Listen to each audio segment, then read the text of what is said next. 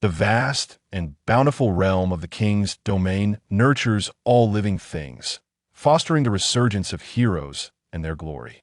They calculate the celestial movements, traversing the intricacies of the universe, whether amidst the opulence of prosperous times. They invite you to partake in the splendor.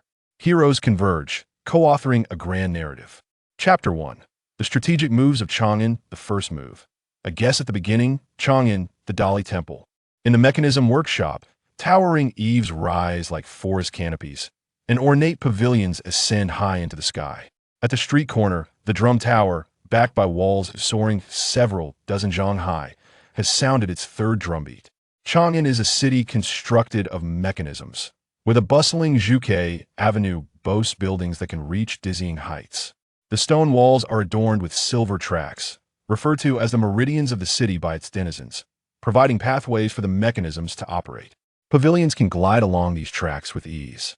However, the Dali Temple stands as an exception, where the silver tracks on the walls are sparse yet orderly, and the towering cloud pavilions are arranged harmoniously, ensuring an unobstructed view. As the third drumbeat echoes through the streets, the heavy gates of the Dali Temple begin to close smoothly and methodically. Numerous watchtowers rise atop the thick stone walls, where valiant guards, clad in resplendent armor and wielding long spears, scrutinize the activities before the gates.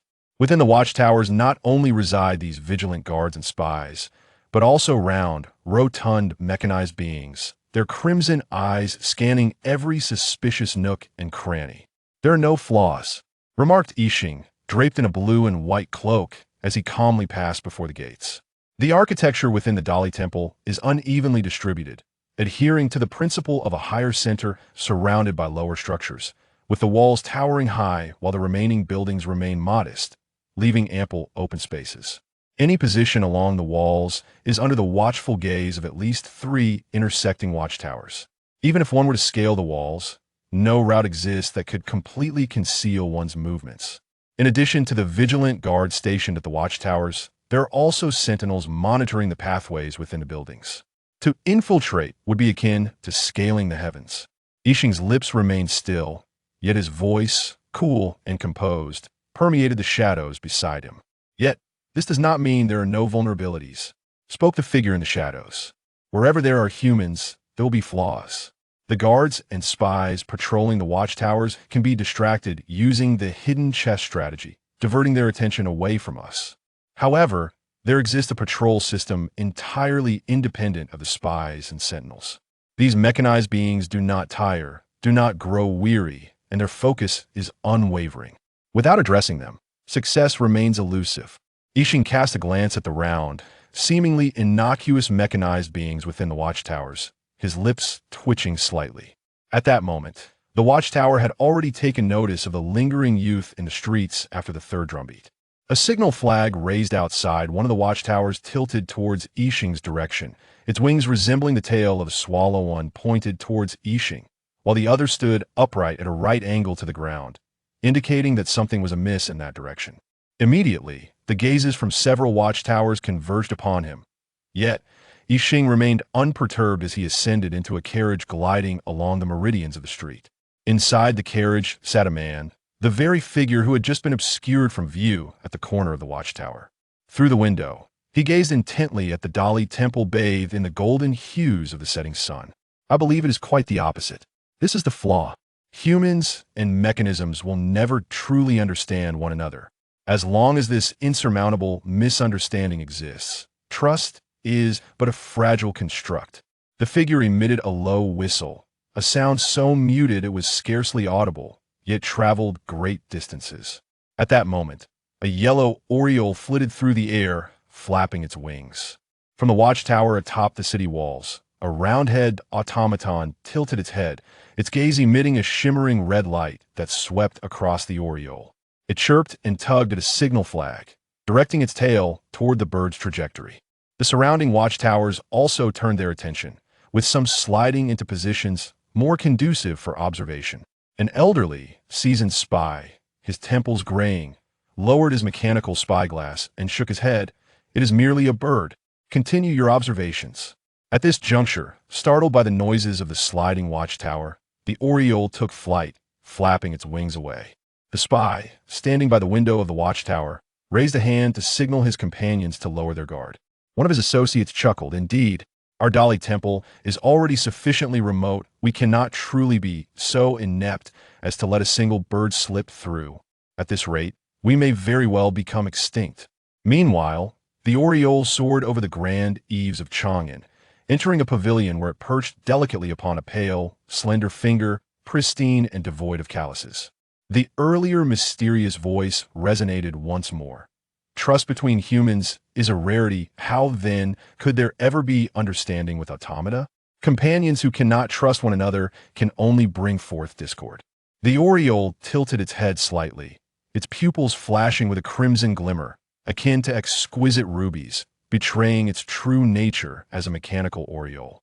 The figure cradling the Oriole was slender and tall, bearing a hint of frailty. Beside him sat Yixing, youthful and cherubic, his cheeks still holding a trace of baby fat as he placed pieces upon a chessboard. The interplay of black and white pieces revealed an intricate and convoluted scenario. The black pieces were arranged with formidable precision, while the white pieces lay scattered, lacking any cohesive energy. Those familiar with the layout of Dali Temple's various sentry posts, as well as adept in the art of chess, would discern that the arrangement on the board mirrored a bird's-eye view of the entire Dali Temple, with the black and white pieces representing its structures. The placement of the black pieces indicated the positioning of the light and shadow sentries, while the vacant spaces hinted at either the lethal intent of the black pieces or the potential vitality of the white ones. Through the strategic nuances of the entire game, Yixing perceived the defensive changes of Dali Temple with absolute clarity. How is it? Has my intelligence proven satisfactory? The mysterious figure settled beside Yixing, languidly remarking, if it truly eludes us, we may simply choose to act during the daylight. The personnel at the Dali Temple during the day is intricate and fraught with unpredictability, rendering it beyond my control. The most detestable aspect for a chess player is not an opponent's flawless strategy or exceptional calculation skills, but rather the unforeseen variables. Yixing spoke slowly. I have calculated a path that leads to the secret pavilion. He raised his hand and placed a piece on several empty squares of the chessboard, astonishingly extending the vitality of the white pieces into realms previously deemed impossible, guiding them towards the Tianyuan. The location of Tianyuan was precisely where their coveted secret vault resided. The enigmatic figure beside Yixing smiled slightly and nodded. There may be inquiries for intelligence records at any moment within the secret pavilion, making it indeed difficult to take action. Moreover, when we request records, we can only await in the outer pavilion, where the maidservants within the inner pavilion relay the names of the requested documents through mechanisms, subsequently leading the chief clerk to locate the corresponding intelligence before transmitting it back to the outer pavilion for our review. Thus, the inner and outer pavilions are disconnected, and records never leave the premises. Each inquiry into confidential matters necessitates appropriate credentials and leaves a traceable record. Under such circumstances, it is nearly impossible to surreptitiously extract secrets without leaving a trace. The man lightly tapped the Tianyuan. Therefore, we know almost nothing about the conditions within the secret pavilion. Yixing furrowed his brow, a trace of gravity appearing on his round, youthful face. The chief clerk of the secret pavilion is an old spy. It is said that he has been a senior investigator at the Dali Temple since the rise of the Yang family. Now, in his 70s, he has long since distanced himself from worldly affairs.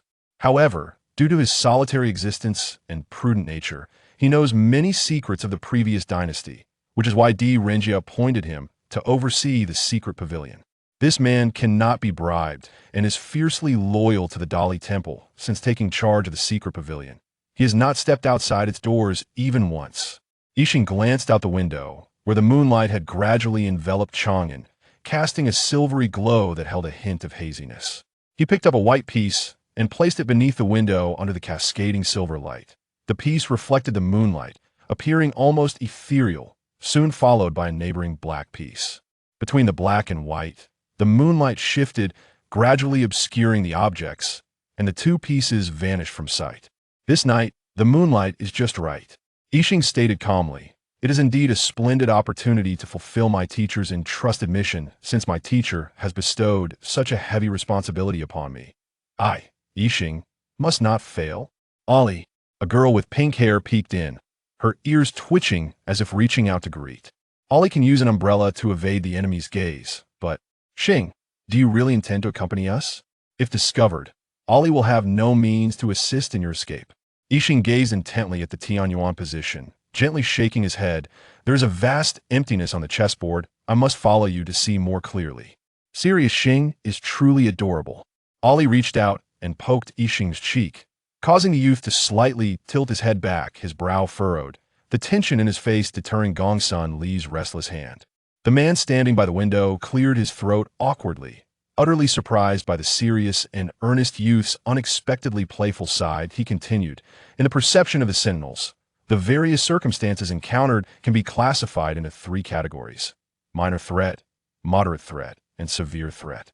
Due to certain apprehensions, the sentinels of the Dali Temple can only sound the alarm. Beyond that, they pose no danger whatsoever.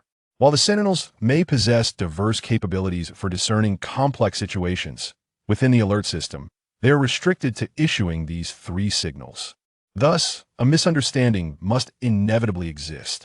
Yixing comprehended his meaning. Ordinary birds and beasts traversing the walls pose no threat, yet mechanical birds and beasts may represent a minor threat. They serve as a reminder for other sentinels to be vigilant of any movements. Small mechanisms that flit about the Dali Temple walls signify a minor threat, while humans represent a moderate to severe threat. Those wielding weapons or individuals listed on wanted posters will immediately trigger a full alarm. The man cast a glance at the 2 youthful boys, sighing softly, lamenting the unfortunate circumstances. He shook his head slightly. Even if they appear atop the walls, they are likely to be assessed as a moderate threat, prompting alerts to sentinels and informants throughout, and spreading alarms to notify nearby patrolling informants. Therefore, there exists an insufficient communication and a lack of a robust trust system between the informants of the Dali Temple and the sentinels. Yixing nodded. This is the flaw you speak of. He gazed calmly at the man, whose expression betrayed a hint of profound indifference, even revulsion. He sensed the deep-seated pain and loathing concealed beneath the man's facade of nonchalance. However, Yixing ultimately refrained from offering consolation in his world. As long as he did not disturb others' suffering, it sufficed. So, what level of alert does an umbrella that has flown over the walls represent? Minor. And a chess piece? Also minor. Seeing that Yixing was about to speak again, the man raised his index finger and said, a Dali Temple informant approaching without adhering to the predetermined route is also deemed a minor threat. Therefore, he produced 2 silver fish pouches, each containing a token symbolizing the identity of an official from Chang'an, and handed them to the 2 boys, saying, this is a fish token I managed to procure. If you wear the token while traversing the Dali Temple, as long as you remain undetected, approaching any sentinel will only be classified as a minor threat. Yixing tightened his grip on the silver fish pouch, gazing at the distant, moonlit eaves and palaces of the Dali Temple, resolutely declaring, then let us commence our mission. Chapter 2. The strategic moves in Chang'an. The exquisite carriage glided smoothly along the streets, swiftly navigating through the labyrinth of thoroughfares, and finally turned before the imposing walls of the Dali Temple. The golden carriage ascended the towering walls, halting before the side gate adjacent to the grand entrance. The guards stationed at the gate, having grown accustomed to the sight of the carriage, merely observed the figure disembarking with keen eyes, greeting him with familiarity. Lord Su, here to add value once more. Lord Su'a, stepping down from the carriage, offered a slight nod and passed through the guard's inspection, making his way directly into the Dali Temple. After his departure, 2 shadows emerged, standing side by side in the shadows cast against the wall. One of the figures, ears perked, glanced at the towering wall and chuckled softly. Ali could easily scale that. But what about you, Xing? I have my own methods, Ali. We shall rendezvous at the designated location. Gongsun Li, like a nimble rabbit, leapt gracefully, almost vertically, atop the wall, lightly tapping on the few protrusions with effortless finesse. On tiptoe, as if performing a dance, she executed a flawless somersault, elegantly alighting atop the stone edifice. At that moment, she had reached a ledge, and with the poise of a dancer, she grasped the protrusion for leverage, springing upwards with the agility of a live hare, leaping toward a distant watchtower. Her long legs arched like a scorpion's tail as she soared toward the tower, deftly hooking her toes onto a carved stone projection below. and with the strength derived from this grip, she propelled herself upward. Within the watchtower, a vigilant spy seemed to sense something amiss and turned his gaze in that direction. Yet, at that moment, Ali pressed herself tightly against the railing of the tower. While the spy stood just behind, Amir glanced downward, revealing her quivering, fluffy ears. Suddenly, a floral umbrella swooped gracefully through the air, akin to a swallow, darting past the wary spy's head, evading the watchful eyes of the tower guards and reaching the apex of the wall. Gongsun Li's silhouette appeared beneath the umbrella. Pressing against the wall, utilizing this solitary visual blind spot, concealed beneath the very nose of the watchtower. With the umbrella poised to unfurl once more, she could easily traverse this heavily guarded barrier. At that moment, she seized the opportunity to peer downward, contemplating whether to signal Yixing to divert some of the watchtower's attention. However, upon spotting Yixing, she was taken aback. He was traversing the vertical wall, moving in perfect parallel to the ground, as if the wall had transformed into a chessboard. In Yixing's mind, the guards and sentinels of the watchtower morphed into mere pawns, their movements akin to strategic maneuvers on an opponent's board. Each individual's line of sight held its own blind spots, and while the views from the sides of the watchtower were expansive, the wall's verticality created the narrowest of sight lines. Due to the rounded nature of the mechanical beings, they are unable to lower their heads, thus preventing them from perceiving anything below their necks. Thus, by calculating the patterns of their line of sight, one could exploit a chink in their seemingly impenetrable defenses. However, this vulnerability diminishes as one ascends. At the pinnacle of the walls, all watchtowers are positioned for optimal visibility, an obstacle that cannot be circumvented. Gongsun Li secretly worried for him. And just as she contemplated how to create an opportunity for Yixing, a yellow aureole alighted upon the wall, prompting a warning from the watchtower where the mechanical being Shaoqi was stationed. I must go ahead, Gongsun Li thought somewhat belatedly, as she sent her flower umbrella whirling outwards, utilizing the momentary diversion of attention from the other watchtowers to leap over the towering wall. Shaoqi dutifully issued a warning, but the spies, having recognized it as merely a bird, glanced dismissively at the empty parapet and grumbled. It's high time we had someone from the Yuheng Bureau come to repair this. Shaoqi must truly be malfunctioning. It has been erring frequently of late. The seasoned spy within the tower shook his head slightly, lifting the mechanical spyglass to survey the sentry where Shaoqi was stationed. Perhaps we should find someone to accompany it on watch tomorrow. Huh. It even claims to detect movement here. The young spy beside him grinned. Could it be that it mistook us for some kind of bird or beast? The diminutive Yixing stood quietly behind them, using their tall frames to conceal himself. He was but a mere turn away from the two, like a shadow, closely adhering to them while simultaneously using their bodies to block prying eyes from other directions, exposing himself only to the scrutiny of Shaoqi's watch. He wore a silver fish pouch at his waist, identical to theirs, and his cloak was also a pale blue, making him appear as though he were an intimate colleague of theirs. Those who gaze into the distance often neglect the objects surrounding them. Soon, he mimicked his previous actions, stealthily trailing a patrolling squad, concealing himself behind the last member, moving almost soundlessly, and, utilizing their cover, delving deeper into the heart of the Dali Temple.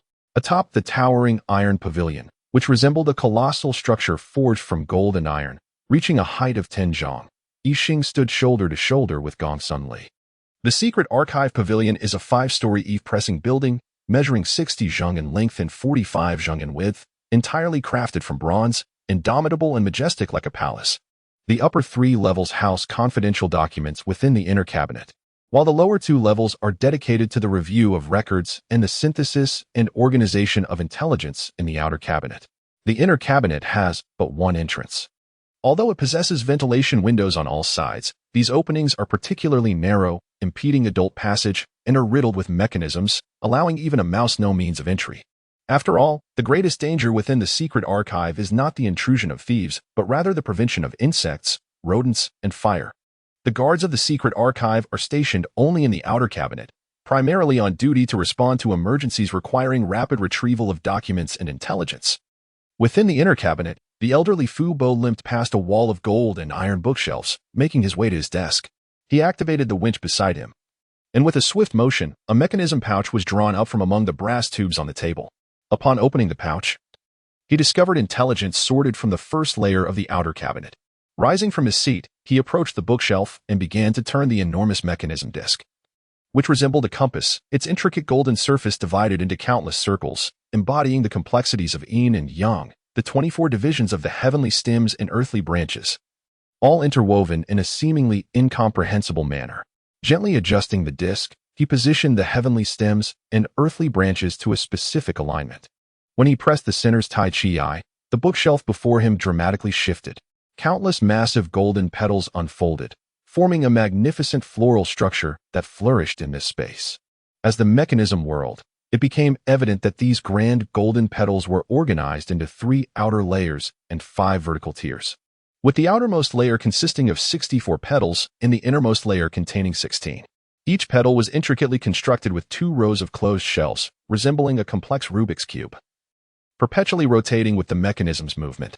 Amidst this grand orchestration, the innermost layer of petals continuously rotated, transitioning from the inner to the outer layers, ultimately culminating in a remarkably intricate transformation that revealed 2 rows of shelves before him. These shelves housed a compilation of trade intelligence from the cloud city of Yuchong. The task of retrieving intelligence files during the day was overwhelming. Thus, he reserved the evenings to archive the daily updates.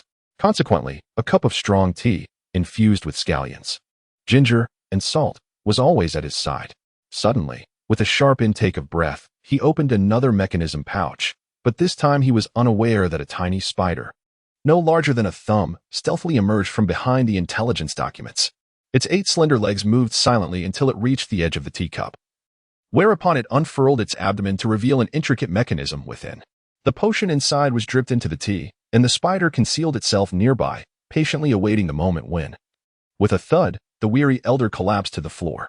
At that moment, a figure pushed open the heavy mechanism door of the inner cabinet and entered. He gently lifted the elder's head, resting it carefully on the soft mechanism pouch. Above, a floral umbrella spiraled down, and a hand appeared beneath it. Catching the umbrella as Yixing descended gracefully, standing beside Gong Sunli. This was the secret archive housing the confidential documents of the Dali Temple. Ali gazed at the bookshelf that consumed an entire wall and eagerly stepped forward to grasp a scroll, unfurling it. Her brow furrowed slightly as she reached for another scroll. Rapidly flipping through several scrolls, she was about to shake her head, stating, "These seem to be intelligence from Fusang. The secret archive is so vast. Surely, there must be more than this. Where are the other documents?" Yixing glanced at the man, who shrugged and replied, "As I mentioned, the secret archive is isolated from the outside. I have never been here before." Leaning against the golden disc, he lazily remarked, "However, it is not difficult to surmise that such a grand structure here surely serves a purpose beyond mere decoration." The man's hands, resting upon the golden disc, inadvertently slid it, only to press down upon the central eye of the yin-yang fish. With the sound of mechanisms roaring to life, the bookshelf before them suddenly retracted, folding into enormous golden petals. The intricate system of mechanisms, akin to a Rubik's Cube, whirred back into operation, and amidst Alali's astonished gaze, a petal flew forth. As the petal unfurled, 2 new bookshelves were presented before them, once again filling the entire wall. The man shrugged. "It seems we have discovered the mechanism." Upon catching a fleeting glimpse of the bookshelf, revealing the densely packed, labyrinthine mechanisms behind it, the man crossed his arms and remarked, "I roughly counted. If each petal represents 2 bookshelves, there must be at least 1,400 here, harboring an ocean of information. To locate the specific piece we require would be akin to scaling a mountain." Yixing lowered his gaze to observe the heavenly stems and earthly branches inscribed on the compass, alongside various numbers and symbols, before meticulously examining the bookshelves. Here, he swiftly identified a mark on the shelf, Jingwu 18. It seems that by rotating the golden disc to align with the corresponding heavenly stems, earthly branches, and numbers, we can summon the relevant bookshelves, Yixing stated. The markings on the shelves are not a secret. The man raised his right hand, fingers descending in succession as if playing an invisible melody. A small mechanical spider scuttled along his fingertip, spinning a translucent silk thread that fell from his hand. The true secret lies in the arrangement of each piece of information. Jia, Yi, Bing, Ding, Wu. These represent state affairs, military intelligence, trade, prominent figures, and local histories, among others. Conversely, Zi, Chou, Yin, Mao, Chen, Si, Wu. Wei signify different directions, including foreign lands, vassal states, and most importantly, Chang'an. Thus, the information we seek should reside within the Chang'an region. Alalai exclaimed with excitement. "Huh, wrong." The man casually swiped around, shaking his head with a cold smile. "The information you desire is not contained within. Rather, it is stored in the cabinet's tomes." which you are not authorized to access. Only the Minister of Justice and the two young ministers can personally unlock the golden store. Do you see the yin-yang fish in the center? The man pointed to the golden disc. If I am not mistaken, only by placing the fish symbol that represents the Minister of Justice within it can we access the golden store. This is merely one mechanism. Who knows how many more must be navigated to truly open the golden store? Alalai's mouth slightly agape. She suddenly extended her hand. The man raised an eyebrow in surprise, yet Alalai insisted. What about the fish symbol? The man nearly stumbled, regaining his balance in a flustered manner. You want me to steal the fish symbol that Rinjia never parts with? Alalai retorted angrily. You could have informed me earlier, allowing me to devise a plan to acquire the fish symbol, instead of waiting until we arrived here to mention it. Rinjia's belongings are not something a mere girl like you can obtain. The man scoffed, hands on his hips, as the two individuals engaged in a heated argument. Alu's ears perked up in irritation.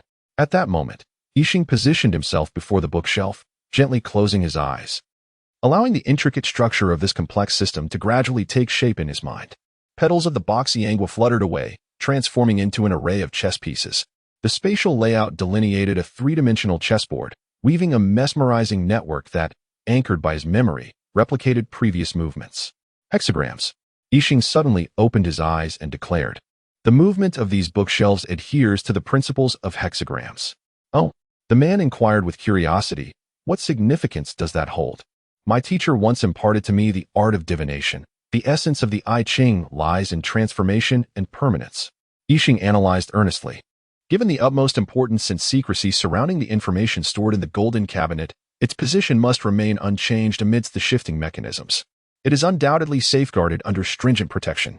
Thus, I surmise, the golden cabinet possesses a triple-layered defense system. Firstly, the outer variables. Only when these moving bookshelves reach a specific position will the pathway to the golden cabinet be unobstructed. This serves as the password to unlock it.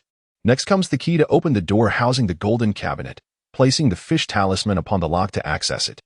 Yixing gestured towards the innermost depths of the labyrinthine bookshelves, as if a formidable door were to swing open, allowing the golden cabinet to glide forth before them, propelled by the intricate mechanisms at work.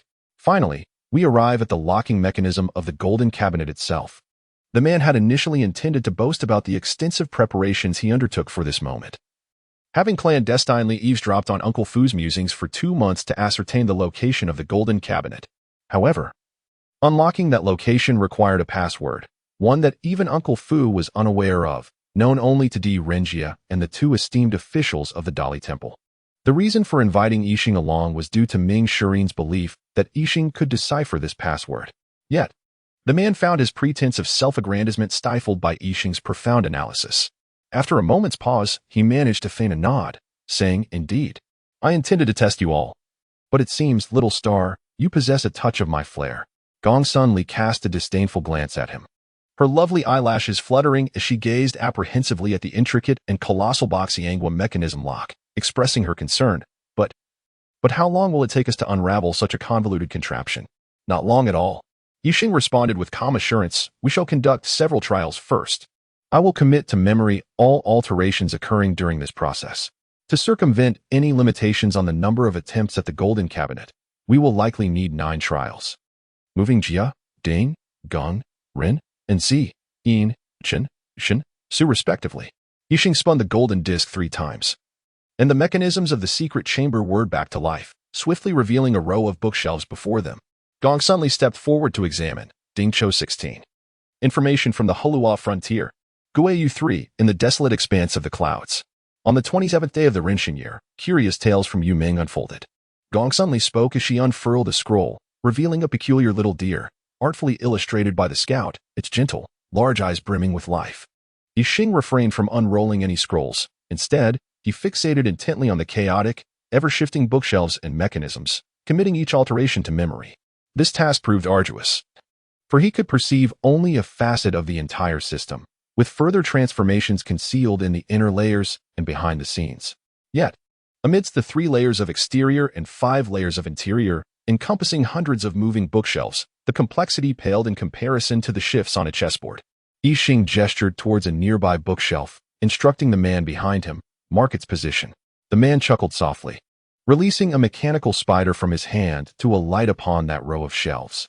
In the 36th year of the EZ, the art of mechanism at Jixia Academy flourished. Golden petals, gracefully curved, retained their elegance even when unfurled as bookshelves, exhibiting fluid lines and aesthetic beauty. The mechanisms caused the baoxiang flower to rotate, creating a spectacle of flowing petals that captivated the observer's gaze. These petals, crafted from copper, formed a tightly sealed box, akin to a treasure chest, safeguarding the fragile parchment and silk documents within. Only when sliding before them did the petal-shaped copper box abruptly open from the center, transforming into 2 rows of bookshelves, each brimming with scroll after scroll, including ancient records inscribed on bamboo slips. Among the trio, the man most adept in mechanics scrutinized the intricate apparatus, his brow furrowed in concentration. The petal-like shelves were indistinguishable, arranged without discernible order, shifting with each activation of the mechanisms. It appeared that with each trigger, the positions of all the shelves altered. Nevertheless, the ability to accurately access the corresponding numbered shelf indicated a certain underlying order to this transformation. "Have you deduced the immutable location of the hidden treasure?" the man inquired, observing Yixing as he remained engrossed in the mechanics fluctuations. Yixing raised his hand slightly, as if manipulating a chess piece, directing it towards the heart of the baoxiang flower. The unchanging aspect lies there. The mechanisms resembled a magical box of transformations, yet the top and bottom remained absolute constants. The point Yixing indicated was the core surrounded by the shelves, the entire secret repository resembling a multi-layered, blossoming lotus, with this bud of the baoxiang flower extending to the copper beams at the top of the vault. Viewed from above, 8 shelves formed the apex, sealing the upper space. At that moment, Gongsun Li had already sensed the jiachun. As the mechanisms operated, the lotus at the tower's summit suddenly unfurled. A petal from the apex descended, revealing the flower's core, where a golden platform adorned with the baoxiang flower's patterns awaited. Gongsun Li's eyes sparkled with realization as she pointed upwards, exclaiming, "The treasure must lie within the baoxiang flower. I can enter through this opening." Ali had already spiraled out from the flower umbrella. Regardless of how narrow the opening exposed by the falling petals was, others could not pass. Yet she, Gongsun Li, might very well succeed. Just as the flower umbrella was about to fly into that minuscule gap and enter the treasure-like flower, Gongsun Li heard a soft buzzing sound, akin to the hum of a bee's wings. Instantly, a chilling sensation coursed through her, as if she detected a barely perceptible tremor. Instinctively, Ali bent at the waist. Her body, accustomed to years of dancing, carved a graceful arc as she narrowly evaded the tremor, almost brushing against the bronze beam. Suddenly, a sound akin to tearing silk erupted from the flower umbrella nearby, and several long gashes appeared upon its surface. Even the seemingly indestructible ribs of the umbrella were severed in numerous places. Ali felt a chill creep up her spine. Within the seemingly innocuous air lurked an invisible peril. Had she been beneath the umbrella just moments ago, the consequences would have been dire. A few beads of cold sweat emerged on her forehead, and one droplet slid down her chin and fell. Gongsun Li watched in astonishment as her droplet, upon reaching the void below, quivered mid-air and was abruptly cleaved into 2.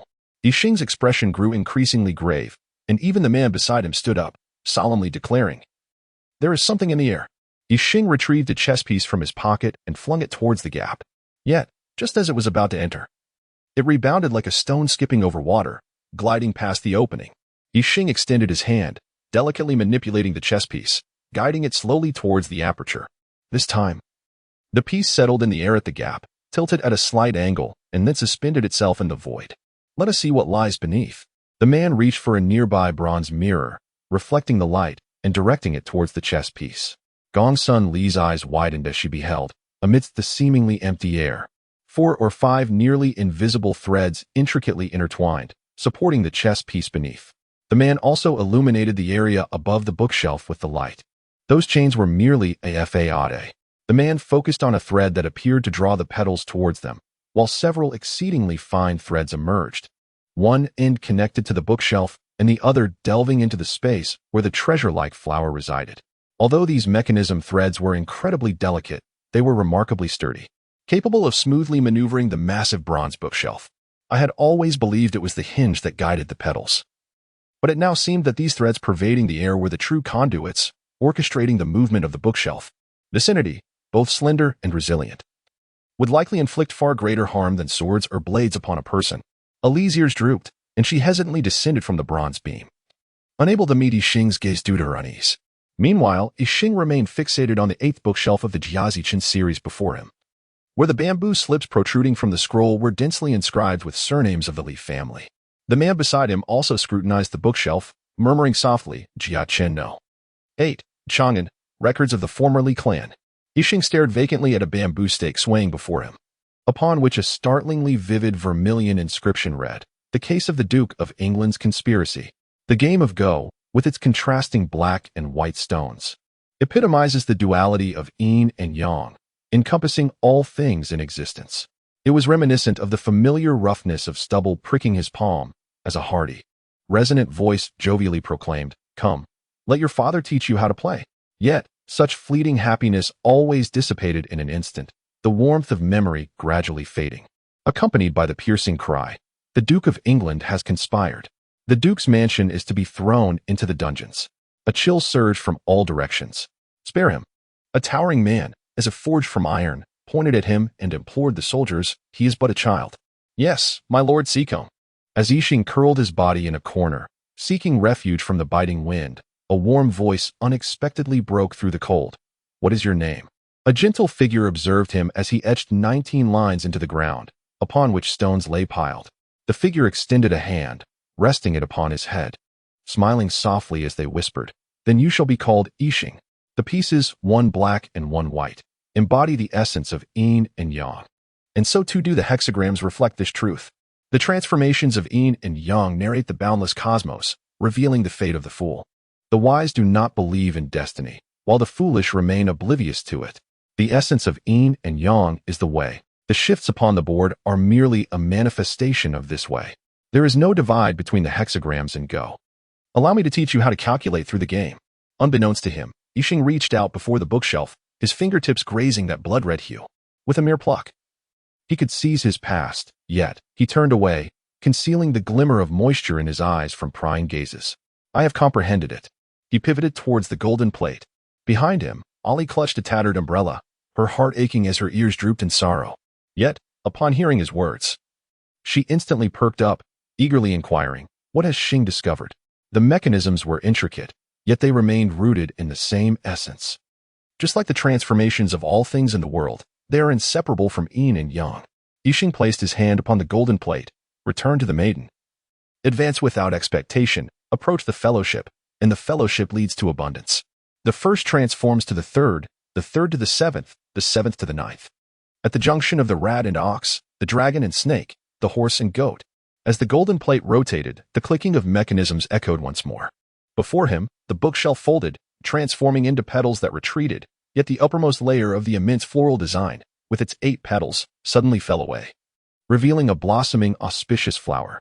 Subsequently, the second layer, adorned with 36 petals, began to unfurl gradually, layer upon layer, as countless grand petals scattered, forming a vast golden platform at the base. This platform emerged from the multitude of spread petals, culminating in a golden flower stage of a square yard at its center, encircled by 8 petals, which formed an even larger flower stage. Then came the third layer of 36 petals, the fourth of 64, the fifth of 128, and an even grander sixth layer. Before the 3 of them, the immense golden petals blanketed the secret chamber, transforming it into a golden plaza. The delicate and perilous threads had long since unraveled, revealing a clear path to the heart of the floral pedestal, devoid of any obstacles. They tread upon the enormous petals, advancing towards the center of the sacred flower. The man produced a singular lens for inspecting intricate mechanisms and leaned over the golden pedestal to examine it closely, murmuring, "This is the Qian Kuan Zi Mu Qianji lock, with 36 interlocking cores. If any step falters, it will remain locked for a full 12 hours. Only the fish talisman from the Minister of Justice can unlock it, revealing the hidden treasures within. This mechanism is exceedingly complex. I shall require a considerable amount of time to decipher it." As he spoke, mechanical spiders began to crawl over him, causing Ali to recoil in fright, instinctively covering her face. The man, unfazed, merely smiled as the spiders accumulated, flattening against his body, intertwining with one another, elongating into 8 slender arachnid legs that sprouted from him. These 8 legs then delicately inserted themselves into the minute crevices of the floral patterns on the ground. Probing the intricate mechanisms within, the man leaned his ear closer to the pedestal, signaling to Yixing and Ali to be silent as he attentively listened for any sounds emanating from within. In that moment, the entire secret chamber was enveloped in a silence so profound that one could hear a pin drop. Chapter 3. The Game of Chang'an, the third move, Master D. The female attendant of the secret vault rose promptly upon noticing the visitor, clad in a sharp Dali Temple official robe embellished with gilded edges. He wore a blue belt intricately woven around his waist, adorned with a golden fish pouch. A single lock of hair displayed an unusual hue, rendering him remarkably youthful in appearance. Though still bearing the visage of a boy, his eyes gleamed with a piercing sharpness, seemingly capable of discerning the very essence of one's soul. Confronted by such gaze, the attendant instinctively felt a twinge of trepidation. Master D, are you still occupied with your case at this late hour? Di Renjie nodded slightly and replied, the envoy from Fusang is soon to arrive in the capital. As a prominent nation among smaller states, their visit to Chang'an necessitates thorough preparations. Investigate the intelligence dossier of the Fusang envoy. The attendant promptly took up a small wolf-haired brush. Meticulously inscribing investigate the intelligence dossier of the Fusang envoy before sealing the note in a mechanism pouch and placing it into an adjacent copper tube. In an instant, a force drew the pouch upward. Di Renjie continued to await in silence. Within the secret vault, a perspiring man finally lifted his head to glance at Ali, who was curiously observing the partially opened treasure-like flower, revealing a complex array of intricate mechanical components, their exquisite interconnections enough to drive one to madness. With a resigned sigh, the man wiped the beads of sweat from his brow and declared with a hearty laugh, though those 36 mechanisms are interconnected, they are hardly formidable before me. I have unraveled 35 of them, leaving only the final Ziwu Qian Kun lock, which shifts with the passage of time. Each attempt to decode it reveals new changes, necessitating my devoted calculations to discern its patterns before I can unlock it. It appears that mechanisms and the game of Go share striking similarities. Suddenly, the man dashed toward the table, opened the mechanism pouch, and glanced at the note, abruptly raising his head. Investigate the intelligence dossier of the Fusang envoy. It is Di Renjie. Return the mechanisms to their original positions. The man pressed his hand upon the golden plate, ready to activate it, yet Ali interjected urgently. We are on the verge of unlocking it. If an elder guards this place alone, he may fall asleep prematurely. It would be entirely reasonable if he remained unresponsive. With a derisive shake of his head, the man replied, Uncle Fu is a man who sleeps with one eye open. You cannot begin to fathom what he has endured. As Yixing glanced down, he noticed Uncle Fu fast asleep on the table, indeed with one eye half open. When we first entered, we encountered intelligence from Fusang.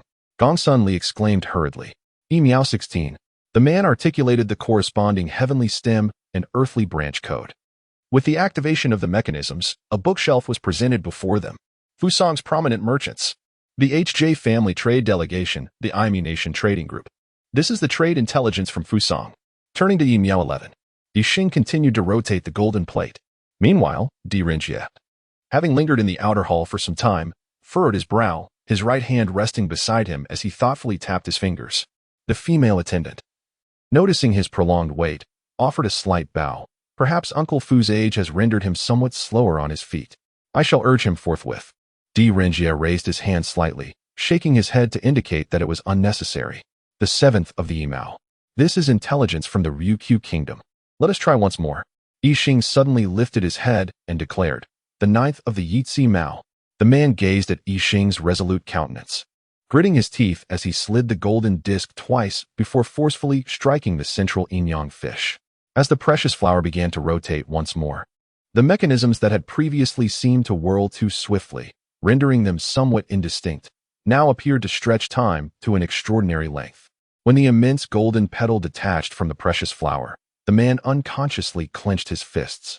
Without waiting for the bookshelf to stabilize, Yixing stepped forward and retrieved the most recently placed dossier from the corner of the shelf.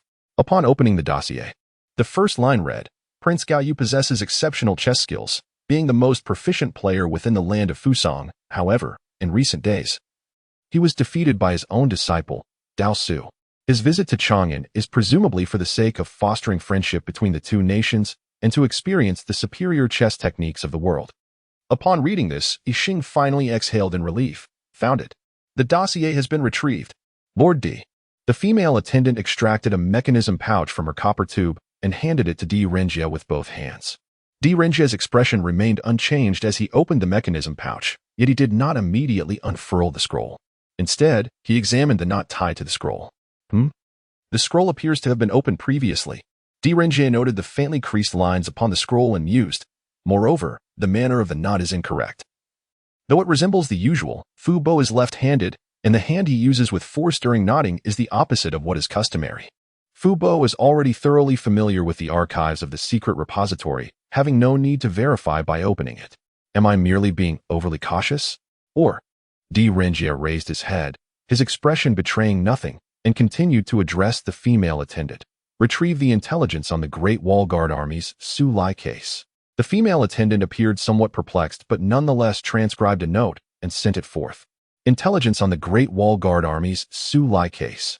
Gong Sun Li read aloud from the note, and the man smacked his forehead. Alas. It must be that the intelligence was delivered too late, raising suspicions. Yixing, surveying the vast sea of intelligence behind him, declared resolutely. The 17th of the EO. Gong Sun Li instinctively rotated the golden disc, retrieving the EO bookshelf. And amidst the blue bamboo slips, there indeed lay a conspicuous red slip, intelligence on the Great Wall Guard Army Su Lai case. It is truly here. Gong Sun Li, filled with excitement, grasped the scroll, ready to stow it in the mechanism pouch, but was halted by the man's intervention. Wait. Deringier's inquiry is far from simple. The man approached the golden disc with gravity, rotating it until it halted at the position of Jiazi 1, then pressed the yin-yang fish. The enormous precious flower's apex blossomed once more, and one of the uppermost petals descended before them, swiftly unfurling. As the bookshelf opened, a multitude of red slips, inscribed densely with vermilion, cascaded down into their midst, sliding before the three. Gong Sun Li gazed at the vividly hued red slips, momentarily entranced. The case of the treason by Li Xin of the previous dynasty. The case of the Grand Tutor Shangguan. The case of the treason by the British Duke. The case of Su Lai concerning the Great Wall Guard Corps. These are the intelligence files of those antiquated cases from the Dali Temple. The man stood before the bookshelf, picking up the scroll of the Su Lai case. He spoke calmly. Some of these cases date back to before His Majesty's ascension, while others even originate from previous dynasties. Some remain unsolved mysteries, while others have already undergone trial. Since the appointment of Lord D, apart from adjudicating new cases, he has also revisited these old files that he deemed still ambiguous, thereby establishing this bookshelf. He intends to reopen these cases when new evidence and developments arise. He would likely frequent this place to peruse these documents. Thus, if it were Fu Bo, there would be no need for excessive emphasis. He would naturally choose the correct files from the shelf. Yixing gazed at the startling patches of red, closing his eyes to envision how these mottled hues might suddenly transform into blood, capable of staining a vast expanse. Before him, a vivid red seemed to spread, filling his vision. Accompanied by the sound of a mechanism locking, the document in his hand was dispatched to the outer court. Deringier unrolled the scroll of the Su Lai case, observing it filled with his annotations, his gaze momentarily deepening in thought before he turned to summon the guards in the pavilion, saying, "You shall accompany me upstairs." With the sound of a mechanism, the 36 locks of the Bao Xiang Hua's flower platform were finally disengaged, causing the ground adorned with the flower pattern to suddenly slide open, revealing a golden chest that ascended from the earth. At that moment, Gong Sun Li finally breathed a sigh of relief. The intelligence they sought should be contained within. Once the golden chest is opened, this thrilling and eventful operation would culminate successfully.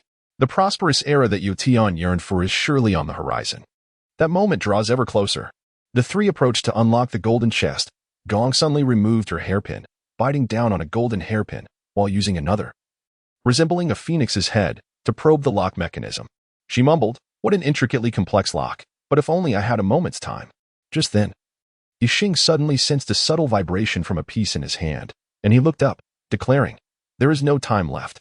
He tossed a white piece behind him, instructing the two behind him, "Retreat." Outside the door, Deringier's cold voice echoed, "You have nowhere to escape. Yuan Fong, block them."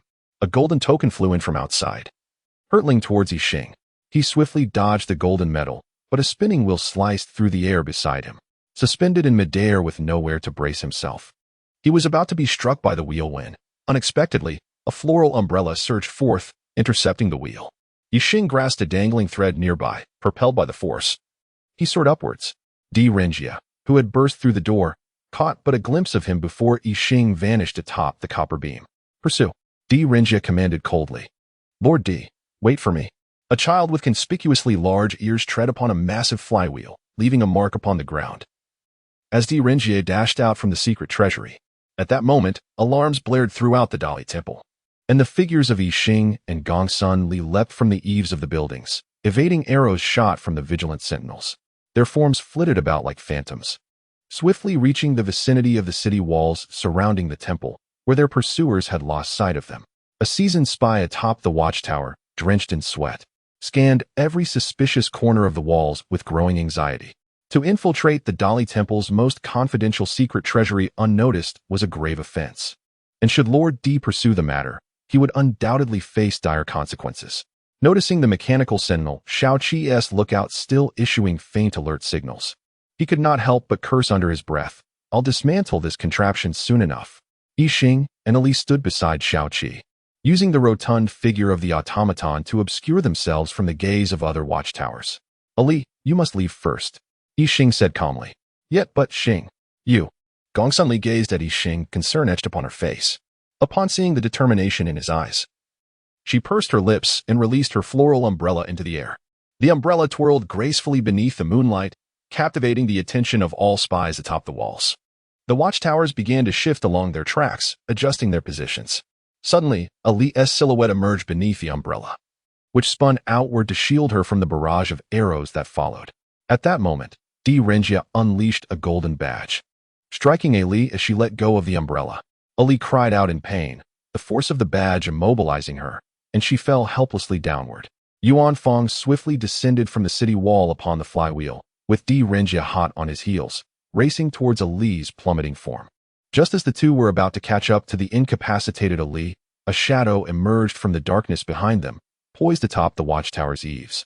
A white projectile shot from his hand, and although Rinjia attempted to deflect it with his token, the white dart remained undeterred, striking him instead. In that instant, an invisible force enveloped Rinjia, as black and white energy swirled, conjuring an intangible barrier before him. Meanwhile, Li Yuanfang felt a tremor beneath his feet, paralyzing him in place, rendering him a mere spectator as Ali, clutching the now-halved umbrella, soared into the darkness, vanishing within mere moments. Yi Xing casually dropped another black piece, which collided with a white piece on the street, producing an explosion that, while not violent, obscured the view of the onlookers. The befuddled observers, unable to discern black from white, found their vision thwarted by the chaos upon the chessboard. Emerging from the cloud of smoke, Rinjia only heard a faintly mocking voice. His gaze swept the area, spotting the two audacious thieves who had infiltrated the Dali temple. But they had already faded into the shadows. Humph. Rinjia's expression darkened as he regarded the darkness where they had vanished, coldly declaring, escape my pursuit. And then we shall see. He lowered his head and crouched down, gazing intently at the two pieces on the ground, one black and one white. The white piece was the concealed weapon hurled at him by the thief, while the black piece had long been strategically placed on the street. Did they presume we would step on them? Rinjia pulled out a handkerchief from his pocket and picked up the two pieces from the ground. He fixed his gaze on the direction in which the two criminals had fled and murmured, they cannot escape for long. Chapter 4. The game in Chang'an, the fourth move. The opening in a tranquil and exquisite courtyard. Yi Xing knelt before the chessboard and murmured, Master, Yi Xing has proven inept. The task has already failed. Beside him, Ali clutched a tattered floral umbrella, her long ears drooping in disappointment as she replied, Xing has done remarkably well. It was merely Ali's sluggishness that led to this. Ming Shirin stood across from the board, gazing intently at it. Suddenly, he waved his sleeve and turned. His gentle smile directed towards the horizon as he said, This is not your fault. You have both done your utmost, yet some matters remain beyond our anticipation. Even divination cannot fathom the depths of the human heart. But master, if I could calculate one more step. Yi Xing raised his head, anxiety evident in his voice. Ming Shirin extended his hand to rest upon the youth's head, his tone cool yet tender as he explained, in the game of Go, there are 19 lines traversing each direction, totaling 361 points. Once the game concludes and every point is filled, only two states exist, black and white. Do you know how many possible outcomes can arise from exhausting all game configurations? Yi Xing had never contemplated this question before. Bowing his head, he began to compute the total possibilities using the black and white stones. In total, it amounts to 2 raised to the power of 361. Approximately 4.7 multiplied by 10 to the power of 108. He looked up, astonished by the enormity of the figure. Ali, still distractedly counting on her fingers, was nudged by the man beside her, prompting her to lift her head in realization. As she listened to Yixing's rapid calculation, her small eyes brimmed with confusion, unable to grasp the magnitude of such a vast number. The mere outcome of a Go game yields 2 raised to the power of 361 possibilities. Yet these outcomes boiled down to just 2 answers: victory or defeat. Ming Shirin, brushing off his sleeves, rose and declared, "All variations in Go are merely the addition of a third choice, the empty space, upon these 19 lines and 361 points. This means that the entirety of Go's transformations amounts to merely 3 raised to the power of 361. His voice remained indifferent. Despite the presence of 4 individuals in the courtyard, it felt as though it were a solitary performance between him and Yixing. Yixing could no longer fathom the significance of this number. He understood only that even all existence within Chang'an, or indeed the entirety of the King-S continent, could not fill this small chessboard. The interplay of yin and yang reveals the path. The simplicity of black and white stones gives rise to an inexhaustible array of numbers we shall never fully comprehend, yet akin to the infinite cosmos. The variations upon the board yield merely 2 answers. Ming Shirin stated calmly, and those are victory and defeat. Without victory or defeat, the universe within the chessboard loses all meaning, just as the origins and duality of all things culminate in yin and yang. Ming Shirin lifted the artifact at hand, channeling the magnificent power of the demonic path into countless divinations, which ultimately simplified within the artifact into the most fundamental forms of yin and yang. Observing the profound transformations of the divinations blossoming within the artifact, Gongsun Li gazed in admiration, her ears quivering with curiosity. However, the man's eyes betrayed a hint of gravity as he scrutinized the artifact suspended in Ming Shirin's palm, a flicker of apprehension evident in his gaze. Within the intricate labyrinth of the 19 realms, it is not only the boundless universe that reigns, but also the calculations of the human heart. The myriad variations of Go exhaust the energies of all who engage. Can one truly fathom even a fraction of its depths? Thus, it remains a game between individuals. Ming Shirin slowly chuckled, a cold smile gracing his lips. Yixing bowed his head slightly, observing the board in his hands, where an infinite array of changes lay concealed, as if the entirety of the cosmos were ensconced within. Ming Shirin, with his back to Yixing, harbored an ineffable expression in his eyes, a glimmer of despair born from the ruins of all that once was. He murmured, "However, do not suffer defeat upon defeat." Upon hearing this, Yixing and Ali immediately bowed their heads. The man merely sipped his wine, standing quietly to the side, while Ming Shirin calmly stated, "This game is far from over. It is premature to speak of victory or defeat. Ali, Shadow, you may attend to your own matters for now." Ali obediently nodded, tugging at the man's sleeve to lead him away. The man languidly called out, "Do not forget your promise to me. Even the Dali Temple provides salaries. And even among villainous organizations, one must be compensated for their labor. Sister Yuan will settle it for you." Ali whispered. The man sighed. Her cold demeanor makes it difficult to enjoy even the prospect of payment. Playing colorful chess with Little Star is far more entertaining. As they gradually distanced themselves, their voices diminished.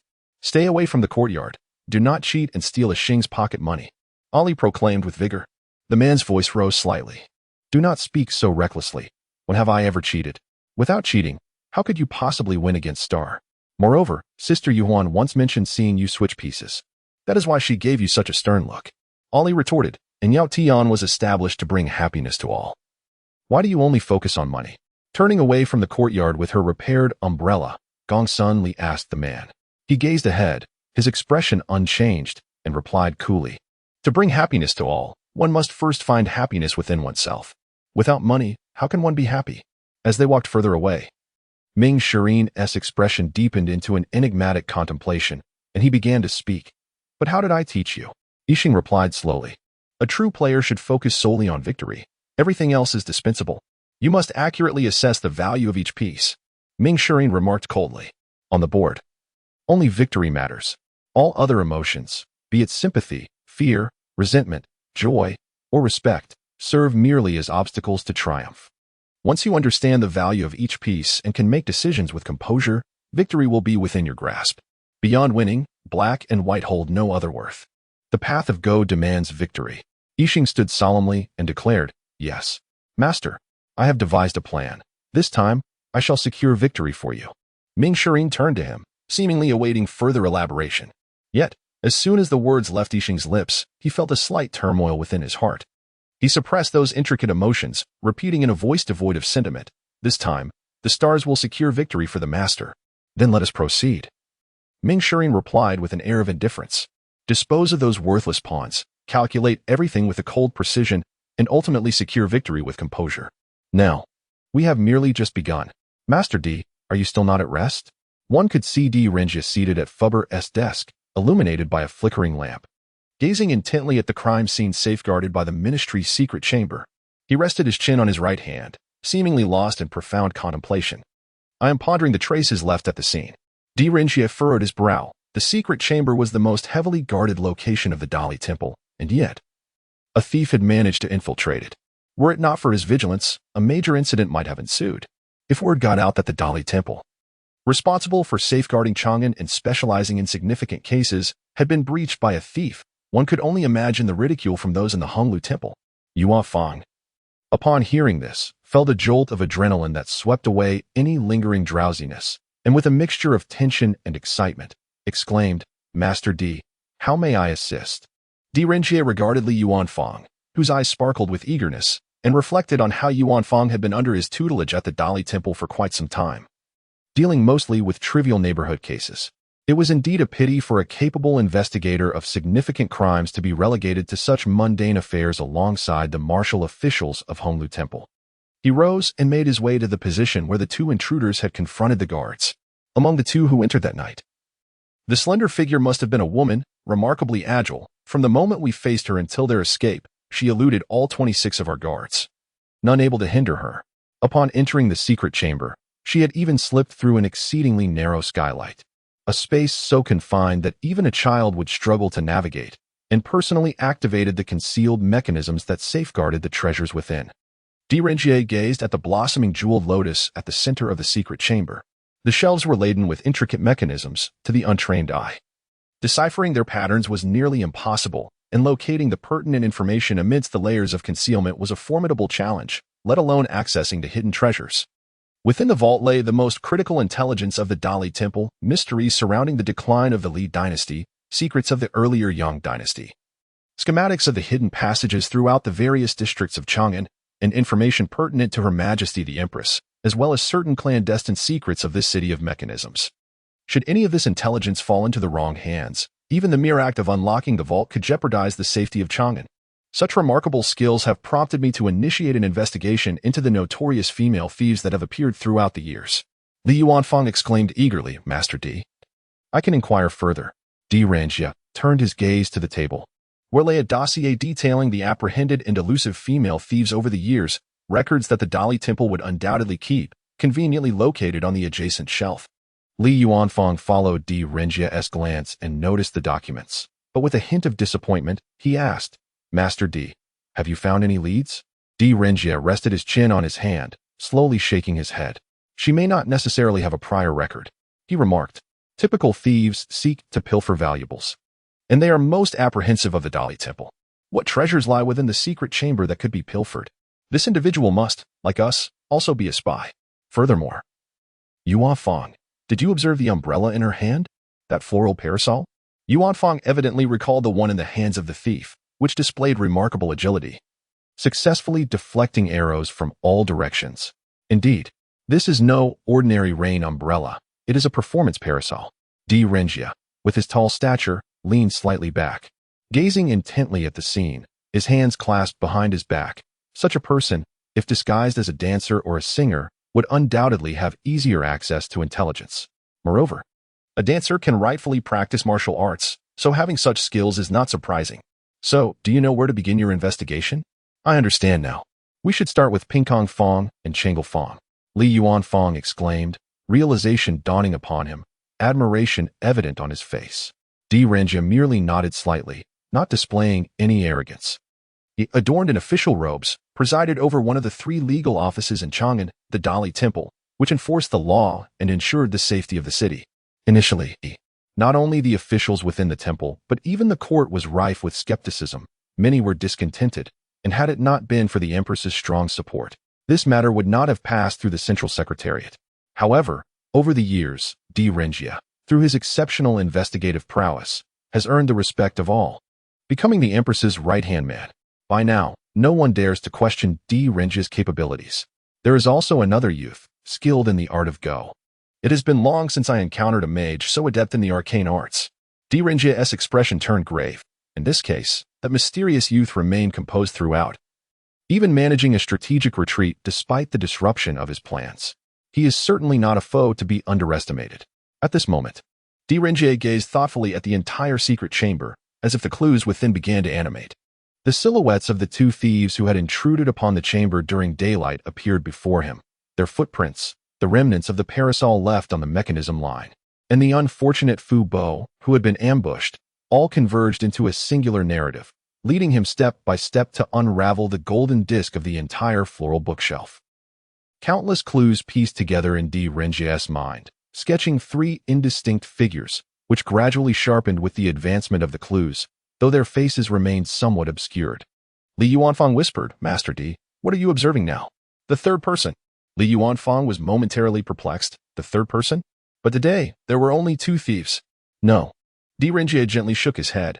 There is a third individual, concealed even deeper. The situation within the secret chamber, the incapacitated Fu Bo, possesses knowledge of the Dali Temple's layout and the positions of the guards. Di Renjie's gaze sharpened, and he is aware of my strategies. All of this indicates that there exists a third party in this case. This person understands the Dali Temple's dynamics, has discerned the vulnerabilities of the secret chamber, and devised the initial plan. He even knows me, aware that I possess an old case archive that I intend to revisit. This individual must be right beside me. During the day, we stormed into the secret chamber and were drawn to the two thieves making their hasty escape. Di Renjie gazed solemnly at the shadows behind the bookshelf and remarked, "The third individual lurks behind the shelf, waiting for us to be drawn away," silently blending in with the approaching spies. Li Yuanfang was taken aback, exclaiming, "Does Lord Di imply that the third person is one of our own from the Dali Temple?" Di Renjie replied in a hushed tone, "Until the truth unfolds, we must harbor suspicions about everything. However, the third individual is well concealed and not easily discovered.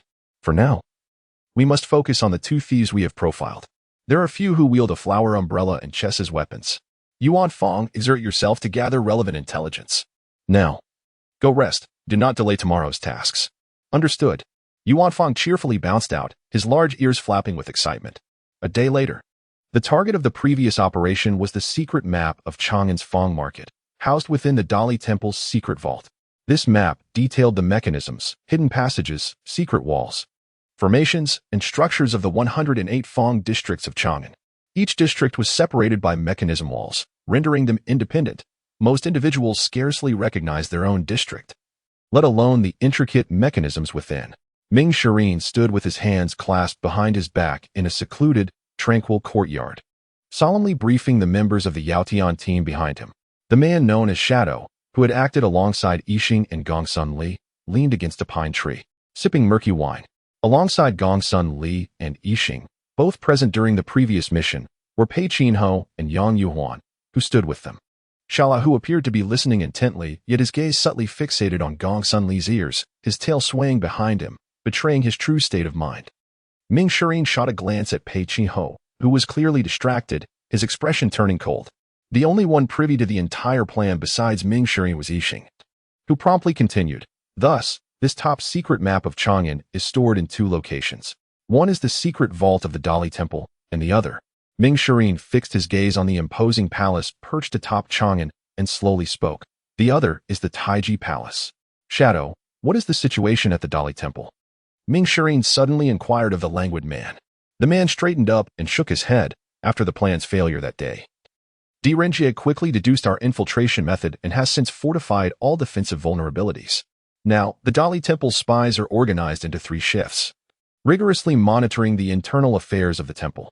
For the foreseeable future, re-entering is impossible. A fleeting hesitation crossed his face before he added, "He has also dispatched his little lackey to investigate the clues left by Yixing's 2 chess pieces. Given my understanding of him, it won't be long before he turns his attention to the 2 major Fang districts of Changlu and Pingkong." The courtyard where they stood was precisely in Changlu Fang.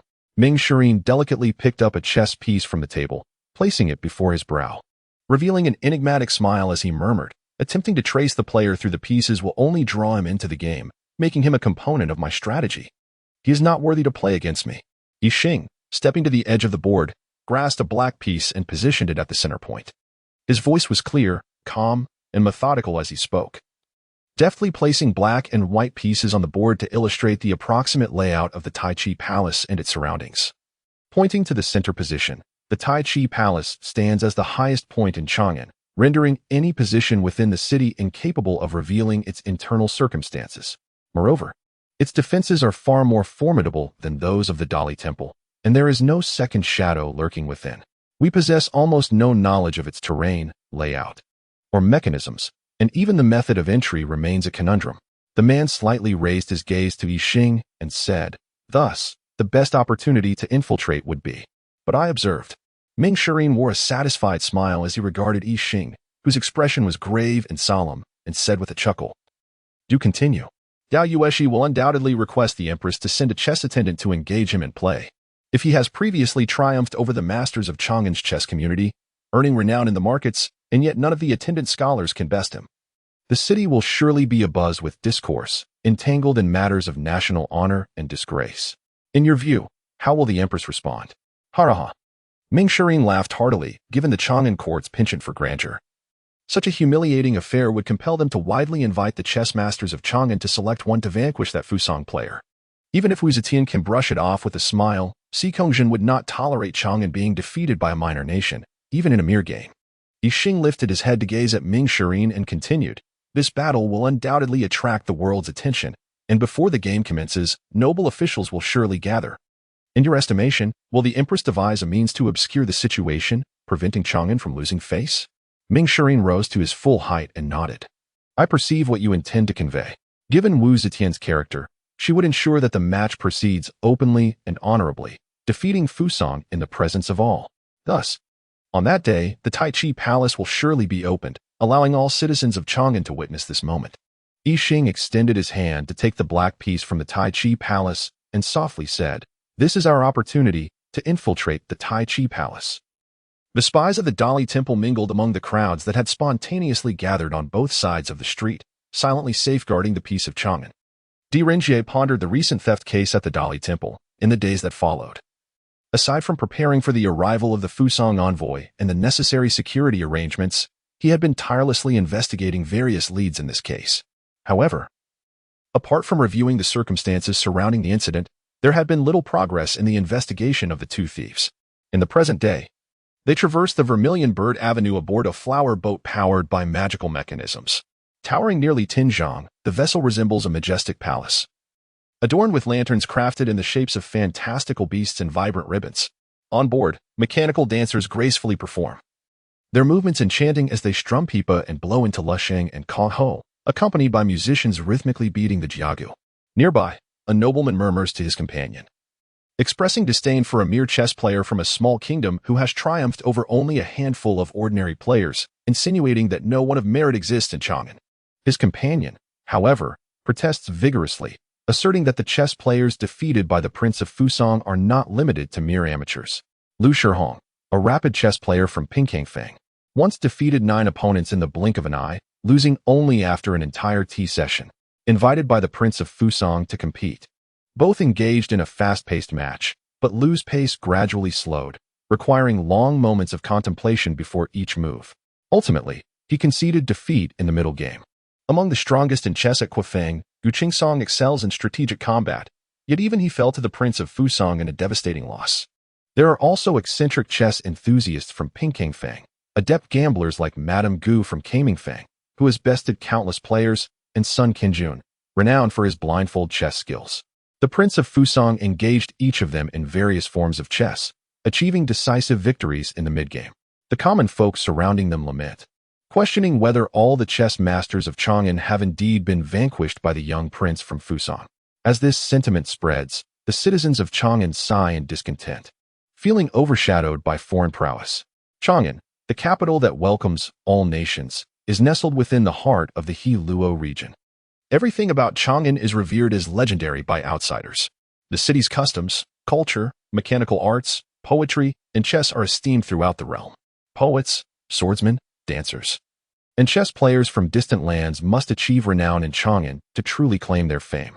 The people of Chang'an mock the coarseness of Xianyang, disdain the barbarism of Yunzhang, pity the turmoil of the three parts, and scorn the thievery of mechanical arts from Haidu. Yet, Fusang remains a mere small nation. The city is open-hearted, with its citizens embracing diverse customs and extending tolerance towards all cultures and ethnicities. Simultaneously, the citizens harbor a profound pride, believing there is no facet in which Chang'an falls short. When discussing notable chess players across the districts, they are merely average at best. A spirited young scholar raises his head, declaring with conviction that the true masters of Chang'an reside within the chess academy. The proud prince of Fusang, when facing the empress, will undoubtedly seek to challenge Chang'an. Upon the issuance of a decree, the esteemed scholars of the chess academy shall take action, certain to defeat the prince of Fusang and demonstrate the true strength of Chang'an's chess prowess. Li Shizhao, known as the Stone Buddha, possesses unparalleled mid-game strength and is impeccable in the endgame. His steadfast play often leaves others perplexed, believing they are his equals, only to find themselves utterly defeated as the game nears its conclusion, realizing too late that the tides of fortune have already turned against them. Wang Shizhao, at the onset of the game, was unmatched in the realm, a formidable opponent even at the age of decline. Were it not for his frail condition, he would undoubtedly be the foremost strategist of Chang'an. If the game were to proceed at a leisurely pace, it is likely that even the most skilled of the court officials would concede defeat, as he took the initiative with the black pieces. Gu Shizhao, a youthful prodigy of the kingdom, possessed unparalleled calculation skills. Mere players from the small nation of Fusang would scarcely have the opportunity to challenge him. Di Renjie raised an eyebrow, inwardly reflecting on the arrogance of these individuals. He surveyed the animated discussions among the citizens of Chang'an, including the automata by their side. None exhibited any signs of dissent, not even those of mixed heritage bearing the traits of the demonic seed. Chess. Di Renjie recalled the two pieces he held on to, as well as the case from a few days prior, causing his expression to darken momentarily. In the lower chambers of the secret pavilion, within the outer office, he delicately grasped a white piece, intently gazing at it. The piece, resembling the texture of mutton fat jade, warmed slightly in his palm, exuding a gentle, soothing sensation. Chess. Once again, chess. At that moment, Li Yuanfang entered, arms crossed. Master D, he exclaimed. Hastily, he retrieved a black piece from his bosom, stating, I have traversed the city, inquiring at all the prominent chess houses, including renowned players such as Lu Shihong, Gu Dama, and Gu Qingsong. I even consulted the well-informed merchants of the West Market, and those from Haidu, yet none have encountered a piece of similar material. Di Renjie accepted the black piece, feeling a refreshing chill radiate from it, clearing his mind. Despite being concealed in Li Yuanfang's embrace for so long, it had not absorbed a trace of warmth. Rather, its coolness invigorated his senses. Such a rare treasure, unidentified even amidst the myriad wonders and talents of Chang'an, was indeed remarkable. Had there been only the white piece, he might have surmised it was crafted from the rarest warm jade. However, the two pieces, black and white, shared a seamless unity, embodying both warmth and coolness. Di Renjie's expression turned serious as he pondered. Could these two enigmatic pieces truly be unique artifacts? The black and white pieces twirled between his fingers, plunging him into deep contemplation. What of the umbrella? He subsequently inquired.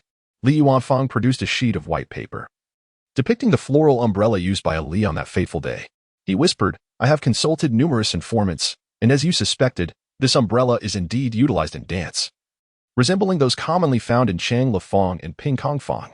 However, those districts are notorious for their lively performances, with countless dancers and musicians, making it exceedingly difficult to identify anyone resembling that knight's thief. Continue to monitor those two districts.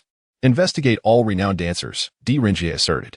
He surmised that the slender figure was likely a woman, possessing extraordinary agility, capable of navigating through the most narrow of vents, which even a child would find difficult to enter, while deftly bypassing the intricate mechanisms of the secret pavilion. Such remarkable skill had prompted him to dispatch inquiries into the archives of the Dali Temple, searching for records of infamous female thieves throughout the years. Yet no one could match their presence, and the band of thieves had a very clear objective: the confidential documents housed within the Dali Temple, not wealth. For no audacious thief would dare to target such a revered place. This individual, akin to them, ought to be a spy. Such a person, masquerading as a dancer or songstress, would undoubtedly find it easier to access vital intelligence. Moreover, a dancer would have the legitimate opportunity to practice the art of agility, making their skills unsurprising. A black and white chess piece twirled between his fingers, plunging D. Ringia into deep contemplation. Lord D. His Majesty summons you. The report from the Dali Temple's spy interrupted his thoughts. Upon arriving at the Taiji Palace, he immediately sensed that the atmosphere was amiss. An official hurriedly emerged from the palace path, murmuring, defeated. How could we have lost? As D. Ringia brushed past him and entered the hall where the Empress resided, he was greeted by the sight of two elderly chess attendants at the foot of the steps, engaged in a meticulous review of the game. The air within the hall was thick with tension, the palace attendants moving quietly, afraid to make a sound. The Empress sat gracefully upon her dragon throne. Observing the attendants' analysis, her profile exuding elegance and poise. Approaching the chessboard, D. Ringia noted the exquisite intricacies of the game they were replaying. He mused to himself. The opening 20 moves reveal a bold and audacious strategy. Indeed, this is the hallmark of the esteemed Wang Shi. Although the young Prince of Fusang had the advantage of unfamiliarity, he too was a master of the game. Di Qing has arrived. The Empress, noticing his entrance, lifted her gaze and smiled. Look at them quaking in their boots. Do they think I would unleash my wrath over trivial matters? It is merely a small nation that has produced a remarkable chess player. The vastness of Chang'an and the breadth of Halua can accommodate everyone. I am vexed by their inability to accept defeat, for their failure reflects upon me as well.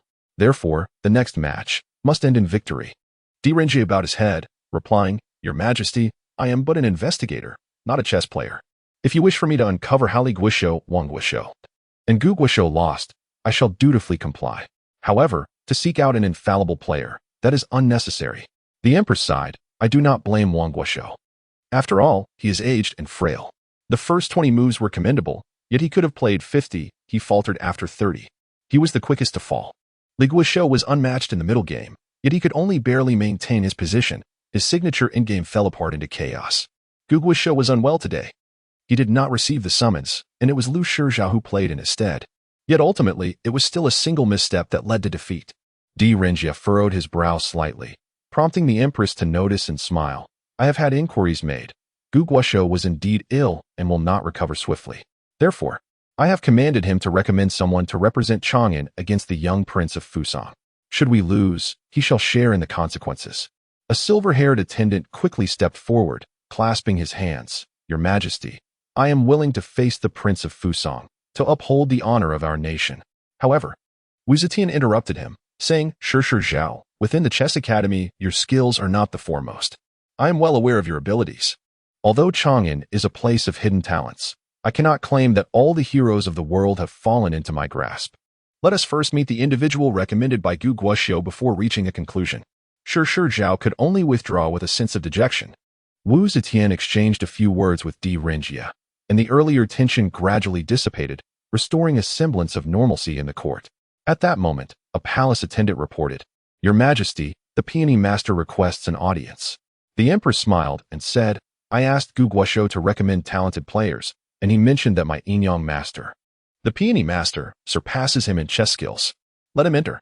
Di Ringia looked up and saw the peony master, known for his gentle demeanor and extraordinary grace, leading a youth of about 14 or 15 into the hall. The Empress smiled. Have you come to challenge?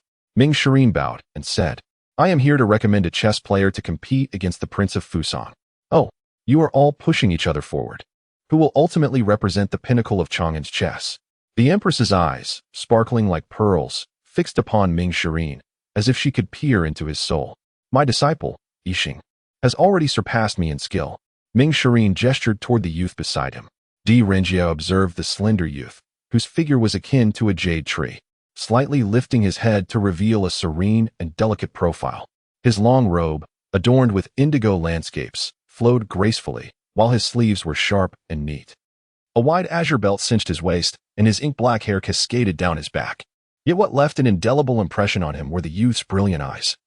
As clear as stars, starkly contrasting in black and white, even more striking than chess pieces. The Empress, being someone who appreciated beauty, slightly raised an eyebrow, evidently intrigued. However, Shi Zhao, standing nearby, frowned deeply and reported to the Empress, Your Majesty, how can such a callow youth possibly triumph over the envoy from Fusang? Please hold this Inyang master accountable for deceiving Your Majesty. Despite her admiration, the Empress remained cautious about allowing a young boy to represent Chang'an in battle. She looked at Ming Shirin, who regarded the boy's youthful visage with uncertainty, and said, "Do you not know that my chess Shi Zhao has devoted decades to the art of chess, experiencing countless battles? You have yet to come of age. How dare you claim superiority over them? The peony master, Gu Guoshuo, has stated that your skills surpass his, and you claim your disciple's abilities exceed yours. Humph. After losing 3 matches, have you spared this boy to shield your own reputations?" The peony master, smiling slightly, replied, "Your Majesty, you ascended to the throne at a young age." Yixing, undaunted, lifted his gaze to meet the eyes of the most powerful woman in Chang'an, saying calmly, "Lord Di also took charge of the Dali Temple while still in his youth. Has he ever been troubled by the idle chatter of the mediocre? They are all seasoned men. Does that make them superior to your Majesty and Lord Di? Under your Majesty's governance, Chang'an is teeming with talent. If another genius in chess emerges, why should your Majesty be surprised?" "You, Shi Zhao, with his grizzled beard, exclaimed in exasperation. "Haha." The Empress smiled gently. Her gaze filled with approval, clearly pleased. "I and Di Qing are not ordinary individuals. However, one must not judge by appearances. This game of chess concerns the honor and disgrace of Chang'an. Thus we cannot hastily draw conclusions based on mere words." She then addressed Di Qing. "You shall pose a question to test our skills." Wu Zetian rose, descended the steps, and positioned herself in front of the 2 chess attendants, her lips curving into a slight smile, revealing her intent to enjoy the spectacle. Di Renjie, unable to navigate the Empress's occasional reticence, cast a glance at the 2 attendants who were reviewing the game behind him. With a clear resolution in mind, he cleared his throat and produced 2 black and white pieces from his sleeve, presenting them to Yixing. These pieces were the very ones left by the thief that night. Di Renjie, either intentionally or inadvertently, absorbed the expressions of everyone in the hall, the Empress's intrigued gaze, the attendants' puzzled looks, and Yixing's calm indifference. "Let us guess who goes first. The one who guesses correctly may proceed with the white pieces," he proclaimed, splitting the pieces between his hands. Yixing, fixated on the pieces he had inadvertently left behind during his act, displayed no signs of tension, even finding the situation rather mundane. "I choose the right one," he declared. When Di Renjie opened his right hand, revealing a black piece, it became evident that he had no certainty in either hand, regardless of Yixing's choice. It would always result in the black piece moving second. As the one playing white, Di Renjie initiated, East 2, North 5. Yixing suddenly lifted his gaze, a spark of competitive spirit igniting within him, while the attendant, Shi, appeared momentarily stunned, glancing swiftly at the board, questioning, "Are we to play blind chess?" The other attendant, disregarding Wu Zetian's presence, added gravely, "Blind chess rarely surpasses 20 moves without chaos. Even when facing a board, our focus can falter, let alone envisioning a game in our minds." It was said that Wang, in his youth, could mentally calculate 50 moves, which was the origin of his reputation for invincibility in the first 50 moves. However, to complete an entire game in such a manner, one would need the mythical prowess of the legendary Huan Ke Immortal. A glimmer of amusement danced in Yixing's eyes, as if he had been awakened, radiating a brilliance starkly different from the gentle youth he had been moments before. Without hesitation, he responded, "East 4, North 5. East 4, North 6. East 3, North 5. East 3, North 6. The 2 engaged in a lively exchange of blind moves, while the attendants recorded the game beside them. After just 6 or 7 moves, Shi's expression morphed into one of astonishment. "This." Wu Zetian gestured for silence, her attention fixed on the board as she remarked, "Di Qing is quite clever. Utilizing your recorded game as a reference, I recall hearing from you that Wang initially held an advantage until the 43rd move, when he made a misstep." Shi quickly interjected, "Although Lord Di employed our recorded moves, he has not witnessed our entire analysis. What he has seen is merely fragments. To deduce a blind game from such fleeting remnants speaks volumes of Lord Di's intellect. Had he not been preoccupied with state affairs and disinterested in the art of Go, it is likely that after a mere 3 to 5 years of diligent practice, he would have emerged as a master of the game. And what of that young lad?" The attendant Shi Zhao hesitated, while another attendant murmured beside him, "He resembles the Prince of Fusang too closely." The prince commenced with the white pieces, and the attendant Wang utilized a strategic move he had meticulously studied for 10 years, gaining a slight advantage. By the 42nd move, he had established a dual threat with one of his pieces, leaving the white stones in a quandary where sacrifice seemed inevitable. The game record mirrored the current match between the two players almost perfectly. Shi Zhao pondered aloud. Were it not for the fact that the 3 games transpired recently within the inner palace and the records have yet to circulate outside, I would almost suspect that the young boy had already witnessed that match and came prepared. The other attendant shook his head, asserting, if he had come prepared, he would not replicate this game. After several hours of study, we have yet to unravel the princess' brilliant move that creates the dual threat. The black pieces he wields belong to Shi Zhao, and if there is no change in the situation, would he not face defeat? Are you suggesting that if Yixing continues to play, he will lose? The Empress raised an eyebrow slightly, her delicate peach blossom makeup trembling like droplets of water. A hint of color blooming on her cheeks, her smile enigmatic. The 2 attendants nodded subtly. If he cannot decipher that exquisite move, his defeat is assured. The 3 merely observed and remained unaware of the true circumstances, while only Renjia, engaged in the match with Yixing, felt the intensity most acutely. He found himself needing to concentrate fully, memorizing the positions of the stones while contemplating the subsequent moves. Blindfold Go truly drained his mental energy. Were it not for his retention of the game records, requiring minimal thought and skill, he would have surely faltered by now. Yet even so, Go is inherently unpredictable and could not merely replicate previous games. Unless, Renjia lifted his gaze slightly, observing Yixing, who was immersed in his own world, seemingly transcending the board, orchestrating the entire game. Unless he is deliberately synchronizing with my moves. No, that is not correct. He is not aligning with me. He has surpassed the current challenge and is mimicking Shi Zhao's thought process, engaging in a game against Gao Yueshi from afar. The entire match is under his meticulous control. He is not playing against me. Rather, he is using my hand to recreate the earlier match. A ripple of realization surged within Renjia. This was not merely a display of ease within the game, but a profound understanding of human strategy. It was evident that when the young lad entered, he must have sensed that the 2 attendants were tasked with replicating the game. Furthermore, when Renjia played his first move on the mental board using Blindfold Go, the boy immediately grasped the cleverness of Renjia's approach. Had he merely chosen different placements, Renjia would have had to respond with skills inferior to his own, testing whether Yixing could recall the moves he had made amidst the fierce competition. This, undoubtedly, is a test in its own right. However, in comparison to the current collaboration, which resembles a meticulous review, it is remarkably simpler. The approach adopted by Yixing is tantamount to presenting his weapon before his adversary while binding one of his own hands in the duel. Not only must he adhere to the strategies of Shi Zhao and coordinate with the moves recorded by Renjia, but he must also engage in a timeless contest against Gao Yueshi, all the while testing his memory and calculation skills against Renjia. The most alarming aspect is that his first 20 moves are indistinguishable from those of Shi Zhao, as if the spirit of Shi Zhao has possessed him. This youth is indeed exceedingly proud. A surge of intense emotion welled up within Renjia, a thrill akin to encountering a worthy opponent. Although he had not devoted much effort to the art of chess, his perception of the complexities of human nature matched the youth's keen sensitivity. Finally, on the 29th move, a deviation from the established moves occurred. East 1, North 5. Yixing remarked nonchalantly. The 2 attendants reconstructing the blind chess suddenly looked up. One of them placed down a black piece and murmured, "The course of the game has changed." Shi Zhao gently shook his head, stating, "It has not changed. Today, Shi Zhao's move has reached this point after a considerable half-hour, utterly exhausted, both mentally and physically. Hence, from this move onward, the course becomes disordered. Earlier, after meditating for several hours, he altered the course of the game upon resuming. Did this youth merely replicate the moves of Shi Zhao at his peak? Or did he consider that Shi Zhao's mental faculties had already waned by this point before making his move? If it is the former, then this youth, by emulating Shi Zhao, possesses a level of skill comparable to those first 50 moves. Both fell into silence simultaneously. The assessment of Shi Zhao's initial 50 moves is well known to be unrivaled in the world. Furthermore, the youth, brimming with vitality, should not be expected to gradually weaken after 50 moves. If one were to insist on identifying any shortcomings, it would merely be that his in-game experience may be somewhat lacking. Yet this essentially renders him a version of Shi Zhao devoid of flaws.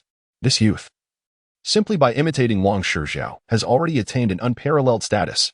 Originally eager to engage with Gao Yueshi, Shi Zhao now found himself enveloped in silence. Once detached from the established moves, Renjia began to rely on his own chess skills. With the reference of the established patterns from the Prince of Fusang and Shi Zhao, he initially navigated with ease. but soon fell victim to a series of 4 consecutive aggressive moves by the black pieces, leading to his defeat. Yixing slowly spoke, "Your course has become disordered, and you have already lost 9 games. There is no need to continue the battle." Renjia mentally reviewed the game, counting the value of the pieces, and sighed softly. "I have lost. Alas, the art of chess is ultimately not my forte.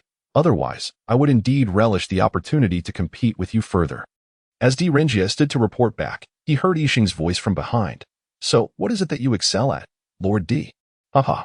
You are a youthful national champion, while I am merely a detective of Chang'an. Our areas of expertise differ greatly and cannot be compared," Renjia explained with a smile.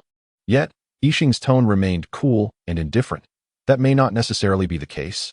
Utilizing the game of Go as a weapon, meticulously calculating the hearts of men, Renjia seemed to step onto that very piece once more, as an elusive force of dark magic numbed his body. The fool, unable to discern between black and white, found his eyes incapable of penetrating the intricate lines of the board. This sensation was starkly different from the tones that danced around him. Yet Renjia instinctively sensed that they shared an extraordinarily similar essence. Though he could not articulate it now, he was certain that one day he would uncover the connection between them.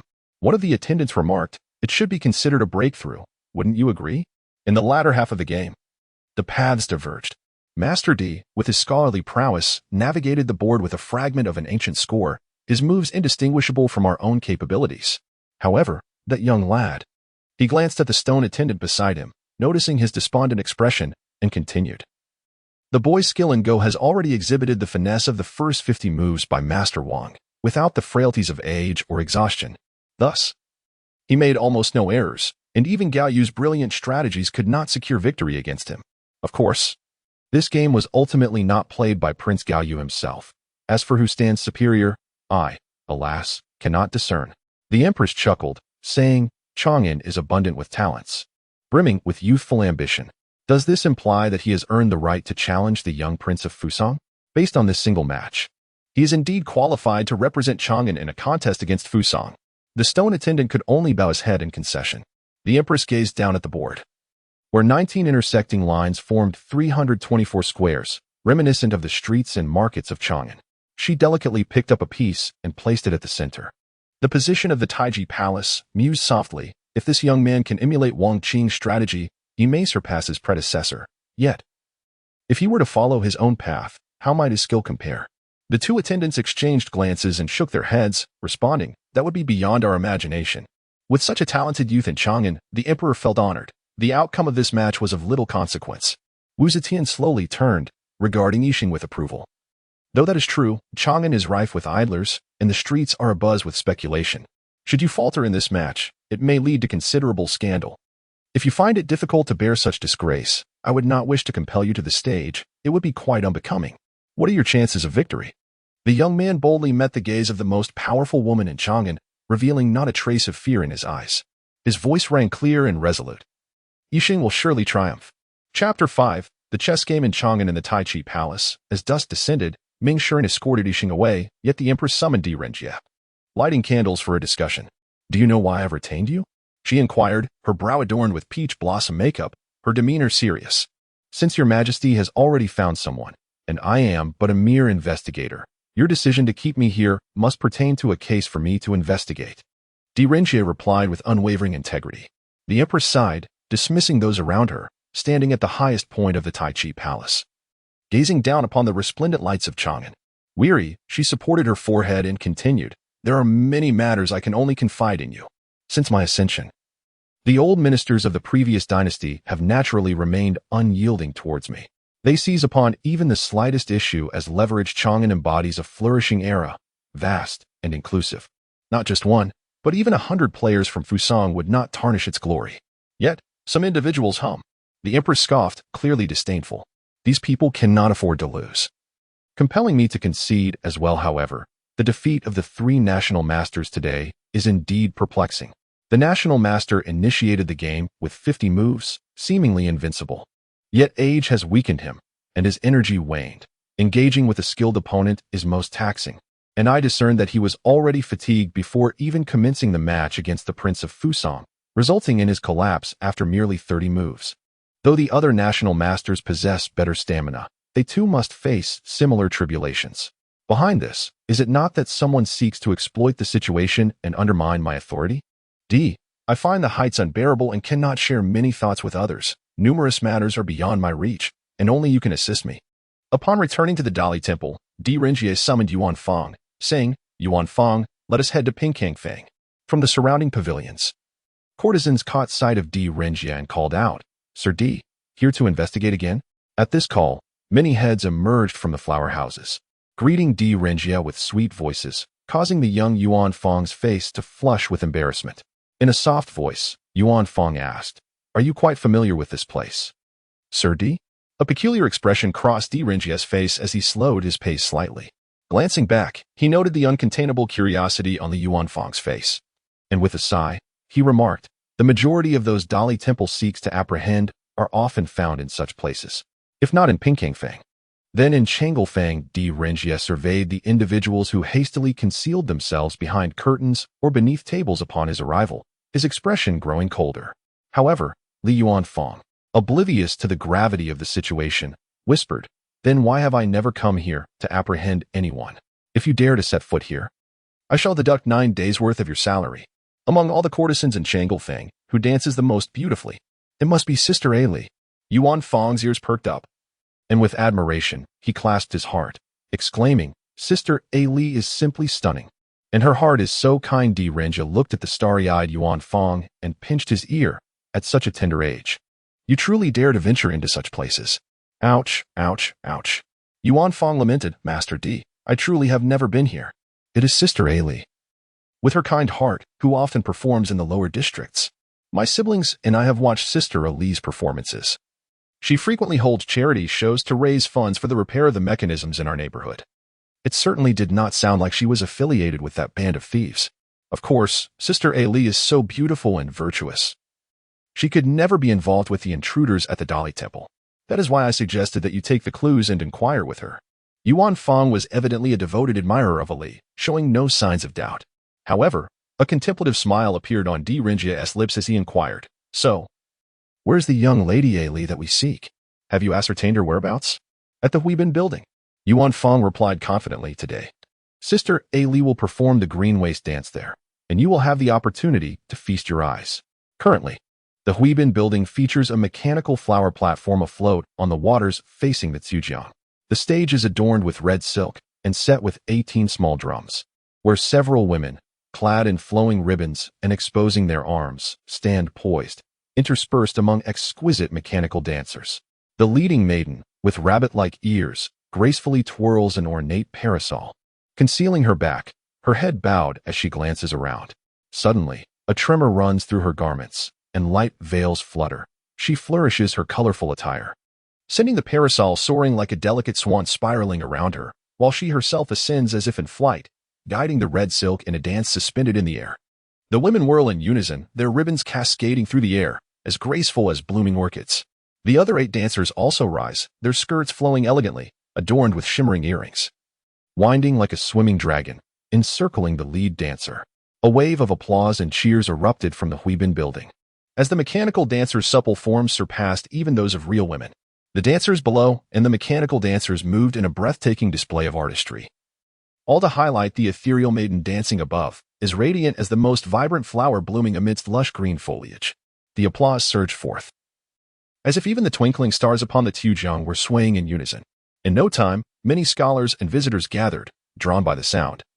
Standing at the banks of the Zhujiang, eagerly gazing, Li Yuan Fang, alongside Renjie, arrived at the riverside, captivated by the enchanting dance upon the water. Master D, Yuan Fang cheerfully remarked, seeing Sister A Li's dance, does your mood not brighten? Renjie smiled slightly, ruffling Yuan Fang's hair.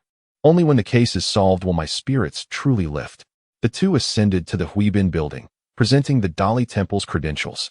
Upon seeing Renjie's face, the woman at the entrance exclaimed, Even Master D is a fan of Miss A Li, and promptly guided them to the room where Gongsun Li was preparing. Sister A Li, Yuan Fang chuckled innocently. And Master D, A Li's voice was as delicate as a whisper, tinged with a hint of nervousness.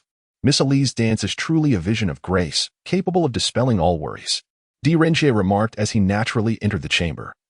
Picking up Ali's parasol resting nearby, he lowered his gaze, seemingly nonchalantly examining the umbrella, even pinching it to test the resilience of its canopy and the sturdiness of its ribs. Ali felt her ears flush with embarrassment, wishing to bury her head and hide behind the umbrella. "Do not be afraid, Sister Ali. My family does not apprehend good people," Yuan Fong declared, thumping his chest. Gong Sunli nodded slightly and murmured, "Ali knows of the illustrious Lord Di from Chang'an, right? I am indeed your admirer." Renjie carefully observed Gong Sunli's expression, noting her clear eyes and the unmistakable shyness reflected in her averted gaze, as if she were suddenly in the presence of Renjie himself. "I apologize for the intrusion. It pertains to a significant case involving the Dali Temple. I hope you can forgive me, Miss Ali." Only then did Ali curiously inquire. The flower umbrella is a common prop in dances, and there are numerous skilled dancers throughout Chang'an. Many grand performances feature umbrella dances. I am merely an ordinary dancer. My skills hardly exceptional, Yuan Fong interjected, but Sister Ali is the finest in my heart. Only she would perform in the impoverished alleys of Chang'an. Do not interrupt.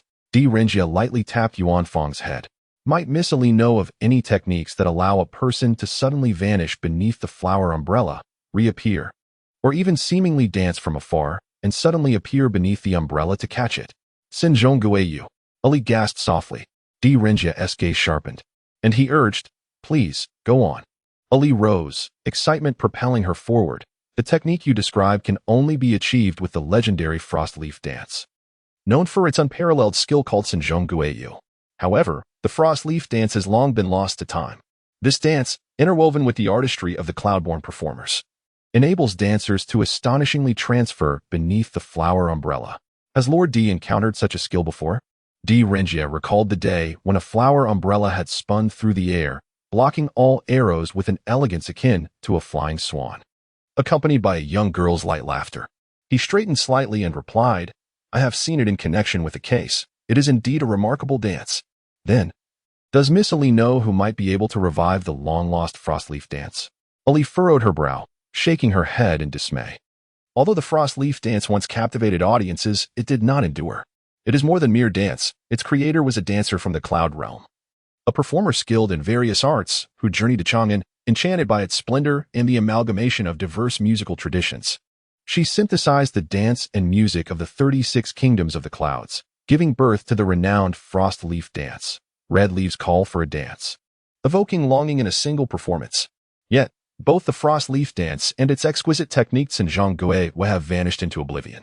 Gong Sunli furrowed her brow slightly, seemingly lost in contemplation, pondering who could replicate the exquisite dance.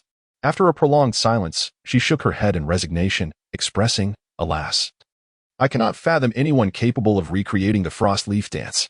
I fear I am unable to assist Lord Di in this matter." Rising, Renjie chuckled. "It matters not. Knowing the tale of the frost leaf dance and the return of the moon in the valley makes this journey worthwhile." With a faint smile, he clasped his hands in gratitude towards Gong Sunli and departed the Huibin building with Yuan Fong. Gong Sunli stared blankly at his retreating figure, murmuring softly, "Master Gong Sun, have I erred? To bring happiness to all, to forge a prosperous age, to dispel all darkness in Chang'an. Your tragedy shall not reoccur." She resolved to inform the little star and her teacher, for Lord Di had begun to harbor suspicions. Chang'an Chess Institute, located in Changlu-Fang. Renjie's cool voice echoed from ahead. "I must seek another individual. Who is this person? The one who can unravel all these mysteries?" As Yuan Fang's hurried breaths accompanied him, Renjie arrived at the entrance of the Chess Institute. Observing the tranquil chess hall, the visage of the young prodigy Yixing flashed in his mind. Perhaps a remnant of today's trial or a premonition. How intriguing. A faint smile graced Renjie's lips to exhaust the energies of the Chess Institute's esteemed players. Such skill is indeed rare. With so few suspects, what emboldens the mastermind to remain concealed? Renjie organized a few clues in his mind and approached a small building within the Chess Institute, bowing respectfully. "Master Wang." Renjie of the Dali Temple seeks an audience. An elderly man, with disheveled hair and a weathered visage, opened the door. Upon seeing Renjie, he merely offered a faint smile, inviting him inside. "In my frailty, I once believed that my decades of chess experience could secure my position. Yet, alas, youthful vigor in chess is formidable. Once one's energy wanes, blunders abound." Master Wang knelt before the chessboard, shaking his head with a sigh. "However, Renjie noted that the board before him did not display the game played against the master from Fusang that day. Master Wang, esteemed and revered, is a venerable figure in Chang'an's chess world. Were it not for his decades of dedication to the art, mentoring, and uplifting young talents, the current flourishing of Chang'an's chess would not exist. Moreover, had the master faced the opponent in his prime, it would have been the Fusang prince who revealed a losing position after 50 moves. Renjie spoke with respect. I have just tested the full prowess of Master Wang in his prime, he added. Why must you elevate me so, Lord D? I have lost all face today. And there is no excuse for such self-deprecation, Master Wang replied candidly, not shying away from his failures. My statement comes from genuine sentiment. Renjie refrained from divulging the details of his own trial at the Taiji Palace earlier that day. The first 50 moves are universally acknowledged as on par with any opponent. Why then, after merely 30 moves today, did you exhibit signs of defeat? Is there perhaps an underlying reason? Renjie inquired. To his surprise, Master Wang responded directly. It is simply that my skills are inferior. How could I deflect blame? Why? After the national champion's defeat today, does he not take a moment to rest and recuperate his spirit, but instead engage in a game of chess? Renjie calmly picked up a white piece from his sleeve and placed it on the board, inquiring with composure. Moreover, this match is entirely different from the one played earlier with the Prince of Fusang. In these first 50 moves, one can truly witness the national champion's unmatched prowess. Renjie casually placed a piece in the thickest corner of the board, causing the national champion's pupils to contract, his hand trembling slightly as it pressed against the board. After a long pause, he remarked, So, it appears that Lord D possesses an understanding of chess. Compared to the national champion, my knowledge is but a mere fraction. The endgame of Go is formless and without conclusion. To discern my opening strategy is hardly an indication of true comprehension. The national champion sighed, stating, My defeat at the hands of the Fusang champion today is of little consequence. Victory and defeat are but commonplace occurrences in the realm of chess. His strategy is quite remarkable, his calculations profound. Even if I were to exert myself fully and gain some advantage in the opening, I would inevitably falter in the mid-game and endgame. In the grand scheme, the odds of winning or losing are merely 50-50. No, I am quite unfamiliar with his approach. While he seems to possess considerable insight into mine, in truth, when it comes to an actual match, I would likely bear the brunt of defeat. Yet, such is simply the mark of a worthy opponent. There is but one individual. The national champion rose, the candlelight casting shadows across his aged visage, illuminating an expression of deep contemplation. Only one person has the ability to make me concede defeat wholeheartedly, even evoking a sense of powerlessness. The national champion turned, extending his fingers and raising one in excitement, a hint of admiration crossing his countenance. He can anticipate my 7 moves. That individual approached me before today's match and played a game that exhausted my mental fortitude. Thus, I fell to the Prince of Fusang, did I not? Renjie asked gravely. And who is this person? I do not know. The national champion replied candidly. He found me last night. The national champion gently exhaled a breath of white mist, his fingers kneading the pieces with deliberation. Autumn has already arrived. The nights in Chang'an carry a slight chill, yet the national champion prefers to open his windows, clad in light garments as he arranges his pieces in the courtyard. He even forbids his maidservants from lighting the hearth, for that warmth might lull an old man like him into slumber. Instead, the coolness keeps his mind sharper. Hence, each time he concludes a contemplation, he meticulously massages his stiffened fingers. In that moment, the figure seated before him seemed to transform from Renjie into the shadow of a youthful visage, his features obscured in darkness, sitting across the board, one hand reaching into the adjacent container to grasp a white piece. Renjie gazed intently at the board, following the national champion's narrative, beginning with the opening moves. He may not be a master of the game, yet his innate talent often allows him to surpass the efforts of many who dedicate their lives to the craft after only a cursory study. Yet, in the face of this match, it seemed like a tangled web. To discern the opening strategy alone is the mark of a true expert. Renjie began calculating the life and death of those pieces from the opening moves, but every vacant space appeared to hold boundless possibilities. Before him lay a chessboard, with a multitude of pieces already placed, perhaps 200 or 300. Logically, the outcome should be relatively clear, yet even in the most seemingly hopeless positions for the white pieces, an infinite vitality appeared to be concealed within. It was as if each piece could spring back to life, weaving a complex tapestry of the game where the white pieces were intricately intertwined. Not a single piece seemed to occupy a position of absolute defeat. Unbeknownst to him, Rinjie was already drenched in sweat. This was indeed the prowess of a grandmaster. By the time he realized his mind was clouded and his energy nearly spent, it had already turned to midnight. The national chess master sat across from him, offering a wry smile as he gently picked up a piece and said, in the opening, I believed I performed quite well, thinking I could share the spoils with him. Yet, as the game progressed, I increasingly felt the chasm of our abilities. The path of chess is profound. From the game, it was clear that his opponent did not seek victory. Rinjie remarked, otherwise, he would not have engaged in such complexity. His intention seems to be to exhaust the national master's mental fortitude. The national master sighed softly. Nodding in agreement, I too share this sentiment. His skill far surpasses mine. Even in those initial 50 moves, I believed I could hold my own. But upon reflection, I realized that past the 30th move, my chances of winning had dwindled to less than 4%. Such a young prodigy is truly formidable. With such youthful talent, even if we elderly ones face defeat, the art of chess in Chang'an shall never fade. Rinjie spoke gravely, Master. All three of the court's advisors have fallen. The small nation of Fusang is flaunting its prowess in our lands, causing much chatter among the citizens of Chang'an, thereby undermining your Majesty's authority.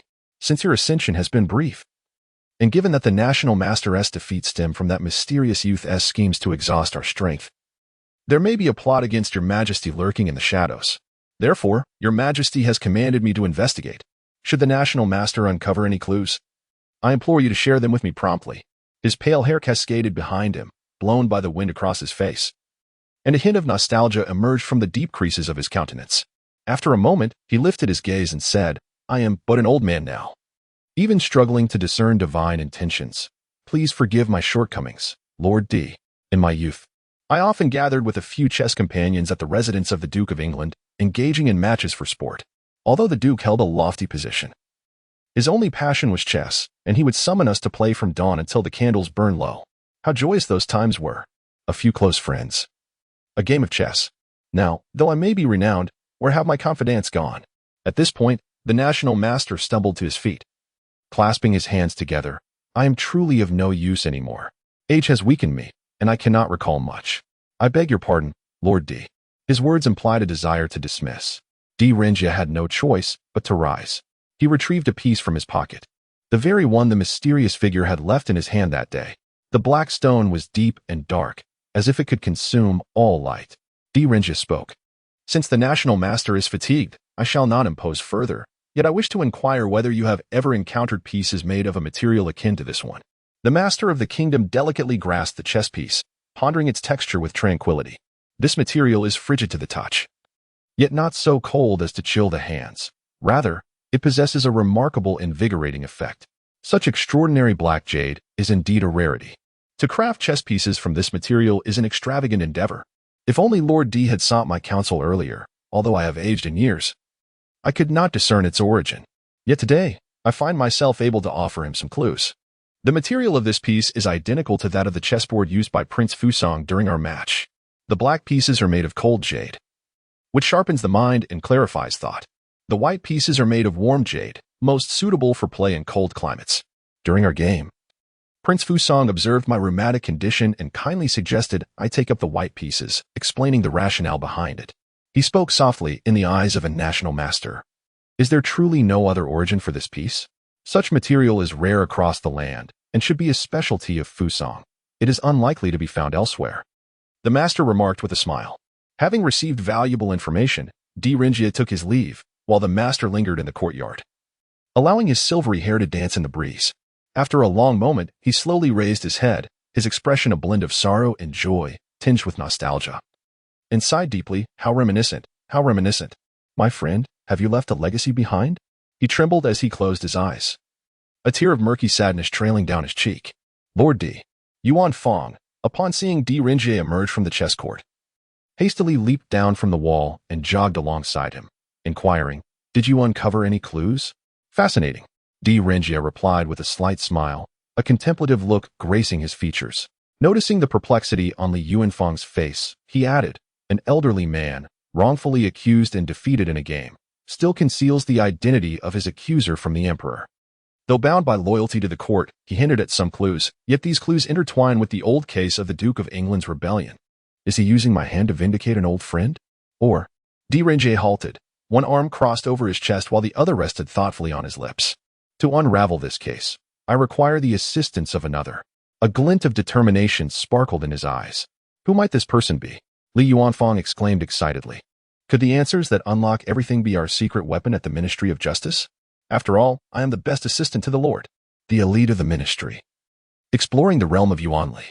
The cobblestone path was adorned with wild grasses, while moonlight cascaded through the gaps of the upper buildings, adding an air of tranquility to the scene.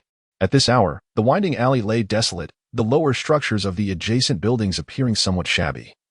The vermilion paint had chipped away, revealing a mottled surface under the moon's glow, with even the roof tiles showing signs of disrepair. The robust machinery and the clattering steam engines contributed a unique character to the locale, starkly contrasting with the opulence above, like night and day. Beneath the buildings lay the Longelfang, where the mechanisms for brewing were situated, frequented by laborers engaged in the craft of winemaking, resulting in a pervasive, pungent aroma of distillation hanging in the air. Renjie traversed the narrow alley, closely followed by Yuanfang. He surveyed the edifices on either side and murmured, "Is this truly the residence of Sua Yuanli? What merit does he possess that even you require his assistance to unravel this case?" Renjie slowed his pace slightly and replied in a hushed tone, "Sua Yuanli's father was once a master of mechanisms from a humble background. In his youth, he distinguished himself in a contest of mechanical delineation and became a guild leader. Thus, he inherited his family's knowledge and possesses remarkable expertise in the art of mechanisms. In the past, the Yuhang division sought to recruit him, but he declined their offers. The case of the theft at the Dali Temple involved confidential matters. If we wish to avoid soliciting assistance from the Yuhang division, we must enlist his aid. Among the 3 judicial offices in Chang'an, the Dali Temple functions as the intelligence agency directly under the emperor, responsible for investigating major cases within the city. Conversely, the Honglu Temple manages the everyday trivialities of the citizens, serving as the grassroots law enforcement agency. Only the Yuhang division, amidst the surfeit of mechanisms in Chang'an, is dedicated to the regulation of mechanisms, comprised of artisans responsible for the enforcement of mechanical laws. Yuanfang could mingle with the unsavory characters of the Honglu Temple, yet he could not endure the haughty artisans of the Yuhang division. Upon hearing their names, he grimaced and remarked, "In that case, let us forego that. Speaking with them makes me feel like a mere automaton, following orders without question." Renjie smiled slightly at this and replied earnestly, "If members of the Yuhang division come to investigate, they will undoubtedly demand the blueprints of the secret mechanisms. The confidential mechanisms preserved by the Dali Temple are not subject to the scrutiny of the Yuhang division." As they spoke, Renjie halted before a dilapidated shop dedicated to mechanisms. It was evident that this place had once been a sewer entrance, somewhat concealed at the alley's edge, with a staircase leading downward. It had since been transformed into a shop selling mechanical wares, with various toys and unfinished devices displayed at the entrance. Renjie cleared his throat twice before a languid voice emerged from within. "Who is it? If you wish to purchase mechanisms, help yourself and place the payment on the counter." Yuanfang peered inside, his expression bemused. "Darren, is this person truly reliable?" A nonchalant voice drifted from the dim recesses of the shop. "Reliable? Of course not. Huaying, I earnestly hope you are not here to disturb me over some case. If you wish to share a drink, you are most welcome. However, if you intend to discuss a case during my off hours, I must politely decline." Following the sound of the voice, Yuanfang's gaze landed on a young man, clear of countenance and clad in the blue uniform of a Dali Temple investigator, who languidly reclined in a mechanical armchair. His right hand dangled over the armrest, manipulating a concealed mechanism. As he raised a mechanical hand from behind the chair, it grasped a wine jug from the adjacent table. The young man merely parted his lips slightly, and the jug tipped, pouring a stream of clear liquid into his mouth. Without lifting his gaze from the scroll he perused, he remarked, "I dutifully fulfill my shifts every day, deserving of my wages. Even the esteemed minister of Dali cannot compel subordinates to work beyond their designated hours. The mechanisms of Changelfang have remained dormant for decades. Even with new additions to the marketplace, the core districts are unlikely to undergo any significant alterations. Those wine merchants, in pursuit of brewing illicit spirits, have long since occupied the hidden passages and conduits. The notorious frog clear is also concocted in such establishments. Neither the master of Changelfang nor the Honglu Temple takes any action. Huaying, do not meddle in affairs that do not concern you." Sua Yunli abruptly rose from his reclining chair, speaking earnestly. "The Honglu Temple remains indifferent because you wear the uniform of the Dali Temple. Di Renjia replied calmly. Furthermore, this place is indeed perilous. Should the mechanisms of Changelfang shift again, these areas could be crushed by the moving structures at any moment.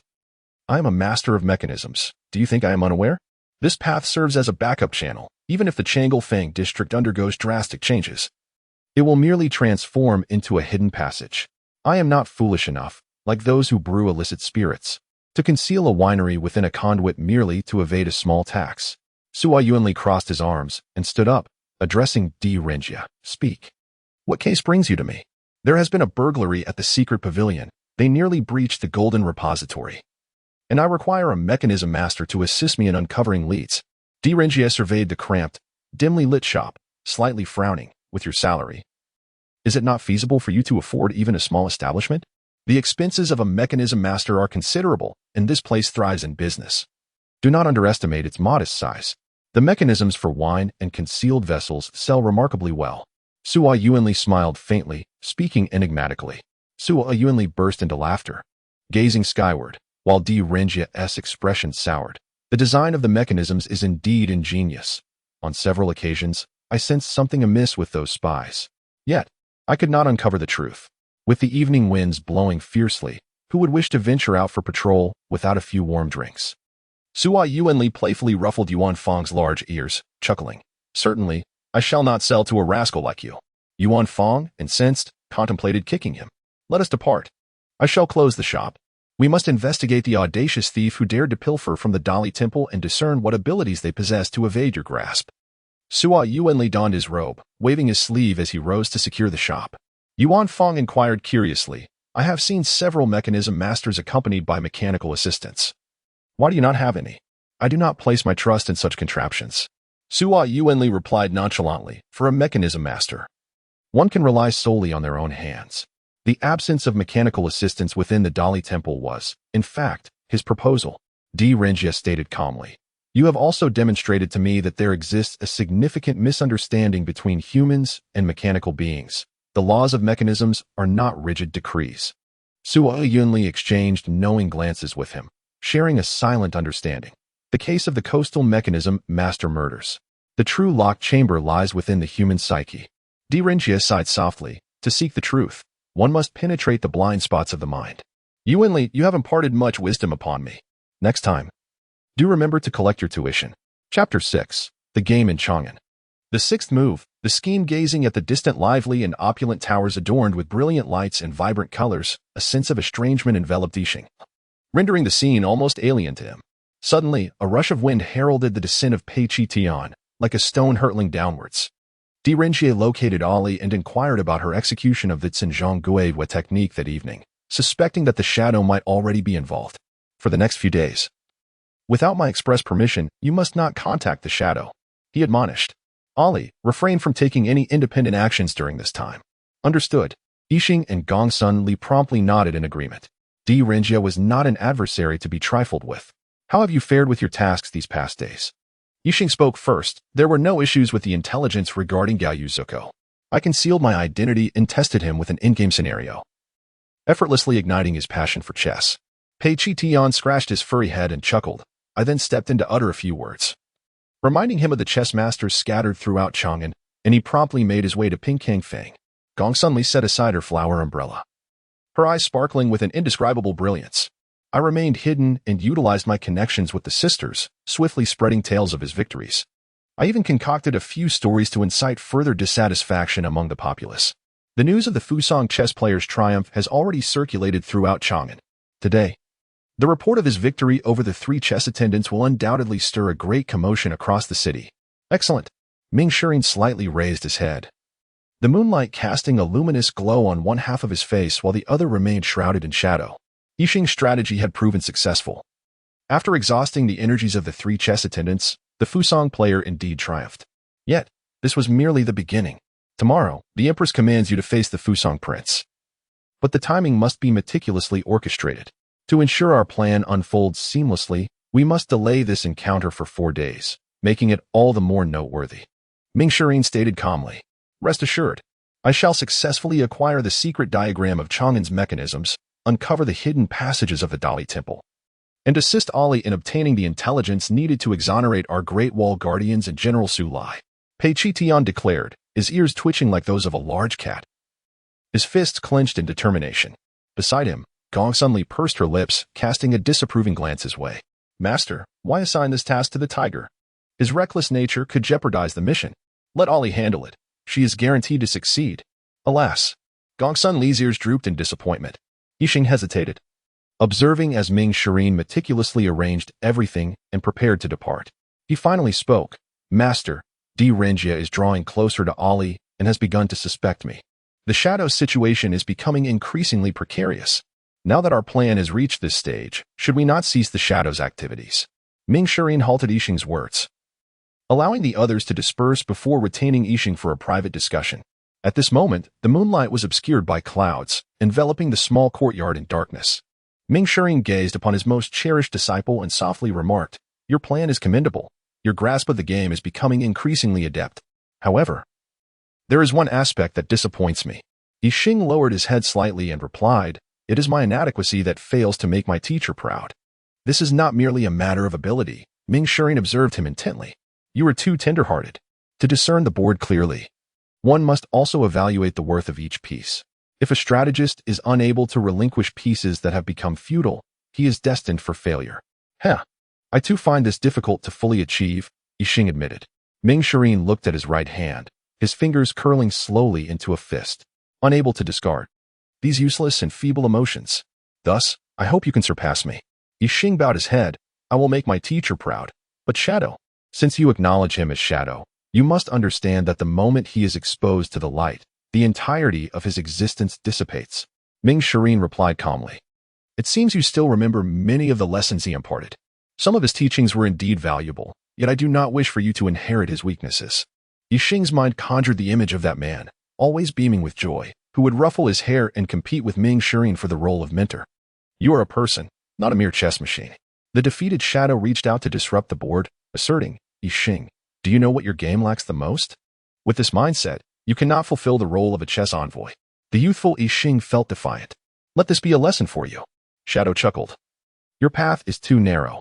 Chess is not solely about victory. It encompasses human relationships, the joy of the game, and friendship. The matters beyond the board are far more significant than those within it. Otherwise, as a chess envoy, do you wish to slay the Emperor with a mere 9 or 10 moves? I hear our Emperor is quite the incompetent player. If becoming a chess envoy means playing insincerely, I would rather not," Yixing declared stubbornly, as if he had defiled something sacred within himself. Shadow smiled knowingly. "You are much like I was in my youth, placing certain values above your very life. I once believed that the art of mechanisms was sacred, yet only through loss can one truly comprehend. There are certain things that imbue your life with a meaning surpassing all else. When your life becomes a collection of all those meanings, mechanisms and chess will no longer transcend them. This is not a loss of reverence. Rather, it signifies your growth. Victory and defeat are not the entirety of chess, nor is chess the entirety of your existence." Shadow could not help but add, "Ali is so endearing. And Yu Huan is so beautiful. How could you think solely of chess? Do not feel discontent if you find chess so vital. Let me ask you, which is more important, chess or Ming?" The smile of the Shadow gradually fades, and Yixing feels that behind his carefree smile lies a suffocating pressure. Perhaps, concealed behind the Shadow's smile is something more brutal than his own past. Yet, he still teaches himself to embrace life and cherish his companions. Victories and defeats do not encompass the entirety of Go. Go is not the essence of your existence. This is the Shadow's lesson. Without victories, the universe on the board loses its significance. If there is no triumph, then everything we hold dear becomes devoid of meaning. This is the teacher's admonition and expectation. He once believed he could steadfastly tread the path laid out by his mentor, but in this moment, he understands that what the Shadow imparted has already left an indelible mark on his heart. Ali, Sister Yu Huan, the Shadow, and even that reckless tiger have all become familiar to him. And this is precisely the lesson his teacher did not convey. Without victory, everything one cherishes becomes meaningless. But if there is nothing to cherish, wouldn't victory also lose its significance? Is not victory meant to safeguard what is precious? The Shadow is also among those he holds dear. At this moment, Yixing realizes how challenging it is to articulate the answer his teacher seeks. With a voice that surprises even himself with its difficulty, he softly declares, "Teacher, Yixing can do better." I can. Then let us proceed. Leaving Yixing standing alone in a daze. If there exists a secret chamber in this world, then the secret pavilion of the Dali Temple is the most heavily guarded of them all. Sua Yuanli took a sip from his flask and scoffed. So, the most secure chamber in the world has been casually roamed by someone? And we are left to pursue the intruder. He surveyed the copper walls. Impenetrable and solid as iron, with even the intricately carved windows serving merely as decoration, unable to be opened. This place is a vast, sealed copper hall. Li Yuanfang raised his hand. I know. It must be an insider, a traitor, and a spy. The cabinet is situated on the third floor, dry and well-ventilated. Ideal for the preservation of books and scrolls. Simultaneously, the only two exits are one prominently located in the outer cabinet and one leading to the secretary's chamber. Both under the watchful eyes of countless overtime spies. On that day, I was on the outer cabinet's floor, and no one in the secretary's chamber witnessed the entrance being opened. The thief could only escape through the main door, which was designed for the swift transfer of intelligence in emergencies. Yuanfang's large ears trembled with excitement as he exclaimed, So, this is a heavily fortified chamber with no flaws. Secret chambers are typically breached from within. It must have been Fu Bo who opened the main door and feigned being incapacitated. Yuanfang clenched his little fists, his face taut as he analyzed. Though the minister of the Dali Temple has reason to suspect anyone, I still wish to believe in Fu Bo. Of course, an investigation has been initiated against him as well. To avoid personal bias, it will be conducted by another junior minister of the Dali Temple. The vent. Sua Yuanli took a sip of wine, raising a finger as he spoke. You have indeed mentioned it. The cabinet is dry and well ventilated. And there is certainly no hint of stuffiness, indicating excellent airflow. There must be numerous ventilation openings. These openings are quite narrow, so even a frail child could not crawl through. This secret chamber reminds me of an old case. He looked at Di Renjie. Di Renjie slightly lifted his head. Yuanli, you truly remember. We became acquainted through this case. How could I forget? Li Yuanfang, listening in confusion, observed the two exchange a knowing smile, both exclaiming in unison, the case of the dancer's murder in the secret chamber of Pingkongfang. Di Renjie's gaze was profound as he stood in the light cast by the lamp, observing the shadows that enveloped Sua Yuanli, who stood half in darkness and half in light. He smiled, recounting. The renowned master of mechanisms from Pingkongfang was murdered. The mechanical dancer he crafted was exquisite and unparalleled, yet a sorrowful tale accompanies it. His wife had passed away too soon. Thus, on the anniversary of her death, he would invariably come alone to the Tsujiang Water Pavilion, watching the mechanical dancer that mirrored his wife's likeness perform. It was a tranquil haven surrounded by water. From the flower tower nearby, countless dancers and visitors could gaze upon the small structure built over the Tsujiang, witnessing the master's silhouette cast upon the window. The only path leading to the water pavilion was guarded by several sentinels. Yet on that fateful night, the master was discovered murdered within the pavilion. What truly perplexed me about this case was the suicide note penned in blood by the master.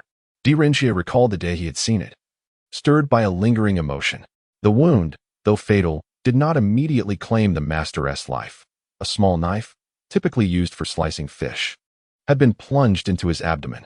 He still had time to call for help, even to leave behind clues. Yet the master chose instead to stain the paper with his blood, writing a note that expressed his overwhelming sorrow for his deceased wife, leading to an apparent suicide. At that time, Huaning had been newly appointed as a junior official in the Dali Temple by the Empress, and due to her youth, the officials were rather skeptical of her. The master, revered and accomplished in the art of mechanisms, possessed profound skills.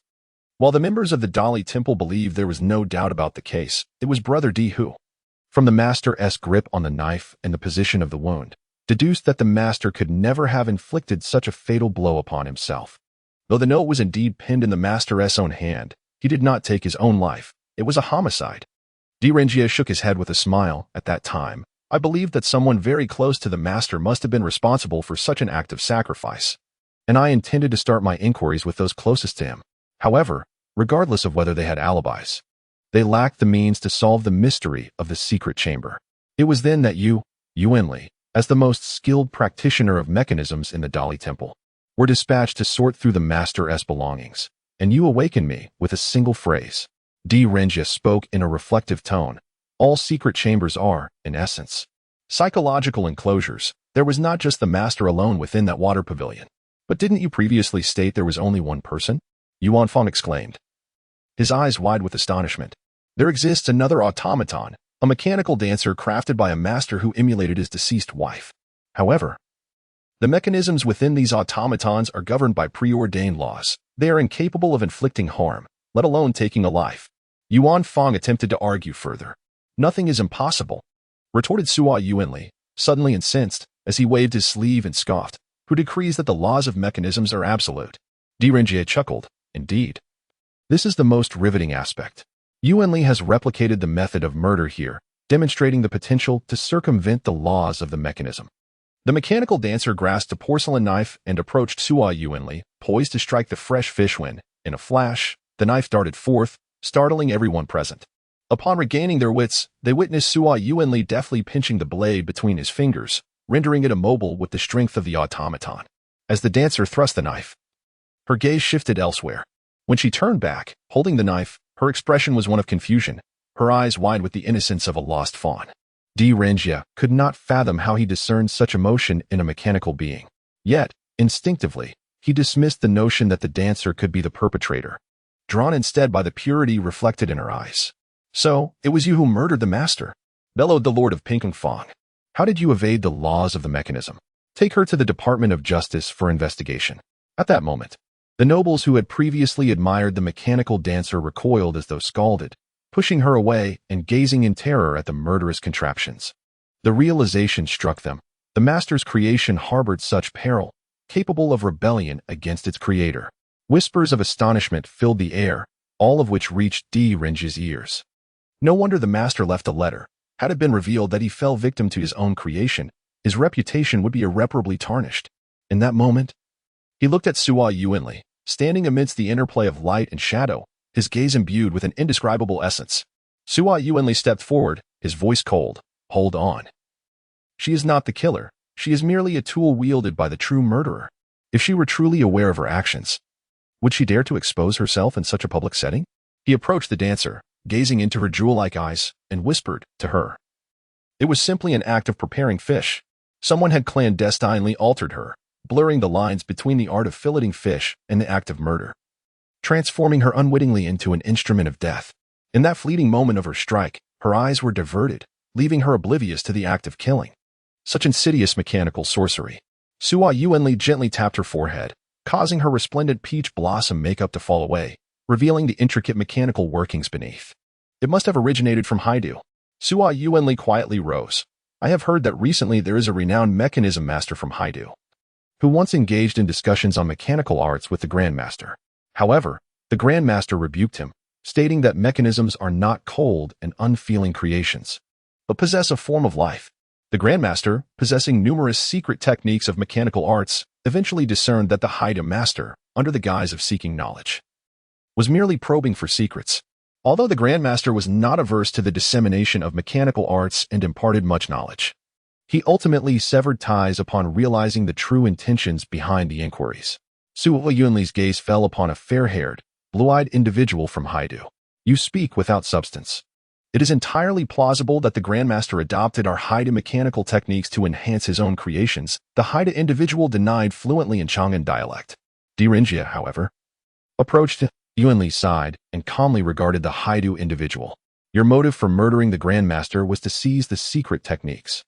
The disappearance of the secret compartment from the Grandmaster's possession is precisely why the Empress has commanded the Dali Temple to investigate. The method by which you removed the secret compartment, while clever, has been unraveled by me. Di Renjie produced the secret compartment from his robe and cast it onto the table, stating sternly, this was retrieved from your mechanical creation. What defense do you have left? The Haidu individual collapsed to the ground, surrounded by Dali Temple agents who swiftly apprehended him. After the case was resolved, when Di Renjie sought out Yuanli, he found him standing outside the water pavilion, gazing at the mechanical dancer within. The dancer, holding an exquisite ivory comb, was gently tending to her hair, her expression devoid of sorrow. What will become of her? Sua Yuanli asked softly. Do you understand why the Grandmaster, even upon witnessing the dancer take his life, chose to leave behind a letter at his end? Di Renjie inquired. Sua Yuanli sighed deeply. He must have loved her. Perhaps it was a shadow, perhaps a reliance, or merely an attachment to his own creation. In that fleeting moment when the Grandmaster saw her strike, he must have comprehended all the treachery. Yet, to protect her, he chose to forsake his hatred and, stained with his own blood, inscribed his farewell. Sua Yuanli gazed at the water pavilion on Zhujiang, murmuring. The Grandmaster wished to shield her from such burdens, hence his actions. The two slowly entered the pavilion, hearing the dancer whisper, "Master, did I truly kill you?" The dancer slowly lifted her gaze, her eyes flashing with something that Di Renjie could not comprehend.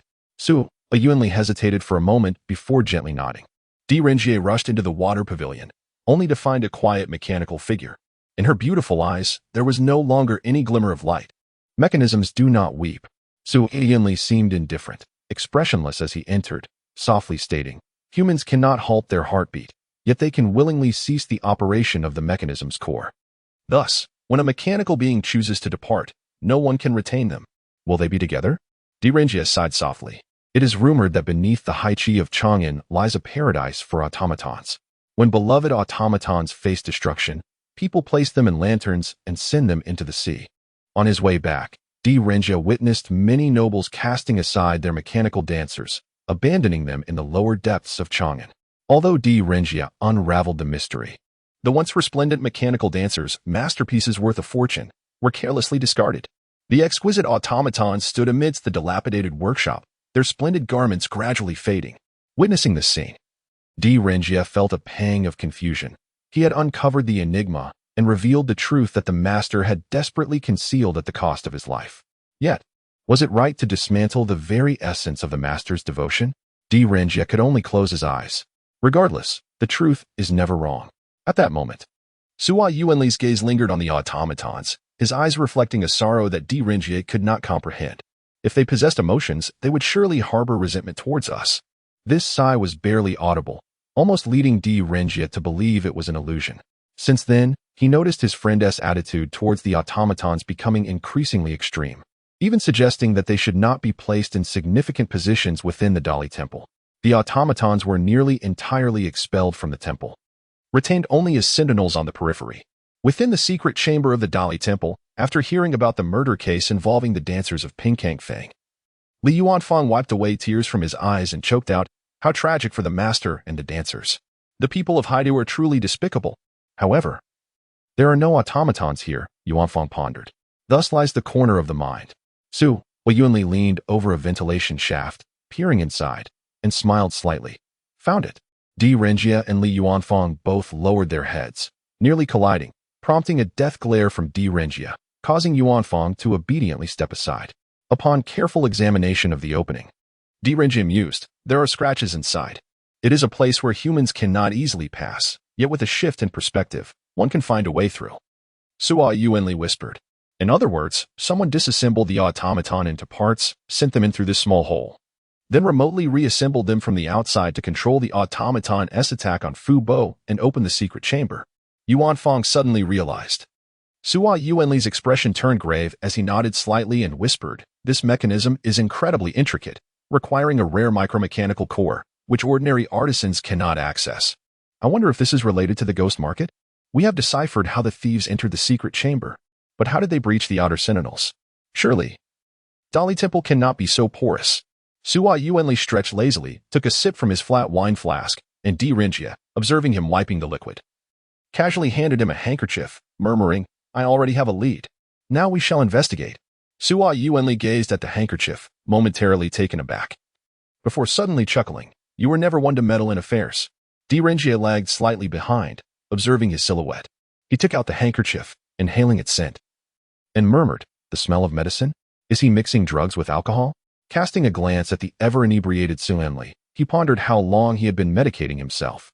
He carefully stowed the wine-stained handkerchief and strode towards the outer hall. At that moment, the spies, having been separately interrogated, had gathered in the outer hall, encircling around. Rotund automaton. The seasoned spy, filled with both shame and relief, patted the head of the little automaton affectionately. "It was our negligence." Little Seven made no mistake. "It was we who overlooked the clues it provided. From now on, we must investigate every alarm raised by Little Seven, regardless of whether we have discovered anything." A young spy approached, also patting Little Seven's round head, exuberantly declaring, while Little Seven tilted its head, its crimson eyes narrowing into slits. The others joined in, each taking turns to stroke its head. Just then, as Di Renjie entered, the spies fell silent, realizing the magnitude of their error. Had it not been for Lord D's vigilance in recognizing the anomaly, they would all have faced dire consequences. Lord Seacombe would show no mercy, and thus, the method by which the thief breached the defenses of the Dali Temple is. Su Yunli regarded the automaton, his brow furrowing, before turning to Di Renjie and inquiring. The Dali Temple spies had heard of Su Yunli's attitude towards the automaton, and many harbored disdain in their hearts. Had he not insisted on expelling the automaton from the Dali Temple, this incident might never have transpired. It is a matter of trust. Di Renjie spoke slowly. They exploited the misunderstanding between the automaton and humans, thereby undermining the trust relationship. Little Seven's false alarms were likely tests conducted by those individuals, perhaps using small automatons. After several misreports from Little Seven, and with those fools remaining oblivious, their trust was shattered. The criminals took advantage of this, creating a psychological blind spot to stealthily infiltrate the Dali Temple. In other words, Su Yunli replied calmly, one could assert that the thieves utilized this trust to disrupt the two defensive lines of the automaton and the sentinels. I have instructed someone to chart the locations where Little Seven raised alarms that night. They must have traversed this route. Di Renjie unfurled a scroll, revealing the approximate movements of Ali and Yixing from that night. Therefore, Su Yunli began, only to fall into contemplative silence. Thus, Little Seven may have witnessed the two infiltrators firsthand, possessing more clues than we do. Di Renjie stated in a measured tone. Su Yunli succumbed to a profound silence. While the seasoned spy stammered, "My lord, are we to hand over Little Seven?" Within Chang'an, only the Yuhang division could access the memories stored within the automaton's core. To obtain the clues of the two's infiltration that day, Little Seven must be entrusted to the Yuhang division. Di Renjie's declaration plunged the hall into a profound stillness. I do not consent, the seasoned spy exclaimed with indignation. Shaoqi has done nothing wrong. Why should we hand her over to those scoundrels at the Yuhang division? Has the master forgotten the incident involving the mechanical dancers of Pinkangfang? Indeed, Shaoqi is one of us at the Dali Temple. What gives them the right to take her away? Other spies chimed in, expressing their agreement. Enough, Di Renjie commanded sternly, silencing them. Among the three departments, the Yuhang division is responsible for all cases related to the mechanical law and is the sole authority capable of disassembling mechanical beings. According to the mechanical law, our Dali Temple lacks both the authority and the capability to extract memories from a mechanical core. The only lead we possess lies with Shaoqi. I will ensure that the Yuhang division preserves her consciousness, and after extracting her memories, she will be restored to her original state. But, sir, you must understand the agony of disassembling a mechanical core. Probing into its memories is a profound humiliation. To request such an act among the artisans of the mechanical is a grave provocation and insult. The seasoned spy, tears streaming down his face, clenched his fists and declared, ultimately, it is we who have erred, not Shaoqi. If punishment is to be meted out, it should be upon us, not upon her. Di Renjie replied solemnly. Allowing someone to infiltrate the secret chamber nearly resulted in the theft of classified information, a responsibility you cannot bear. Send Shaoqi to the Yuhang division. With that final pronouncement, he turned and departed. Shaoqi tilted her round, plump head, blinking her eyes as she observed the spies around her, who had suddenly fallen into silence and fury. Not comprehending their sorrow, she too lowered her head, her eyes dimming, sharing in their despondency. At that moment, the hall was enveloped in silence. Su Yunli wore a sardonic smile and muttered, "This is precisely why I never create intelligent mechanical beings. When they fail to fulfill their duties, they must be dismantled by the Yuhang division to optimize their operational logic." A cold voice from the Yuhang artisans retorted, "Surely, you do not wish for the mechanical beings of the Dali Temple to remain so inept? No wonder someone infiltrated your secret chamber." "Humph. What did you say?" A spy retorted angrily. "Our mechanical beings at the Dali Temple are not inept. Show us some respect. Not just this one, eventually. All mechanical beings at the Dali Temple will undergo upgrades by the Yuhang division. Their logical algorithms will be vastly improved." The artisan coldly tossed out this statement before departing in his carriage. In the shadows, the enigmatic figure who had once collaborated with Yixing to decipher the secret chamber's mechanisms appeared within the Yuhang division. He gazed down at Shaoqi, confined within the mechanical prison. Her shimmering red eyes met his, and though he hesitated for a moment, he extended a hand. A spark of electricity flickered from his fingertips, penetrating the top of Shaoqi's head. As a surge of energy flowed into her mechanical core, her eyes gradually dimmed, losing their luster. He grasped the mechanical core in his hand and paused momentarily before the prison door, lingering until Xiao Qi's warmth completely faded before vanishing into the darkness. What? Last night, the Yuheng division was infiltrated, and Xiao Qi was destroyed. The mechanical core has been stolen? Chapter 7. The game in Chang'an. The Shi vehicle glided smoothly along the conduits, utilizing the mechanical pathways that connected the grand thoroughfares between the various districts. Chang'an presented itself as a sprawling urban tapestry, its towers resembling a jumble of building blocks, constructed with movable mechanical structures that formed a labyrinthine array of neighborhoods. The roads intertwined through covered bridges, with the towers interlinking, transcending the limitations of the ground, flourishing like an intricate mechanical organism. The more one ventured into the bustling districts, the more convoluted this growth became, akin to a resplendent tree reaching upwards to seize space, liberated from the constraints of the earth. Thus, as one approached the Taiji Palace, the overall elevation of Chang'an became increasingly pronounced. At the very heart of it all stood the Taiji Palace, a majestic edifice, towering as the pinnacle of the entire city. Within the complex terrain of the neighborhoods, the Shi vehicle swiftly maneuvered horizontally and vertically, while Yixing gazed out the window at the vibrant marketplace below. The populace bustled along the corridors and bridges, with attendants in white robes, prospective officials from the regions of He and Luo, and scholars clad in round-collared garments traversing the East Market, West Market, and districts of Changlu and Pingkong. Elegant ladies, adorned in Confucian skirts tied at the chest, painted with delicate red peach blossoms, glided gracefully, some riding in Shi vehicles, moving between the neighborhoods without a hint of restraint, their laughter ringing out freely, unbothered by the glances cast their way.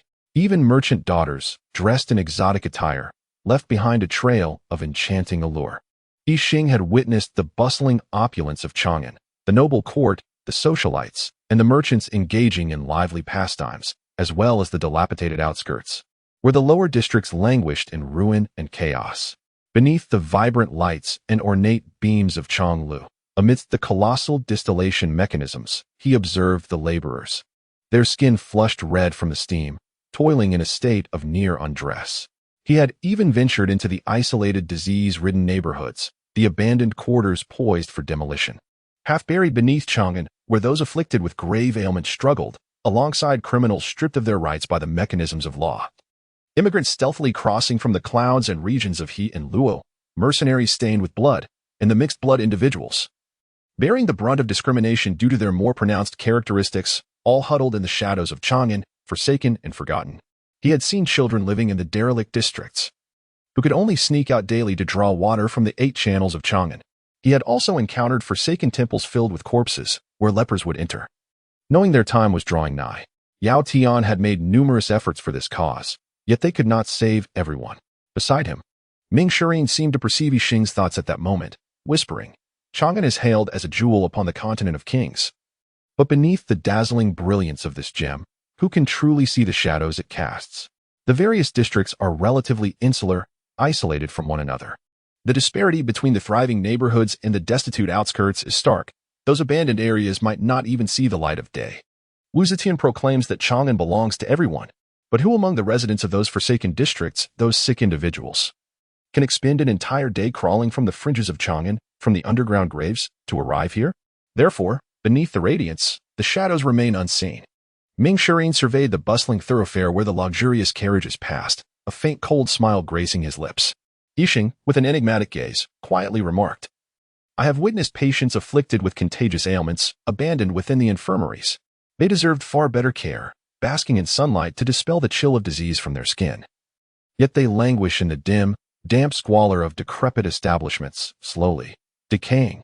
Each year, Wu Zetian generously bestowed medical provisions upon the patients of the infirmary, with funds sourced from the palace. However, she never deigned to visit. Who among her would dare risk infection to offer pro bono medical assistance? The opulent districts increasingly encroached upon the Taiji Palace, presenting before her a tableau of tranquility, aristocrats, and the lavishly adorned, at the very least. The bustling markets of East and West. Who would pay heed to the shadows of Chang'an? Ming Shirin sighed deeply, even laughing with a hint of resentment. The shadows beneath Chang'an are destined to be overlooked, let alone those distant realms, unseen by their eyes, where only whispers of existence can be heard. The Great Wall and the people who depend upon its protection. This is the hubris of the Empress. Indeed, Yixing responded softly, "Master, we shall ensure she sees it." Ming Shirin curled his lips into a sardonic smile, remarking, "I wonder if the cartographer of the Tai Chi Palace has documented the shadows beneath Chang'an." The carriage entered the towering gate of the Tai Chi Palace, and Yixing disembarked alongside Ming Shirin, stepping into the very heart of Chang'an's power. As the master and disciple were guided by palace attendants through the lengthy corridors, solemn ceremonial music emanated from the nearby Tai Chi Hall, while palace maids and guests traversed the passageway incessantly. A group of pair garden maidens, each holding musical instruments, lined the sides and passed by the two. Observing Yixing's serious demeanor and his petite visage, the curious maids exchanged glances, while a distant courtesan jested, "Oh, this little brother is simply adorable." The minor officials of the palace hurried along the corridors, whispering to one another, as nobles and influential clans congregated, all making their way towards the Tai Chi Hall, embodying the grandeur of a flourishing era. Though the Fusang delegation had already paid their respects once, under the guidance of the palace attendants, they now entered the most solemn Tai Chi Palace of Chang'an. The intricately designed mechanical maidens, the exquisitely lifelike dancers and musicians, alongside the astonishing mechanical wonders, rendered the opulence of the Tai Chi Palace and the strength of Heluo almost overwhelming. Yet, if one could witness the mechanical dancers springing to life amidst the fluttering cherry blossoms, performing for Chang'an, it would be deemed the most exquisite service of all. It will happen. One day, the art of mechanics will flourish in such a manner. Have we not already learned from those of the coastal cities? He gazed upon the dreamlike Tai Chi Palace, the Chang'an nobility moving with a grace distinct from that of Fusang, and whispered, "One day, the capital will transform to mirror Chang'an's beauty." Ming Shirin and his disciple were ushered into the Taiji Hall, where they were seated at a table in front of the hall. The maidens serving food and wine were predominantly automata, while the genuine ladies were typically voluptuous. Adorned with exquisite makeup, the mechanized dancers were somewhat more slender. As people passed by, they would often steal glances at the somber-faced Yixing, who sat with a composed demeanor, as if pondering profound thoughts, his cheeks flushed with a delightful rosy hue. Being selected as a contender against the players from the Fusang world, Yixing, despite lacking an official title, found himself seated at the forefront, surrounded by a group of elderly officials, many of whom had held court positions since the previous dynasty. This further accentuated Yixing's uniqueness, even catching the attention of Empress Wu Zetian, who glanced in their direction from her distant seat. Beside her stood the solemn and composed Di Renjia. Yixing noticed Di Renjia's gaze lingering in his direction, seemingly fixated on him. The two exchanged glances, and to Yixing's surprise, Di Renjia descended from the Empress's side and approached them. Yixing offered a slight bow, greeting him. "Lord Di, the Empress does not place undue importance on victory or defeat. Even in the event of failure, she is unlikely to lay blame upon you. There is no need for you to feel anxious." Di Renjia spoke in hushed tones. "How can Lord Di be so certain of Her Majesty's thoughts?" Yixing replied calmly, "I have pledged before the Empress that I shall prevail. A chess player must remain unflinching, even if Mount Tai were to collapse before him. How could I allow fleeting distractions to disturb my focus?" "You overthink, Lord Di," Yixing continued. "The law condemns based solely on evidence, not personal biases. The Empress has consistently upheld the law, so as long as one acts reasonably and without malice or ulterior motives, even in defeat, there shall be no guilt." Di Renjia spoke slowly, as if attempting to elucidate his point. "Failure itself is a crime." Ming Shirin suddenly interrupted. "If we are to lose, I shall bear my own penance before the Empress." Di Renjia remained silent for a long moment before addressing Yixing once more. "Yixing, how many young talents capable of defeating the court's attendants are there in Chang'an? There are many heroes hidden in Chang'an, skilled and talented. As I am still youthful and have encountered few, I cannot adequately answer your query, my lord," Yixing replied, maintaining his poise and respect. Di Renjia smiled faintly. "The Dali Temple gathers intelligence for the Empress, serving as her eyes and ears. Yet, until today, I had not heard of anyone as young as you who could triumph over the palace attendants. Coincidentally, it appears that two such individuals have emerged. The recent defeat of Wang and the other attendants arose from their encounter with such a talent. Having faced you first, they exhausted their energy, leading to their subsequent blunders in the following match." He downplayed the hostility of that mysterious figure, suggesting that the failures of the three attendants were mere coincidences rather than a courtly conspiracy. Nevertheless, if Yixing dared to acknowledge this matter, Di Renjia would seize him on the spot, for he sensed that the chessboard concealed not merely a quest for fame, but a deeper, more sinister intrigue. "You are mistaken, Lord Di." Yixing suddenly shook his head. "Only that individual can defeat the palace attendants. After today's game of chess, I shall prove myself. D. Renjie's gaze fell upon him, his sharp brows concealing an undeniable intensity and fierceness. Their eyes locked, akin to lightning piercing through a placid lake. D. Renjie scrutinized Yixing, whose eyes reflected an unruffled calm reminiscent of a serene deep pool, unlike the guilty criminals who inevitably revealed their inner trepidation in his presence. This youth exuded a strength akin to the unwavering authority of the law itself. It was this very power that propelled him to forge his own path. He intended to manipulate the situation. What D. Renjie sensed, if spoken aloud, would merely invite ridicule from the esteemed officials in the court. Here, the dignitaries held exalted positions and immense power, presided over by the empress, who attended to the delegation from Fusang. Matters concerning the diplomatic relations between the two nations were far too significant to be swayed by an unknown chess player. The two locked eyes, each perceiving the force behind the other. He discerned it. Yixing offered a faint smile, his gaze finally acknowledging the shadow of his opponent beyond the chessboard. Empress Wu Zetian smiled and proclaimed, "Noble envoy from the east, there is no need for excessive courtesy. Please, rise and take your seat." Yixing glanced at Yang Yuhuan, who stood among the performers, cradling a pipa, tasked with maintaining the musical harmony. Noticing her cool demeanor, he received a barely perceptible nod from her. The thunderous drumbeats accompanied by the sounds of Tuzi instruments reverberated across the land, shaking the Tai Chi palace with unmatched grandeur, eliciting waves of applause with every transition in the dance. The deputy envoy, stirred by the music and performance, could not help but exclaim, "This is the dance and music of the foremost nation. Should these mechanized warriors assail the city, who in Fusang could possibly withstand them?" Beside him, Gao Yuexi's expression shifted as he remained tense until the conclusion of the emperor's battle music. As the dance came to a close, Gao Yuexi grew increasingly humble. With a wave of his hand, he signaled two attendants to bring forth the chessboard in two sets of pieces before him. Just as he was about to speak, Yang Yuhuan's delicate fingers plucked a string of her pipa, a subtle, shattering sound hidden within the melody, invoking an imperceptible dark force that stirred the hearts of those present. The official seated beside Empress Wu could not help but raise his head, his thick brows slightly furrowed. Gao Yuexi stood and bowed, saying, "I wonder, Your Majesty, if there are individuals of superior chess skill in your court, who might engage in a match with this humble envoy." His gaze shifted to Yixing, who remained composed, not even reaching for the Sanla liquor beside him. Ming Shirin took note of his expression, calmly removing the Sanla from Yixing's vicinity, stating, "A player should not indulge in alcohol." D. Renjie slightly raised his head, his eyes lingering on Gao Yuexi's flushed face. Ming Shirin chuckled coldly. Thus, he is merely a third-rate, no longer a composed player. This game has lost its necessity. Let him come when he is sober, lest we be accused of an unworthy victory. At that moment, Empress Wu called out Yixing's name. "Yixing." Yixing adjusted his posture, rising gracefully, and replied, "Yixing is here." Wu Zetian lightly tapped him, smiling. "This is what the prince seeks, a player of higher caliber." The deputy from Fusang exclaimed in astonishment, "But he is still just a youth. At the tender age of 16, one cannot be considered a master." Yixing slowly began to speak. "Then he will be of no use for his entire life." "At 16, what were you doing?" Gao Yuxiozai glanced down at the boy, his expression one of shock.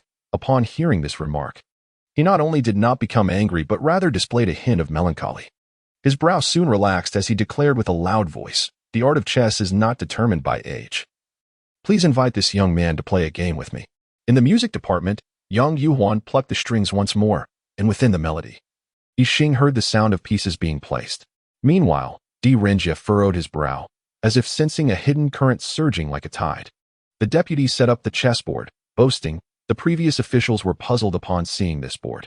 After our prince's victory, there has been much discussion in Chang'an, claiming that the peculiarities of this chessboard and pieces led to the defeat of your three officials. The messenger dared not take this lightly and stated that he would clarify with His Majesty. The jade pieces of this exquisite chess set originated from Jijin Island, located 30,000 miles east of Fusang.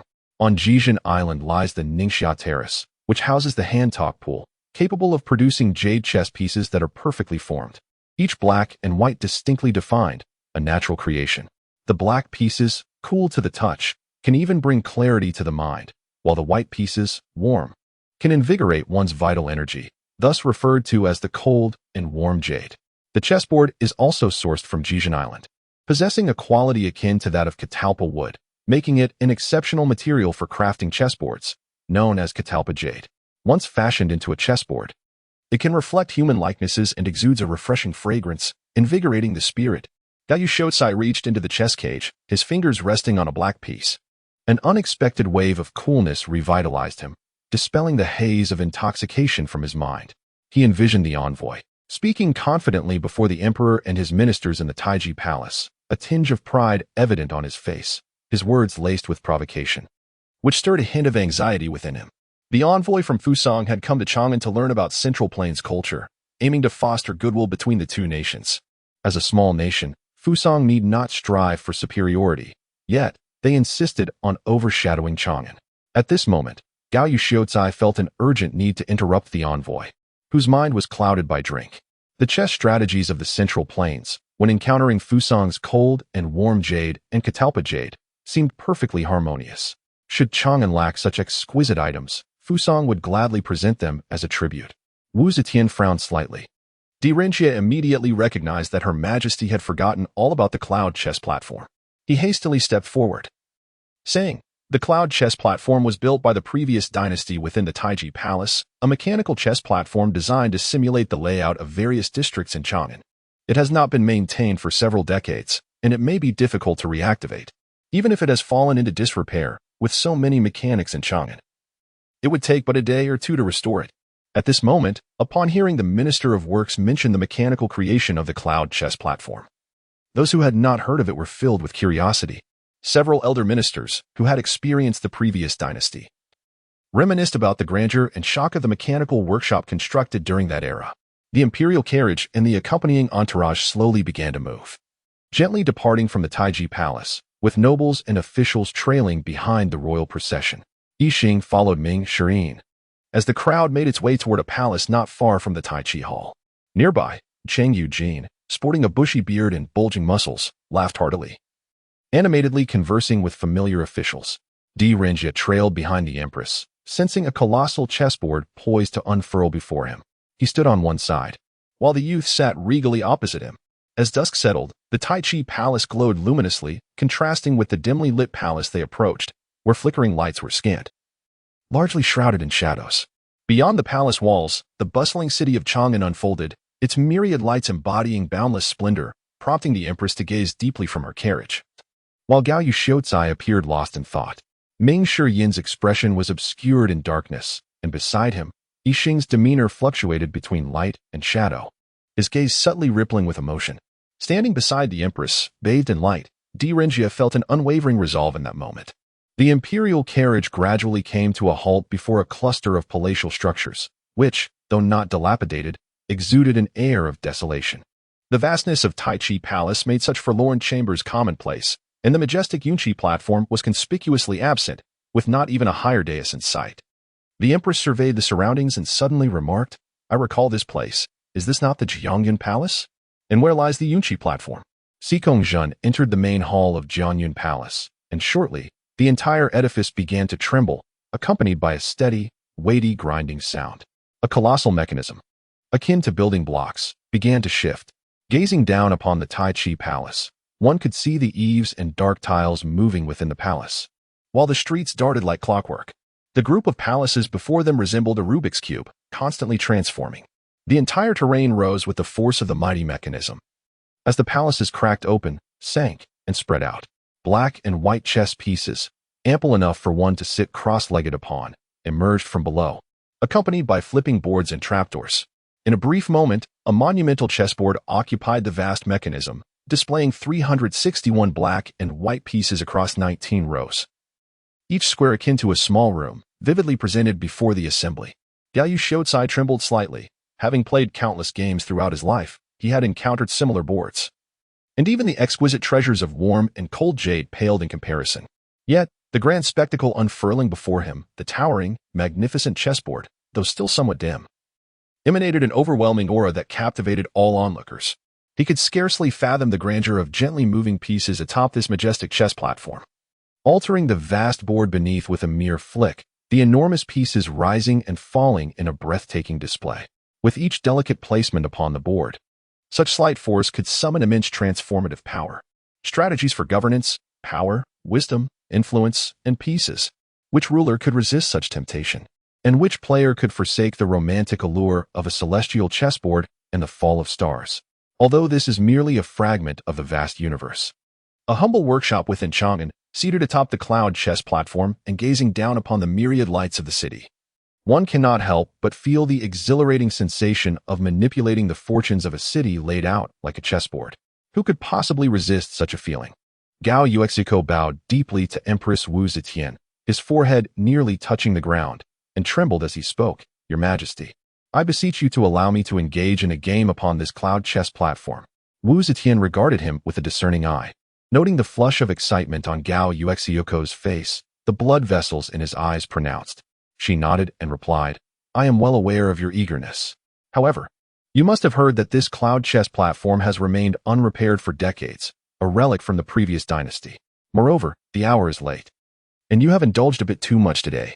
Would it not be prudent to restore the platform first, and upon your recuperation, choose another day to play?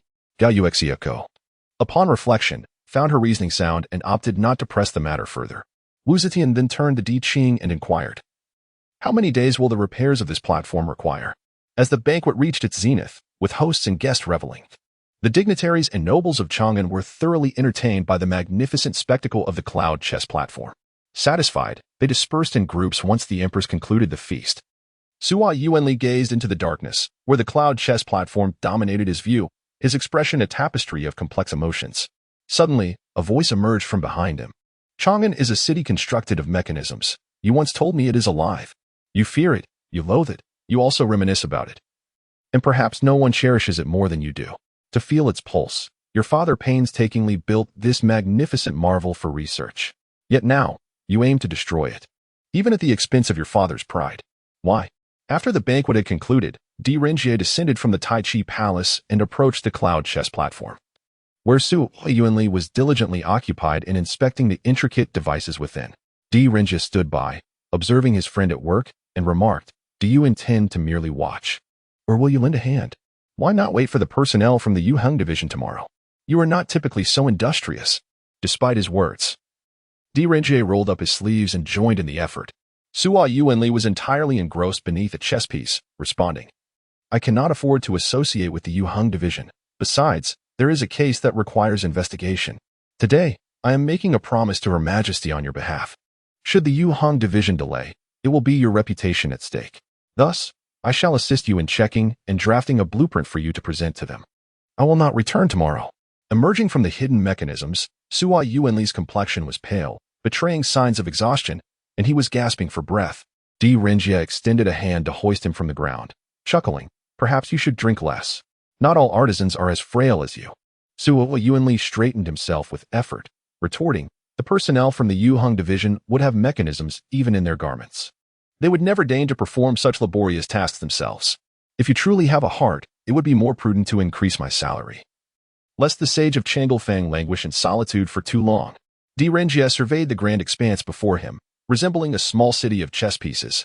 He ascended the towering platforms on either side of the chessboard, where in due time, two players would each take their positions to enact a stunning match.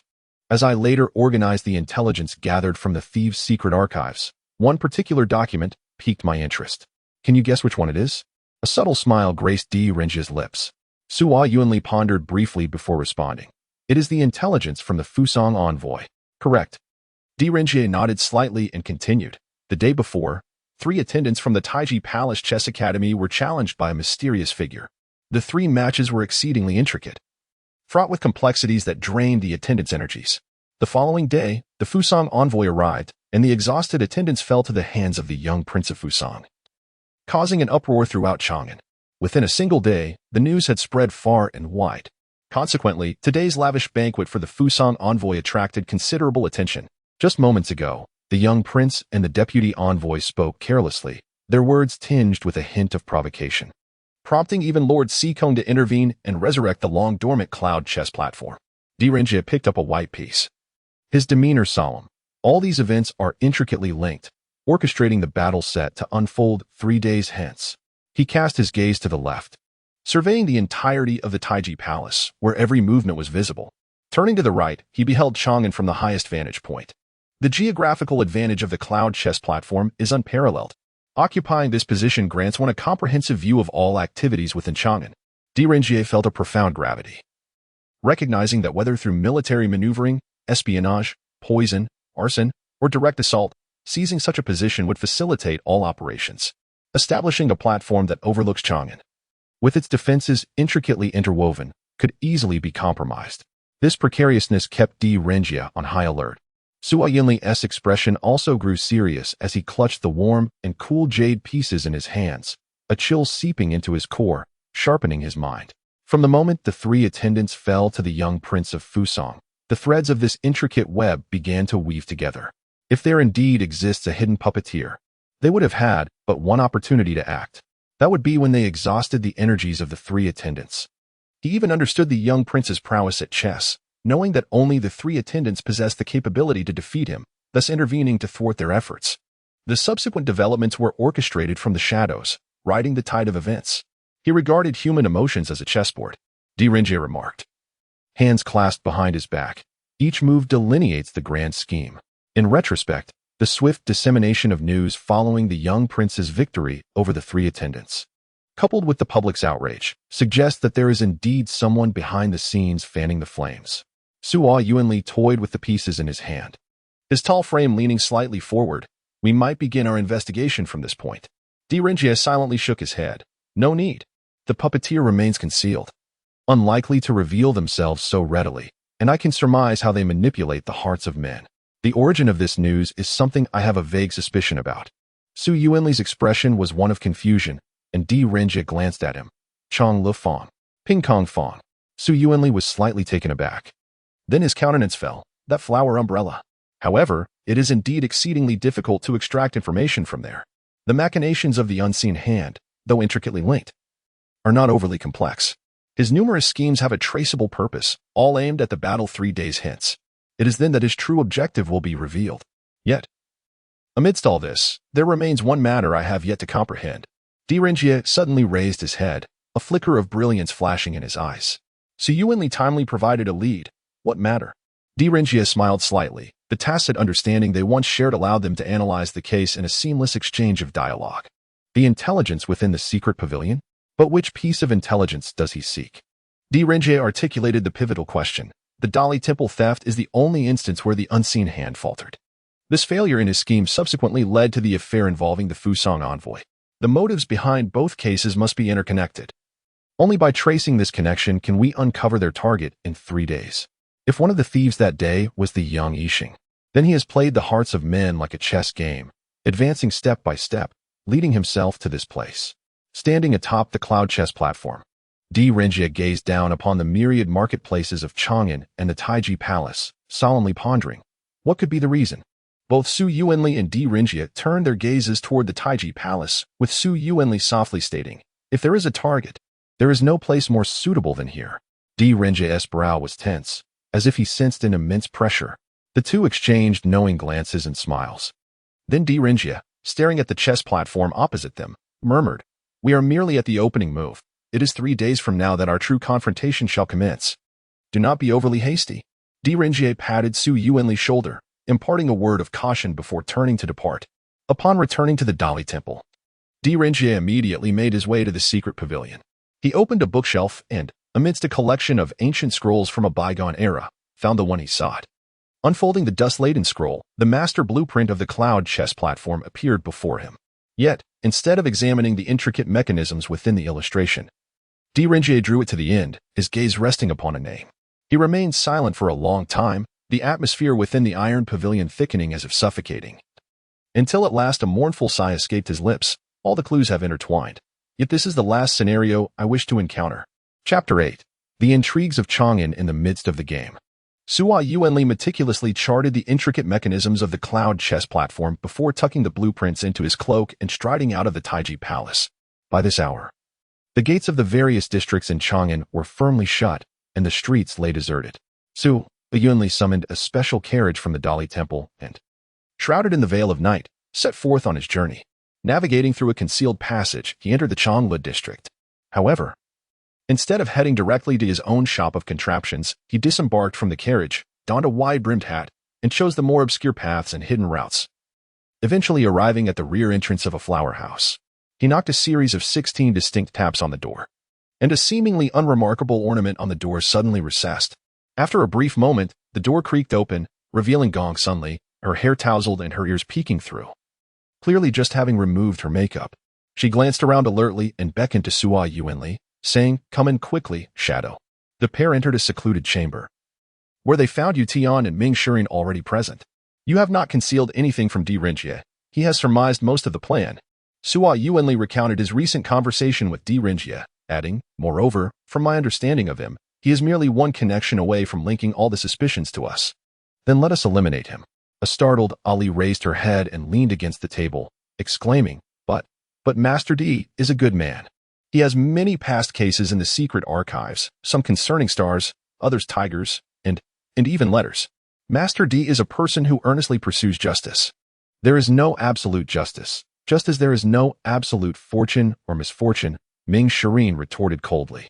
Even in his pursuit of justice, his path diverges from ours. Yixing interjected, "Teacher, Di Rinjie is of no concern. I shall win this round." At this moment, Sua Yuanli unknowingly clenched his fists, his face betraying no emotion as he expressionlessly stated, "Ming, you promised me. We are merely shadows in the darkness, striving to achieve Yu Tian's ideals. Forever reliant on those in the light." Ming Shirin, holding his artifact, casually divined an omen, suddenly revealing a chilling expression. The divination states, "The celestial source guards." While the four corners engage in battle, Chang'an is the chessboard, heralding a world-shattering conflict. He shall prevail over us. A sense of unease gripped the hearts of Yu Tian's companions, and Sua Yuanli's nails dug into his flesh. Yet, Ming Shirin laughed, "But not this round. Will fate align with the omen? Let us wait and see." Sua Yuanli quietly exhaled, his tightly clenched fists gradually relaxing. Ming Shirin observed everything keenly, his gaze darkening slightly as he suddenly inquired, "In the plan, the cloud chess platform is of utmost importance. Have you completed the schematic?" Sua Yuanli promptly presented the blueprints. Yet after a cursory glance, Ming Shirin remained dissatisfied. Rising to his feet, he declared, "It is still insufficient to realize our vision. This blueprint is far too flimsy." After pondering for a moment, Ming Shirin waved his hand and commanded, "You all may leave. Shadow and Yixing will remain." Pei Qin Hut, long since weary, could hardly contain his impatience as he sprang up, eager to escape from the discomfort of his surroundings. "What a nefarious organization this is," he remarked. "Constantly so busy that I miss my meals, only to convene meetings in the dead of night. Even now, there are no eateries open in Changlufeng, and working late into the night. Can't we hire a cook?" Gong Sunli, with a playful smile, inquired, "Are you hungry, tiger?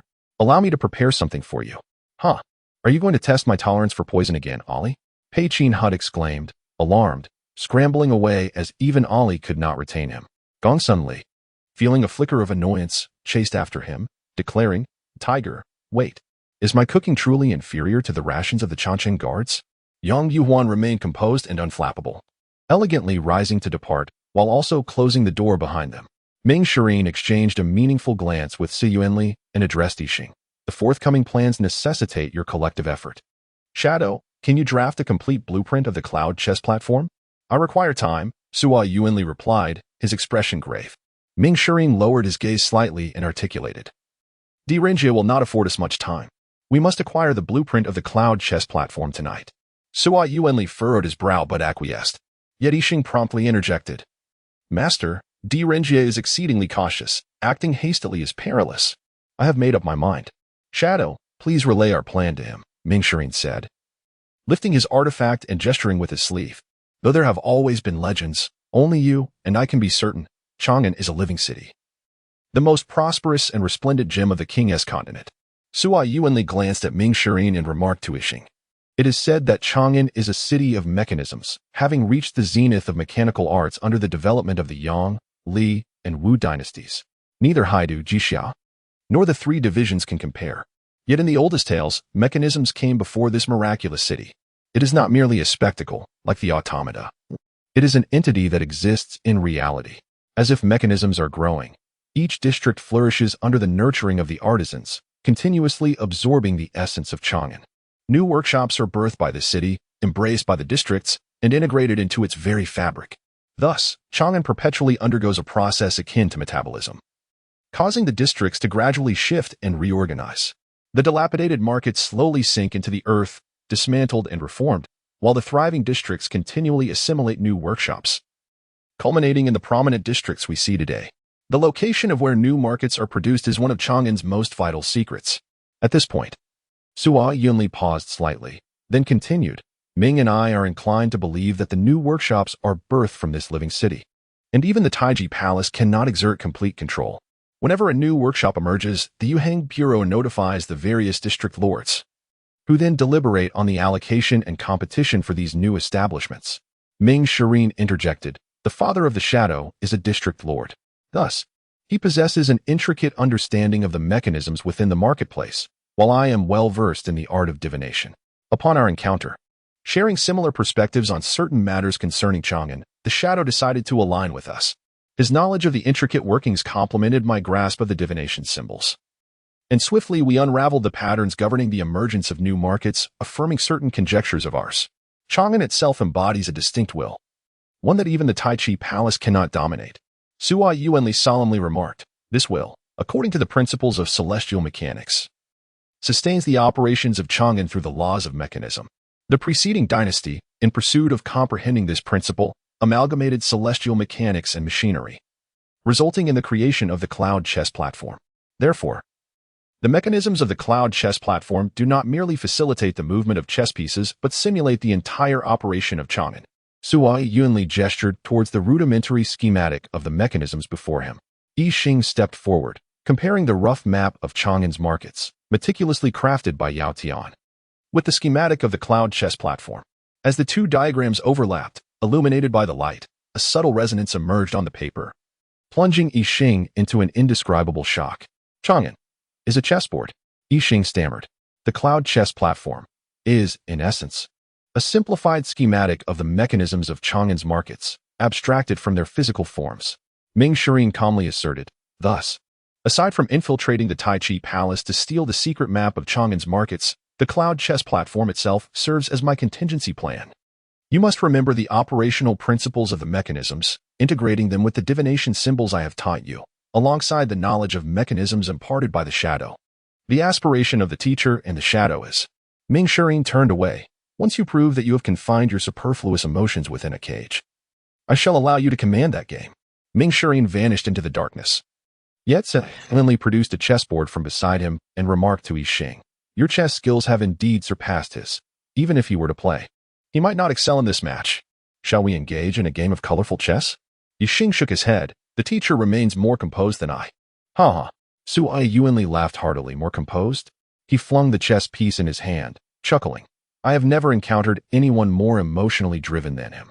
Yi Xing observed the scattered pieces on the chessboard, his brow furrowing as he reached out to arrange them neatly, seeing the serious and reserved expression on his small face. Sua Yuanli could not help but ruffle his hair gently, whispering, you possess your own game. There is no need to become a mere pawn in his. Yi Xing's expression changed as he brushed aside his hand. To be a pawn for the teacher, to secure victories for him, even at the cost of being utilized by him, is my sincere wish. No one is merely a cold chess piece. Indeed, every piece possesses warmth. Sua Yuanli gazed at him, murmuring, the chess game is not the entirety of the world, but merely a fragment of your inner vision. Step beyond, and you will behold a grander realm. As a pawn for the teacher, you lack the standing to impart such wisdom to me. Yi Xing replied coldly. Sua Yuanli was momentarily taken aback, then sighed. Indeed, I have glimpsed a larger world but lack the courage to step forth. How could I have the right to admonish you? Leaning against Yi Xing, Sua Yuanli sat cross-legged, observing the gentle yet cold facade of the boy beside him, and murmured within, Ming is truly an inadequate elder. He imposes upon you the very things he despises, things he himself lacks. Yet, could you perhaps be the sole unexpected variable in his intricate schemes? Following the game strategies of the young prince of Fusang, the boy began to play. Seemingly casual yet hesitant, he spoke. Di Renjie may have already begun to suspect you. It would be prudent for you to refrain from any further actions. Sua Yuanli suddenly laughed, stretching lazily as he stood. I am weary. Farewell, little star. Yi Xing watched him exit the chamber, the chess piece in his hand lingering, unmoved. In the darkness, Ming Shirin whispered, so, the complete schematics of the Yunqi platform are in Di Renjie's possession? Sua Yuanli nodded slightly. and Ming Shireen continued. Then we must retrieve it. After a prolonged silence in the shadows, Li eventually emerged, making his way toward the Dali Temple under the cover of night. At midnight, since the theft incident 2 days prior, the 3 divisions of Dali Temple had been on round-the-clock alert, with watchful eyes at every corner from the alley gates to the secret archives, leaving no room for oversight. Renjia's study was enveloped in silence, housing confidential documents he needed to address during the day, thus forbidding any unauthorized proximity. Meanwhile, Renjie had gone to the Yuhing division to discuss the repairs of the Yunqi platform and the security measures for his upcoming extraordinary match against the young prince of Fusong in 3 days. Consequently, the study lay vacant, illuminated by the moonlight that highlighted scattered correspondence and secret archives across the desk. At that moment, the moonlight was veiled by clouds, and a pair of black leather boots silently touched the ground before the study door. It seemed the door would open with a mere touch. Yet the visitor paused at the threshold. This door, crafted from the iron wood of Beihuang and treated with medicinal liquids, could withstand the impact of small cannons. It boasted 9 intricate locks that, when secured, left no space for even a single piece of paper to slip through. Moreover, the door was connected to an alarm system. Should brute force be employed to breach it, 6 patrol teams of spies would arrive within 10 breaths. However, the visitor merely produced a handmade key and inserted it into the lock.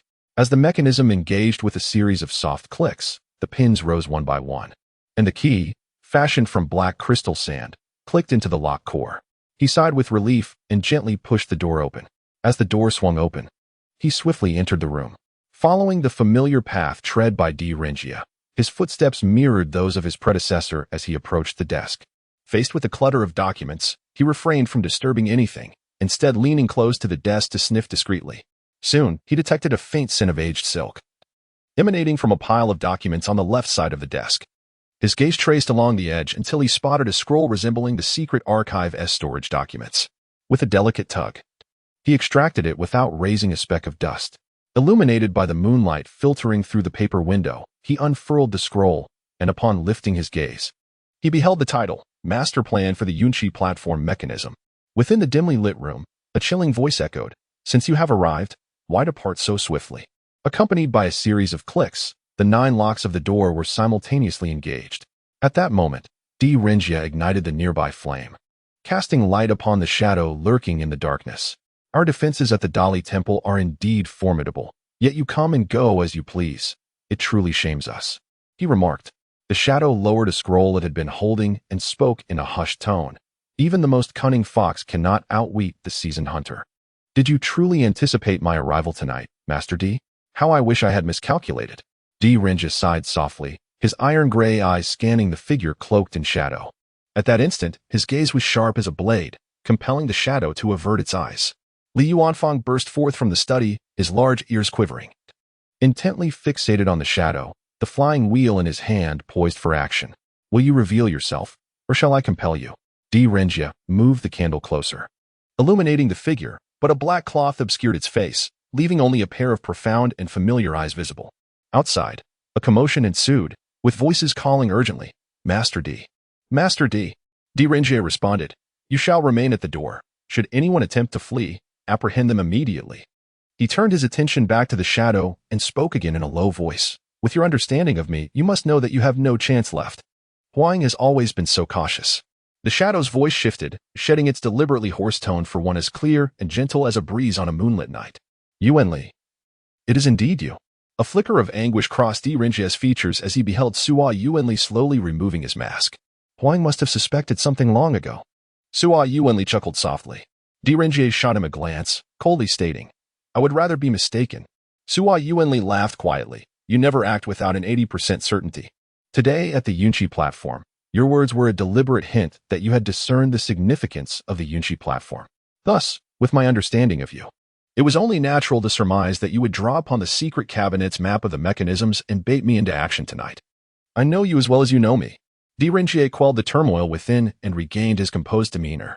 By his usual standards, he would have immediately apprehended Sua Yuanli, intending to unravel the case in the confines of the Dali Temple's prison, ensuring absolute certainty. Yet, in this moment, he chose to deviate from his investigative principles, opting instead to inquire one last time as a friend rather than an elevated interrogator. In confronting this individual, The first friend he had recognized at the Dali Temple. Beneath his calm exterior lay profound sorrow, a truth known only to himself. The flickering light cast shadows across Sua Yuanli's face, creating a transient blur. Why? Why? He questioned. How could someone whom Master D trusts so deeply betray him? Every crime is fueled by motive, yet I find it difficult to fathom your reasoning. What could possibly lead me to recognize the justice-driven and deeply affectionate Sunli, who betrayed the Dali Temple and the very Chang'an he wished to protect? For the first time, D. Renjia's wrath was directed towards a friend. His brows furrowed slightly, and a trace of severity colored his expression. Outside the door, the Dali Temple spies awaited orders, clad in agile leather armor, armed with compact crossbows strapped to their arms, while their swords hung unsheathed at their waists, forming a menacing thicket. A number of them wielded mechanical firearms, occupying elevated vantage points that encircled the study, poised and motionless, ready for action. In the darkness, the two figures remained as still as opposing statues. After a prolonged silence, D. Renjia's voice resonated through the shadows. From the very beginning, I harbored suspicions about you. The two thieves who infiltrated the Dali Temple that night exhibited an uncanny familiarity with the sentries. Without guidance from an insider well-versed in the temple's intricacies, they could never have approached the secret chamber with such ease. At that moment, I was convinced that treachery was afoot within the Dali Temple, particularly concerning the secret chamber, while the sentries might be deceived through careful observation. Only I and two other junior officials were privy to its secrets. There was no way such information could have been leaked. Whether exploiting subtle vulnerabilities between the spies and mechanical operatives or deciphering the intricate mechanisms of the secret chamber, extraordinary intellect and courage were essential, alongside exceptional skill in mechanical arts.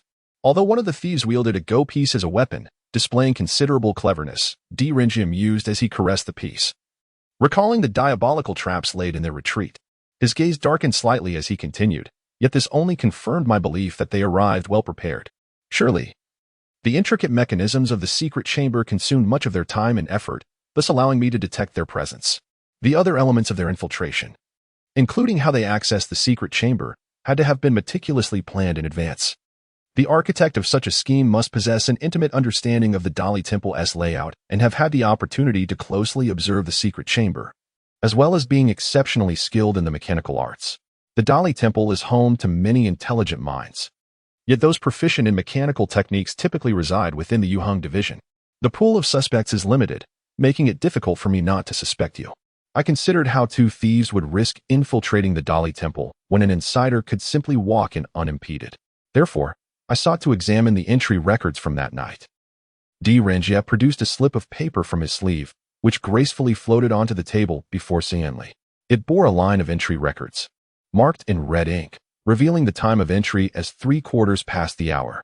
Sua Yuanli chuckled. So it seems I revealed a flaw earlier than I anticipated. Thus, D. Sir, asking for my assistance in this investigation was merely to draw the snake from its hole. Initially, I had no reason to believe it would be you. Perhaps this was merely a coincidence. I brought Yuan Fong along in hopes of leveraging your mechanical expertise to uncover hidden clues in this case, while also seizing the chance to observe you from close quarters. D. Renjia replied candidly. Therefore, you must have noticed the scratches at the ventilation opening of the secret chamber quite early on. The two individuals engaged in a dialogue reminiscent of their past partnership in solving cases, exchanging analyses with each other. However, this time, they had become adversaries. Huaying awaited my moment of vulnerability. Sua Yuanli sighed with a smile, noting, although the Yuheng division possesses the means to recreate the scenes witnessed by Xiaoqi, your caution ensures that you would never reveal your true selves before him. Thus, Xiaoqi poses little threat to you. So, why must you eliminate him? D. Renjia supported his chin with his left hand, his eyes glimmering with intense insight. Unless, Xiaoqi has indeed seen something. I meticulously retraced your every movement and discovered the sole flaw, your escape from the Dali Temple. This action was not part of your plan. The alert level had already escalated to its peak. You were compelled to breach the city walls at the swiftest pace to flee the Dali Temple. Should you have been intercepted and ensnared, dire consequences would have ensued. Yet, by the time Yuan Fong and I arrived, the two thieves had already breached the walls. From the moment the alarm sounded to their escape, a mere 15 minutes elapsed. Their route led directly to where Xiaoqi was situated, yet under the highest alert status. Xiaoqi failed to raise an alarm. You must have forged a fish token upon your entry, masquerading as an undercover agent of the Dali Temple. Di Renjie asserted with conviction. Given that patrolling agents might alter their routes to monitor for anomalies, merely possessing the fish token would prompt Xiaoqi to issue only a low-level alert. You exploited this oversight, allowing the sentries to lower their guard. However, once the alert level heightened, the fish token ceased to provide sufficient protection, preventing Xiaoqi from signaling, unless someone could earn Xiaoqi's complete trust, ensuring that even upon the thieves' passage, it would remain unresponsive. That person would be you, responsible for the repairs and maintenance of the Dali Temple's mechanisms. Sua Yuanli fell silent. Yet this silence spoke volumes. Thus, you could infiltrate the Yuheng division and silence Xiaoqi, for you were well acquainted with the mechanisms of the Yuheng division. Consequently, Xiaoqi trusted you implicitly until the end, never issuing a single alarm even in its destruction. At this juncture, I still found it difficult to believe that you were the perpetrator. Di Renjie's voice lowered, heavy with sorrow, as a mechanist. You garnered the unconditional trust of the mechanized beings, yet you unhesitatingly brought about their ruin. His tone was calm, as if merely analyzing the case. But given Di Renjie's character, such inquiries bore profound pain. Sua Yuanli remained reticent, breathing heavily. After a lengthy pause, he finally spoke. It was merely a mechanized being. Di Renjie gazed at him, yearning to glimpse the friend who once watched the mechanical dancer's final performance with him, his eyes filled with compassion and emotion. Yet now, all he saw was the desolation and indifference etched across Sua Yuanli's face. Di Renjie could not restrain his voice from rising slightly. I have yet to discern your true intentions, yet you have gone to great lengths to activate the cloud chess platform. This location must undoubtedly be a pivotal part of your scheme. Huang used this as bait to ensnare me, Sua Yuanli said calmly. At that moment, I harbored a degree of uncertainty, yet this suspicion was sufficient for me to lay a trap for you. Initially, the snare was not so easily set. However, upon discovering the complete diagram of the cloud chess platform mechanism in the secret chamber, I pieced together the final component and definitively confirmed your guilt. Sua Yuanli gently unfolded the complete diagram of the cloud chess platform mechanism, laying it upon the table. Where the signature in red ink at the end became vividly apparent, Suaju Di Renjie, upon seeing this name, smiled. Indeed, the master craftsman behind the cloud chess platform. Suaju is your father, one of the finest mechanists in Chang'an, Master Suaju of Yongya Workshop. As a mechanist, as a son, and as a member of the clandestine organization, you had every reason to peruse the designs left by your father. Thus, my ambush here should not come as a surprise to you, Di Renjie articulated, word by word. Defeated at your hands, I am entirely convinced. Sua Yuanli sighed slowly.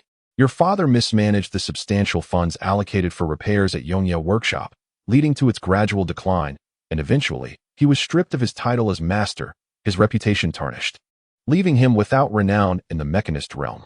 Your involvement with that mysterious organization, might it be related? Di Renjie could not resist the urge to inquire. It has nothing to do with that, Sua Yuanli replied coldly. I joined them solely to obliterate those monstrosities. His expression was lifeless as he articulated these words. Though devoid of pain, they weep. Though ignorant of happiness, they smile. Their bodies are made of cold machinery, yet they bear a semblance of humanity. Are such abominations not terrifying? I have warned you all not to trust the mechanized beings. Yet Chang'an, a city founded upon mechanisms, has already amalgamated with them. Therefore, the only way to salvage Chang'an is to completely reshape it. You fear the mechanized beings. Di Renjie's tone was laced with incredulity. Sua Yuanli, however, raised his gaze. It is merely a profound loathing. But Chang'an has the mechanism law. Li Yuanfang interjected impulsively. The mechanism law is unreliable. The mechanized beings merely feign adherence to its tenets, just as they masquerade their emotions. If they possessed emotions akin to humans, then surely you must have encountered cases of abuse against them. How could they not harbor resentment? If they lack the capacity for emotional perception, then their agreeable traits, trust, affection, sacrifice, and loyalty are mere facades. Resentment cannot be feigned. The rest can be. Thus, beneath the human guise of those mechanized beings lies a grotesque reality. Di Renjie, you too, like me, distrust them. Otherwise, with the mechanism law in place, you could easily be as credulous as those fools from the Yuheng Bureau, allowing me to impersonate a mechanized being and seamlessly infiltrate their ranks. Instead, you established stringent regulations within the Dali Temple, refraining from employing mechanized beings for internal administration, as one is unable to comprehend their thought processes. One is justified in harboring doubts about them. Sua Yuanli questioned. Between humans and automata, mutual understanding is unattainable. Even among humans, trust is a rare commodity. What grounds do you have to place your faith in automata? Di Renjie gazed at Sua Yuanli, who was animatedly gesturing in the dark, his fervor bordering on madness, and slowly closed his eyes. Li Yuanfang, anxious, positioned himself protectively before Di Renjie, vigilantly observing the adversary across from them. Yet, Sua Yuanli did not seize the opportunity to flee. Perhaps he had already resigned himself to the inevitability of his fate. When Di Renjie opened his eyes once more, they were filled with unwavering resolve. In the name of the chief of the Dali Temple, I hereby invoke the law of the court to arrest you. This ends here. Sua Yuanli. At that moment, the token in Di Renjie's hand shot forth like an arrow. 6 tokens of various hues, infused with an intangible, piercing force, spread out as Di Renjie advanced, enveloping every conceivable escape route for Sua Yuanli. Simultaneously, Li Yuanfang's figure blurred as he pressed himself against the massive flywheel, leaving a deep scar on the ground as he lunged towards Sua Yuanli. However, Yuanli swiftly drew a short blade from behind him, resembling a hawk soaring through a canyon. He angled his body to slip through the gaps between the 6 tokens, slicing forward with his long knife, his arm a mere blur in the motion. The blade, which adhered closely to his arm, was an extraordinary short knife, its edge nearly transparent, constructed from an exceedingly thin material, akin to a precise cutter slicing through the pages of a book. In the darkness, the glimmer of the blade shimmered like frost.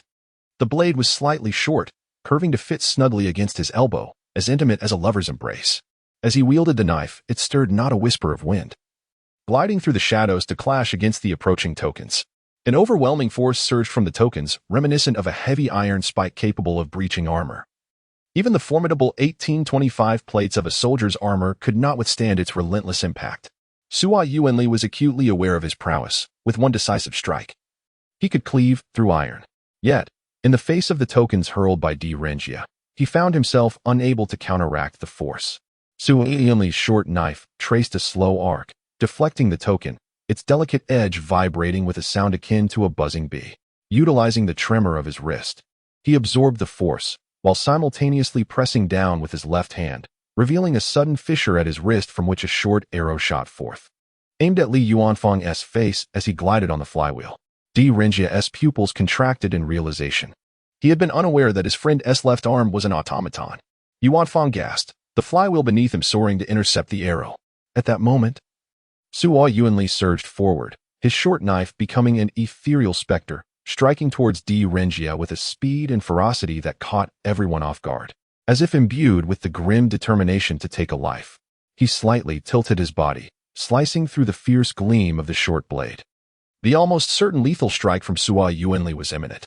In an instant, Di Renjie pivoted in the direction of his lean, and with a mere flick of his wrist, countless tokens scattered into the air. Di Renjie remained steadfast, motionless, as Sua Yuanli's short blade cleaved through the airborne tokens.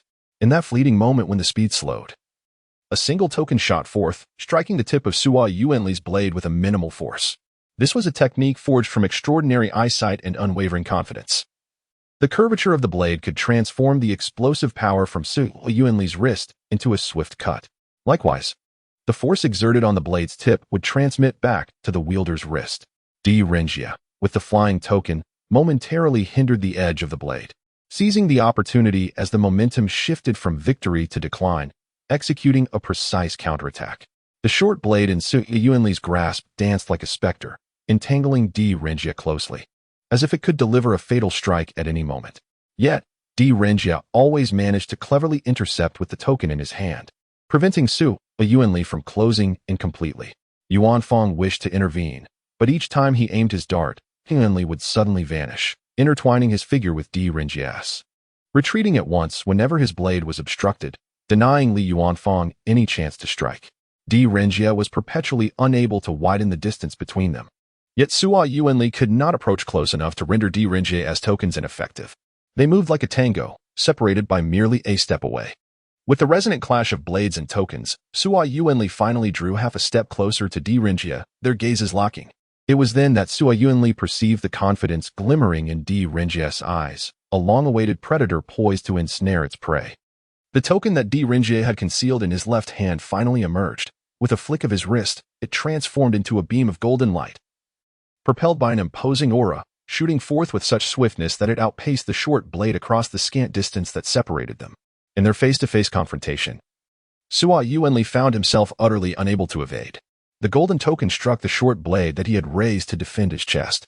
In that instant, an extraordinary force numbed Sua Yuanli's entire body, even stalling the mechanisms of his weapon. At this pivotal moment, Li Yuanfang finally made his move. A massive flying wheel whirled towards Sua Yuanli's legs. As the wheel grazed him, Sua Yuanli broke free from the oppressive aura, his figure retreating swiftly. The short blade slipping from his grasp, aimed at the pursuing Direnjie. However, one of his legs was still caught by the wheel, leaving a deep wound that nearly cleaved through his calf. Despite this, Sua Yuanli continued to retreat, leaning against a pillar in the study. Yield and surrender, Direnjie declared coldly. The law will deliver a just punishment upon you. Haraha. Sua Yuanli glanced at his injury, his shoulders shaking as he chuckled softly. The law cannot judge a man such as I. Perhaps dying at your hands would be my finest outcome. At that moment, Direnjie noticed that where Sua Yuanli's leg had been severed, not a single drop of blood flowed, revealing faint traces of mechanical craftsmanship at the severed edge. Your legs as well. Sua Yuanli raised his head, and for the first time, Direnjie witnessed the usually calm and composed Sua Yuanli who, even when lured into a trap, maintained the demeanor of a master craftsman, lose his composure. His hair was disheveled, his expression slightly twisted, and his gaze nearly frenzied. The vacant left hand lifted once more, but this time, his arm was completely separated from the gaps between his fingers, the palm nearly detached, revealing a hidden mechanical crossbow nestled within his forearm. The 6-inch-long bolt glimmered ominously, locking onto Direnjie's figure. At that moment, the mechanism within his arm operated with a precision akin to clockwork, pulling back the spring, while the concealed quiver within his arm pushed the bolt into position. With a slight press of his middle finger against his palm, as the spring tightened, Yuanli's entire being seemed to become a finely tuned mechanism, poised in a taut state, and then, thwack, thwack, thwack, thwack. The sound of the bowstring was like a torrential downpour, and in an instant, a flurry of chilling light erupted from Sua Yuanli's left hand, the 6-inch bolts raining down with fierce intensity. Yuanfang. Direnjie dodged several bolts, suddenly realizing that Li Yuanfang stood directly in the path of the onslaught. As he turned, he was horrified to see several icy rays pierce into Li Yuanfang's small frame, causing him to stagger backward 2 steps before collapsing onto the ground, gazing skyward. Direnjie rushed towards Sua Yuanli, a command token clenched in anger, aimed at Sua Yuanli's chest. Perhaps having exhausted his left arm's crossbow, Sua Yuanli did not evade the token that pierced deeply into his chest, producing a sound akin to rotting wood. His chest caved in, where ribs should have been, revealing a silver metallic sheen. Inside his chest cavity, there was no heartbeat, only a mechanical core emitting a faint blue light. This world is far too quiet for me. I cannot even hear the sound of a heartbeat. Direnjie stood protectively before Yuanfang, yet he beheld this profoundly shocking scene. He suddenly recalled when he had asked his friend why he chose to open a small shop amidst the clamor of the bustling Chang'o Lane, surrounded by the immense brewing steam machinery, to which Sua Yuanli had responded. Sua Yuanli glanced down at his shattered chest, where complex mechanisms operated, stained with blood seeping from his flesh. So close, what a pity. Sua Yuanli cast a look at the token embedded near the mechanical core, slowly reaching out to extract it. Through the wound, the grotesque and terrifying mechanical components twisted amidst the flesh, and Sua Yuanli stood erect, tearing away the excess from the wound. His form an unsettling amalgamation of organs and mechanisms, metal and flesh laid bare before Direnjie. Sua Yuanli gazed at the silent figure of Direnjie before him and softly laughed. Do you see? I am the monster cloaked in this skin. Ha ha. He laughed boisterously. The shrill laughter was both piercing and deranged, and Sua Yuanli looked at Direnjie, murmuring, Do you see? The mechanisms are utterly useless. Only I know. Only I know. The cold machinery feels no pain, nor joy. The part that belongs to humanity, intertwined with machinery, is fraught with anguish. Ha ha. Sua Yuanli's face is split between laughter and tears, one eye weeping while the other remains dry and hollow, reminiscent of the mechanical dancer of yore. Yuanli. Direnjie emitted a deep, guttural growl from his throat, his hand clutching the token, trembling involuntarily. He could hardly fathom that beneath Sua Yuanli's calm exterior lay such a harrowing visage, akin to a broken doll crudely mended by machinery. In Chang'an, the mechanist firmly believed in the sentience of machines, with many convinced that their mechanical companions possessed awareness and emotion. Yet only one who is most intimately entwined with machinery can truly endure the relentless agony of rejection that courses through flesh and metal. Sua Yuanli must be enduring torture akin to that of a cruel punishment every moment. No wonder you harbor disdain for the mechanized beings. For you despise that part of your own body, loathing the torment it inflicts upon you. A flicker of empathy and understanding crossed Direnjia's face.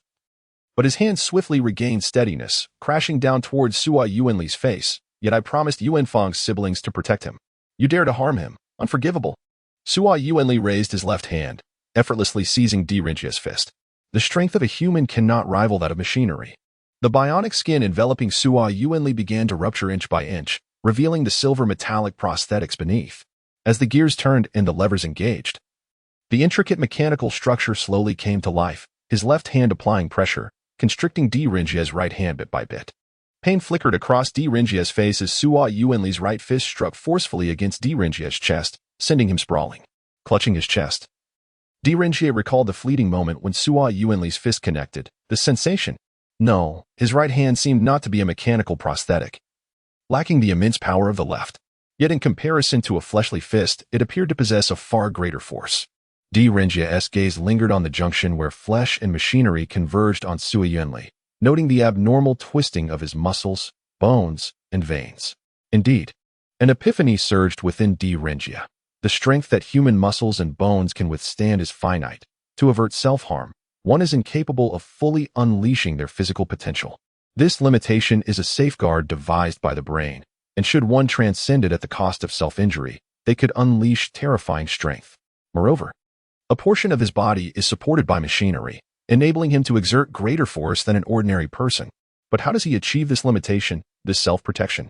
Just then, Sua Yuanli unleashed a furious roar, an invisible pressure descending upon Direnjia, causing his heart to quake and his breath to stutter.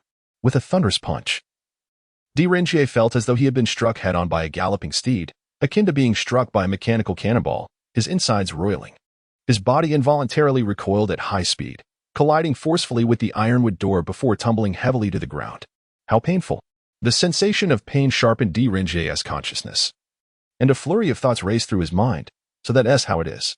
The human body's self-protective mechanism relies on suffering. In Chang'an, there was once a child born with a peculiar ailment, devoid of the sense of pain. Thus, engaging in self-harm as a game led to an early demise. Yuanli had endured immense suffering for years, rendering this defensive mechanism gradually ineffective. He had become accustomed to such pain. In this state, Yuanli was oblivious to the damage inflicted upon his body, but a part of his physical being could not withstand the full force of his actions, and over time, it would deteriorate. Yet I surmise that I may not last until that moment. It necessitates human intervention to expedite this condition. Direnjia noticed the bruises and wounds on Sua Yuanli's body, sharply discerning that numerous areas were tearing apart, and internal injuries were intensifying. By striking the same spot repeatedly, he could exploit this flaw and set a trap. Sua Yuanli lunged forward, and the two collided heavily. Sua Yuanli embraced Direnjia, suddenly crashing backward, his mechanized half-body making contact first with the ironwood door. The robust ironwood door of the northern frontier shattered instantaneously under his formidable frame, and nearly 100 spies from the Dali temple outside raised their crossbows, one shouting, "Beware, Lord Direnjia," and Sua Yuanli rolled together, while the surrounding spies hesitated to shoot. Then, seizing an opportunity, he forcefully pushed away from Sua Yuanli. At that moment, as Sua Yuanli attempted to pounce again, his right foot landed awkwardly due to a dislocated bone, causing him to stumble. Direnjia shot 6 tokens backward, targeting the critical connections of Sua Yuanli's mechanism. Yet Sua Yuanli persevered, rising with his mechanical limb, swinging his fist towards Direnjia's head. At that moment, as their eyes met, Direnjia discerned no murderous intent within Sua Yuanli's gaze, only a sense of release and liberation. Inside the room, Li Yuanfang groaned faintly. "Lord D. Wait," Direnjia shouted in protest. But the spies of the Dali temple, witnessing the assailant lunging towards him with a fist aimed at his head, raised their crossbows and pulled the triggers.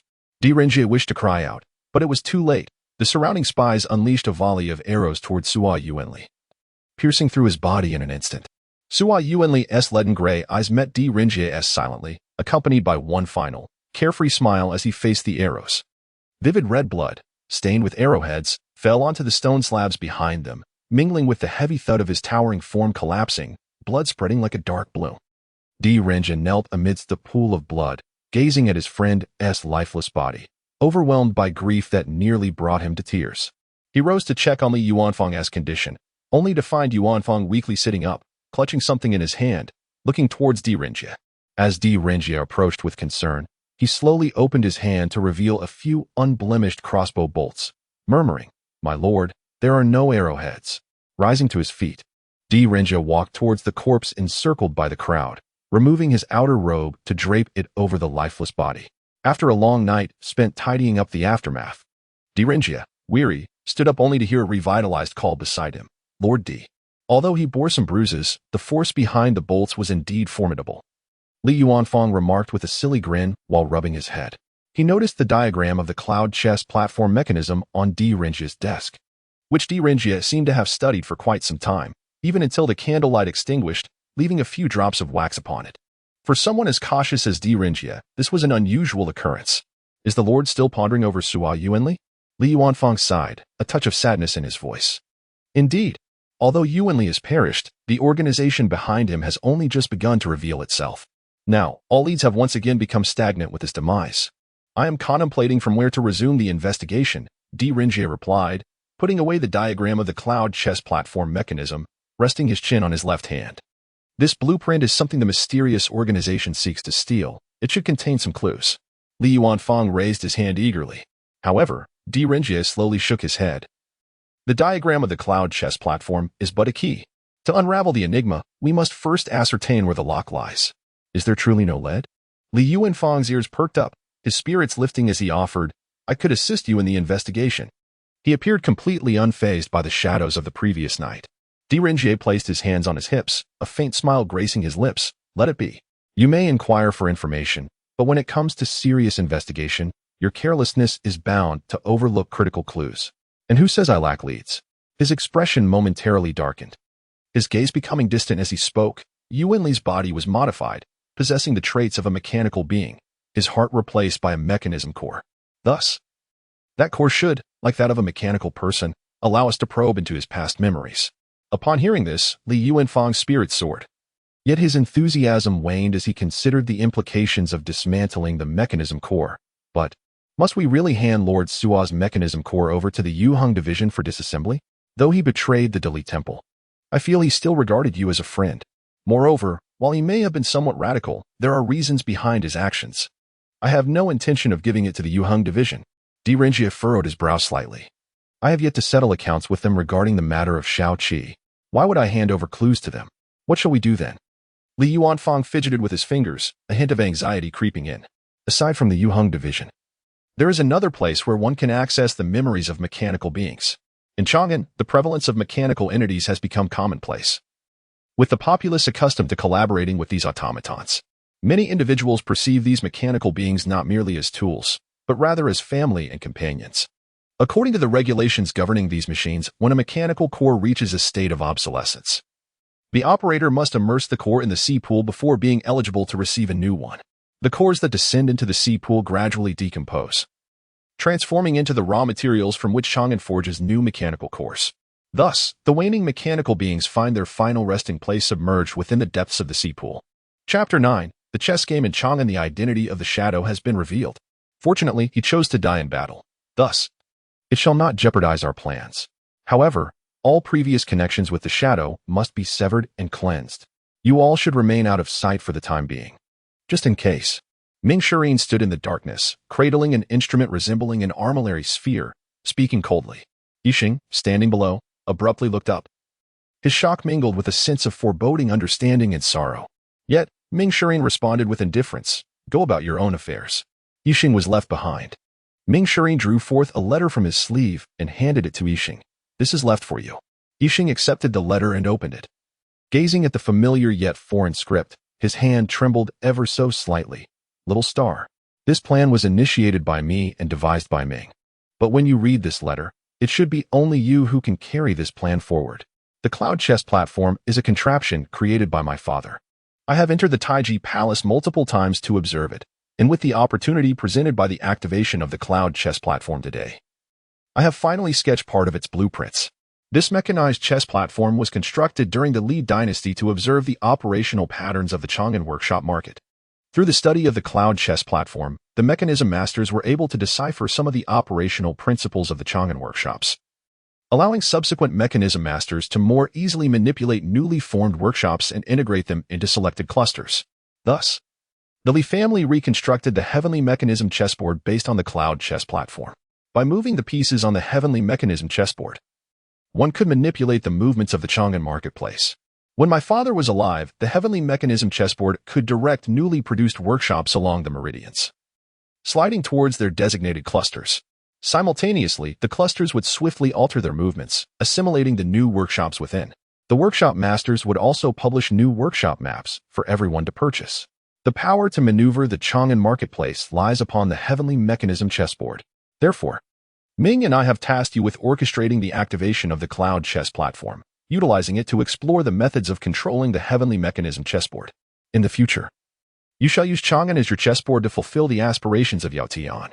In matters of strategy and calculation, your innate talent far surpasses ours. The only deficiency may lie in your mastery of mechanism arts. Hence, Ming entrusted me with this letter and the blueprints of the Cloud chess platform. As a precaution, I have learned a bit from you in chess, and I trust you have not forgotten the mechanism arts I imparted to you.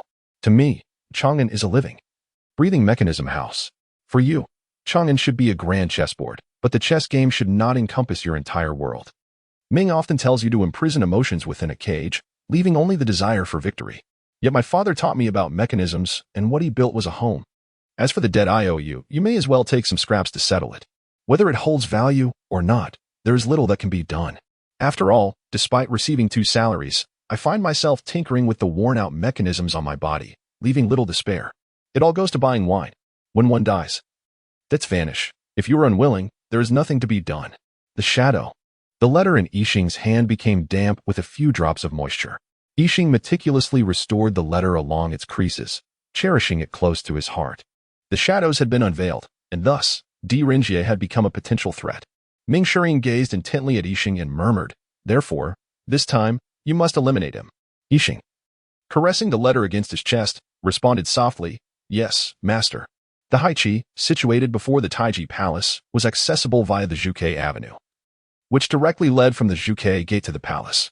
From the heights of the Taiji Palace, one could overlook a deep pond resembling a small lake on the right side. Its waters of profound blue, whether reflecting the sky above or possessing its own intrinsic hue, remained a mystery. This was the Haiqi. The majestic Taiji Palace loomed above, while below, the Haiqi mirrored the surroundings like a flawless mirror, remaining undisturbed by even the strongest winds, reflecting the splendid scenery of Chang'an, nestled within the bustling alleyways. This serene location was adorned with blooming flowers and grasses along the banks, with pure white marble forming the edges of the pond, exuding an air of elegance and solemnity. The reflection of the vast azure sky in the Haiqi seemed to capture the myriad emotions dwelling within the human heart. Di Renjie arrived by carriage, bearing the lifeless body of Sua Yunli to the side of the Haiqi. At the water's edge, a magnificent golden lotus flower with heavy petals, intricately crafted from hollow metal, floated gracefully upon the surface, animatedly alive. Within its moving petals lay a platform for an ancient automaton, where mourners placed their mechanical companions, gently pushing them towards the center of the Haiqi. As twilight approached, a handful of mourners remained by the shore to bid farewell. With a gentle ripple upon contact, the lotus platform swayed, drifting slowly towards the heart of the Haiqi. Unable to contain herself any longer, a girl burst into tears, burying her face in her mother's embrace. Di Renjie, cradling Sua Yuanli's body amidst the astonished gazes of onlookers, stepped onto a lotus lantern. Although Sua Yuanli's wounds had been concealed, the evident clash of flesh and machinery evoked gasps of disbelief. "It is Lord D. It seems he is escorting a corpse." After placing Sua Yuanli's body upon the lotus, Di Renjie ascended the lantern himself. With delicate waves, the golden lotus gradually glided towards the depths of the Haiqi. Ahead of him, a lantern bearing a mechanical chef opened its petals, shedding them into the water, which, upon contact, slowly sank. Soon, it vanished beneath the surface of the Haiqi. The lotus-bearing Di Renjie followed suit, submerging into the depths. As the cerulean water engulfed him, Di Renjie felt no sense of suffocation, even as it covered his mouth and nose. It was as though a continuous breath filled his being. Beside him, Sua Yuanli's body began to dissolve in the water. The bloodstains on his form gradually faded, the essence of humanity dissolving into clear water, merging with the Haiqi. Meanwhile, The mechanical components within his body disassembled, shedding their blood and rust, slowly sinking into the depths of the high chi. Renjia observed the dissolution of Su Enli's corpse as it descended, until a dim core of machinery emerged from his chest. The seemingly withered core, nourished by the shimmering blue waters of the high chi, began to regain its vitality. A faint, ethereal blue light flickered to life, seemingly pulsing in harmony with Renjia's steady breaths. He extended his hand, gently brushing against the mechanism core, and felt his consciousness intertwine with it. Gradually, an illusion began to emerge from the surrounding waters. Light and shadow rippled alongside the waves, presenting scenes akin to a mirage flowing past Renjia. He beheld the silhouette of a child materializing from this shimmering illusion, joyfully running towards a man. Though the reflection in the water was silent, Renjia could clearly see the child's lips move, echoing the word father. A slender automaton maid, clutching a thorny branch, anxiously gazed at the small figure of Sua Yuanli from the back of the crowd, her worry easing as she saw him clinging to his father. Once again, our Yonya workshop has a new establishment. Let us celebrate this day, a merchant proclaimed, stepping forward with arms crossed. We have pooled our resources to invite performers from Pinkong Workshop, as well as a troupe of Hu people for a grand show. The most outstanding acts will earn the right to reside in the new establishment. Additionally, each family may invite mechanics for a contest, judged by the workshop owner, to compete for the prime shops in the new workshop. As the workshop owner, Suaju was soon enveloped by the crowd, and he reluctantly set down Suenli, entrusting him to the slender automaton maid, while he busied himself with the arrangements for the new establishment, discussing numerous details for the upcoming celebration at the market. Sua Yuanli clutched the newly crafted automaton figure, eager to present it to his father. Yet, at that moment, he could only helplessly raise the small figure in his hand. Watching as his father's figure gradually receded, the automaton slipped from his grasp, crashing to the ground and scattering its intricate parts. Ali, the automaton maid, called out in distress. Renjia grasped the sinking mechanism core, a jolt of electric sensation coursing through him, linking him deeply to its memories. Sua Yuanli felt as though he were sinking into water. Ali, a voice echoed in the darkness. He attempted to open his eyes, but it proved futile. All he saw was an abyss of blackness. The gentle voice, now faint in his ears, was still palpable despite the weight of obscurity separating them. Oddly, it resembled the voice of an automaton. Sua Yuanli's consciousness struggled amidst the chaos, instinctively sensing something peculiar, only to scoff at the thought. Could automatons possess sincere emotions? Ali, where are you? As the voice faded into the distance, an unexpected emptiness enveloped his heart, akin to a traveler in the biting cold of winter witnessing a distant bonfire flickering away. The receding voice, tinged with a hint of sobbing, pierced his heart, evoking a sensation akin to being torn from his mother's embrace. Why do I feel this way? I have never seen her since the day I was born. Why? Why does this voice evoke such feelings in me? Sua Yuanli felt a dampness on his face. With great difficulty, he lifted his right hand, only to realize he was ensnared in an exceedingly confined space. His body felt heavy and cumbersome. Merely raising his hand sent waves of excruciating pain coursing through him. Yet, he deemed this pain trivial, for he had long since grown accustomed to such suffering. To his astonishment, tears had begun to fall. He self-mockingly reflected. It seems that the stability of the mechanisms in adulthood has significantly diminished my capacity to endure pain. As he touched his face, he discovered that his hand, if that deformed appendage could still be called a hand, was unexpectedly small, reminiscent of a 6 or 7-year-old child. It was a stark reminder of the years he had lost.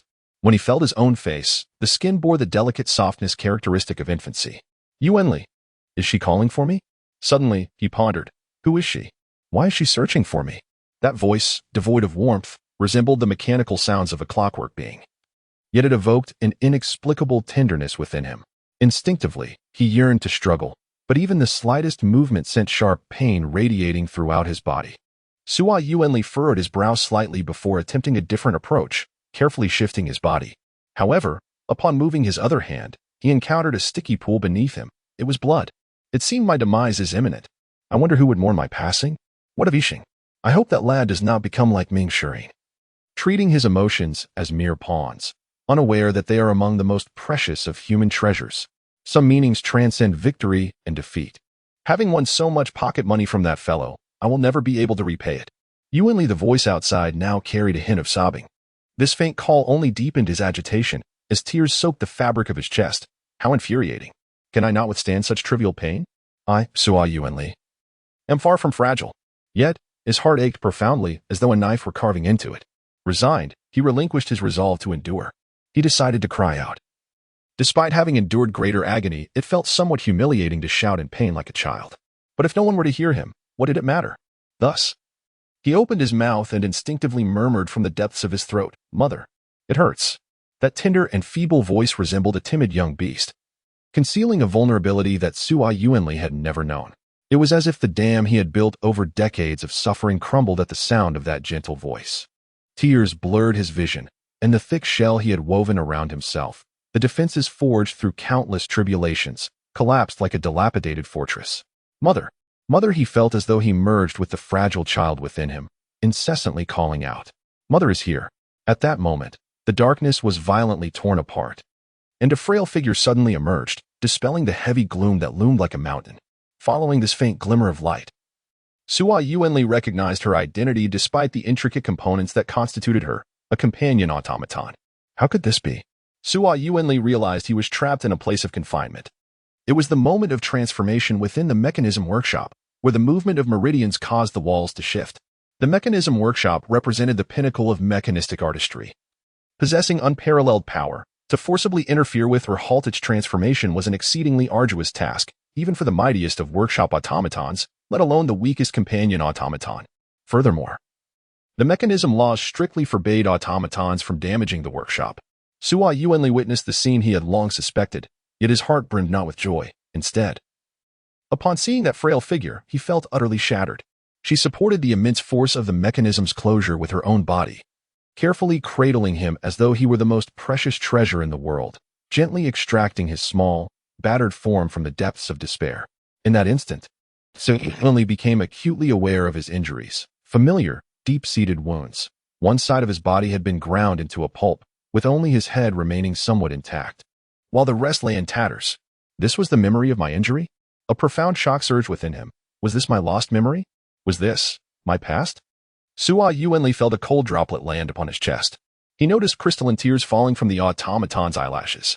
Had she wept? Could automatons truly cry? Why did I call her mother? Why does my heart ache so? Weakness and coldness enveloped him gradually, and Sua Yuanli sensed the essence of life slipping away from his body as he had lost too much blood. No one could survive such a loss. He distinctly felt his heartbeat slowing, and just as his awareness began to fade, he sensed someone tending to his wounds, removing shattered bones, mending blood vessels. Slowly, his body regained vitality, and he could once again feel his limbs and some of his internal organs functioning. Yet, the blood he had lost left him increasingly feeble.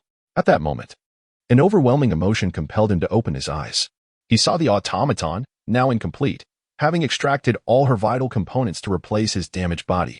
This was yet another act that fundamentally contravened the mechanism laws.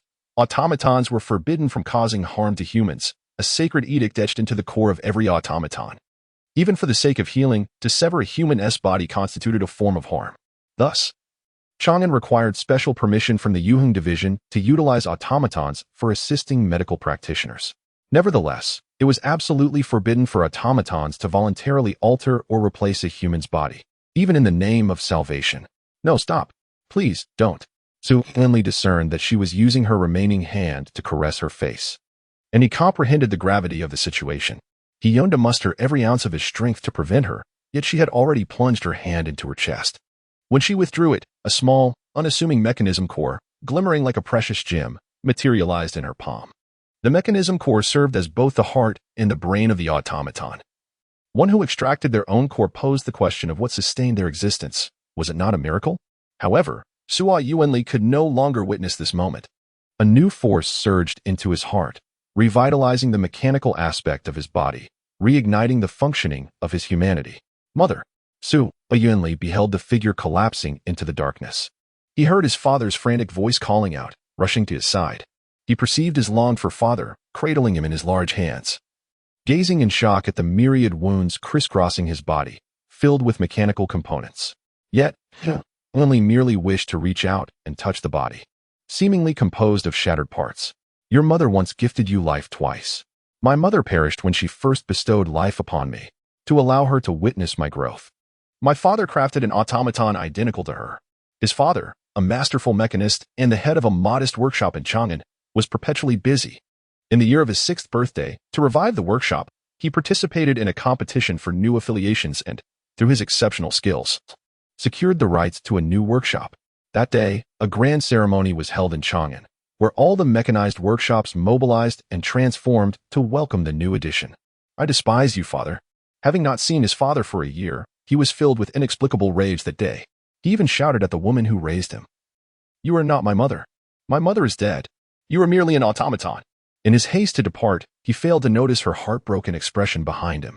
In a frantic desire for his father's urgent search, he crawled into the most concealed passageway of the workshop, hiding away. Yet that day, the workshop trembled as if the heavens had collapsed. All mechanisms within the vast complex came to life, the eaves flowing like a fleet upon water, palaces and houses disassembling and reshaping like building blocks. The concealed passage he had taken refuge in seemed to constrict from all sides, closing in on him. Thus, everything unfolded. Renjia's consciousness delved into the mechanism core. He could not continue observing the remainder of Yuanli's memories, not only because he hesitated to intrude further into Yuanli's recollections, but also due to the awakening of Yuanli's own consciousness. In the darkness of the mechanism core, Yuanli's figure emerged, the core radiating energy from where his heart resided. At that moment, he was no longer the youthful child, but rather the last image Renjia had of him, his bare body marred with scars, interwoven in a manner that raised questions about his very survival. The mechanical components filled the voids in his flawed body. Stripped of all pretense, he appeared remarkably fragile at this moment, tears streaming down his face. The surrounding illusions continued to shift. There lay Yuanli, reclined on a chair. While his father meticulously adjusted the mechanisms within him, there was his father, scorned by the townsfolk, who hurled copper coins at Suaju. There were the agonizing tremors of Yuanli's body as it grew, the mechanisms and flesh constricting him in pain, and in adulthood, a solitary figure indulging in drink, seeking to numb himself. As these phantoms faded, a voice emerged slowly from the darkness, whining. Renjia was taken aback, realizing that Haichi had somehow resurrected the memories from Yuanli's core mechanisms. The two estranged friends encountered each other once more, an extraordinary twist of fate. He sighed softly. "I never anticipated that Haichi would be so wondrous, granting us another chance to reunite. Yuanli, do you still cling to the fatalistic notion of realizing your ideal of eradicating the mechanical beings of Chang'an?" Yuanli remained silent for an extended period. Bowing his head, "I do not harbor hatred for my father. Perhaps I seldom saw him during my childhood, yet since my injury, he has sacrificed everything for me. As I grew, requiring numerous expensive mechanical parts and rare medicinal herbs, he bore the burden alone, even at the cost of his own reputation. I watched him gradually weaken, taking on menial tasks for my sake, and these memories are etched deeply in my heart. But how could I forget her? The one who gave me life." Yuanli buried his head in his chest, voicing his despair. The sound of sobs echoed from the darkness. Transformed into a mechanical being, he struggled day and night against the rejection of flesh and blood, coupled with the turmoil of self-identity, leading him to loathe himself, perceiving himself as a monster. Ultimately, he chose to despise all mechanical beings, including himself. Yet, in the fleeting moment of recalling past memories, this hatred melted away like snow under the sun, utterly collapsing. In the darkness, guilt gnawed at Yuanli's heart like relentless vermin. After a prolonged silence, Yuanli finally spoke.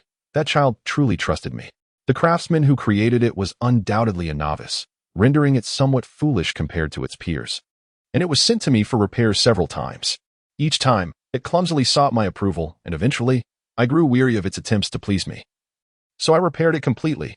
From then on, it regarded me with great respect and trust. Yet I could not bring myself to believe that mechanical beings could possess emotions. I exploited it." Yuanli sighed deeply. Renjia, however, scoffed. "You owe apologies not only to Shaoqi, but also to Yuan Fong and me." Yuanli exhaled and addressed Renjia. "I do possess extensive knowledge regarding the true identity of the mysterious organization, yet I cannot divulge too much. The only information I can share pertains to the purpose of the Dali Temple theft. The true aim of the mysterious organization is the treasures hidden within the secret vault of the Dali Temple, which document the mechanisms, secret passages, hidden walls, meridians, and the comprehensive map of mechanical establishments reported to the court by every guild master in Chang'an." Renjia inhaled sharply.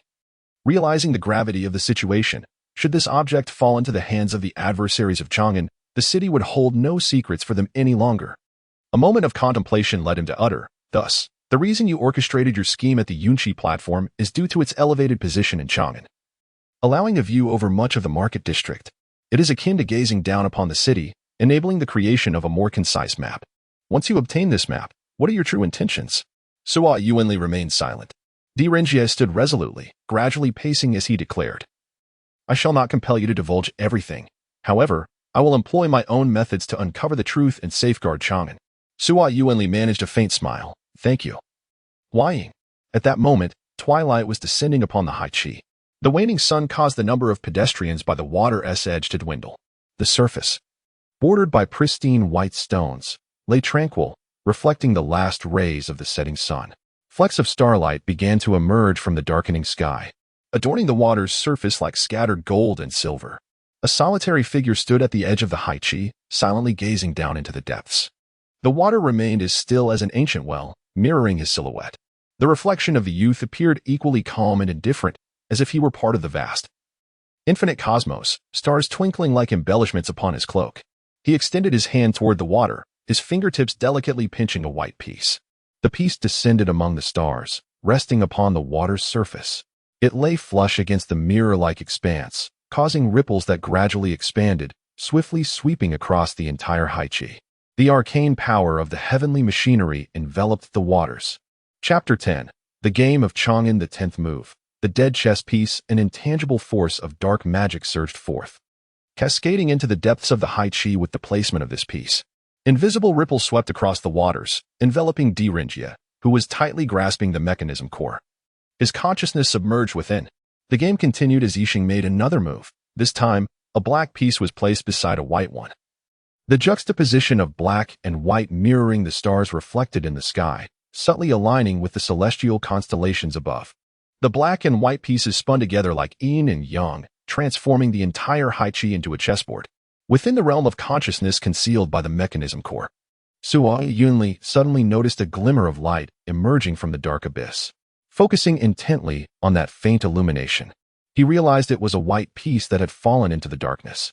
Sua Yunli's expression shifted dramatically. He abruptly turned to Di Renjie and urged, "Huaying, you must withdraw at once." Yet Di Renjie, unaware of the full truth, was reluctant to retreat. Alongside that white piece, an unfathomable darkness began to coalesce. The black and white pieces forming a shackle that completely sealed this realm of consciousness. Di Renjie furrowed his brow, gripping the mechanism core even tighter against his chest. This is not good. He sensed the ominous turn of events, attempting to extricate his consciousness from this space, only to find it ensnared by a formidable force of dark magic. This power. Di Renjie wore an expression of astonishment. It bore a resemblance to the dark magic unleashed by the two pieces on that fateful night. The only individual informed of his arrival at the high Qi was Yuan Fang. Although he had not concealed it from others, the timing of the ambush while accessing Sua Yuanli's memories was too exquisitely orchestrated. This was a trap. Sua Yuanli glanced at the two pieces with a wry smile. "It seems that after Huaying killed me, he has become a thorn in his side. He even sent Xing to deal with you." "Xing?" Di Renjie felt a tightening in his chest, yet maintained an impassive facade, remarking, "I assumed you were aware that Yixing would arrive. That this was a trap laid specifically for me. How could I?" Sua Yuanli suddenly realized, rubbing his head in irritation, "You are on the brink of death. Can you refrain from fishing for information? We must swiftly decipher this game. I do not wish for a dear friend to accompany me in demise." Di Renjie confirmed certain suspicions swirling in his mind, observing the continuous emergence of pieces within the realm of consciousness, and quietly inquired, "This game? You should know that a force known as dark magic exists in this world, capable of wielding flames and ice, commanding sand, metal, and iron. This power differs from mechanisms, which adhere to order and facilitate control. Dark magic is chaotic. Although formidable, capable of achieving many incredible feats, it is also difficult to master. Even those ancient families steeped in the legacy of dark magic struggle to tame it. Careless engagement with dark magic can lead one into darkness, resulting in subjugation by its very force. Thus, Xing's teacher instructed him to transform the power of dark magic into chess pieces, placing them at the convergence points of this chaotic energy. Using chess as a formation and the heavenly mechanism as a method, one can harness the formidable power of the demonic path. The culmination of this power allows for the creation of a void chessboard that isolates realms. Through the way of heavenly mechanisms, one can manipulate the forces of the demonic path to oppress adversaries. D. Rengier inquired. So, the force that confines us is that void chessboard. It is indeed what ensnares you. Sua Yuanli cast a sidelong glance at him. I am already deceased. This matter does not concern me. D. Rengier replied nonchalantly. Thus, in order to prevent the tale of you weeping and calling for your mother from being divulged, do you intend to silence me? Sua Yuanli, donning a grim expression, gazed at D. Rengier's face devoid of any semblance of shame and sighed. Who else could it be but you, my only friend? Sua Yuanli focused on the increasingly intricate chessboard before him, suddenly pinching a white piece, realizing that to unravel the heavenly mechanism chessboard, he must win this game. Otherwise, once the game concludes, your consciousness will be eternally trapped within the board. This is a decisive battle. Above the sea pool, Yixing stared at the chessboard materializing before him and murmured, This is not D. Rengier's style of play. Are you still alive, Shadow? He closed his eyes. A chess piece materializing in his hand. As the piece descended, it slowly sank into the sea pool, akin to a stone gradually submerging into the azure depths of the boundless ocean. His consciousness followed the piece, entering that realm of awareness. In this space of consciousness, the game, now approaching mid-game, caused the immense machinery that filled the area to gradually close in. The colossal iron barriers, propelled by gears and axles, descended slowly, eliciting an almost suffocating sense of pressure. The will that governed the entire mechanical chess game was absolute and cold, leaving no respite for D. Rengier and his companion.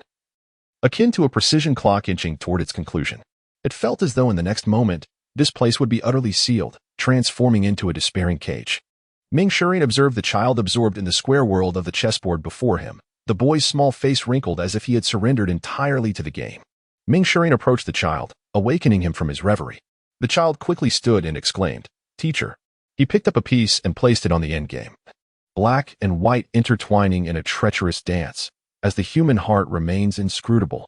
Yixing, still in a daze, lifted his gaze to meet the smiling Ming Shirin and resolutely declared, Yixing will strive for victory for Yao Tian.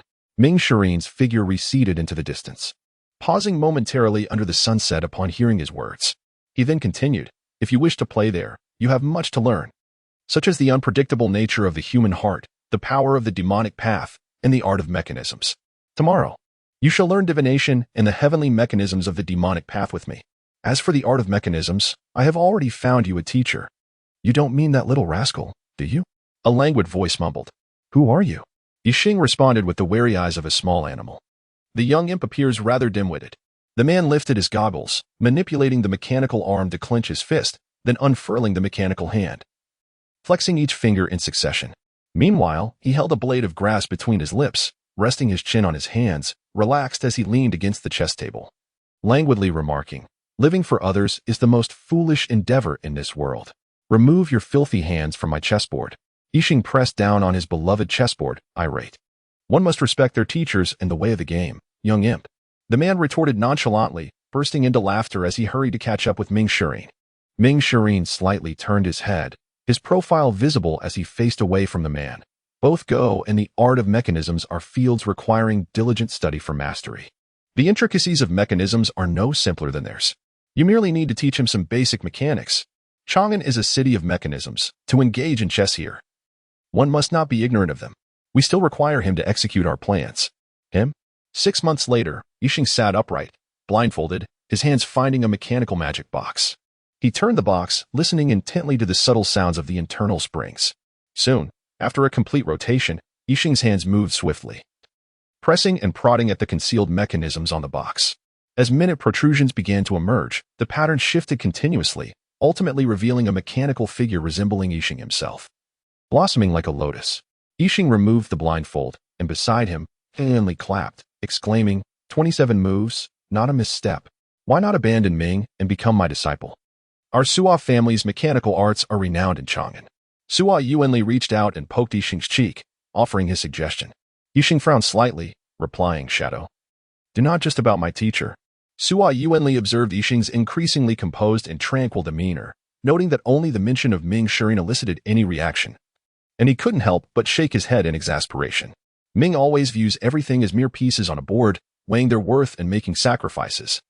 Sacrifice is the fundamental principle of Go. Failing to discern and assess the value of each piece is unworthy of being a player. Yixing raised his gaze.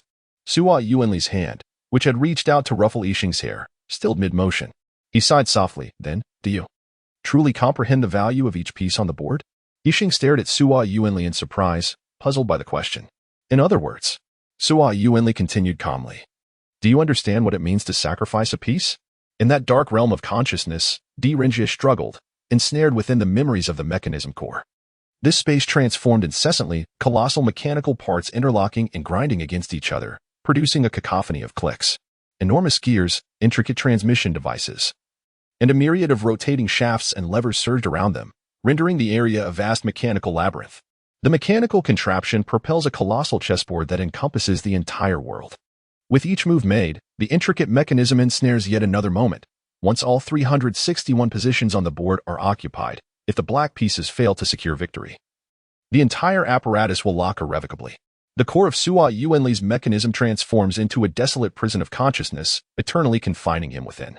At that moment, a figure adorned with a black and white mask emerged from the depths of Sua Yuanli's awareness, standing before Renjie. He sat poised on the opposite side of the grand chessboard, akin to a deity presiding over the game, his presence transforming the core mechanism into a cage sealed by the board itself. The sole path to liberation lay in winning the game. However, as the youth appeared, Renjie's heart plunged to the depths of despair. Yixing. He murmured the name softly, although masked. The answer had long been etched in his mind. Perhaps it was the peculiar nature of the consciousness environment, or perhaps Yixing had resolved to entrap his own awareness here. Regardless, the figure before him confirmed certain truths. This was the one destined to confront the young prince of Fusang on behalf of Chang'an, a mysterious youth who had previously triumphed over 3 esteemed masters, causing their subsequent defeat to the prince the following day, his chess prowess unfathomably profound. Though Renjie possessed a modicum of chess knowledge and had been praised by the chess attendants for his innate talent, even after years of diligent study, he could hardly compare to the youth before him. No, there was no point even in comparison. However, if the contest were to be one of solving mysteries, Renjie pondered, Yixing was likely the enigmatic individual who wielded Go as a weapon in the recent Dali Temple theft case. Reflecting on the meticulousness of that person's methods and the thoroughness of their plans, he promptly rephrased his thoughts. If the measure were in handling state affairs, Yixing would undoubtedly fall short. Yuanli, you must have played against him. Do you possess a strategy to triumph? Sua Yuanli replied with a wry smile. Do not hold out hope for me. I have yet to win a single match. I have even less hope now. Renjie furrowed his brow, deep in contemplation, striving to unravel the path to victory. Driven to this dire juncture, he faced a deadly predicament with little chance of survival. He had suffered a near-total defeat. He had overlooked far too many elements. I should have realized earlier that Yuanli was but a sacrificial piece.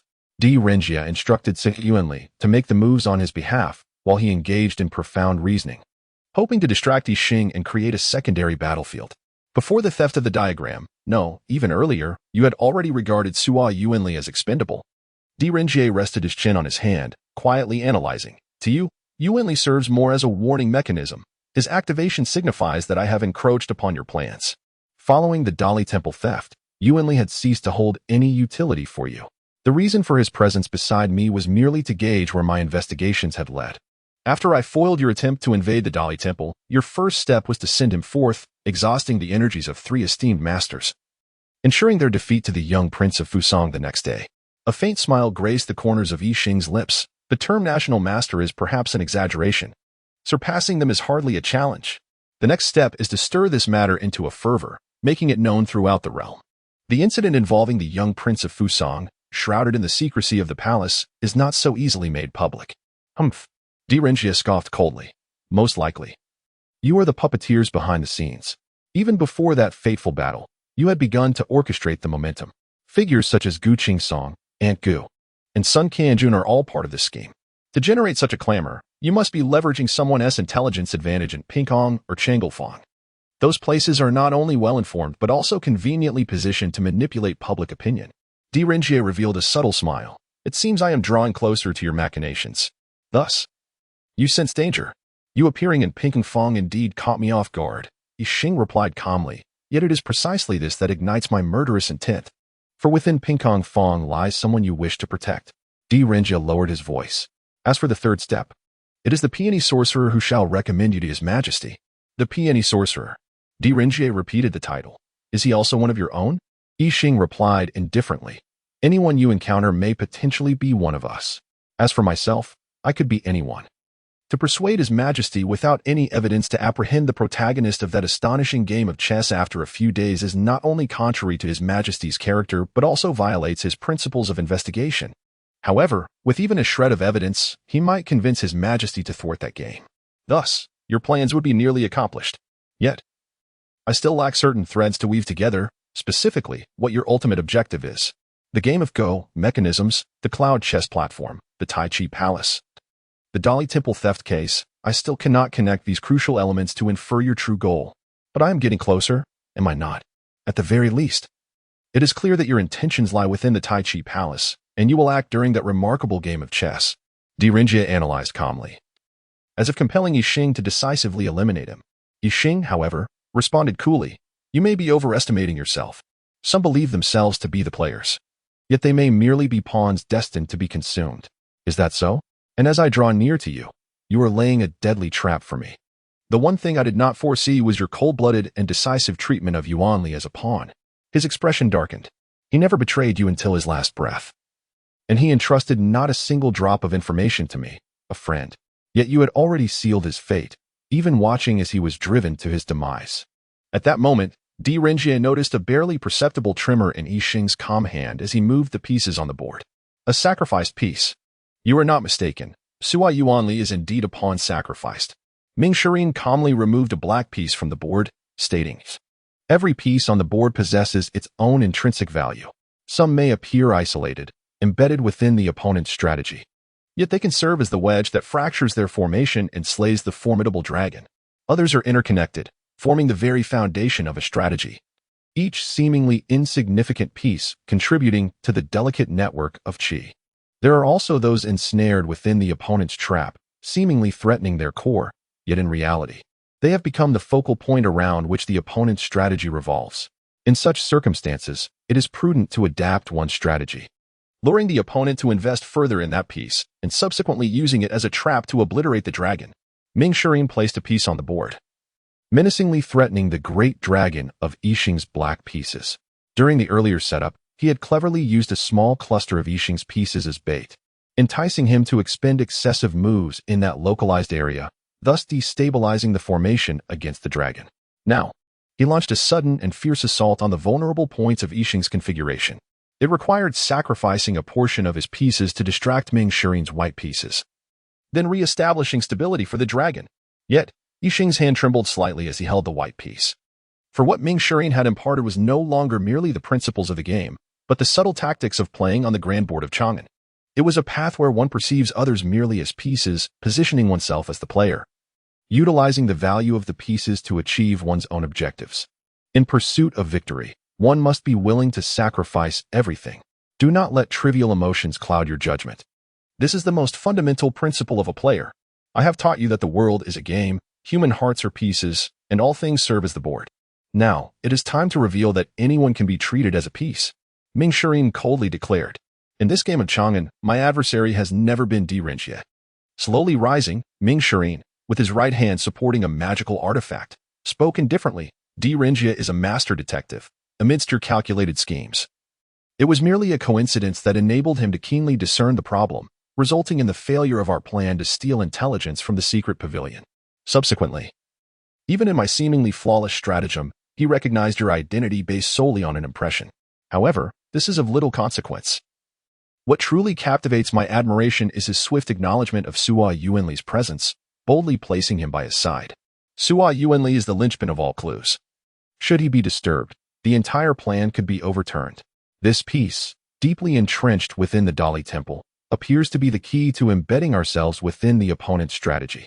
Yet, if the opponent constructs their strategy around him while we continue to place our pieces upon him, the vulnerabilities we expose will multiply until they are sufficient to overturn the situation and threaten our great dragon.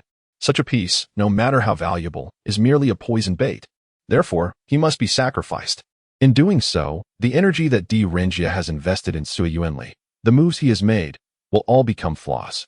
Hence, I intentionally leaked the move regarding the cloud chess platform, allowing him to understand that our plan will commence in 3 days, centering around the Tai Chi Palace. Seizing the urgency of time, he compelled him to hasten his plans, targeting the pawn known as Sua Yuanli. The shadow. Yixing trembled as he spoke, deliberately omitting Sua Yuanli's true name, instead using his alias, as if this would transform Sua Yuanli into a mere wisp of shadow, rather than the man who often smiled. Disrupted the board with his tricks, questioned his own identity upon their first encounter, and was suspected of being a mechanical being. It was as if this could erase the haunting image of the scarred, fearsome figure he had inadvertently glimpsed, along with the tormented soul, weary from suffering, that lay beneath that battered exterior. Forget. Xing. The inebriated Sua Yuanli slumped over the table, mumbling, "Why do you constantly stare at that chessboard?" "To earn the recognition of my master," Yixing replied solemnly. Sua Yuanli disrupted the chessboard with a careless gesture, prompting Yixing to jerk his head up. His expression filled with indignation as he stood up, glaring intently at Sua Yuanli. Recognition? To become a mere tool in someone else's hands hardly qualifies as such. No one cares for cold, lifeless pieces. If you truly wish to gain recognition, first you must find your own place. Sua Yuanli shouted towards the back. Yang Yuhuan. A cool voice emanated from the pavilion as Yang Yuhuan, holding a pipa, pushed open the window. Sua Yuanli playfully pressed Yixing's head down, grinning. "Star and I are going to see your performance tonight." Ali, clutching a flowered umbrella, peeked excitedly around Yang Yuhuan. "Is Star not playing chess anymore?" "Haraha. Chess can be played at any time, but this performance, Ali, you have been preparing for a long while." Sua Yuanli pulled the indifferent Yixing towards Yang Yuhuan and Gong Sunli, gazing at the two familiar yet unfamiliar companions. Yixing clenched his fist slightly, struggling to find words. The serene Yang Yuhuan regarded the somewhat silent Yixing, plucking the strings of her pipa, revealing a hint of a mysterious smile. "Hey, I'm not someone who would join just any clandestine organization. One dances, one plays the pipa, and one plays chess. What a bizarre combination from Chang Lifang. I am a true man of strength. A delicate fellow like you would surely cry for a long time after I landed a punch." The boisterous half-demon, flexing his muscular arms, cast a disdainful glance at Yixing, who was seated before the chessboard, engrossed in the game. Yixing picked up a black piece, suddenly flicking it towards Pei Qingtian. The tiger lunged forward, catching the piece, and sneered, "Is this a hidden weapon? You've got aim, but the force is too weak. Can this even hurt someone?" A surge of demonic energy suddenly enveloped the tiger, numbing his entire being, causing him to tremble and collapse onto the ground. Yang Yuhuan glided past him, cradling her pipa. Just as that chess piece landed, it seemed accompanied by the sound of a plucked string, while Gong Sunli, holding her umbrella, leaped to Pei Qingtian's side, looking down at the sturdy giant and remarking, "Having offended Star and Sister Yuhuan, you are in for a long streak of misfortune." Pei Qingtian had regained his composure and intended to spring up like a carp, ready to settle the score with that cunning young man. Yet, a radiant visage obstructed the ceiling above, cascading pink strands of hair that fell gently.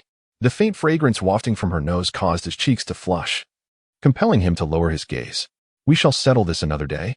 The little tiger leaped away in haste. "Humph." Yixing emitted a soft, cold snort. Finally, he acknowledged his comrades yet deemed them mere pawns. Yixing's heart gradually sank into darkness. Ming Shirin surveyed the chessboard, then abruptly turned and declared, "No need to continue. Your mind is in disarray. Consequently, the game shall also be chaotic. If you have not come to clarity in 2 days, you may not triumph over that Fuso chess master." He regarded Yixing, who had bowed his head, increasingly shrouded in shadows, and coldly remarked, "Today. Whether Di Renjie will accept this move will soon be revealed." Ming Shirin gazed at the child kneeling before the board, his heart hardened as he coolly stated, "Do not let me down again. Confine your emotions to a cage. The only sentiment I permit you to harbor is the desire for victory." As Ming Shirin turned to depart, Yixing quivered and called out, "Father, am I also but a pawn in your game?" He lifted his head, his eyes glistening with admiration. Ming Shirin paused momentarily, his face obscured by darkness, his expression inscrutable, save for a slight movement of his lips as he finally murmured, "Indeed. You are merely a pawn for now. Yet, I aspire for you to become a player superior to myself. Sometimes, it matters not who plays the game, but rather what we seek to gain from it." "Is it the era of Yao?" Yixing's voice trembled. "Is it the prosperous Yao era that you pursue, father?" Ming Shirin gazed intently at Chang'an beneath the night sky and nodded slightly, majestic indeed. Only heaven is supreme. Only Yao can attain it. Yet, Today's Chang'an is unworthy of the title Yao era. How can those in the light perceive the shadows of this luminous city? Only by dwelling in darkness can one eradicate those shadows. Therefore, you are the Yao era. Ming Shirin whispered to himself, concealed in darkness, but destined to re-emerge in the light of the Yao era. I shall bear all hatred and darkness, even if I am to sink into oblivion. Only I do not belong to the Yao era.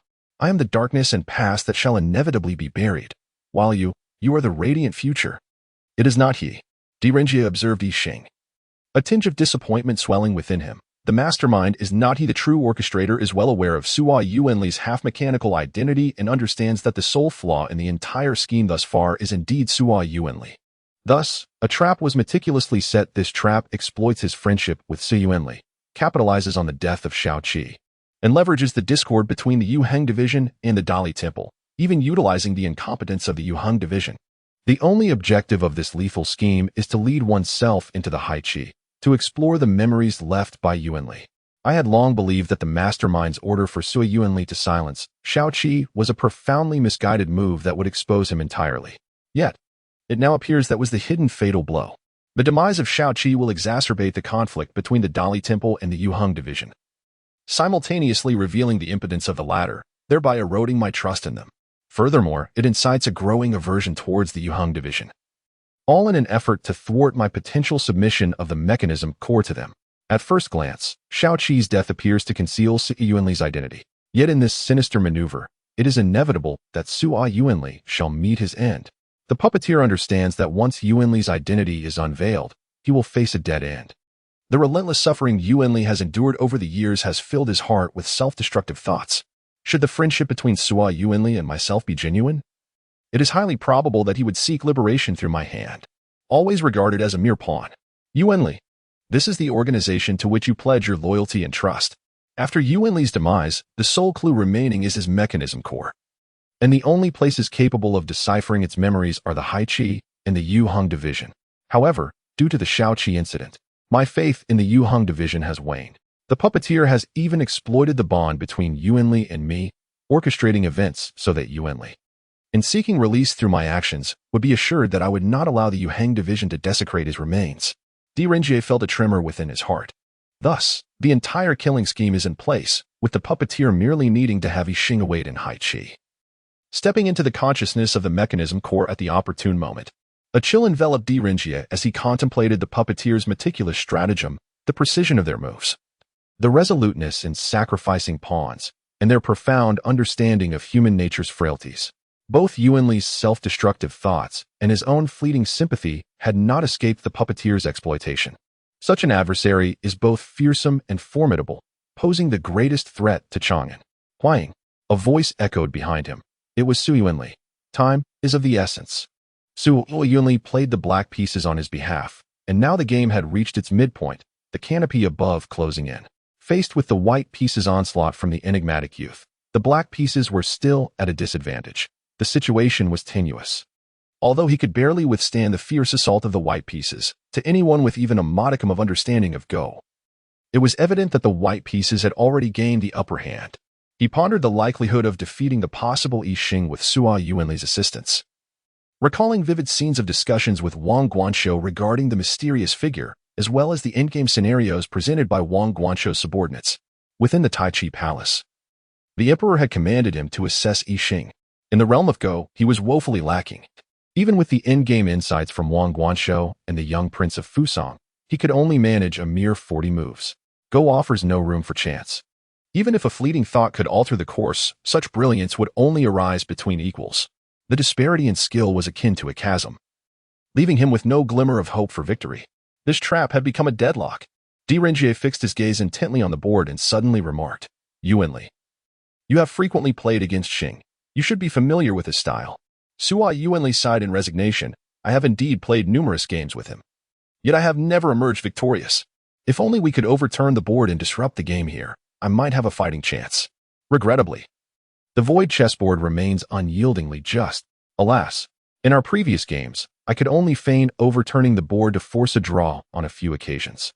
Even if I were to clandestinely swap a piece or two, I ultimately never emerged victorious. My intention was never to secure a win for you. I merely sought to prolong the game, to delay the inevitable conclusion. Renjie lifted his gaze towards the increasingly converging dome above and murmured, before entering the sea pool. I dispatched Yuan Fang to investigate certain matters, and we agreed to meet at the hour of Su, 3/4 past. Yuan Fang is aware of my impending journey to the sea pool. Should the appointed time arrive without any word from me, he will undoubtedly sense my peril. Presently, as I count my pulse, there remains half an hour until the hour of Su, thus if I can stall for merely half an hour longer, Yuan Fang shall arrive. Within the void chess game lies an inescapable death trap. The opportunity to break free can only be found outside the game. Yet, our time for each move is but 10 breaths. To delay for half an hour under the hand of Xing is a daunting challenge. Su Yuanli had just begun to speak when he suddenly paused. After a moment of contemplation, he spoke gravely. If the objective is merely to stall, it may not be entirely impossible. Renjie regarded him with a serious expression, and Su Yuanli continued slowly. In the realm of chess, I possess no certainty of triumph over Xing, yet I also hold an advantage over him. Particularly within the sea pool, my calculative power surpasses his. If we were to employ a strategy that rigorously tests our calculative prowess, continually initiating contention over the chessboard, perhaps we might manage to delay until that moment. The essence of Go resides in life and death, in the endgame. Su Yuanli picked up a black piece. His voice contemplative. Both sides possess mutual life and death, allowing for the exchange of pieces, thus entering a state of neither life nor death. To avoid such a deadlock, there must be a subsequent move that seeks alternative avenues, with the next piece serving as a sacrificial stone. By centering the game around this sacrificial stone and perpetually engaging in contention, we can steer the game into a scenario of mutual exchanges. The current situation mirrors this contention. You possess a sacrificial stone outside, still holding the potential to break free, but surrounding this sacrificial stone, the opponent's response hangs in a delicate balance. Not all sacrificial stones compel a response from the opponent. In the realm of value judgment, Xing might choose to forego the contention altogether. You are gambling with your life. Renjie murmured. I am indeed gambling, yet there is no other course left. Moreover, I am not the sole player in this game. I can readily transform into a mere piece, and this deadly trap is merely a fragment of the entire chessboard. Should I perish, His Majesty shall surely become vigilant, confronting the hidden organization lurking in the shadows. Whether it be Lord Si Kong or Shang Wanwaner, both are astute enough to succeed me in this investigation. Even in death, I shall leave sufficient clues for His Majesty and the next player. Chapter 11. The game in Chang'an, the 11th move. Sacrificing a piece, Yi Xing waved his hand, his fingertips tracing intricate lines in the air akin to the intersecting pathways of a chessboard. Wherever his fingers glided, all mechanisms began to reverse. The order of the contraptions crafted by Su Yuanli shattered as those lines extended in all directions. The black pieces, transformed into war soldiers, lay fragmented, and the lines even began to encroach upon Renjie and Su Yuanli. In the outer sea pool, Renjie's seemingly slumbering body suddenly bore a cut across his throat, blood seeping and spreading through the azure waters. Futile. Another piece was placed on the board. Yi Xing's icy voice echoed indifferently. The void chessboard is a demonic law that I control. Although you have manipulated your consciousness to transform this law into the mechanisms of the cloud chess platform, the ultimate victor remains dictated by the game itself. Initially, I merely intended to confine Renjie's consciousness within the core of the mechanism, but now I am left with no choice but to eliminate him entirely. For the very emotion that has sustained your journey thus far is akin to that of a father. Is there a more laughable choice than to adopt the role of an emotionless tool because of such feelings? Silence, Yi Xing roared, his body trembling with fury as he gripped the piece in his hand and declared, I shall become the embodiment of my father's expectations. For my father's recognition, I will continue to win. Upon hearing this, Renjie suddenly felt a pang of pity for the youth. For the sake of validation? Manipulating hearts and exploiting that trust. The true mastermind behind this conspiracy calculated the depths of human emotion. Renjie, ensnared in this game, struggled. Damn it, Yuan Fang, you must arrive swiftly. The adversary we face is no trivial foe. The pieces will determine who survives to the end. Yi Xing regained his composure, uttering coldly. With each piece that descended, the mechanisms relentlessly pressed closer to Renjie.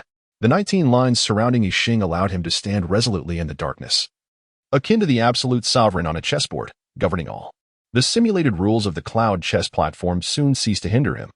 As the void chessboard gradually filled with pieces, the space left for Su Yuanli and Renjie became increasingly constricted. A sense of urgency began to overwhelm Di.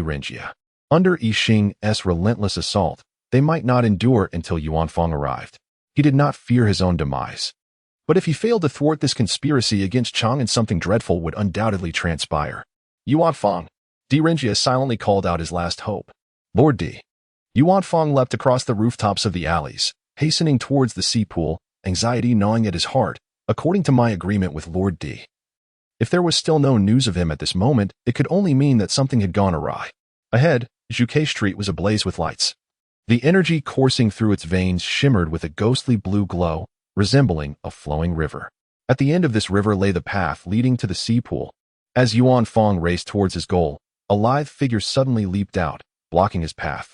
The shadow shook its ears and, twisting its wrist, declared, "I cannot allow you to pass here." Indeed, trouble had arisen.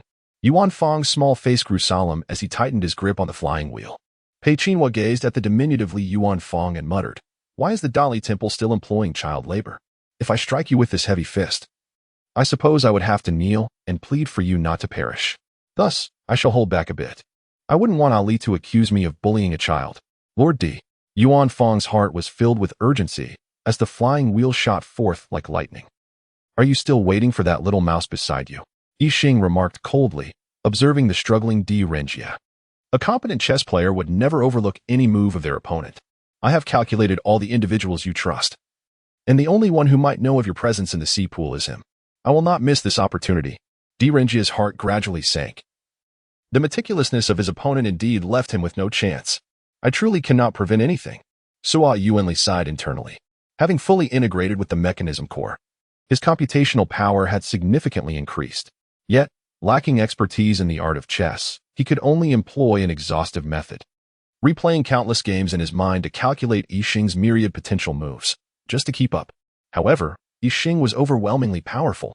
Sua Yuanli sensed that today. Yixing's mind was not stable, yet even so, he remained suffocatingly formidable. The current stalemate had reached a point where every move was the culmination of Sua Yuanli's meticulous calculations. He even utilized the rules of the cloud chess platform to hinder Yixing's computations. Yet, the situation remained irrevocably tilted towards the white pieces. And in less than 10 moves, he would be mercilessly defeated. "But I cannot afford to lose, not only for Huaying but also for you, for Ming. Ming had placed upon you the expectations of what he could not achieve himself. He hoped you would surpass him and execute that audacious plan. However, Xing, the most crucial aspect was never the game, nor the victory. Ming had imprisoned his emotions within a cage, desperately pursuing the phantoms of the past, unaware that what he truly yearned for was right beside him, just as I once was. After my father's death, the pain I endured every moment made me feel that my existence in this world was devoid of meaning. Thus, I clung to fear as my last straw. I aimlessly sought that elusive object, believing it would materialize once I conquered my fear and realized my ideal. But in truth, the most precious thing had always been hidden within the recesses of forgotten memories. It was a gift from a loved one, the continuation of life. Ming and I are, in fact, the same kind of person. You are the treasures he overlooks, right before his eyes." Sua Yuanli felt that as his mechanism core gradually sank into the sea pool, it connected with an immense force from the depths, as if the consciousness of all mechanism beings had merged. "What do you seek?" An ancient voice inquired slowly. A mysterious figure that roamed the streets of Chang'an each night, an enigmatic automaton of antiquity. "I wish to harness your computational prowess to triumph in this game." "As you wish," the voice whispered in reply. At that moment, the struggle over the chessboard had reached its most intense phase, the life and death contest, the single stone contest, the breathing contest, the golden well contest, a series of 4 entangled contests, a cycle of 3, each interlinked with the others. After actively drawing the chess star into the contest, Su Yuanli became increasingly entangled in minute details, extracting the value of the game to an excruciating degree. Each move contested by both sides might only represent a fraction, perhaps a tenth, of the overall value. The outcome is already determined. "You have no pieces left beyond the sea pool." Chess star lamented. "Why prolong this? Is it merely to struggle in futility?" At that moment, Di wished fervently that Li Yuanfang would not come rushing to their aid. For on the journey to the sea pool, the mysterious organization had undoubtedly laid traps. And whether in the sea pool or in the reality of this game, he found himself ensnared in a deadlock. Looking up, he noticed the mechanisms around him slowly converging. In a manner from which he could not evade, the steel dome and the surrounding walls closed in, reminiscent of Su Yuanli once hiding within the narrow confines. As the contest grew increasingly desperate, chess stars scrutinized the situation on the board, raising an eyebrow at the unexpectedly formidable opponent. In many respects, the familiar principles of the game had vanished. His teacher had once imparted that on a Go board, there are 19 lines in each direction, totaling 361 points. Each point exists in two variations, black and white, leading to a total of 2 raised to the 361st power. Approximately 4.7 multiplied by 10 raised to the 108th power variations. This quantity is sufficient to exhaust the universe and calculate the fate of all beings. Yet, the chess principles known to humanity are but a mere drop in the ocean of the chess cosmos. The reason his teacher held those pedestrian tactics in disdain was that they merely grasped a drop from the ocean, mistaking it for the entirety of the chess universe. Thus, he preferred to teach the transformations of yin and yang, the myriad phenomena of the world, never allowing himself to peruse a single game record. For what is deemed chess theory and records is merely a construct binding the foolish in their understanding of the game. Before the vastness of phenomena and the transformations of yin and yang, any common principle inevitably leads to the loss of the true essence of the game. While engaging in matches against the 3 chess servants, Chess Star had already sensed their discomfort with some of his strategies. Often, it appeared they had never considered he might make such a move, as if it were an act of heresy. Yet, Chess Star never entertained the notion of, is this move reasonable? For every piece placed on the board must possess value. In the balance of choices lies victory or defeat. He had played countless games against Su Yuanli. In the subtle nuances of prior moves, he could still detect certain habits, responses made without thought, remnants of conventional value judgments, albeit with a more precise assessment of value. An average player might calculate to 1/4 of a point. A national master could perhaps assess to 1/8. While Su Yuanli was originally close to that level, around 1/6 of a point. However, as the game progressed into the mid-game, his strategy began to transcend those limitations, seemingly infinitely subdividing the value of the pieces. It appears that Su Yuanli, emulating himself, has repeated the chessboard after each move thousands of times. This sensation is not that of human strategy. Rather, it stems from formidable computational prowess, determining the value of each move by calculating the outcomes of several subsequent steps. 9 steps. Within my realm of strategy, he is capable of discerning the value of 9 moves. Yet, the permutations arising from 7 moves on the board amount to an astonishing 25 to the power of 10.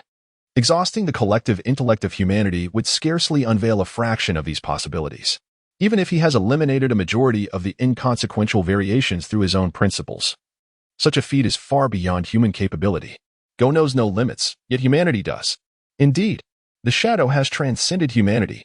Go is not merely a game of calculation. The steps that players often refer to, the number of variations they can foresee, pertain to their own understanding of the game, deduced through reason and established principles. Such a quantity holds no significance for a Go master, as the moves they dismiss as impossible or illogical contain pathways of play that elude the imagination of mere mortals. Even the masters themselves cannot ascertain whether the routes they have discarded conceal novel strategies. To comprehend the paths of an opponent and evaluate the worth of the pieces inherently reflects their understanding and valuation of Go, which constitutes each individual's unique approach to the game. The reason why the master can sense the number of moves calculated by Su Yuanli is due to the striking resemblance in their strategies. Su Yuanli is, in fact, a monstrous entity assimilating the principles of the master, effortlessly grasping them within mere dozens of moves. Had it not been for the overwhelming disadvantage faced earlier, given my current state, I might indeed succumb to defeat. The master sighed softly within. He lifted his gaze, eager to discern the cause of Su Yuanli's transformation. However, upon locking eyes with him, he nearly faltered in his grip on the pieces. Su Yuanli's eyes were devoid of life, as if a light were extinguishing. Through his gaze, the master perceived an expansive and profound consciousness, an endless azure reflecting the depths of the sea. It seemed as though the entirety of the ocean was mirrored in his eyes. A shadow. The master's hand trembled slightly with the piece he held. Recalling the legend his teacher once shared, the city of Chang'an is alive. The automata lack flesh and blood vitality. As these mechanisms grow antiquated, people would bring them to the ocean. The cores of the automata that sink into the sea gradually decompose, transforming into the materials that nurture new cores. Their memories settling into the depths, slowly fading away. Is he truly worth such a tremendous sacrifice? The master fixed his gaze upon Su Yuanli. The latter's expression had grown dull, his eyes mechanical and profound, as he slowly uttered, I must win. To wager everything, is victory the only goal? The master gently closed his eyes, aware that with each piece he placed, he was devouring Sua Yuanli's very soul. In his mind, the indifferent gaze of Ming Shirin flickered, accompanied by the lingering admonition, do not let me down again. He recalled the scrolls frequently perused and annotated by Di Rinjie within the secret chamber, along with the composed yet self-assured expression of Di Rinjie himself. He also remembered the hesitance in Gong Sun Li's demeanor before his departure. A discarded pawn? For the sake of the plan, the teacher had treated you as expendable. Now, for this game, you too shall offer your soul as a sacrifice. With his fingers poised over the white pieces, Yixing lingered above the board, hesitating to make his move. A palpable silence enveloped the atmosphere, almost suffocating. Yixing gradually rose before the chessboard, casting a final glance at Su Yuanli before turning towards the shadows. Su Yuanli sat slumped, his hair obscuring his eyes. And in that fleeting moment as Yixing turned, he uttered in a barely audible whisper, Xing, this is the final lesson. To safeguard the will of a comrade? Abandonment is also a path to victory. This echoed the teacher's voice. The ability to assess the value of each piece had slipped from his grasp. His hand, once steady, now trembled. Yixing slowly rose from the surface of the sea pool, gazing at the water reflecting the moonlight and stars, his face devoid of expression, turning slowly like a marionette. Is this the final lesson imparted by life? His vision blurred. You too are a comrade I wish to protect. Shadow. Teacher Yuanli. Would sacrificing victory suffice to save you? Di Rinjie observed the mechanisms around him, gears rotating slowly, springs coiling, and axles sliding amid the surrounding iron walls. The steel canopy above gradually opened, revealing the tranquil waters of the sea pool, as serene as the azure sky above. Within the pool, holding the mechanism core, Di Rinjie, who lay seemingly in slumber, felt a slight twitch in his fingers, and then he abruptly sprang up, the core slipping from his grasp. He clutched his neck where the injury lay, struggling as if choking on water for a brief moment, then looked up towards the ceiling. There, a shadow cast upon the water's surface was slowly elongating, departing. Just as Di Rinjie intended to rush out and seize the shadow's fleeting presence, he quickly realized that Sua Yuanli's mechanism core had slipped from his grasp. He bent down, spotting the core gradually sinking into the sea pool, abandoning the receding figure above, and dove downward with urgency. He delved deeper into the darkness, ultimately grasping it just before its descent into the abyss. Little mouse, are you truly unafraid of death? Li Yuanfang gasped, mere moments away from mutual destruction. At the last moment, Pei Chiho transformed into his beastly form, leaping into the air with Li Yuanfang, narrowly avoiding the whirring blade that grazed his tail. Lord D needs me. You must go. He waved his hand, stating, I do not wish to become a disappointment to General Su Lai. Yuanfang looked up in surprise, but with no time to say more. He turned and dashed into the darkness. He hurriedly crawled and ran to the edge of the sea pool, where a figure was emerging awkwardly from the water's surface. Observing the person whose hair clung to their face, Yuanfang widened his eyes and exclaimed, My Lord D, are you all right? Have I made yet another mistake? Pei Qinhui sighed deeply, seated on the rooftop, supporting his head with his hand. Suddenly, he sprang to his feet and gave chase. In a dark alley of Chang Lufang, Ming Shirin slowly turned his head, gazing at Yixing, who knelt on one knee, and Pei Qinhui, who held his arms closely to his chest. Master, Yixing murmured softly, I have lost. With that, Ming Shirin melted into the shadows. Chapter 12. The chess match in Chang'an today. Chang'an is bustling with extraordinary activity. Yixing, accompanied by Ming Shirin, travels to the Taiji Palace in a luxurious carriage.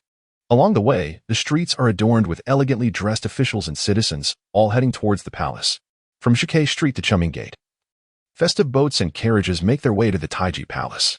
At this moment, the Dali Temple is responsible for the perimeter security of the Taiji Palace. Under the strict orders of Di Rinjie, all personnel from the Dali Temple have been deployed, aside from essential staff remaining at the temple. The rest have thoroughly searched the palace, establishing security measures and activating the palace's mechanisms to ensure everything is in order. The mysterious organization, having lost Sua Yuanli, now lacks someone capable of deciphering these intricate devices, which may pose significant challenges for them. The chess match has already stirred excitement throughout Chang'an, communicated through the bustling districts of Changlu and Pingkongfang, with the emperor lifting the night curfew. Even the dancers from Changlifang plan to showcase their talents in the Taiji Palace, having secured the emperor's approval. The palace will be open for the citizens of Chang'an to watch the match, and countless people will be entering and exiting the palace. The Dali Temple cannot isolate the usual crowds, but must protect key areas and prevent anyone from intruding upon confidential locations. The tale of a young Chang'an boy's duel with a Japanese chess player has spread widely, particularly the story of how Yixing defeated the chess servant Zhao, passing the emperor's test to face the young prince of Fusang. This narrative has only intensified the curiosity of the populace. From a vantage point over the city, one can observe streams of people from various quarters converging towards Zhuke Street, ultimately merging into a tidal wave of humanity, all eagerly waiting for the palace gates to open. The Dali Temple's role is to verify identities and determine whether citizens are permitted entry into the palace. On his way to the Taiji Palace, Di Renjie even spotted the festive boats from Changlu and Ping Kongfang gently making their way towards the palace, causing him to press his temples. Increasingly troubled by the day's security arrangements, unbeknownst to him, he wondered if these rumors were also concocted by the mysterious organization. Yet, he sensed that thwarting this chess match had become utterly impossible. At that moment, a resonant and exhilarating sound of a pipa emerged from a nearby boat, echoing like the clattering of iron hooves or the crack of a whip, momentarily silencing all other sounds. As the pipa's melody faded, numerous citizens of Chang'an leaned out from the adjoining corridors and pavilions, cheering loudly. Di Renjie looked up to see two festive boats sailing side by side. Nearby, someone remarked that the new district produced within the palace was the reason for the contest between Changlu and Ping Kongfang. Seizing the opportunity of the emperor's opening of the Taiji Palace, coinciding with the young national players' duel against the Prince of Fusang. Thus, a duel was arranged to claim the new district. The pipa's sound emanated from a boat resembling a resplendent peacock. The tail feathers of the boat were adorned with hundreds of bright lanterns, stretching for 10 zhang, crafted from gilded bronze and embellished with emerald feathers and peacock stones. The golden tail feathers shimmered, and when fully unfurled at night, they radiated like a great sun, illuminating the stage upon which the peacock performed. At this moment, dozens of dancers adorned the flower boat, wielding umbrellas in a graceful dance. A singer, draped in colorful ribbons, soared through the air like a celestial being, her pipa resting against her back as her delicate hands plucked the strings. The sound of the pipa resonated, and she danced barefoot, the vibrant yet harmonious notes flowing forth, orchestrating the music of the entire flower boat. This was the definitive pipa. And Chang'an was not only a city of intricate contraptions but also a hub of song and dance, where both the court and the common folk cherished music deeply. The troupe of singers often numbered in the dozens, or even hundreds, each holding their own instruments. To harmonize these melodies, a guiding force was essential. Such a singer was typically the most skilled, capable of achieving renown throughout Chang'an. Indeed, the crowd around them erupted in cheers. Yang Yuhuan. Yang Yuhuan. This was the name of the pipa-playing dancer, and the applause echoed on endlessly. As a dancer emerged gracefully from the peacock feathers at the tail of the flower boat, her pair of rabbit ears quivering delicately, Di Renjie's pupils abruptly contracted. Was this a demon-born dancer? His gaze lingered on the umbrellas held by the dancers, and a fleeting image of another thief from the Dali Temple heist flashed through his mind. The figure had always concealed their upper body with an umbrella, seemingly attempting to hide something significant. Could she possess striking features indicative of a mixed-blood demon? Ali, a youth with tiger stripes on his face, dressed in casual attire, was cheering for the dancers aboard the flower boat, clearly a devoted fan. With the appearance of the young girl, the atmosphere became even more fervent, as everyone shouted the dancer's name. The girl on stage, with her beautiful eyes glancing around, sparkled with brilliance. Soon, this flower boat triumphed over its rivals, continuing its serene journey toward the Taiji Palace. Many citizens of Chang'an followed the flower boat, pursuing it and calling out names. At this moment, Di Renjie looked up to see the majestic Taiji Palace standing before him, its grand doors slowly opening to welcome the citizens of Chang'an within. This extraordinary game of chess was about to commence. Within the Taiji Palace, Di Renjie faced the Empress. Wu Zetian, adorned with peach blossoms at her brow, sat gracefully upon the throne. Beside her, Si Kongjin wore a serious expression, and after hearing Di Renjie's report, he spoke. This game has already garnered fame throughout Chang'an, and the recommended chess master has become a matter of national honor, making it impossible to postpone or cancel the match, nor to replace any players at the last minute.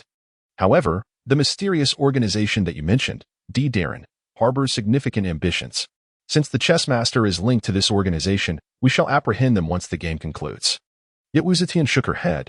If they are truly talents for the nation, we cannot condemn them based on mere speculation. Di Qing, I require solid evidence. Di Renjie bowed slightly. I am currently investigating. Then we shall await your findings before proceeding according to the law. Rinja nodded. I share this sentiment. My audience with your majesty today is to clarify one matter. Wu Zetian turned with a smile. Oh, what perplexing issue has brought you to seek my counsel? Rinja hurriedly responded. I wish to inquire about the mysteries surrounding the Yunqi stage.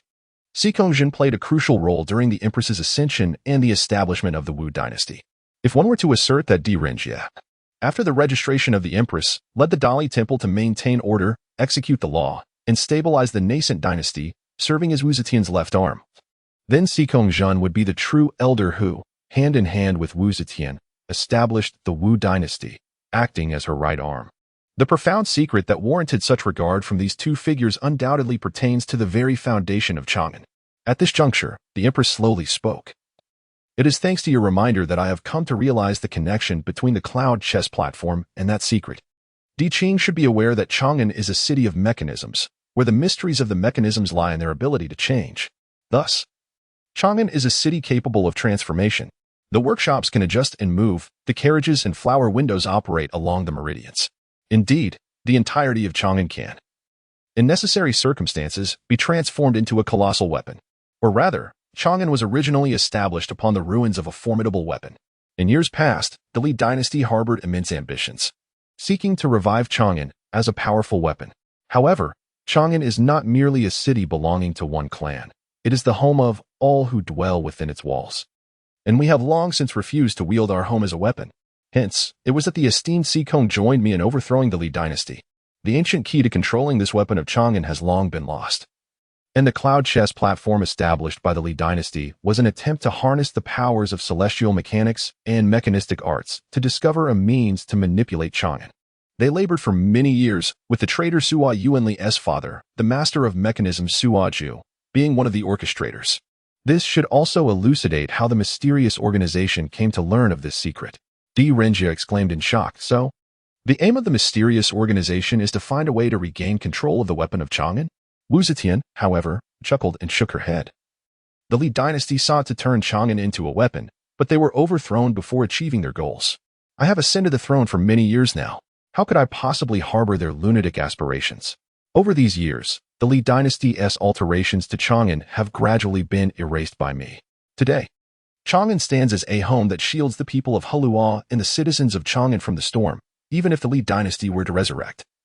They could never transform Chang'an into a weapon again. Wu Zetian shook her head in amusement. Celestial mechanics chessboard. Celestial mechanics chessboard?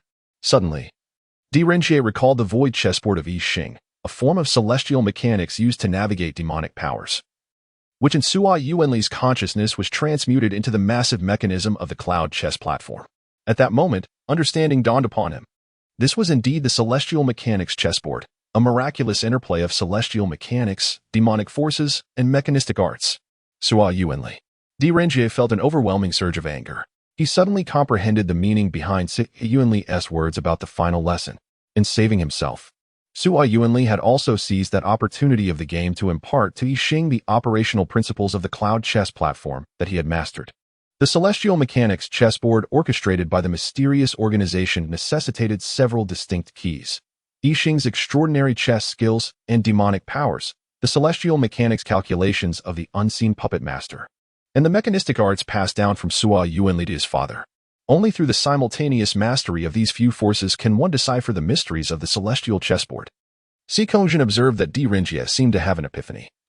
His fist clenched slightly in agitation as he took over the empress's words and continued, although the function of transforming Chang'an into a weapon has been abolished, the ability to manipulate Chang'an has been preserved by Her Majesty. The layout of Chang'an's markets resembles a game of Go, with thousands of households forming a complex network. And thus this key has been fashioned into the likeness of a chessboard.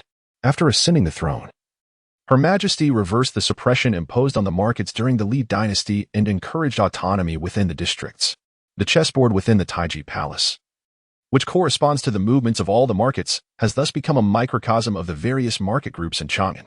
Whenever a new market emerges, the Taiji Palace employs the celestial chessboard to integrate this new mechanism into the existing network. This is the reason for the perpetual vitality of Chang'an's markets. Each year, once the yin-yang masters in the palace predict the emergence of a new mechanism, the court notifies the markets to hold competitions based on the functional tendencies of the new mechanism. At this moment, Renjia suddenly recalled the extravagant flower boats and the discussions of passers-by he had encountered on the road. He spoke up. Recently, has a new mechanism begun to take shape? Sikongjin was somewhat taken aback, but replied, indeed, 7 days ago. The Yin-Yang masters in the palace predicted that a new mechanism might be born in Chang'an, specifically an entertainment mechanism, which has already been agreed upon by the two major market groups, Chonglu and Pingkong, to be determined through today's flower boat competition. A new market birthed 7 days prior. The competition determining the fate of the new market. The opening of the cloud chess platform. This unprecedented chess game is not merely a series of coincidences. What could be the secret plot of the mysterious organization? Renjie felt that these clues intertwined, leaving only a thread to unravel all the enigmas.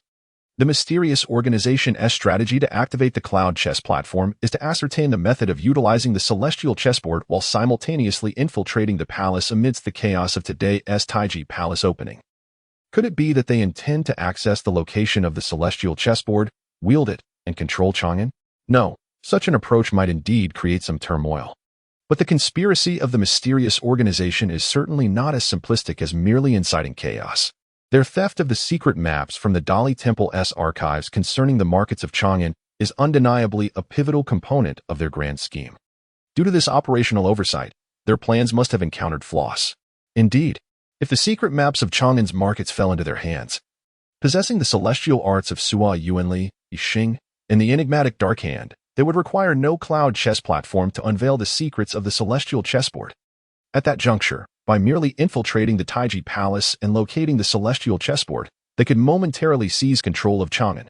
As long as the secret maps of Chang'an's markets remain out of their grasp, they are compelled to make this move with the cloud chess platform, allowing Yixing to survey Chang'an from above, substituting for the market secret maps, while simultaneously exploring the method to manipulate the celestial chessboard. Renjie clarified the critical elements and inquired, then, Sir Sikong, how is the celestial chessboard manipulated? Sikongjin raised an eyebrow slightly, hesitating for a moment as he glanced at Wu Zetian on the imperial steps. Seeing her smile, she remarked, no worries, I trust Yi Qing just as I trust you. Sikong Qing, since the Tianji chessboard is indeed a chessboard, the method of manipulation must be akin to playing chess. Sikongjin replied nonchalantly. Renjie, suddenly enlightened, felt invigorated and murmured, I believe I understand their intentions.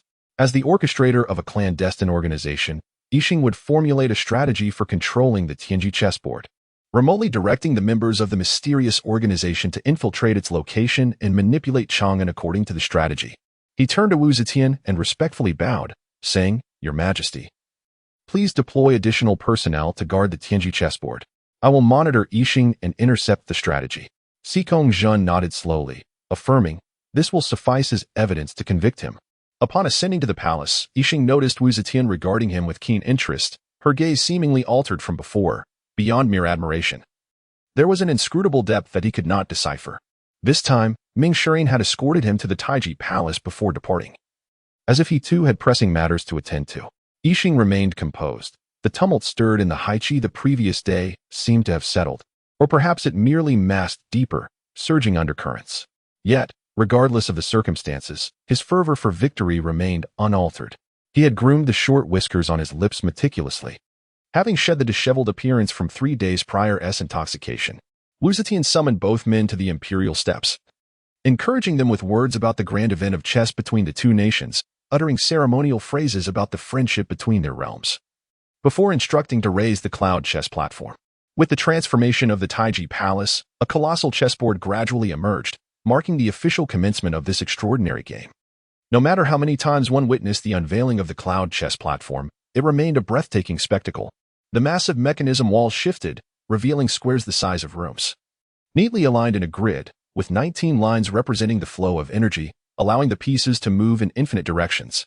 As the high platform where they stood ascended, they could gaze down upon the entire chessboard from above. The citizens of Chang'an flocked into the Taiji Palace, filling the stands on either side of the high platform, affording them a clear view of this magnificent chess game. The people of Chang'an, whether filled with pride or awe, observed the grandeur of the mechanized arena, their hearts swelling with the pride of being citizens of Chang'an. Yixing took a deep breath. Placing a piece on this board imbued him with a sense of formidable power. As if with a mere gesture he could alter the very fabric of reality, rendering the spectators below as insignificant as ants. Such was the weight of this mechanized chess platform. If Chang'an were truly the chessboard, the extensive streets would segment the city into countless districts. Each square district resembled a chess square, while the magnificent structures and their inhabitants scattered throughout would become the pieces on the board. Could he truly bear such a heavy burden? The player, lofty and unperturbed in his strategic placement, while the pieces below bled rivers of sorrow. Was this genuinely what he had hoped for? In such a game of chess, can one achieve victory continuously to earn the approval of one's esteemed father? Yixing could not help but close his eyes, delicately picking up a piece from the nearby chess cage. On the board, 4 pieces, 2 black and 2 white, had already been placed, marking the initial positions. Opposite him, Gao Yuxiusu had drawn several white pieces from the cage.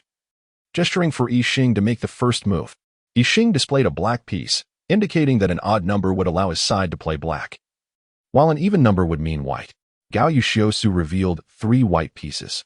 Thus, Yixing would play black, while Gao Yuxiusu would play white. In Chang'an, the white player always moved first. This match attracted not only the full attendance of the Chess Academy's officials, who were there to explain the game to the Empress, but also many skilled chess players from the stands below, eager to elucidate the strategies to the common folk. Di Renjia was acutely aware of the underlying tension. The kingdom's master was concerned that the other 2 officials might discern something from Yixing's moves. Yixing's origins were intertwined with the infamous case of the English Duke, a wrongful accusation that surely held deeper secrets. What could have prompted the kingdom's master to sacrifice his own dignity for the sake of that youth? Why would he go so far as to conceal the criminal facts? At that moment, Shi Zhao, beside the Empress, let out a soft exclamation, capturing Wu Zetian's attention. The Empress turned with a smile and inquired, "The prowess of these 2 players is indeed profound. I cannot comprehend it. I have heard you speak of insights from the sidelines. Would you be willing to enlighten me on this match?" Shi Zhao quickly clasped his hands and replied, "Your Majesty, Yixing's moves are succinct and decisive. His opening is as precise as if carved with a knife, each step executed flawlessly, while Gao Yu, the prince, displays a poetic elegance in his few moves, revealing a substantial depth in his position. Both players possess exceptional skill, but from the opening, Yixing's style is subtle yet flavorful, light yet concentrated. Although Gao Yu's moves are powerful, they might carry an air of heaviness. In comparison, Yixing's formation appears superior, truly a youthful prodigy among masters." At this, Wu Shizhao shook his head repeatedly, stating, "It is still early to declare who has the upper hand at this stage. One could say Yixing holds a slight advantage, but to claim it as a winning position, we must wait until the mid-game to gain clearer insights. Moreover, this formation raises my concerns." He cast a sidelong glance at Shi Zhao, seemingly reproaching him for only sharing good news. Wu Zetian interjected with a chuckle, "What riddle are you 2 playing? Do you wish for me to guess?" Shi Zhao quickly replied, "Your Majesty, I dare not. It is just that." He hesitated, biting his teeth slightly before continuing, "Yixing's recent moves evoke a sense reminiscent of the kingdom's master who, with 50 moves, was invincible in the world. If he is indeed following that strategy, it implies that the game may become challenging after those 50 moves." Wu Zetian instantly understood. You believe that if Yixing were to emulate the kingdom's master, he would encounter difficulties after 50 moves? Wu Shizhao hesitated. But meeting the Empress's bright gaze, he could not hide the truth, stating plainly, "Your Majesty, based on my analysis of the young prince's moves, it appears he excels in mid-game skirmishes, particularly in combat, suggesting that a stronger position in the early game would be advantageous." As Yixing wielded his blade with great determination, he realized that if he could not establish an advantage in the early game, by the time they reached the mid-game, Prince Gao Yu's position would be solidified, rendering the white pieces immovable. Such an advantage would be tantamount to none, and further battles would merely be a struggle. He shook his head repeatedly, clearly skeptical of the prospects. In the game of Go, particularly in Chang'an, there exists a profound emphasis on style and form. Some masters even determine superiority based on the quality of the board position.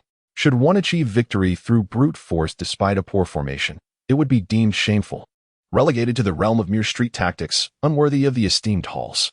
However, such rules seem ineffective when confronted with the young Prince of Fusang. The outcomes of Go are determined by the count of territory, and to dwell on the aesthetics of the position would only serve to invite ridicule. Consequently, many esteemed players, upon reviewing the game, perceived the aggressive nature of Fusang's strategy and felt themselves at a disadvantage. After witnessing the pinnacle clash between Hai Qi and Yixing, Renjie had sharpened his insight. Observing Yi Xing's opening moves, he furrowed his brow, clearly discerning the essence of the master's strategy, which was a far cry from the uninhibited brilliance displayed during the high chi match. At that time, Renjie found himself incapable of even analyzing the board. To voice his thoughts would only serve to confuse So Yuanli. Yet now, he seemed to grasp Yi Xing's logic and principles, suggesting that Yi Xing's approach had descended from the celestial realm, now tethered to the earthly domain. Why might this be? Was it the pressure from Yuanli during the high chi battle that disrupted his thoughts and restrained his creativity? Or was it a matter of concealing his identity, thus refraining from employing his true style? Renjie pondered. If that were the case, then Yi Xing, holding back his strength, might very well find himself at a slight disadvantage against Gao Yu's strategies in the mid-game. In pursuit of victory, could one truly disregard the essence of Go? Renjie fixed his gaze upon Yi Xing on the high platform. The youth maintained a demeanor of icy calmness, exuding an air of tranquility that betrayed no inner turmoil. In contrast, the master beside him appeared visibly moved by the unfolding game, slightly parting his lips to utter a barely perceptible tremor. That child still remembers me. Come, Wang Shizhao, let us engage in another match. The Duke of England erupted in hearty laughter, eyeing the remnants of the game on the board, exclaiming, "Your opening was unparalleled, truly unmatched in the world. Yet surely I have absorbed at least 70% of your prowess. Today in the Go Academy, I encountered a few skilled players. Within just over 40 moves, I forced them to concede defeat. What esteemed duke would venture into the commoner's Go halls to seek opponents who would dare to triumph over you?" The master scoffed. "Your skill barely reaches a third of mine, you wretched blunderer, beyond redemption." With that, he reached for the pieces. "Wait." The Duke of England produced a small notebook. "Allow me to record the game for my son. Let him study it independently. If he possesses insight, he will glean something meaningful. Teaching him directly would only lead to his downfall." The two bickered playfully before commencing a new match. The master, with his weathered hands, had unknowingly gripped the table beside him, veins protruding. "This is the game record I imparted to the Duke of England. That particular formation truly embodies the expression of surpassing one's teacher." Surpassing what? Beside him, Renjie looked on with astonishment. The esteemed Wang Guizhou spoke with solemnity. "Yi Xing's prowess in chess surpasses mine by far. Even if we were to begin from 50 moves in, he would still emerge victorious. The entirety of that game would only solidify my defeat. Is there anyone who comprehends my strategies better than I do?" Though Wang Guizhou's hair was white and his visage aged, his confidence remained undiminished. Noticing Renjie's skepticism, he chuckled. "Tell me, when have you ever seen me engage in a match where the first 40 moves exceeded half an hour?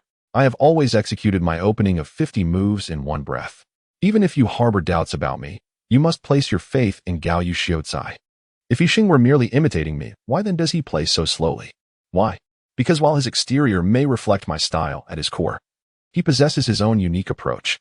His moves appear bold and decisive, yet they are distinctively original and unrestrained. His chess, in its subtle intricacies, evokes the brilliance of the stars above, yet fundamentally adheres to rigorous principles, employing the duality of yin and yang in the art of calculation. Thus, Gao Yu Xiaocai dares not be careless. Otherwise, after the mid-game, any variation from these first 50 moves could very well cost him his life." At that moment, Wang Guizhou's frail frame radiated an overwhelming aura, even overshadowing Renjie. The conviction and admiration in his words compelled Renjie to somewhat trust his judgment. Renjie fell into silence, for he alone understood that while Yi Xing was engaged in the game, part of his mind was also probing the mechanisms governing the cloud chess platform. Observing the youth on the platform, whose moves fell like stars, Renjie felt a surge of admiration and lamentation. This young man, had he not strayed from his path, how dazzling he would be. Yet, so it was. Yi Xing mused inwardly. His chess seemed to mimic another's, yet he could not transcend the imprints of his past. This style of play shed many superficialities of chess theory, revealing the essence of Go, which revolves around life and death and the principles of territory. This was the reason he triumphed over the 3 court officials. However, such meticulous calculation of life and death left gaps in his overall strategy and momentum. Human intellect has its limits, after all. The capacity of human computation cannot encompass the entirety of the game's intricacies. If anyone could attain such a realm, they would surely be a divine entity in the realm of Go, one who would never face defeat. On that fateful day, had it not been for the prior advantages, the outcome might have been uncertain. He posed no threat. Thus, the plan commenced. Every move Yi Xing contemplated began to unfold with a lengthier deliberation than before. Yet in truth, he had already anticipated Gao Yuxiu's next 5 moves. Should his actions align with Yixing's expectations, the time he spent thinking would merely replay the intricate transformations of the mechanical chessboard in his mind. Part of the cloud chess platform's mechanisms lay exposed, with gears, drives, and axles crafting an exquisitely unique chessboard. Yixing closed his eyes, seemingly deep in thought about the game, yet within his mind. The complex mechanisms of the cloud chess platform gradually took shape, filling in the gaps left by Sua Yuanli's teachings. The changes prompted by each move allowed him to calculate the overarching structure of this intricate system. In his mind, the chess pieces on the cloud chess platform transformed into hexagrams. The fluctuations of these hexagrams triggered a dazzling array of movements in the mechanisms. Indeed, these mechanisms were intricately linked to Chang'an. The movements generated by the various workshops and marketplaces, influenced by the passage of time and the changes in hexagrams, were perfectly mirrored by the mechanisms simulated on the cloud chess platform, aligning precisely with the calculations made by his mentor Ming Shirin. It seemed that the developments over the decades in the marketplaces of Chang'an were also affecting and adjusting the mechanisms of the cloud chess platform. This was a far grander celestial chessboard. Yixing could not help but recall the enormous treasure flower bookshelf within the secret pavilion of the Dali Temple. The complexity of the mechanisms on the cloud chess platform surpassed that by more than tenfold.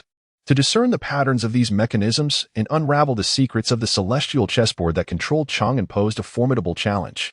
Fortunately, Ming Shirin and Sua Yuanli had already laid a substantial groundwork. In Yixing's mind, the chaotic and ever-shifting chessboard gradually took shape, every transformation becoming clear to him. Through the fade exhibited by the cloud chess platform, the entire system unfurled before him. The principles governing the celestial chessboard, along with the strategies of chess, had become an intrinsic part of Yixing's very being. These principles were as natural to him as breathing. Navigating through 19 paths, the yin-yang changes within 361 squares. In total, there existed 3 to the power of 361 potential solutions. Could one truly exhaust them all? Yixing pondered. Yet, the essence of Go lies in seeking the finite within the infinite. At that moment, the transformations of hexagrams imparted by Ming Shirin, the mechanism techniques taught by Sua Yuanli, and Yixing's own relentless pursuit of the way of Go intertwined, binding the boundless variations and possibilities, ultimately revealing the secrets of the celestial chessboard. From the initial move, a sequence of 19 transformations gradually surfaced in Yixing's consciousness. Was this the method to manipulate the celestial chessboard? Was this the secret his mentor sought? Yixing opened his eyes, and in that instant, Direnjie, who had been intently observing him before the Taiji Palace, instantly comprehended the glimmer in his gaze. Had he succeeded? Direnjie glanced back, only to see the Empress sitting languidly on her throne. Upon noticing his gaze, she exhibited a fleeting moment of anxiety before quickly resuming her fade of understanding the chess game, her demeanor turning grave as she nodded repeatedly. Direnjie quietly approached the Empress, lowering his voice to whisper a few words. The plans of the mysterious organization surely harbored elements unknown to me. Yet with the capture of just 2 pieces, I could dominate this entire game, one being the white piece under public scrutiny, and the other, the black piece that must infiltrate the vicinity of the celestial chessboard to execute the plan. With that, Direnjie abandoned Yixing and made his way toward the Hall of Mystique, where the celestial chessboard resided. Not far away, the plaza before the Taiji Hall resonated with the sounds of music. The banquet within was about to commence, with attendants flowing in and out like a river, delivering exquisite dishes. The chess game had already extended for 2 hours, and as dusk descended, though the lights on the cloud chess platform shone brightly, the activities of both players and spectators remained undisturbed. However, one must always partake in sustenance. Before long, His Majesty will decree a pause, allowing the 2 chess players a brief respite.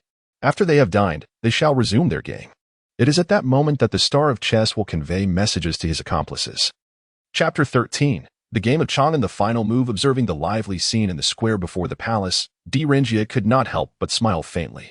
In truth, many commoners flocking to the Taiji Palace had little understanding of Go. They merely wished to glimpse the grandeur of the imperial court. Comparatively, the performances of singing and dancing from the Pingkong and Chang'an districts were far more captivating to them. Later, the victorious Flower Tower would entertain the visiting delegation from Fusang at the banquet. As Direnjie surveyed the peaceful ambience, he smiled softly and turned to walk into the shadows, heading toward the most heavily guarded area of the Taiji Palace.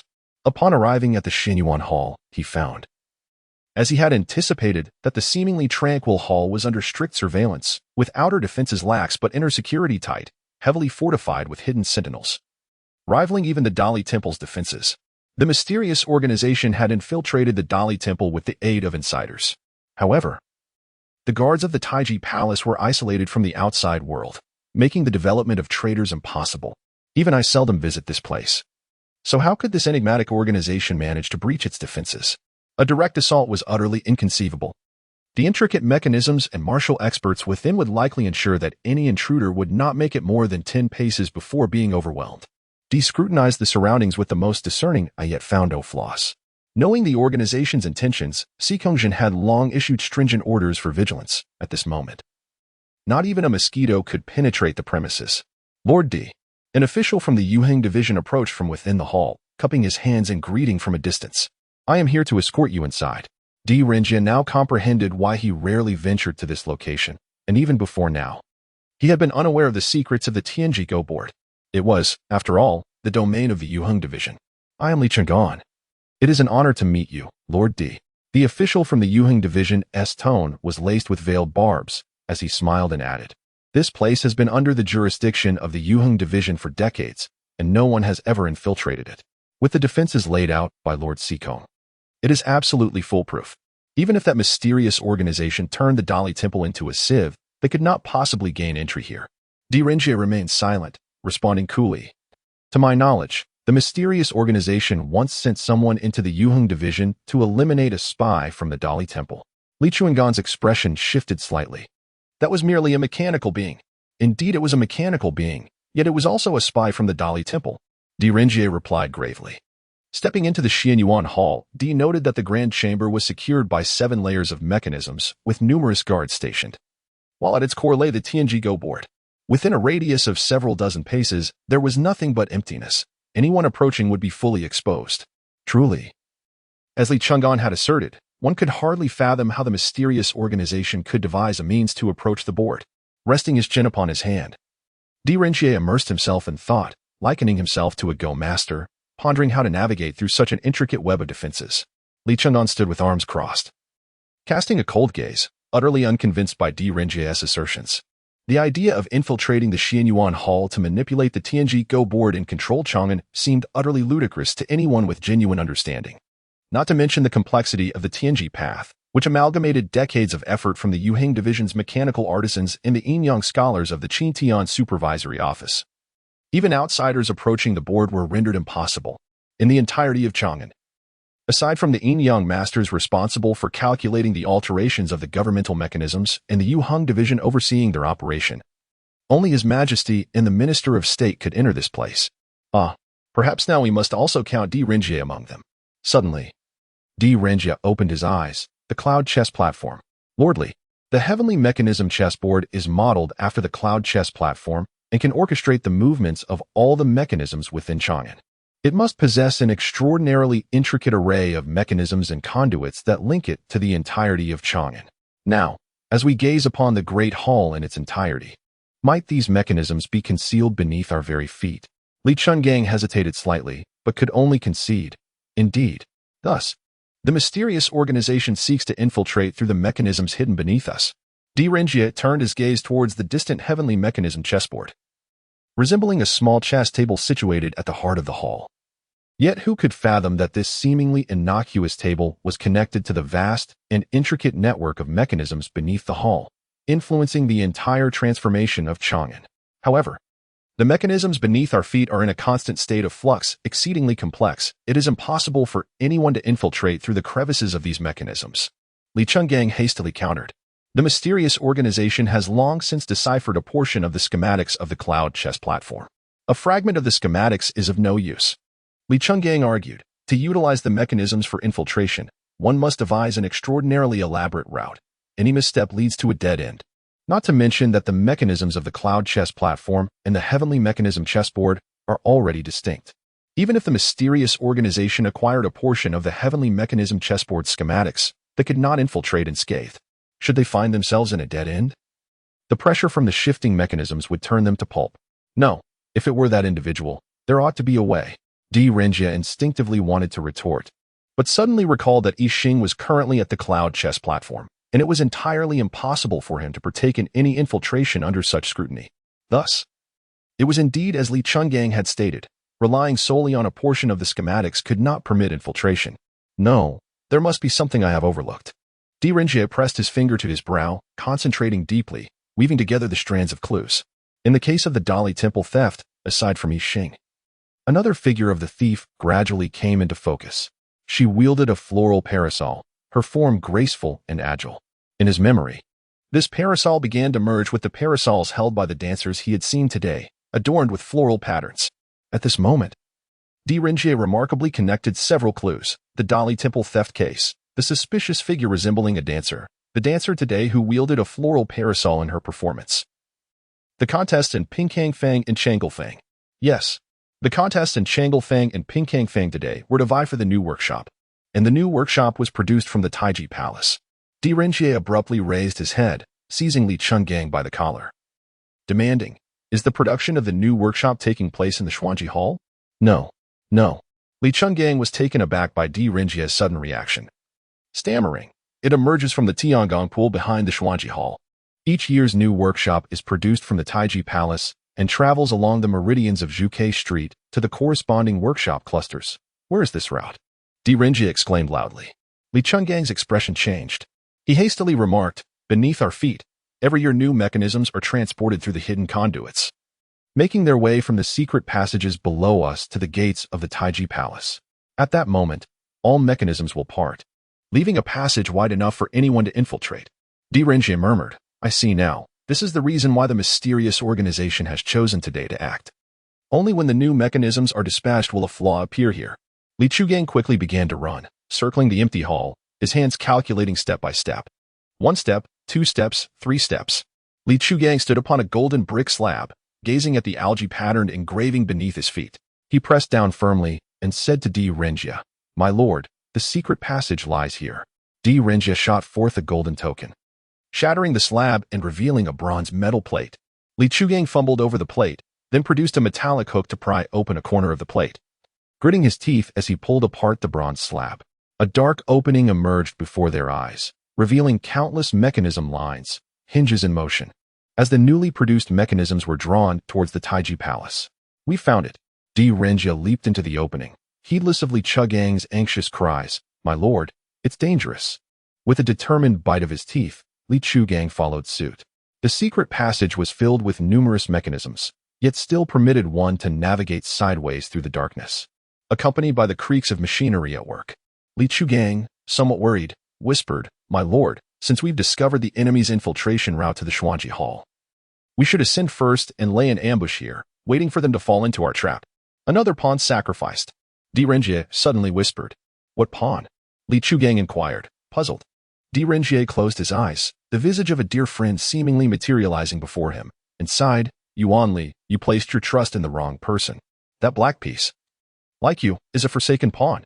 He may approach the Tianji chessboard through the secret passage, but upon utilizing the board, he will undoubtedly alert the guards. Eliminate him to eradicate future troubles." Pei Qinhui moved stealthily in the dim chamber, with the dark channel beside him. By following the channel and prying open the water-dividing dragon scale pillars along the way, he could approach the concealed passage deduced by Ming Shuri. Then, following the method provided by Yixing to move the pieces on the Tianji chessboard, his mission would be accomplished. Suddenly, Alalai, having changed from her elegant attire, peeked in and whispered, "Tiger, Sister Yuhuan and I have finished our performance." "Did you win, Alalai?" Pei Qinhui's eyes brightened upon seeing Alalai. Alalai replied confidently, "Of course we won." She glanced anxiously at the dark channel beside Pei Qinhui and said, "Tiger, this task is too perilous. I want to go with you. The dark channel is quite foul." Pei Qinhui waved his hand dismissively. "Ming has strictly ordered you not to descend. I can manage alone. Having you along would only complicate our retreat." "Then be careful," Alalai cautioned. On the cloud chess platform, Yixing meticulously transcribed the method to activate the celestial chessboard into notation, preparing to present it to Gongsun Li shortly. However, once all was in place, he instinctively recalculated the plan, and a tremor coursed through his right hand as he grasped a piece from the nearby chess cage. The tiger was a sacrificial piece. Yixing was engulfed in a wave of profound dread. Within the confines of his scheme, His white piece, gleaming under the sun, posed no threat. Although it lay exposed and drew the attention of Di-Rinjie, Yixing firmly believed that his mentor would never abandon him. Yet, the other executor of the plan, Pei Qinhui, maneuvering in the shadows as a black piece, faced an irrevocable fate, with no opportunity for retreat. At that moment, an overwhelming terror surged forth, threatening to engulf Yixing entirely. You cannot falter, defeat after defeat. However, in the midst of reviewing the chessboard, Yixing realized that the escape route provided to Pei Qinhui by Ming Shirin was, in fact, a dead end. It appeared as if he could manipulate the celestial chessboard to trigger a mechanism, prompting a change in the secret passage, allowing for a graceful exit. Yet, upon discerning the patterns of change within the celestial chessboard, he came to understand, once activated, the ensuing upheaval of the underground mechanisms would obliterate the unwary tiger, reducing him to mere pulp, unless armed with infallible blueprints. I am Pei Qinhui. Let me make it clear. I can obey orders. But for you to claim the title of captain, you must subdue me. The half-tiger, a defiant youth, crossed his arms, gazing at himself with a rebellious spirit. Yixing perceived this as perhaps a troublesome character. A captain should embody a certain presence. Recalling the shadow's words, he restrained his impulses and coldly beckoned the mixed-blood demon youth with a finger. Hey, quite audacious, aren't you? The half-tiger youth rolled up his sleeves and lunged forward. Wow. When you strike, you remind me of my sister, so ruthless with your hands. If you're willing to bet, then I concede. Henceforth, you shall be my captain. Yet, the one I truly admire remains singular, that is General Su Lai. Your intellect is commendable, if you can restore General Su Lai's honor. I would wholeheartedly yield. Tiger, your battered visage exudes resilience. Yet, within the ethereal chessboard, your stunned expression as you surveyed the game appeared rather foolish. It is indeed challenging to accept someone so reckless as a companion. Tiger, yet another sacrificial piece. At some point, they had come to regard one another as comrades, cherishing one another as their most precious possession. A sheen of sweat broke upon Yixing's brow, as if the chess game had reached a pivotal juncture.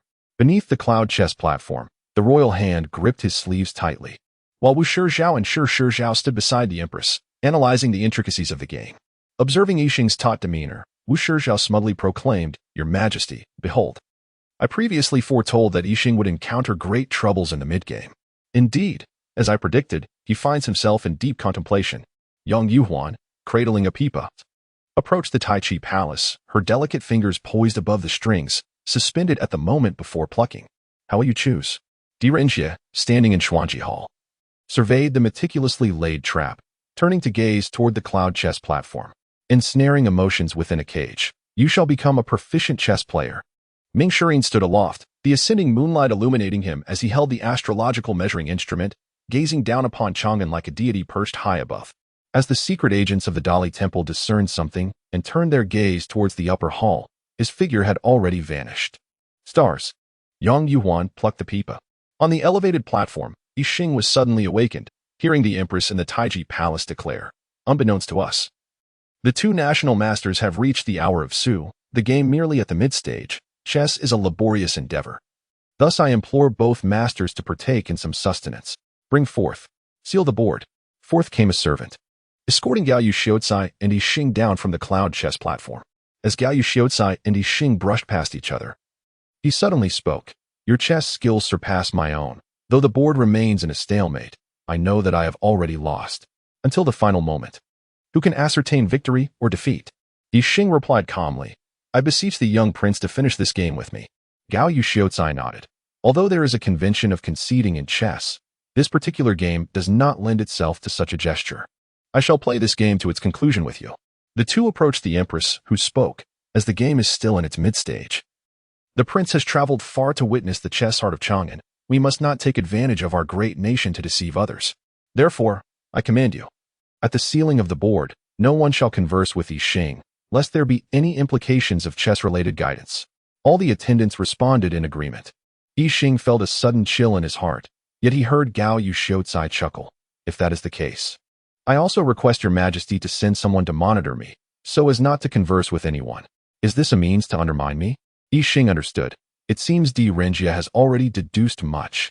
He slightly closed his eyes, resolved, and gazed at the lively banquet scene in the Taiji palace. Suddenly, Yixing stood and proclaimed, Your Majesty, a player must not be distracted. please grant me a quiet room for rest, away from outsiders. Dao Xiaocai also requested the empress to arrange a quiet room, to which Wu Zetian smiled. That is indeed reasonable. She permitted them to proceed to the quiet room, sending provisions along with them.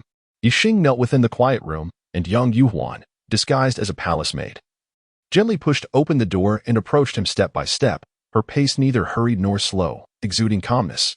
She simply presented the meal with care, not exchanging a single word throughout the encounter. Di Renjie watched this scene from outside the quiet room. He had suggested to the empress to prohibit Yixing from communicating with others, intending merely to extract further clues regarding the mysterious organization, without the intention of preventing Yixing from relaying messages. All these clues, when the black pieces fall into the trap, would serve as evidence to dismantle the entire mysterious organization. Di Renjie observed as Yixing dined, using water and wine as his ink, sketching something on the tray that held the meal. After Yixing finished his dinner, Yang Yuhuan tidied the utensils, preparing to depart. However, Di Renjie stopped her, smiling. I wish to see what he has inscribed there. Yang Yuhuan replied with surprise. It appears to be some chess notation. So simple? Di Renjie was somewhat incredulous. He would rather believe this was a mere illusion crafted by Yixing. He accepted the wooden tray, where the traces of the clear wine and painting had long since vanished. Yet, the areas touched by the wine held a subtle difference from the rest of the wood, a distinction that Di Renjie could easily discern.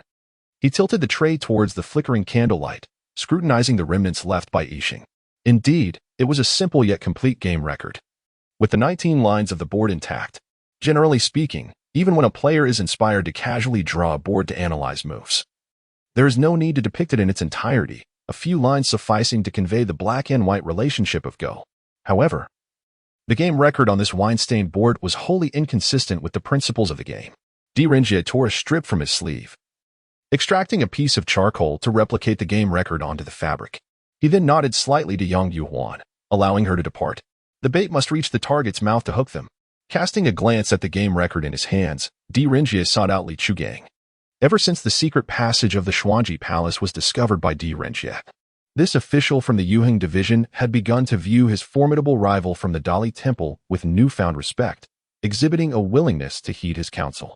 Di Renjie presented the game record to him, inquiring, "Can this record manipulate the heavenly mechanism board?" Li Chugang took the record, glanced at it twice, and exclaimed in astonishment. What? What sort of game record is this? It bears no semblance of logic. It is clearly a haphazard arrangement. The heavenly mechanism board represents the most perfect amalgamation of yin-yang techniques and the principles of Go. Each move requires the celestial observatory to deliberate for half a day. How could something that lacks even the most basic understanding of the game manipulate the heavenly mechanism board? Indeed, Di Renjie smiled subtly, realizing that right under his nose, an illusion had been cast, effectively relaying genuine intelligence elsewhere. When had this occurred? Given Yixing's prowess, crafting a game record that adhered to the principles of Go, or one even more misleading, would have been far simpler. Why then did he choose to create this nonsensical record? Was it to inform himself that he had been outmaneuvered? Di Renjie instinctively felt that Yixing was not the sort of person to revel in such trickery. He genuinely enjoyed the pleasure of the game. Without taking delight in mocking his opponents, gazing at the game record in his hands, Di Renjie murmured softly, south to 1, east to 5, north to 8. East to 9, east to 6, south to 4. The moves of east to 1 and west to 1 certainly defied reason. Yet, a sense of unease lingered in Di Renjie's heart. An opponent like Yixing was far from easily manageable. Presently, he had placed himself as a pawn in the most pivotal position on the board, securing the central point. But the center, while advantageous for offensive maneuvers, was also surrounded by an infinite expanse from all directions. Once isolated from other pieces, it became the most vulnerable point. In Go, a solitary piece is doomed.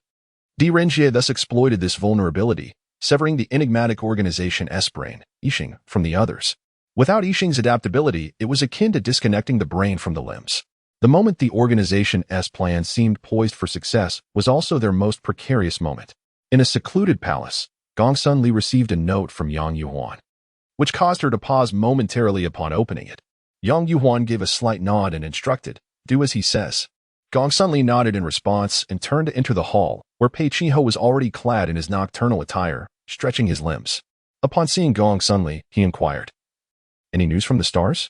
Gongsun Li handed him a note, resolutely stating, "I shall accompany you." Pei Chiho took the note, glanced at it, hesitated momentarily, but ultimately decided against further delay.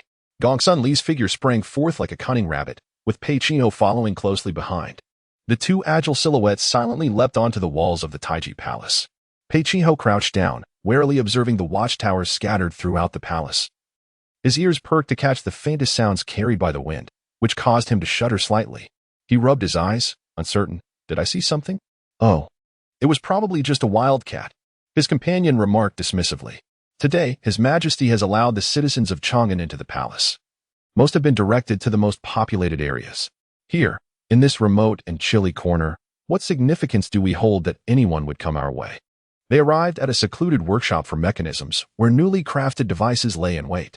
Tomorrow, the victor of the flower boat competition would lead this nascent mechanism down the Zhuke Avenue, gradually making its way towards the victorious Pingkung Fang. At this moment, the preliminary form of the mechanism already bore a semblance of its future shape. Towering columns, grand halls, bronze components, and wooden panels rubbed against one another, constantly shifting and adjusting, emitting a series of crisp sounds. The sliding tracks, heavy wooden walls, bulky mechanism parts, and the rudimentary shape of the workshop operated in an orderly fashion before them, resembling a colossal, living contraption, stripped of its exterior, exposing its sinews and the blood that would soon course through it, evoking a sense of unease in Pei Qinghe. Standing before the enormous workshop, he marveled. So this is the unadorned visage of a mechanism workshop. It appears truly magnificent, unlike anything I have witnessed on the borders. Though the Great Wall may be grander, it evokes an entirely different sentiment. The workshop was undergoing its final enhancements as artisans meticulously installed various components, with exquisite eaves and decorative angles also being prepared. The master of Pingkung Fang would employ these artisans to procure materials, fully realizing the construction. Then, Gongsun Li lowered her umbrella slightly. Let us commence. The chess game at the center was fraught with unpredictability, yet the initial positioning was already clear. Gao Yueshi sighed inwardly, acknowledging. The chess masters of the upper nation ultimately surpass us of this remote little country. Having sensed impending defeat, the clarity of the situation now revealed the certainty of loss. The youthful Yixing Jun possessed such formidable skill, perhaps only my disciple could stand as a representative of Fusang to challenge him. The royal chess master exhaled in relief and turned to Rinjie, who was intently monitoring Yixing, stating, Yixing holds a distinct advantage. The territory he occupies is entirely in his favor. It is indeed laughable that some still speak of the little prince of Fusang, suggesting that he possesses extraordinary strategic prowess in the middle game. Yet, it is precisely during the mid-game that Yixing truly demonstrates his capabilities. As it stands, this game of chess seems unlikely to reach its conclusion. The contest unfolds step by step, and this astonishing match has now reached a critical juncture. Even those with a modest understanding of the game can discern that Yixing has gained a distinct advantage, as long as he adheres to his strategy. Victory should not be elusive. However, the middle game is fraught with unpredictability, and who can dare to draw conclusions before the final moments? A few of the chess attendants have exhaled in relief, smiling as they explain the current situation to the Empress. Oh, so it appears Yixing's victory is assured? Wu Zetian inquired with a smile. Sure, Zhao flattered. It is thanks to your Majesty's discerning eye that this young national master has risen to prominence. If nothing goes awry, Yixing should be able to secure a victory of 4 points or more.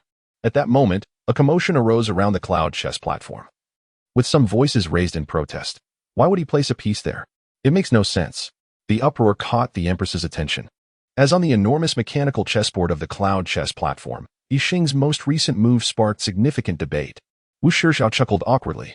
Could it be he wishes to extend a courtesy to the little prince of Fusang, to spare him an embarrassing defeat? Shirzhao, disregarding the Empress's presence, exclaimed with urgency. In a contest between masters, a single misstep can lead to complete downfall. If he wished to concede, he could have subtly adjusted the score during the endgame. Why would he play such a futile move in the middle game? Prior to this, Yixing was in a position of strength.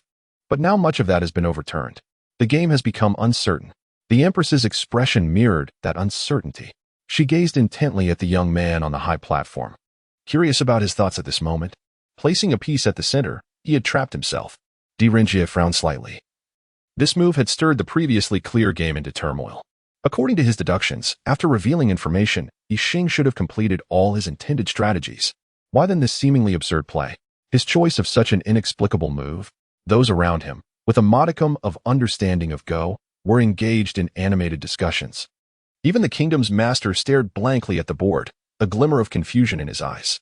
Was this to assist a companion in infiltrating the Hall of Mysteries? To approach the celestial board, thus drawing everyone's attention? Di Rengia recognized that the impetus behind Yi Xing's move must originate from outside the board. Not only the spectators, but even Gao Xiaozai, seated opposite Yi Xing, appeared perplexed. After a prolonged moment of contemplation with closed eyes, he could not fathom this move and was compelled to rise and say, "Sir, have you perhaps made an error in your play? This match has demonstrated your remarkable skill. It would be a pity to see it squandered." He then turned toward the direction of the Taiji Hall and called out, "Your Majesty, may we retract this move?" Before Wu Zetian could respond, Yi Xing declared with conviction, "There is no need. This is my path of play. I have made no mistake." Gao Xiaozai furrowed his brow and addressed Yi Xing, "You are the most skilled player I have ever encountered, with unparalleled talent. However, Go is a game of black and white. The board represents not merely a contest between two individuals, but embodies one's beliefs and personal philosophy in the game. Only through sincere dedication to the game can one approach the essence of the way.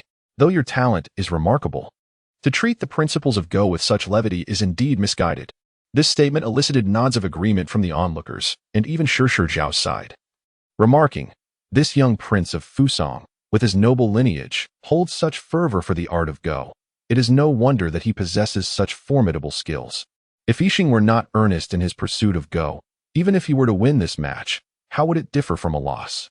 Go is my very life. Yi Xing replied calmly, "It is something I would pursue even at the cost of my existence." His tone was solemn, as if each word was etched into his very soul. Upon hearing this, Gao Xiaozai fell silent. After a prolonged pause, he picked up a piece and said, "I hope, esteemed sir, that you will indeed honor the game of Go as you profess." With another piece placed, closely aligned with the Tenjin, the aura of aggression became palpable, initiating a counterattack. This marked the 180th move of the game. From this juncture, the two engaged in a relentless struggle over the Tenjin stone. Even though Gao Xiaozai captured that stone 3 moves later, Yi Xing retaliated with a clever tactic, re-entering the domain of death. The Kingdom's players were distraught, while the citizens of Chang'an erupted in fervent discussion. Why is this happening? Is he deliberately losing? Is Yi Xing merely putting on a performance for us? Although his subsequent moves were commendable, sacrificing position for form and outwitting through calculation could not rectify the earlier missteps. Di Rengia, too, discerned some of this, even recalling the remnants of the game between Sua Yuanli and Yi Xing on that fateful day. "What are you truly attempting?" Di Rengia pondered. Turning to Li Chuangang to inquire, "Has that discarded piece yet to appear?" "Not yet." A surge of unease surged within Di Rengia as he glanced at Yi Xing on Yunxi platform, then turned to seek other clues. The utterly perplexing game record, alongside Yi Xing, who captivated all attention under the scrutiny of the crowd, seemed to veil the unfolding of a grand conspiracy. Willow, Fly, Saint, and the record. Di Rengia's eyes flickered with realization as he pressed. Is it the notation of Go that the Kingdom's player recited? Such knowledge is rarely known to outsiders. The Kingdom's player replied with pride. In years past, we, a collective of Go players, devised a mnemonic for recording the progression of games, which is also referred to as the poetry of the board. Go consists of 19 vertical and horizontal lines, intersecting at a total of 361 points. Excluding the Tenjin, there are 360 points, which we divided into 4 seasons: spring, summer, autumn, and winter.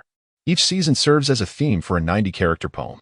Based on the game's progression, we fill in the 4 corners of the board, with each character representing a point on the board. The Tenjin is denoted by a circle, symbolizing the origin. During recording, one can group 5 characters together until completion. When transcribing, one merely needs to check each character sequentially to ascertain the placement of each move.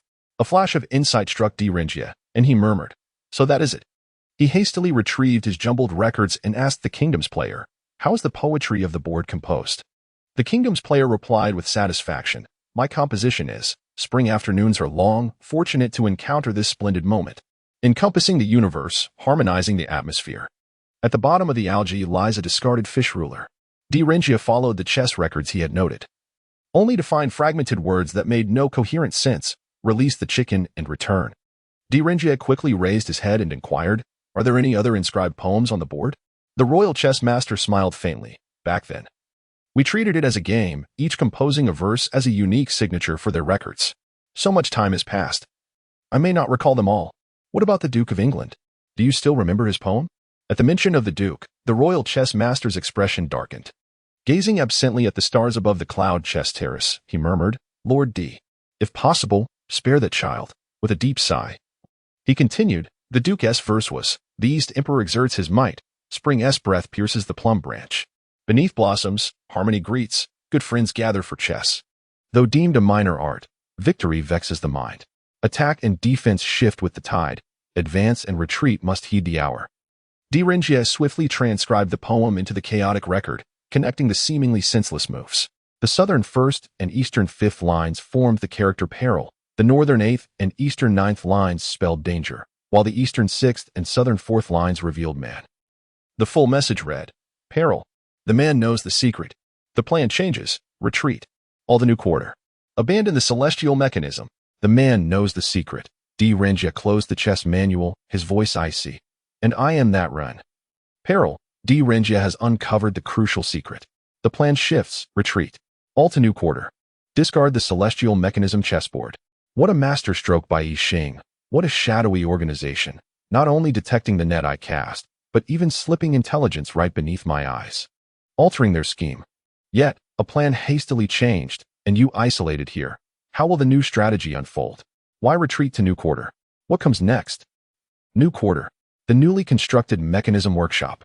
D'Rengia abruptly looked up, calling to the distant figures, Li Yuanfang and the agents. "Yuanfang, all of you with me."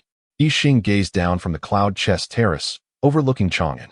The walled wards and markets lay in perfect squares, crisscrossed by long streets like the lines of a chessboard. The entire capital resembled a vast game. The interplay of shadow and light. This is the Tao. Upon this board, beyond victory and defeat, lies the dance of yin and yang. For his father, for Yao Tian, Yi Xing would prevail in this match, continue prevailing. If a sacrifice were needed in this game, the most fitting piece was not the tiger, nor any other. Only he, only Yi Xing himself, was the ideal sacrifice. As D'Rengia raced toward new quarter, realization dawned. Yi Xing had exploited his visibility, becoming the focal point of DS scrutiny, using the spectacle of their match to cloak his maneuvers. A sacrifice need not be a black piece. It could also be a white one, gleaming in plain sight. And Yi Xing was precisely that white piece, willingly plunging into a fatal position, the sacrificial stone placed upon Tenjin, the board's celestial center. To place upon Tenjin is to embrace certain death. He led D'Rengia to suspect himself at once, concealing other companions under the focus of attention directed at him. Once D'Rengia discerned the pivotal aspect of the mysterious organization's plan, he became captivated by Yi Xing and ceased to investigate other clues, such as the flower umbrella, the palace maid, and the new workshop fiercely contested by the Pingkong and Changle districts. The new workshop was not merely a ploy to create vulnerabilities in the Xinyuan Palace. It held a far more significant role within the broader scheme. Upon the cloud chess platform, Yi Xing observed D'Rengia sprinting frantically.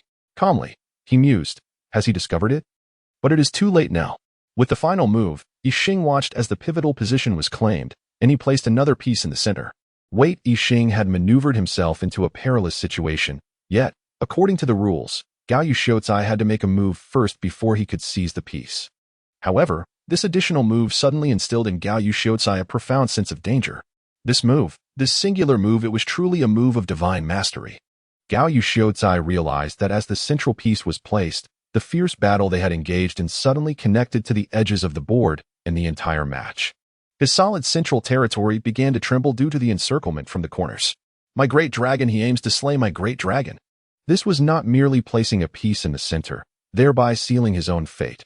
Rather, it was defending the center, challenging from all directions. Gao Yuxiuzai's eyes widened in astonishment, his hand trembling slightly over the pieces. At that moment, the spectators below finally came to a realization. Is he going to slay the dragon? Defending the center, challenging from all sides. Yi Xing raised his head, his tranquil gaze at that moment akin to a celestial dragon. Even as a mere pawn, it could one day become a dragon slayer. I do not cast myself into despair. Rather, I place my hope in my companions. A solitary piece is merely a dead piece. Only those connected by vital energy and mutual reliance can transform into dragons. Shadow, the lessons you imparted, I have learned well. The pieces in his hand emanated an intangible power, enveloping the entire chessboard. Suddenly, Empress Wu Zetian, seated on her throne, lifted her gaze toward the direction of the cloud chess platform. her eyes settling upon the young man. Unbeknownst to her, she had already risen, and beside her, Xikongzhen wore a grave expression as he regarded Yi Xing. This is the power of the demonic path. Wu Zetian spoke with a tone imbued with depth. The forces of the demonic path converged upon the pieces in Yi Xing's hand, and as that one piece was placed, the colossal mechanism chessboard below sprang into action. With the rumble of machinery, a massive black piece rose, and a flurry of white pieces suddenly fell. Beneath the enormous black and white pieces, intricate mechanisms whirred into motion.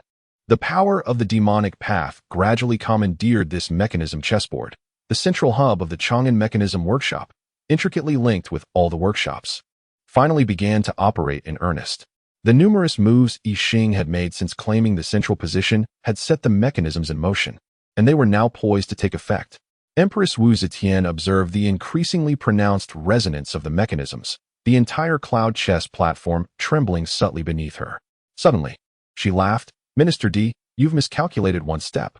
The celestial chessboard was modeled after the cloud chess platform. Thus, with the power of the celestial mechanism, this very board can also command Chang'an.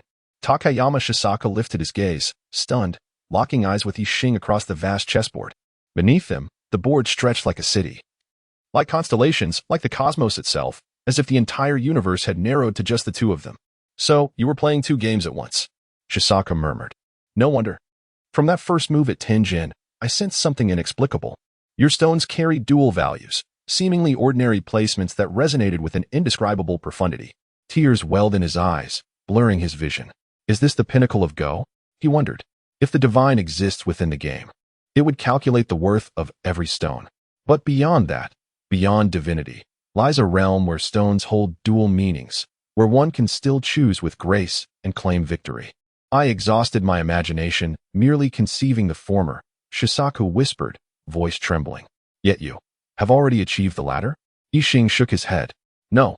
Had I not secured an overwhelming advantage early on, balancing and choosing would have led to my defeat. I merely indulged in a small audacity, leveraging that initial lead. Shisaka bowed deeply, his forehead touching the board. Do not say such things. Your skill has transcended into another realm. Such mastery must not be belittled. It is only that I am too weak to comprehend it. Meanwhile, Gongsun Li and Pei Qinhu stood within the newly activated mechanism workshop, unwavering in their trust for Yi Xing. The moment they received his signal, they acted without hesitation. As the distant stone fell upon the cloud chess platform, the ground beneath them trembled. The space around them convulsed, beams rotated, colossal mechanisms slid along tracks, walls shifted, towering eaves realigned, and enormous gears turned. Threads of machinery weaving around them.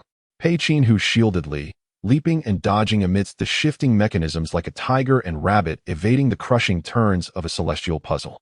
Beneath them, the massive tracks realigned, and the entire mechanism workshop began its slow, deliberate advance along the meridians of the Taiji Palace. Every structure and mechanism in its path yielded, sliding aside to grant passage. The workshop moved steadily toward the palace gates, which groaned open under the immutable laws of Chang'an's own mechanisms. No authority could defy the city's intrinsic order. Perched on the workshop's upturned eaves, Gongsun Li peered out, her ears twitching with exhilaration as the colossal construct glided along the vermilion bird avenue. Xing, she breathed, eyes alight with awe, you are truly magnificent. Pei Qinhu stood with arms crossed on the eaves of the building across, uttering somewhat insincerely, during my service, this kind of scene at the Great Wall was merely mediocre. Another boast, indeed. Gongsun Li, perched atop the mechanism workshop, gazed wistfully at the sky above, reflecting, Xian, how fare you at the Great Wall?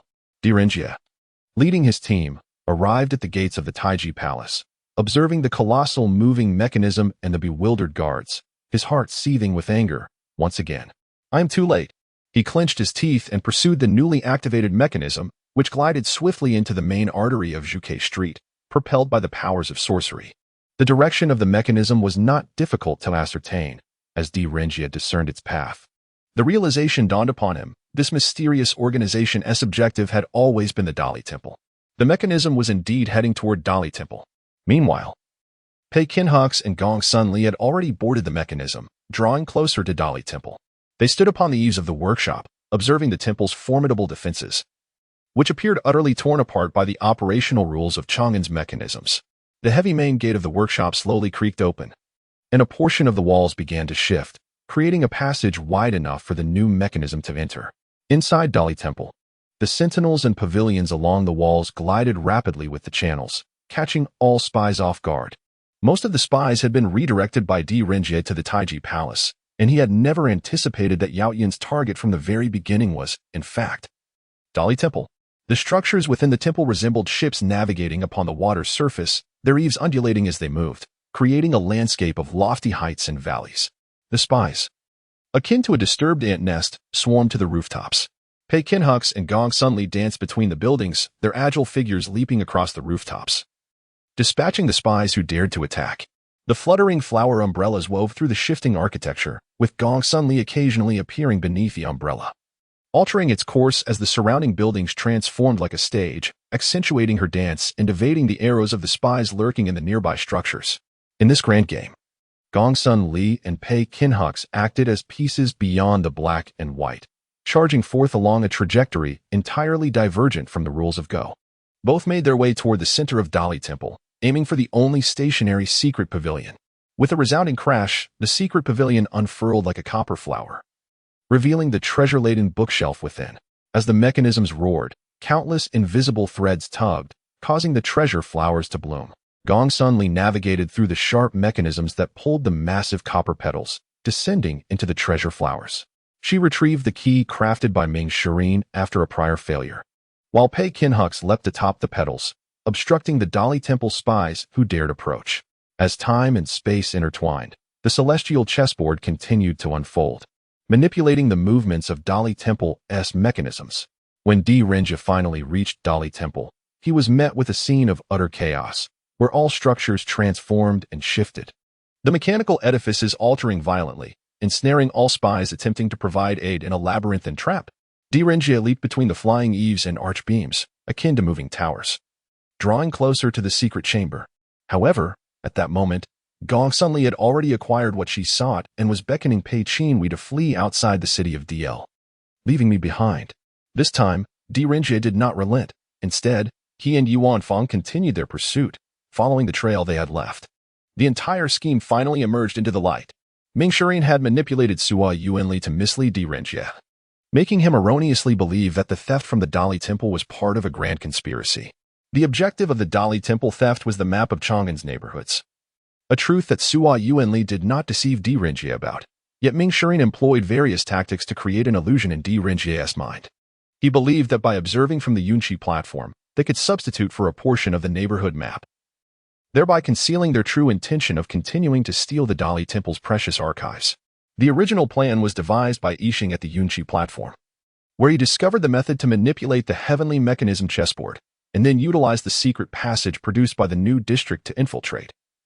Using Pei Qinhui as a pawn to activate the heavenly mechanism chessboard, the new district, under the control of the heavenly mechanism chessboard, advanced towards the Dali Temple, leveraging the unique position of the Taiji Palace to mislead the mechanisms of the Dali Temple's neighborhood, making it believe it had entered the new recruitment procedure, thereby automatically activating all mechanisms, resulting in the Dali Temple's gate swinging wide open for Gong Sunli to seize the opportunity and steal the task objective.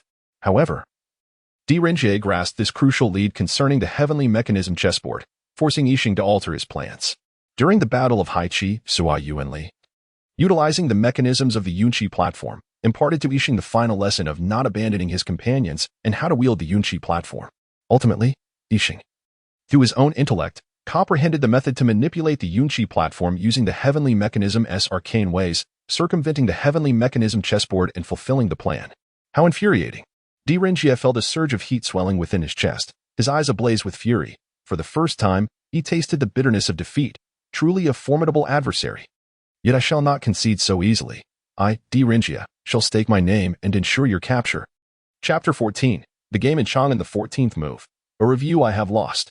Upon the conclusion of the game, without waiting for the board to be cleared, Gao Yuxiuzi rose and bowed deeply, declaring, "There is no need to calculate.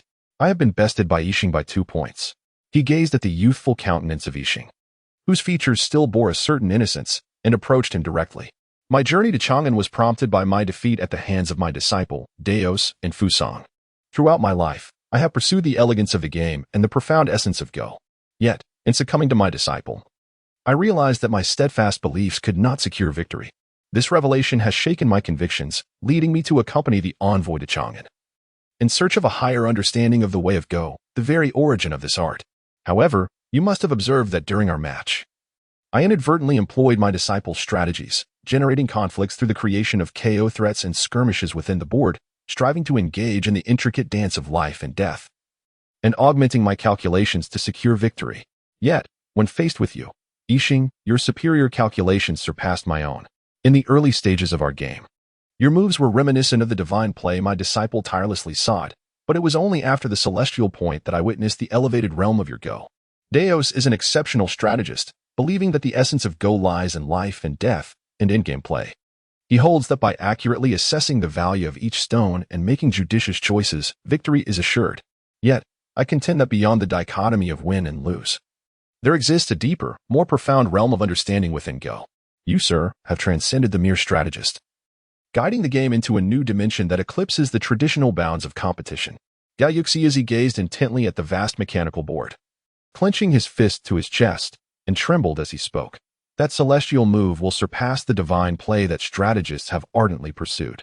That move encompasses a portion of your brilliance, while the other half seems to emanate from an inscrutable fate. I shall refer to it as the fallen half-stone of heaven. I dare say, if deities exist, you could best them with that half-stone, for your play has transcended the confines of the board. Yixing responded calmly, if the opportunity arises. I would like to challenge your disciple, Deos, to a game. Ha ha. Gao Yuxizi laughed heartily. That opportunity shall surely come. Together, they made their way to the Taiji Hall, where Gao Yuxizi sincerely praised the Go culture of Chang'an before the Empress, declaring Yixing to be the fallen half-stone of heaven, a true prodigy of Go. He also remarked on the flourishing talent within Chang'an's Go community. When it was Yixing's turn, the Empress, with a twinkle in her eye, remarked, "Do you know that while you played this match, the gates of the Dali Temple were thrown wide open, allowing thieves, equipped with new mechanized devices, to infiltrate and steal crucial intelligence from the secret vault?" Yixing lowered his head slightly, responding, Yixing was unaware. "No, you were aware." The Empress, with a glimmer of mischief in her gaze, continued, "What do you propose I do with you?" "Let it be at your discretion, your majesty," Yixing replied calmly. "The Minister of Justice believes you should be detained for a thorough investigation into the mysterious organization." The Empress rose, sensing the tension in the young man's breath, and calmly declared, "Yet I shall not. To simultaneously triumph over both my esteemed General, Huaying, and the young Prince of Fusang in 2 matches. You are indeed a rare gem of Chang'an. I cherish talents such as yours." Upon hearing these words, Yixing was somewhat moved. "However, could you enlighten me as to what I have done wrong that has prompted your enigmatic organization to oppose me?" Empress Wu Zetian, from her lofty position, gazed sincerely at Yixing. At this moment, Yixing's heart wavered. He opened his mouth but ultimately could not voice his thoughts. Noticing his silence, Wu Zetian wearily placed her hand upon her forehead and sighed. "Very well. If you are unwilling to speak, then let it be. But should there come a day when you believe my reign should cease, please inform me candidly and do not harm Chang'an." Yixing could only remain speechless and take his leave. As he was about to depart, he heard Wu Zetian say, "I bestow upon you the esteemed title of Go Master. Should you find the time, you may enter the palace at your convenience to teach me the game." "I thank your majesty." Yixing's emotions grew more intricate as he bowed to the solitary sovereign seated upon the throne and withdrew. Within the profound depths of the Taiji Palace, Wu Zetian stood alone on the imperial steps, watching the moonlight's remnants spill in from the western sky. "You have altered the plan." Ming Shirin stood cloaked in shadows, his back turned to Yixing. Yixing was before the Go board, recounting the entire process for Ming Shirin, and replied with a lowered head, "Indeed, master. At that time, Renjie had already discovered our method of infiltrating the Xuanji Hall, compelling me to modify our strategy. No one will blame the victor," Ming Shirin replied slowly. "You performed admirably, but not to the best of your ability. The player should utilize all as mere pieces upon the board, and when necessary, even oneself may serve as a pawn. Yet one must not allow personal emotions to sway the game. A true strategist must embody the essence of absolute victory and defeat." From that move at the Tianyuan, your game began to falter. This time, it was due to Gao Yu's insufficient skills. Otherwise, you would not have triumphed. You care too much for your companions in Yotian. Such sentimentality is unbefitting of a true leader. Ming Shirin said no more, allowing Yixing to meticulously replay the game and identify his missteps. This endeavor was merely a test and an experiment, validating the strategy to manipulate Chang'an. Ming Shireen retrieved a scroll from his sleeve, and as the golden parchment unfurled, the comprehensive schematics of all mechanisms in Chang'an lay before him, unobscured. With this master schematic in hand, Chang'an would be entirely within my grasp. One day, Chang'an shall transform into a true game board under your command. And you must continue to win. Persistently prevail, for the price of failure is profoundly heart-wrenching. If you wish to safeguard everyone, even for this seemingly absurd belief. Victory is imperative. Yes, master. Ming Shireen's manipulation of others was as cold and precise as a machine. Yet the genuine half-automaton Sua Yuanli and the true automaton had forsaken such calculations and mechanical laws, embracing the warmth of humanity. This left Yi Xing in a state of confusion. He had once existed in an environment of extreme indifference. And it was Ming Shireen's manipulation that had granted him a sense of purpose. Yet now, he seemed to perceive a different kind of relationship and value between people. One that transcended mere utility, prompting a choice beyond cold calculations. Ming Shireen seemed to perceive the hesitation in his words. Ultimately, you have embarked on the same path as I, that is bound to lead to defeat. Star, if you lose, it would bring you to tears. The dreams of Yao Tian shall surely be passed down through my hands. Star, you must strive to surpass me, to achieve what I could not. The tragedies of the Great Wall of Your shall never be repeated. In the depths of darkness, Ming Shireen contemplated this, envisioning the Great Wall that safeguarded all.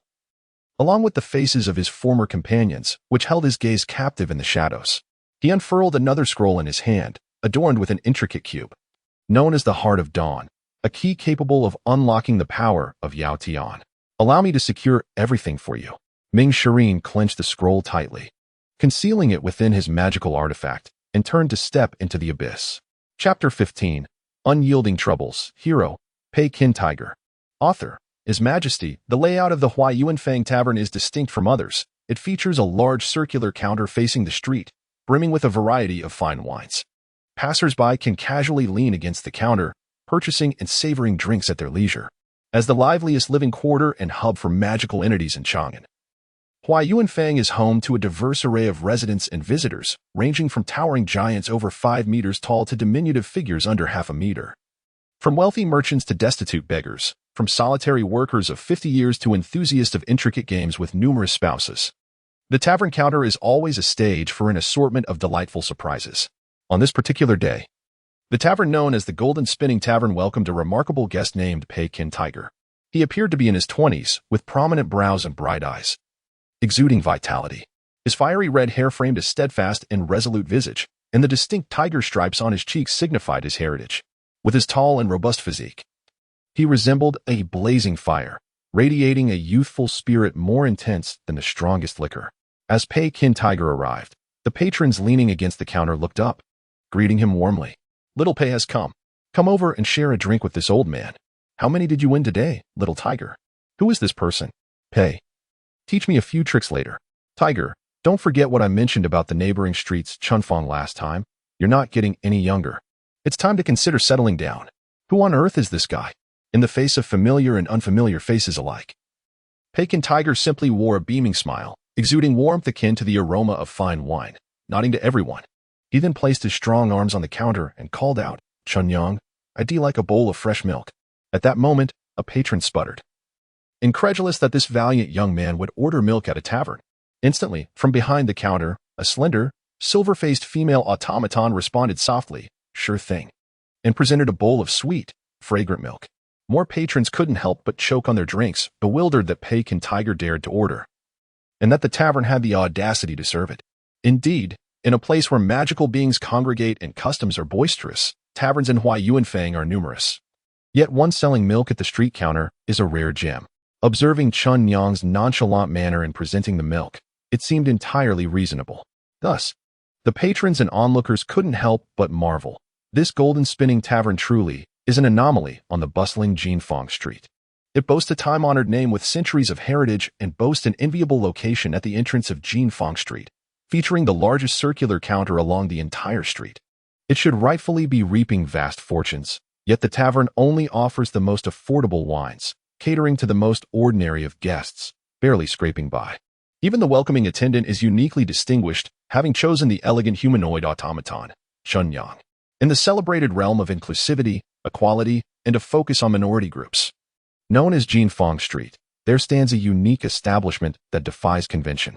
While most taverns strive to conform to the cultural atmosphere of Jinfeng Street by employing indistinct, gender-neutral automatons, this particular venue showcases enchanting female automatons whose beauty and grace are undeniably more appealing than their wooden or metallic counterparts. Their presence at the counter adds a touch of allure even to the most inexpensive of drinks. However, in Jinfeng Street, few dare to voice their true sentiments. Most patrons feign ignorance to the charms of these automatons, instead outwardly venerating the symbolic diversity of lifeless stones and wood. Yet, such lofty philosophies are of little relevance to those brazen enough to patronize the Jinfeng Tavern. For newcomers, all such doctrines are bewildering. "I too wish to partake in milk," declared a robust man, adorned with black and white spots and horns, wholly oblivious to the disdainful glances directed his way. Towering nearly 3 meters, his muscular frame resembled a boulder, rendering him a small mountain at the counter. The elegantly expressive automaton, however, issued a dismissal in a tone as wooden as the decor, eliciting laughter from the surrounding patrons. The burly man, unable to withstand the mockery, sulked. "Is this how you treat a guest?" The red-haired youth nodded with a smile. "Indeed." When a second bowl of milk and a plate of fragrant beef appeared on the counter, the giant could no longer contain his frustration. He forcefully pushed through the crowd to approach. "Share the good things with us. Why only serve this pretty boy? Spring girl, don't pretend you don't see your guests." As he spoke, he reached out with an arm thicker than a water barrel toward the automaton. However, his arm was abruptly halted mid-air. A hand, slender yet powerful, gripped his forearm with an iron grasp. It was Pei Qinhua, leaning against the counter, who had extended his right hand. Fingers sinking deep into the giant's muscle with a strength that defied his own stature. The giant emitted a pained howl, gradually collapsing to the ground. "Do not cause a disturbance here," Pei Qinhua remarked casually, releasing his grip and wiping his hands with a towel offered by Spring Girl. He then lifted the milk bowl and took a hearty sip, the milk smudging his upper lip in a comical manner, yet no one dared to laugh. After a considerable time, the giant, thoroughly humiliated and nursing his injured arm, finally stood, shaking off the lingering numbness, glaring down at Pei Qinhua, and bellowed, "I'll beat you to death." As he spoke, he swung his heavy fist. Although Pei Qinhua's arms were significantly slimmer, onlookers had no doubt that when their fists collided, the larger figure would crumble. Yet, such a confrontation never materialized. Just before the impact, a diminutive figure, reminiscent of a child, interposed itself. Clad in a dark robe and sporting 2 remarkably large ears, the little one stood defiantly in their path, caught between Pei Qinho and a towering brute. The entire figure resembled a delicate doll. Yet, with slender hands, he forcefully pried apart their fists, preventing them from making contact. "Please refrain from brawling on Jifeng Street. Especially you, Pei Qinho." After separating the two, the petite figure swiftly ascended the counter, seated himself before Pei Qinho, casually snatching a piece of beef from his plate and popping it into his mouth, while tapping Pei Qinho's head with a ruler. "Are you under the impression that the Dali Temple will ignore the chaos in Yuanfang?" At that moment, cheers erupted from the crowd. It was Li Yuanfang. The residents of Yuanfang were no strangers to this Dali Temple spy, known as Li Yuanfang. Though diminutive and adorably handsome, he possessed an incongruous strength. As a demon spawn, he held the esteemed position of a Dali Temple spy. His large ears seemed to capture the secrets of Chang'an, while his keen eyes always fixed upon his desired target. Recently, one of those targets had been Pei Qinho. Pei Qinho, incredulous at being accused of violence in public, exclaimed, "Wait, when did I commit an act of aggression?" With that punch, the fellow would have surely fractured half his body. "And you claim it wasn't an assault? How is that possible? I used only 20% of my strength. Surely that wouldn't result in a complete fracture?" Pei Qinho remarked, finally scrutinizing the hulking brute, who dwarfed him in size. As Pei Qinho cast a fierce gaze upon the speckled giant, the latter's menacing demeanor gradually dissipated. Clutching his arm and disregarding the stares of onlookers, he slinked away, dejected. Li Yuanfang interjected, "Nonsense about 20%. To block your punch, my entire arm has grown sore. At least 50%. He is a fool, unarmed, while you, the foremost pugilist of Yuanfang, retaliated with a weapon. Do you expect me to deem it self-defense?" Pei Qinho, bemused, queried, "When did I wield a weapon?" "Instantly." Li Yuanfang pointed the ruler at Pei Qinho's fist. "Isn't your fist a weapon? What sort of reasoning is that?" "It is the reasoning of the Dali Temple. If you resist, bear it." As they spoke, Li Yuanfang waved his hand, calling out to Chun Nyang for the cheapest bowl of wine. No sooner had he spoken than Chun Nyang placed a bowl of golden, thick liquor before him. Li Yuanfang, exhibiting an exuberance that belied his stature, downed the drink and leaned close to Pei Qinho's ear, whispering. Pei Qinho found himself puzzled by the revelation. Am I considered a troublesome individual by the Dali Temple? Not originally, replied Li Yuanfang, but those individuals claim to hail from Yuchong.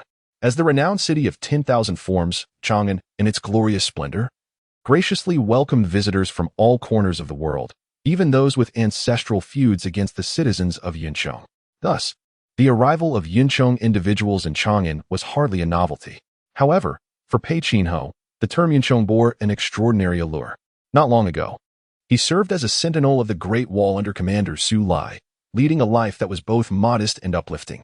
The sudden descent from the heights of the clouds to the depths of despair left Pei Qingda's heart engulfed in desolation. His comrades, once united in life and death, transformed into heinous traitors.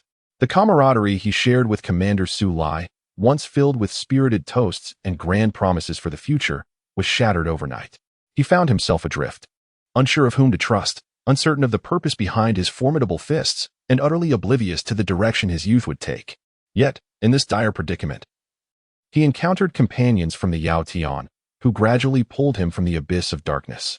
Settling in Huayuanfang, he began to forge connections with the local community. At a tavern on Jifang Street, he even secured a signature drink of his own. Through sheer determination, he carved out a reputation in Chang'an, amassing an impressive 20 consecutive victories in the underground boxing arena. He was now capable of challenging the titans at the pinnacle of the fighting circuit, even catching the attention of the renowned female champion of Chang'an. This young man of the Tiger clan, in his early 20s, had firmly established roots in Huayuanfang. However, for Pei Qing Tiger, this life of peace, comfort, and fervor was merely a veneer of luxury. Beneath this facade lay the haunting memories of countless nights spent guarding the Great Wall and the anguish he felt upon discovering his commander's treachery. Today, Pei Qing Tiger had reached a point where he could confront his past and accept that his unit had become a relic of history. Yet, he could not erase the past, nor could he convincingly embrace the identity of a promising boxer in Chang'an. The notion of venerating Commander Su Lai as a traitor felt utterly implausible to him. There must have been a reason for Su Lai's betrayal, one that likely intertwined with the enigmatic clouds above. As the saying goes, the most familiar faces can often be those of enemies. Thus, the people from the clouds must know the truth behind Su Lai's disloyalty. Consequently, with a troublesome cadre from the clouds poised to arrive in Chang'an, a sudden thud interrupted Pei Qingda's reverie, jolting him back to reality as he realized he had once again reduced the sandbag at home to shambles. With a sigh, he picked up a broom and began to gather the scattered star-like sand along with the remnants of the broken Qiangong Jin and Emoshi Pai. Old Huang from the underground arena on Biu Street had not sold him counterfeit goods. This innovative sandbag was indeed robust, surpassing the durability of many mechanized opponents crafted from gold and stone. Alas, it could not withstand the force of the foremost boxer in Huayuanfang, especially not the uncontrollable fury of his tiger fists. Pei Qi Tiger gazed down at his swollen right hand, the bristling fur, and his dagger-like nails, letting out another sigh. The tiger form was a distinctive power bestowed upon him as an anomaly among the Tiger clan. When fully unleashed, he could transform into a formidable demon tiger, wielding nearly unmatched strength. However, ever since he galloped 1,000 miles seeking aid only to discover his superior's betrayal, this power had become exceedingly unstable, evident in the unfortunate destruction of the expensive sandbag due to a momentary lapse in concentration. The power within one's blood must be harnessed through the strength of the mind, a piece of advice once imparted to him by Su Lai. Yet, Pei Qinghui found himself unable to calm his restless heart. Thus, whenever he visited the Jin Fong restaurant, he never ordered wine.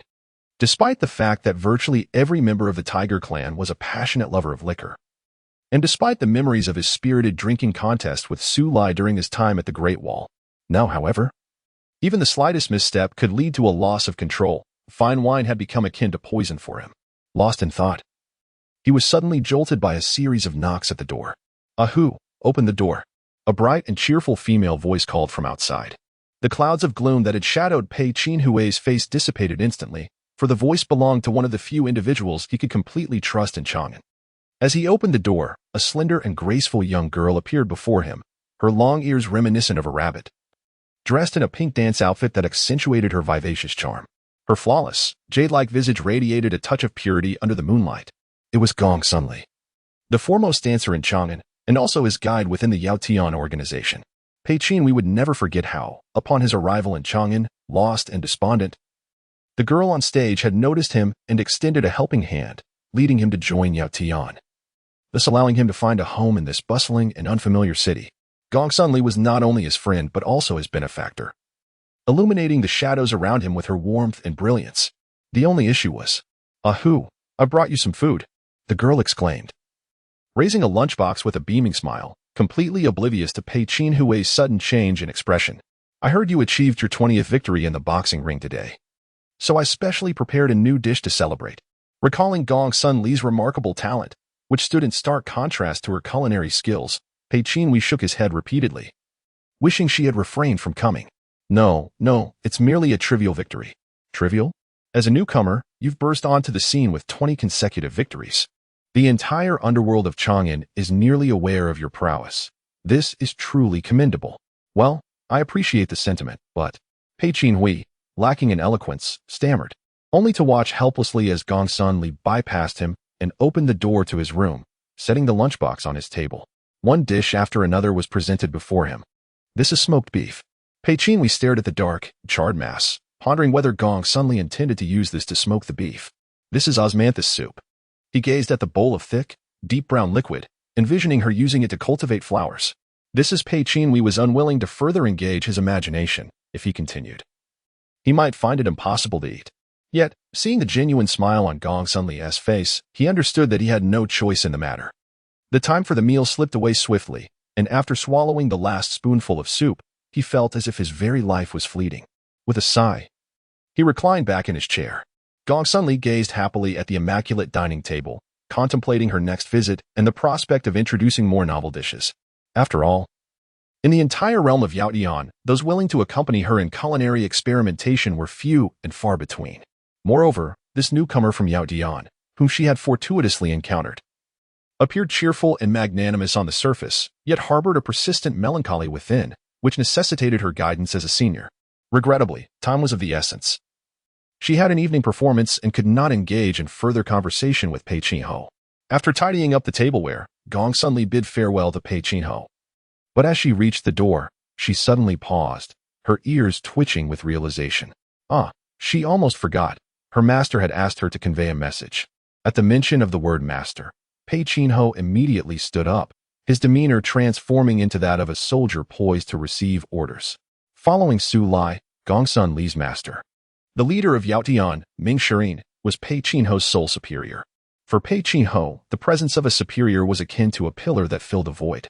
Although the image of Ming Shirin remained perpetually indistinct in his mind, it did not hinder his respect and obedience towards that leader. "There is no need to be so tense. I am not assigning you a task. My master merely instructed me to inform you that a troublesome group will soon arrive in Chang'an, and it would be prudent for you to steer clear of them." Pei Qinhui immediately recalled Li Yuanfang's words and inquired, "Are they the ones from Yun?" How do you know?" Gong Sunli replied, somewhat surprised. "I am uncertain if they are from Yun, but my master mentioned that this matter is not yet your concern." "Then when will it be my time to participate?" Pei Qinhui suppressed the urgency within him. Gong Sunli responded, "My master said it will be when you can freely master your transformation abilities." Chapter 16. Unyielding Standoff. The underground arena located in Huayuanfang is renowned throughout Chang'an for its vibrant spectacle, comprising 5 venues situated at M. R Street, W. Ziying Alley, T. and YN Tower, LUL, and M. Ing D. SH South Sostmead Avenue. The arena draws a throng of enthusiasts late at night. Outside M. R Street, a sea of spectators gathers, martial artists passionate about combat, opportunistic gamblers, and laborers just finishing their shifts. The crowd stretches from the oval arena to the end of the street, a cacophony of cheers and jeers reverberating in the air. Amidst the clamor, a sharp, piercing voice suddenly cut through the noise. "The victor is Pei Qin," declared the masked judge from the organizing committee, a chicken feather whistle clenched in his mouth, announcing the result with a commanding tone. In the center of the arena, a swordsman clad in white staggered back, ultimately collapsing to the ground in a pitiful heap. His pristine long robe, once a symbol of his prowess, now tainted with dirt, lay beside his beloved enchanted sword, Fei Shuang, which fell from his grasp as he coughed incessantly, his chest stained with crimson. "Cough, it is I who have lost, cough." The young swordsman from Jixia struggled to rise repeatedly, each attempt met with failure, until he could only bow in defeat, humiliated. "I concede." Yet, his opponent showed no mercy and retorted disdainfully, No need for your false humility. Pekin shrugged off the remark, accustomed to the arrogance of his adversaries, who, despite being battered and bloodied, maintained an air of superiority. But what did it matter? The true measure of worth lay not in the judgments of others, but in one's own self-regard. Reflecting on Su Lai's earnest counsel, Pekin felt a mix of relief and melancholy. During his time guarding the borders at the garrison, whenever his emotions surged and his strength threatened to spiral out of control, Commander Su Lai would timely guide him through his turmoil, illuminating his path forward. Alas, those days were now behind him. A dozen eager martial artists scrutinized him with various gazes. Some were fellow swordsmen from Jixiao, others were local heroes from Chang'an, and even a striking automaton, entirely crimson in hue. All were formidable warriors who had endured the arena's rigorous trials, destined to bask in applause and accolades upon their entrance. Yet, at this moment, compared to the newly crowned star boasting 21 consecutive victories, they appeared mere shadows in the spotlight. Opinions among the crowd varied widely. Once, Pekin had been sensitive to the goodwill and malice of his peers, but now he regarded it all with indifference. For every time he triumphed and returned from the arena, the faces of those who gathered to cast their judgments, whether kind or cruel, would shift with each bout. Some would leave severely injured, while others, having narrowly escaped, chose to retreat with their winnings, haunted by their near misses.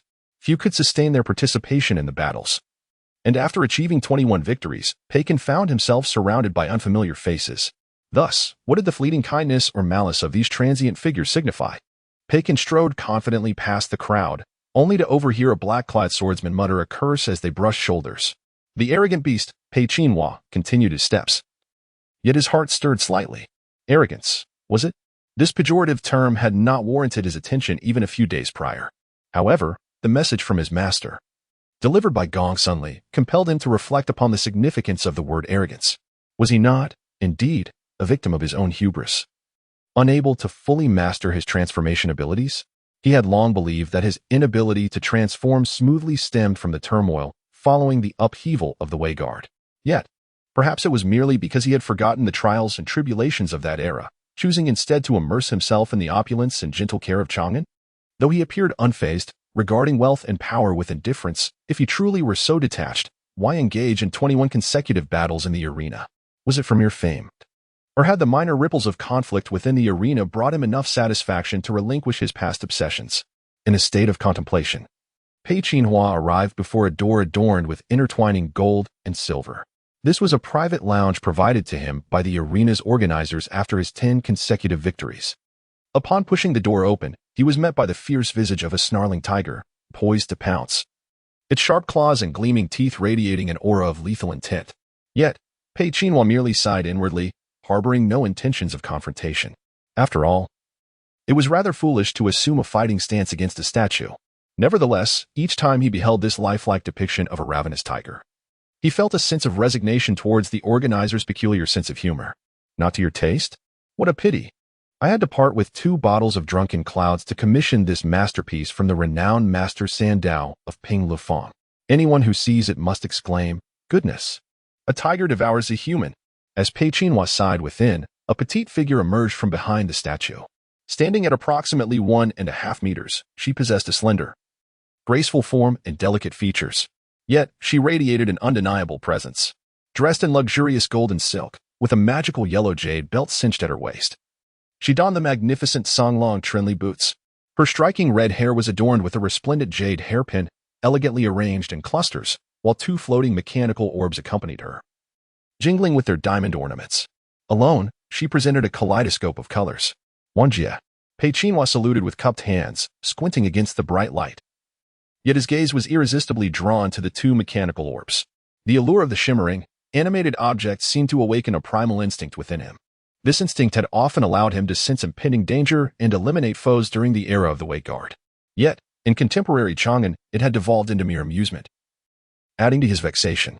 As for the proprietress of the Huaiyuan Fang underground arena, Pei Qinhua felt both respect and gratitude towards her. He admired her ability to navigate the chaotic world of the arena, establishing a formidable reputation throughout Chang'an.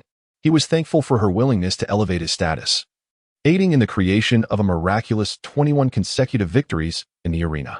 Pei Qinhua never considered himself an invincible master. Even though his tiger fist was highly praised by Su Lai, and he had never encountered a worthy opponent on the battlefield while transformed. However, The underground arena does not prioritize strength. It is solely the victor who reigns supreme. In encounters with opponents who are cunning, treacherous, and unafraid to employ underhanded tactics, no one dares to claim invincibility. Over the years, many once unstoppable masters have fallen, and every streak of victories, as well as their eventual end, invariably involves the orchestrators. Pei-Qinhe himself is indifferent to the number of consecutive wins, yet a streak of 21 victories ultimately reflects Wang Jie's goodwill. In return for goodwill, one ought to reciprocate with goodwill, a lesson imparted by Commander Su Lai. Regrettably, Wang Jie possesses an abundance of peculiar tastes, such as her obsession with gold and silver, which has reached an astonishing level. Pei-Qinhe's specially decorated lounge is nearly overwhelmed with blinding gold and silver hues.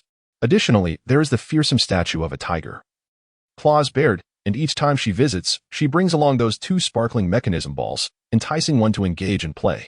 "What brings Wang Jie to me?" Pei-Qinhe inquired. Wang Jie giggled. "Is it wrong to seek you without a purpose? It's just that you seem to have matters whenever I come to you." She continued, "After all, you are the busy figure with 21 consecutive victories. I feel somewhat guilty interrupting you. Now, let us dispense with the trivialities.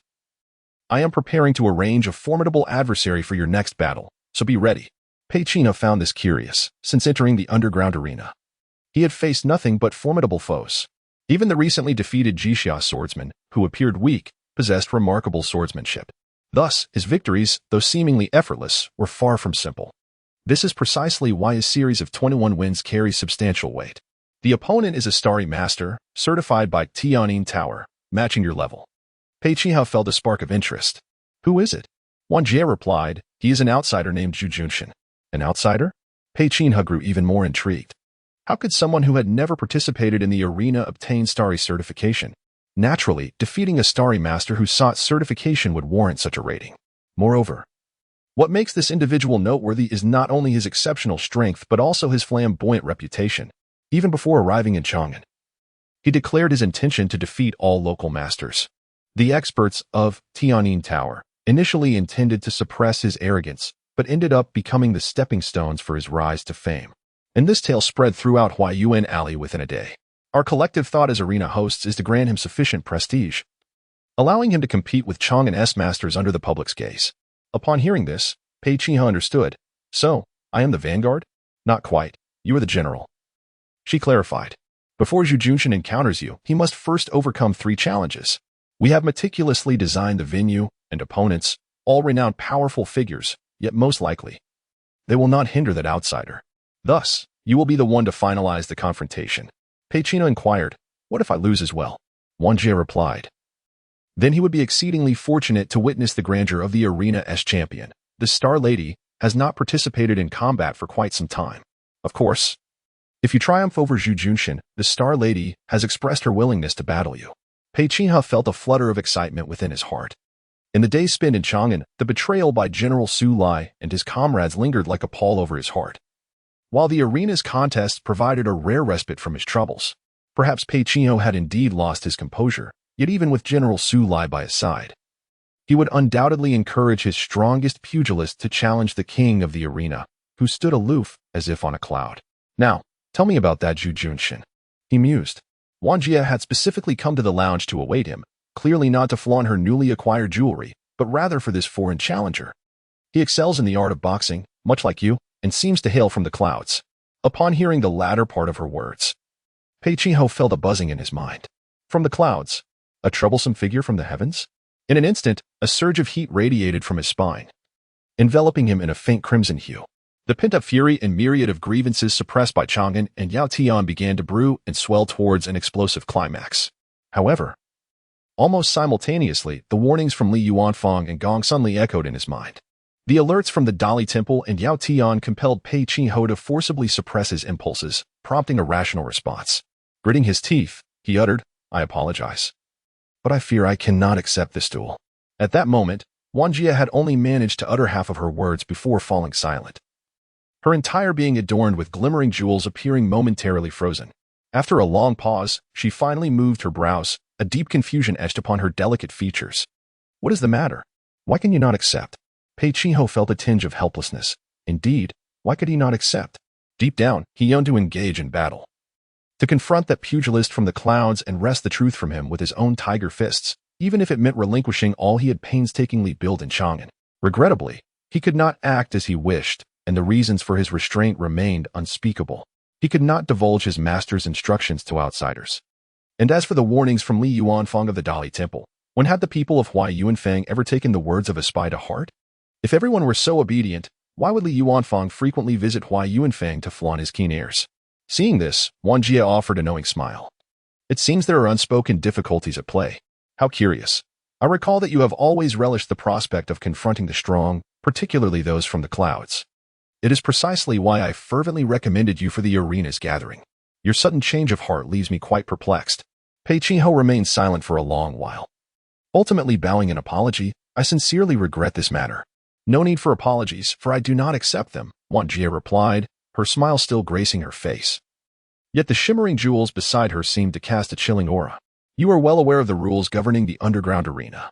The schedule is designed without the need for anyone's consent, unless you are prepared to relinquish your title of Radiance and disregard the additional rewards for your 21 consecutive victories, thereby withdrawing from the arena. Otherwise, Pei Qinhua exhaled deeply and remarked, "Then I shall withdraw." Before he could finish his sentence, Sister Wan's expression changed drastically. "Dear ancestor, do not jest in such a manner. My heart cannot withstand such pressure. Do you wish for me to perish before your very eyes?" "Of course not," Pei Qinhua stammered, momentarily breathless. "Is it really so? Should I present the accounts for your perusal?" Sister Wan emitted a sorrowful cry akin to a cuckoo lamenting. "This is merely promotional material. It cannot be that exorbitant." "Can it? Why resort to such extremes? If we do not engage in these activities, we shall earn no profit. Do you believe that operating an underground arena is a venture devoid of risk, a means to reap fortunes effortlessly? Are the rewards for victors simply bestowed from the heavens? Are the compensations for the deceased funded by the government? The revenue from ticket sales alone is insufficient to commission a statue in your honor. Truthfully, I have no desire for such a statue. I wish for it.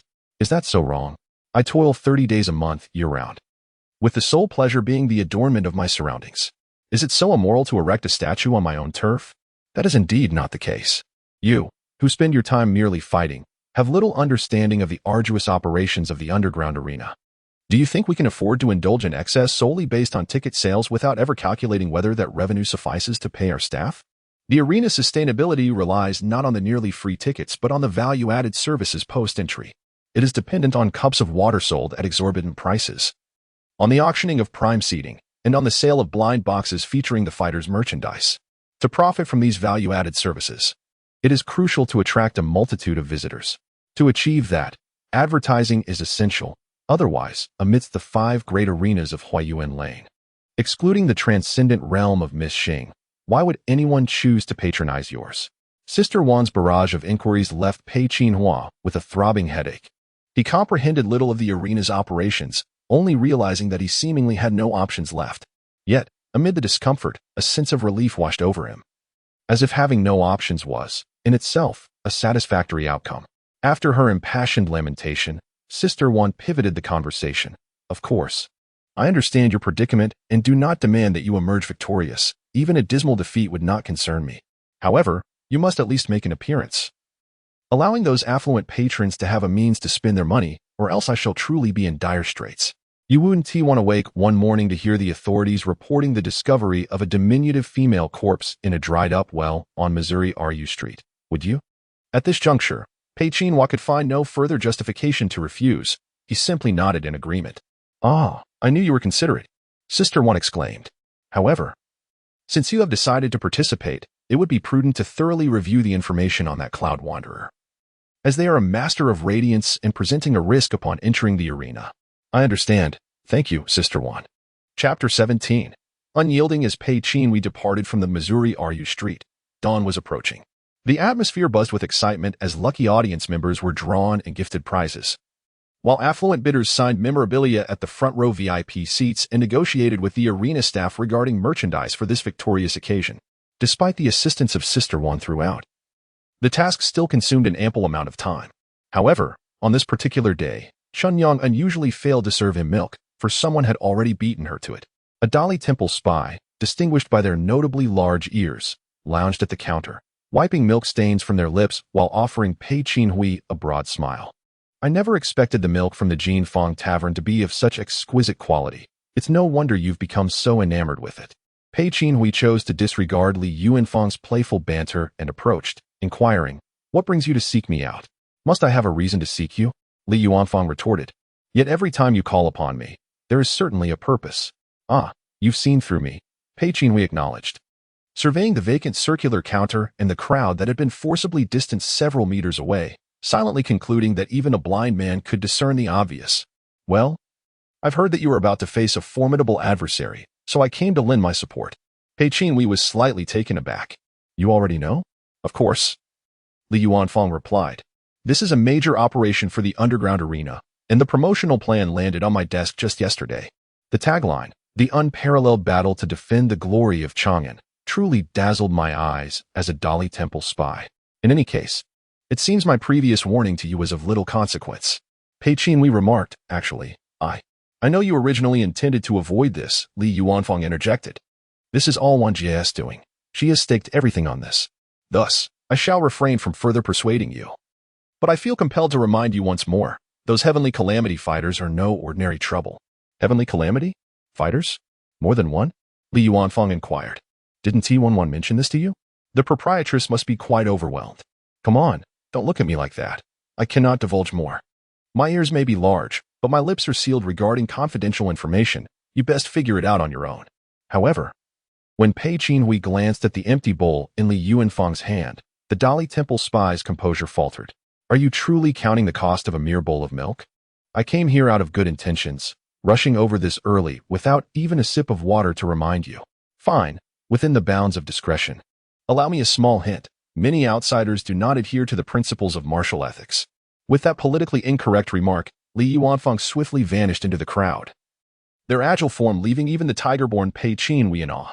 Yet, Li Yuanfang's goodwill only heightened Pei Qinhui's awareness of the gravity of the situation, which may exceed his initial expectations.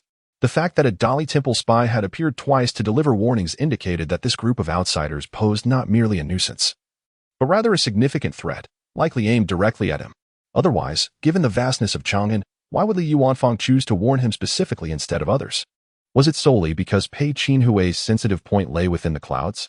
Indeed, Pei Qinhui exhibits a remarkable sensitivity towards the term Yunzhong.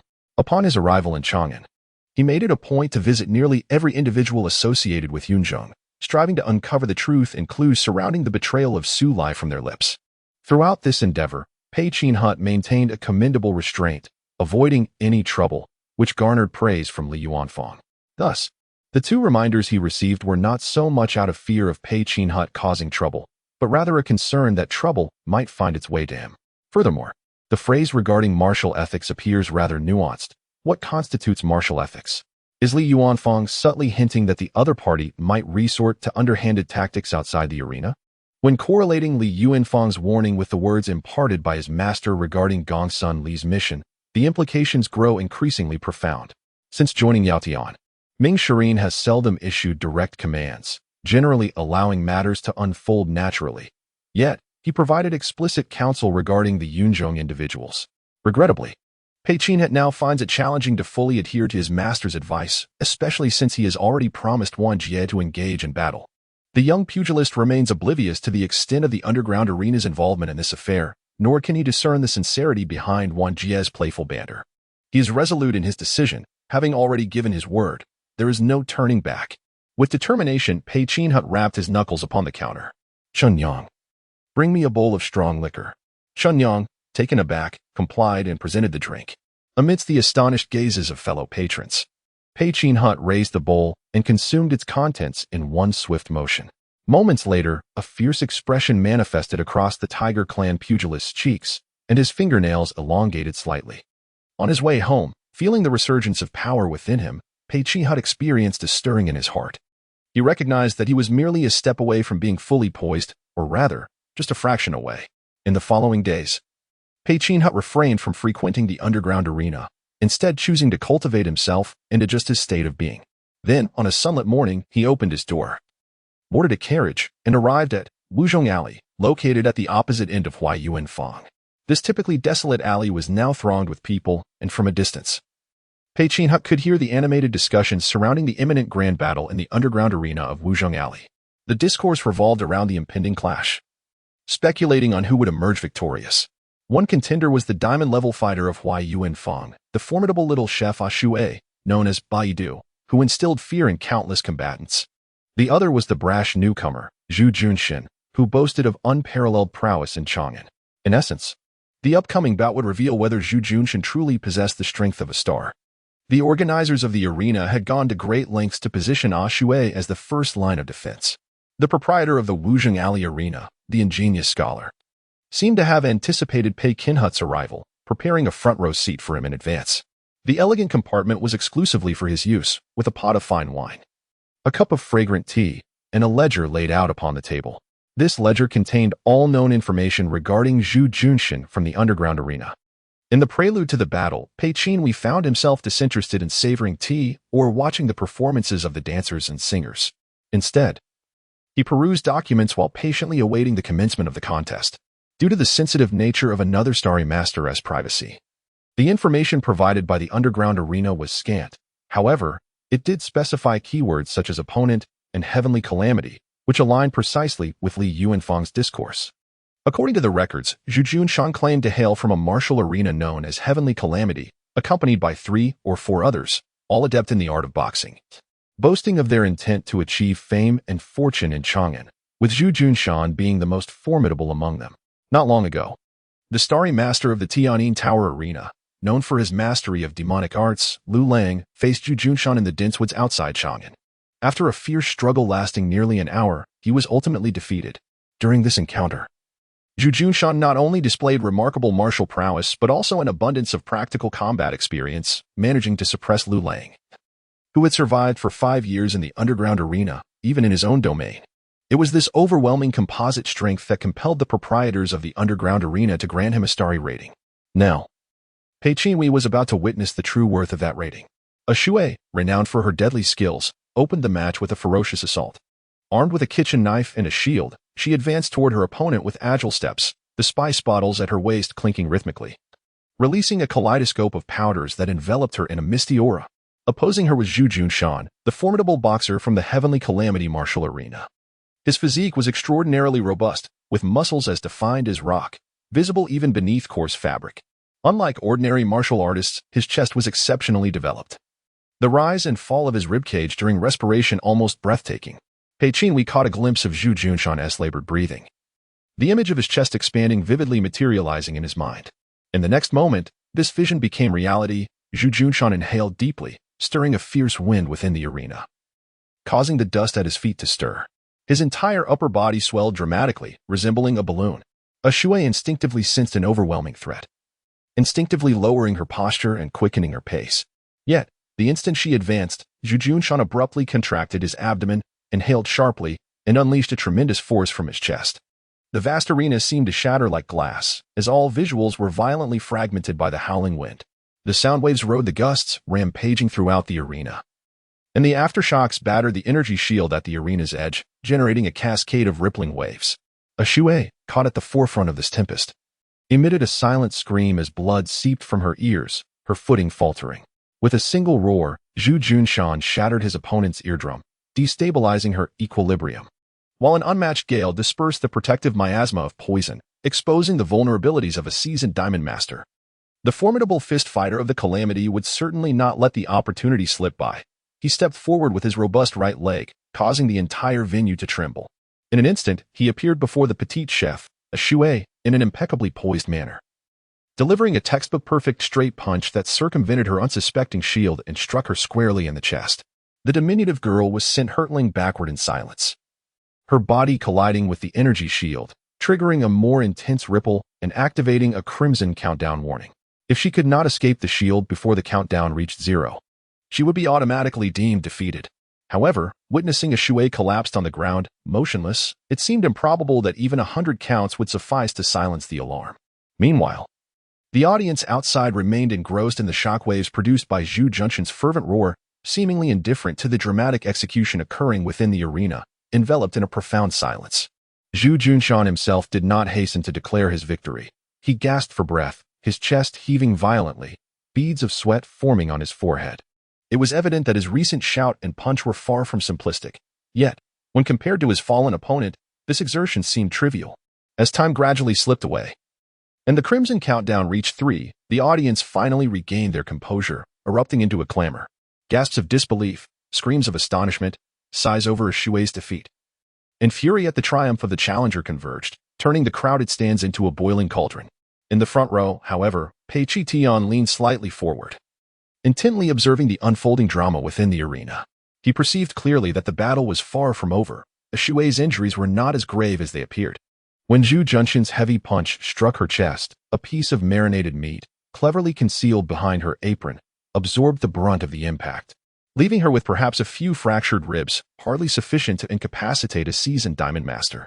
On the other hand, although Zhu Junshan seemed to have achieved a resounding victory, the moment his fist made contact, a deep purple stain had marred his knuckles, coursing swiftly along his veins and soon enveloping his neck and shoulders in a faint violet hue. At that moment, the countdown on the shield reached its final tick. And suddenly, Shui opened her eyes, sprang to her feet, and nullified the countdown.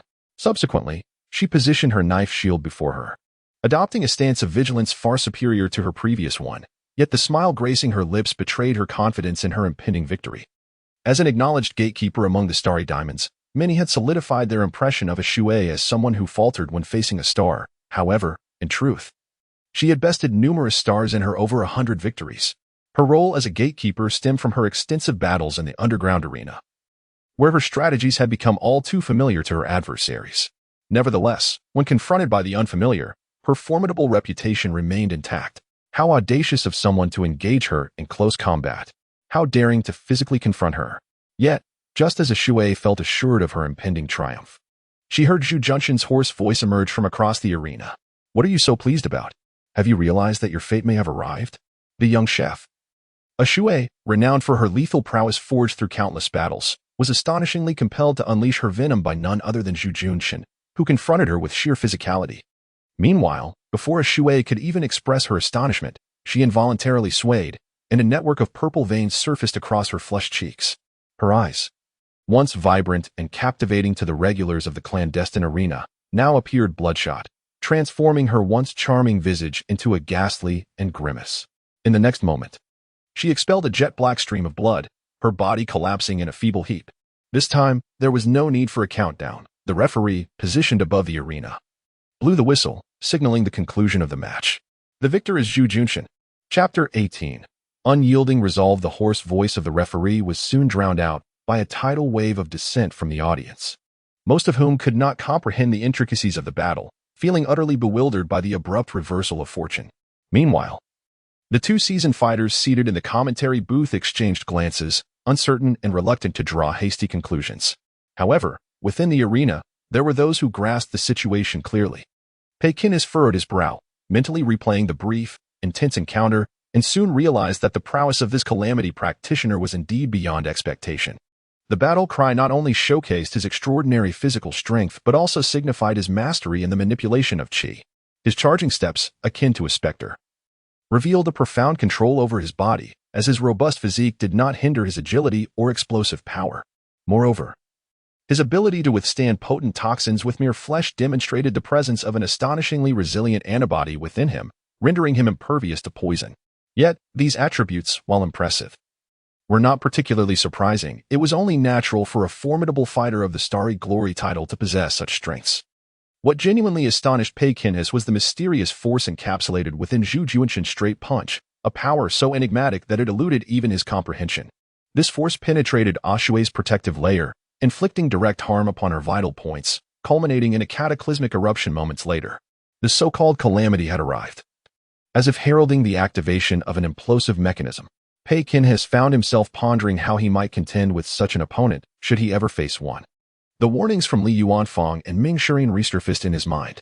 Were they wary of the troublemakers from the clouds because they felt inadequate against this calamity practitioner? Did they fear the secret weapon of calamity possessed by the adversary? At that moment, as Pei Qin was lost in thought, the victor in the arena suddenly extended his formidable arm toward the elegant seats in the front row of the audience.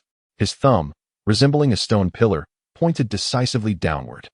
Pei Qin's contemplation was abruptly interrupted, and he felt a slight surge of anxiety, for this was an unmistakable provocation. It seemed the opponent had already discerned the schemes of the underground fighting arena and dismissed the preliminary trio as inconsequential, setting his sights squarely on Pekin. The young fighter understood all too well. This was indeed trouble directed at him. Innately, he felt no fear of such provocation, no matter how formidable Zhu Junshin was. The outcome could only be determined in battle. The enigmatic calamity, rather than instilling dread, ignited a sense of exhilaration. Yet, the admonitions of Ming Shirin and Li Yuanfang loomed in his mind, like unyielding chains restraining his impulses, urging him to resist momentary folly. As Pekin hesitated, the calamity practitioner took a step forward, proclaiming loudly, Pekin, you cannot escape your fate. You shall become the stepping stone in my conquest of Chang'an. With these words, the arena erupted once more, a cacophony of jeers and derision echoing from both inside and outside. Despite the diverse origins of the residents of Huaiyuan Lane, many engage in spirited discussions over the various shortcomings of Chang'an. However, when an outsider makes such a blatant provocation, the collective instinct is to unite in defense of the city. With the grandeur of Chang'an and its abundance of heroes, how could a mere foreign pugilist dare to claim conquest? Soon, voices rose in fervor. Pekin, beat him to death. This rallying cry resonated with countless others. Pekin, beat him to death. Even those who were not particularly invested in the street fighting scene, unfamiliar with the newly risen star Pekin, joined in the fervent chant, as if calling upon a savior. After a moment of contemplation, Pekin rose slowly to his feet. The Tiger Clan fighter preferred not to engage in verbal sparring. He merely beckoned towards Zhu Junshin with a casual gesture. Come at me. A sinister grin spread across Zhu Junshin's face as he eagerly accepted Pekin's invitation. Striding confidently toward the audience area. Naturally, he was soon intercepted. The referee, a former combat arena warrior, spread his arms to block Zhu Junshin's path. What do you intend to do? The Tianjia pugilist did not impose on the referee, halting before any clash could occur. Yet his overwhelming presence caused the once diamond fighter to falter, his voice trembling with uncertainty. Zhu Junshin declared, There's no time like the present. If he wants to fight, I'll stand here and fight him. Let us dispense with this unnecessary preamble. It's a waste of everyone's time. This isn't permissible. The rules of the arena dictate that every battle must. Before the referee could finish, Zhu Junshin interrupted, I merely wish to engage him in combat. Why must I adhere to your rules? That's not how it works. The referee attempted to reason earnestly. Then let us not speak of it. Zhu Junshin forcefully shoved the referee aside, but before he could take a step, he felt an obstruction at his ankle, a gleaming mechanical ball, bound by a chain adorned with scattered diamonds, had ensnared him. Additionally, a note inscribed with poetic verses was affixed to his knee. At the entrance of the arena, the proprietress Wang Jie and the skilled fighter known as Miao Shou Shuxing simultaneously intervened, restraining the fury of the Tianjia pugilist. Zhu Junshin attempted to lift his leg forcibly. The golden mechanical ball wobbled precariously, the chain emitted a distorted groan, and the note on his knee curled ominously, scorched at the edges. However, the combined strength of the two arena owners ultimately kept Zhu Junshin in place. After struggling in vain, the Tianjia pugilist inquired, Are you attempting to win by sheer numbers? Very well, let us do this together. Miao Shou Shushang retorted, Win by numbers? You certainly overestimate yourself. Wang Jie added, If you cannot prevail, you resort to portraying yourself as a victim. You have quite the cunning mind. Yet, just as her words fell, gasps erupted from the audience, as if something unexpected was unfolding. A tall woman, garbed similarly to Zhu Junshin, emerged, each hand dragging a fainted burly man, effortlessly pulling them along. The two burly men were conspicuously clad in the leather armor and tunics of the arena staff. The woman met Wang Jie's gaze and defiantly raised her chin, displaying a bold smile. I hear you wish to triumph through sheer numbers?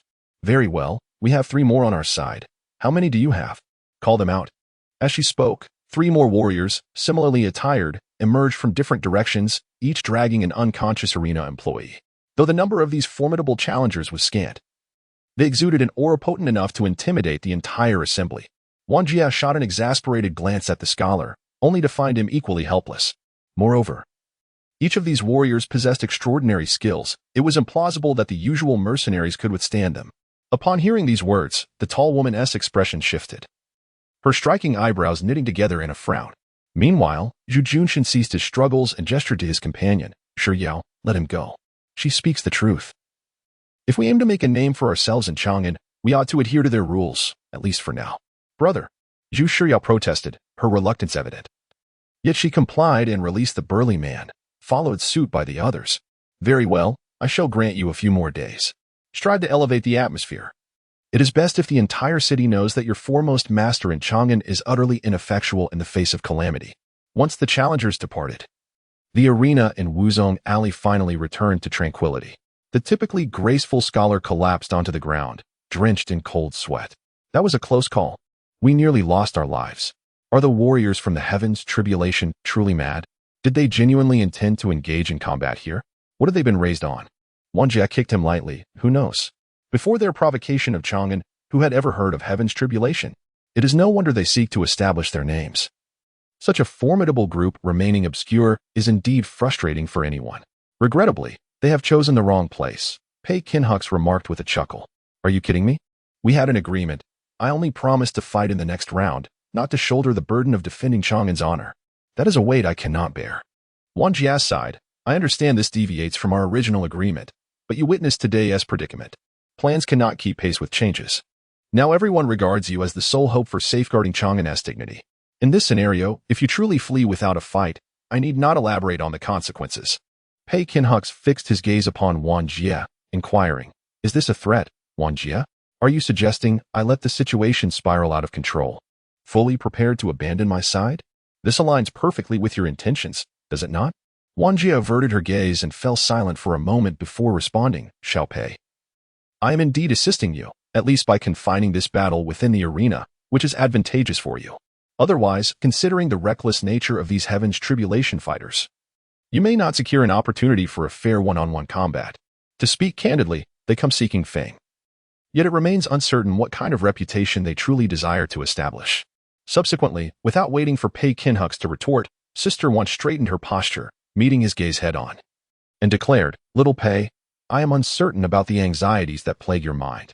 In my heart, you are a valiant hero who would never cower in the face of adversity. In the past, encountering a rival like Zhu Junshin would have ignited your spirit. You would have confronted any treachery head-on with your fists, never hesitating as you do now. This is precisely why I am eager to bestow upon you the title of Star Champion. Pausing momentarily, Sister Wan continued, Little Pei, I am aware that you harbor secrets within your heart. I shall refrain from prying into what they are. Yet I must inquire, does your hesitation truly lead to the fulfillment of your desires? Her question compelled Pei Kinhux into a profound silence. Could hesitation indeed manifest one's aspirations? Certainly not. The resolution of challenges relies eternally on action rather than mere contemplation. Admittedly, every concern weighing on his heart was justified. The warnings from the Dali Temple spies and the explicit directives from his master provided ample grounds for Pei Kinhux to assert, without reservation, that he would abstain from this battle. However, on another front, Sister Wan's inquiry struck at the concealed anguish within Pei Kinhux's soul, despite his current status as the renowned champion of Huai Yuan Fang, an object of envy for many. The most pressing issues in his life remained entirely unresolved. As he gradually acclimatized to life in Chang'an, progressing steadily from a soldier to a celebrated champion, his former comrades and commanding officers still languished under unjust accusations, while the truth remained cloaked in a shroud of obscurity, rendering clarity impossible. The luminescence of his starry reputation illuminated but a mere fraction of his surroundings. This scant illumination served both as his sanctuary and as a confining cage. Within this limited space, he basked in accolades such as the foremost fist of Chang'an and the preeminent martial artist of Huai Yuan Fang, surrounded by friends like Sister Wan and Chun Yang, as well as the near-familial organization of Yao Tian. Perhaps, should he continue along this current trajectory of life, there would come a day when he would be wholly immersed in the glory of successive victories in the arena, ensnared within the opulence of Chang'an, while the remnants of the garrison era would be swallowed by the sands beyond the Great Wall. Ironically, it was Sister Wan, the very architect of this existence, who illuminated these reflections. Lost in thought, Pei Kinhux found himself before his own doorstep. He pushed the door open, only to halt abruptly. Before him, his courtyard remained as tranquil as ever, every arrangement preserved as it had been at his departure. Yet, on the stone table beside the training ground, a letter lay waiting. Who could it be? How had it reached here? Pei Kinhux's small courtyard had been arranged by Gong Sunli, belonging to the assets of the Yao Tian organization, seemingly unremarkable. Yet every element therein harbored hidden significance. It was utterly impossible for an ordinary person to intrude, let alone leave a letter upon the stone table without leaving a trace. Those permitted entry were merely comrades within the Yao Tian organization, yet none would nonsensically place a letter in his home. What words could not be spoken face to face? With a mixture of caution and curiosity, Pei Kinhux approached the stone table, lifted the letter, and was astonished to discover it was indeed a correspondence from a fellow comrade. Pei Qinhua, regarding the recent influx of individuals facing tribulations in Chang'an, my master has commanded me to initiate an investigation, and I shall now share pertinent intelligence with you. The legacy of the heavenly tribulation martial arena is steeped in history, tracing back 2 millennia, during which it once enjoyed great renown. However, such prominence has also led to numerous calamities, nearly severing its lineage. Consequently, the arena ceased its pursuit of worldly acclaim, and its name gradually faded into obscurity. A decade ago, the leader of the arena, the current tribulation child, met with an unforeseen demise, plunging the arena into obscurity. Its members scattered, agreeing to convene once every 4 years to elect a new tribulation child on the day of their 3rd reunion. Zhu Junshin, being of the direct line of the tribulation child, shows no inclination to uphold the traditions of the arena, instead pursuing the allure of wealth and fame in the secular world. In recent years, he has sought alliances far and wide, aspiring to establish a name for himself and bolster his family's reputation, with the aim of claiming the mantle at the gathering in 2 years. Approximately 3 years ago, Zhu Junshin encountered the enigmatic snake young master in the clouds, and together they conspired to undermine the Great Wall's defenses. This time, he has arrived in Chang'an under the latter's instructions, having set his sights on you from the outset. For you are both a celebrated pugilist of Huai Yuanfang and a member of Yao Dian. The snake young master remains a figure shrouded in mystery. My current knowledge about him is limited, but it is evident that the incursion of tribulations into Chang'an is orchestrated by him, with Zhu Junshin and his ilk merely pawns in his scheme to disrupt the underground order of Chang'an and inadvertently implicate Yao Dian. The stance of the underground fighting alliance remains ambiguous, likely seeking to profit from the chaos. As for Sister Wan, though not malevolent, she is hardly an ally. The current game is fraught with treachery. As a member of Yao Dian, you ought not to place yourself upon the board. The closer you draw to the game, the more your perspective will narrow. Moreover, there is no position for you within this particular game. It would be wise to avoid conflict for the next few days. Gongsun Li will bring you meals. Yixing Chapter 19. Unyielding resolve, absolute certainty. Upon finishing the letter, Pei Qinho clenched his fists, his emotions as chaotic and creased as the parchment itself. The mention of Jietzi, the serpent master, and their collusion. In just a few hundred words. The letter contained an overwhelming amount of information, akin to a morning bell tolling in his ears, awakening him from a stupor. Furthermore, there was a matter that weighed heavily on Pei Qinho's mind. What was the true intent behind Yixing's correspondence? Though both were members of Yao Tian, Pei Qinho had always found it difficult to decipher the young man who was so enamored with the art of chess and seldom engaged in conversation. Yixing's joys and sorrows seemed to be encapsulated within the confines of the chessboard, only to be glimpsed during their matches. Lacking any understanding of the intricacies of chess, Pei Qinho had only exchanged perfunctory nods with Yixing. Yet, it was this almost reclusive acquaintance who had taken the trouble to send him such a letter. In the letter, Yixing elucidated Zhu Junshin's background, revealing the existence of the puppet master, the serpent master, and even disclosed Zhu Junshin's collusion with the serpent master 3 years prior, undermining the Great Wall Guard. It was as if Yixing was unequivocally revealing to him that the truth he had long sought resided with Zhu Junshin. Yet, paradoxically, Yixing explicitly advised him to avoid conflict at home, claiming that there was no place for him on the chessboard. Pei Qinho did not doubt Yixing's intentions. With a master like Ming Shirin, he knew that among the companions of Yao Tian, trust was paramount. However, some matters could not simply be resolved by the word trust. Trusting Yixing meant acknowledging that the truth was within reach, yet remaining idle at home, feigning ignorance. This was something he simply could not do. For that would be a betrayal not only of himself but also of his comrades and superiors. Moreover, Yixing's letter did not leave him entirely without options. He neither invoked Ming Shirin's authority nor explicitly commanded Pei Qinho to remain indoors, instead employing a delicately nuanced language. If staying home was advisable, what of the alternative? If there was no place for Pei Qinho on the chessboard, could he not carve out his own path? What of his limited perspective? He had never aspired to be a mere chess player. Perhaps Yixing was aware of this, leaving an opening in his letter, allowing Pei Qinho the space to act on impulse. And indeed, Pei Qinho yearned to indulge in that impulse this time. Setting aside the sinister conspiracy entwined with the heavenly calamity in the serpent master, the mere thought of Zhu Junshin's roar and punch in the fighting arena kindled a fiery fervor within him, reminiscent of Commander Su Lai's boisterous laughter echoing in his ears. Ha ha, ahu. make him submit. Moreover, there was a secret hidden behind Zhu Junshin that he craved more than anything. Perhaps Wang Jie was right. He had never been one to dwell on the past or hesitate, and overthinking was never his style. Whatever challenges lay ahead, he would confront them with his fists. For that was Pei Qi-ho, the formidable martial artist of the Hu clan, who had shocked Wei Yuanfang. Zhu Junshin, we shall meet again in the arena. Yet, before Pei Qi-ho could encounter Zhu Junshin once more, a minor interruption awaited him. That very morning, just after concluding his training, he received a letter delivered by Mo Rujie from the street fighting arena. The letter was penned by Wang Jie, urging him to hasten to the arena to witness the battle.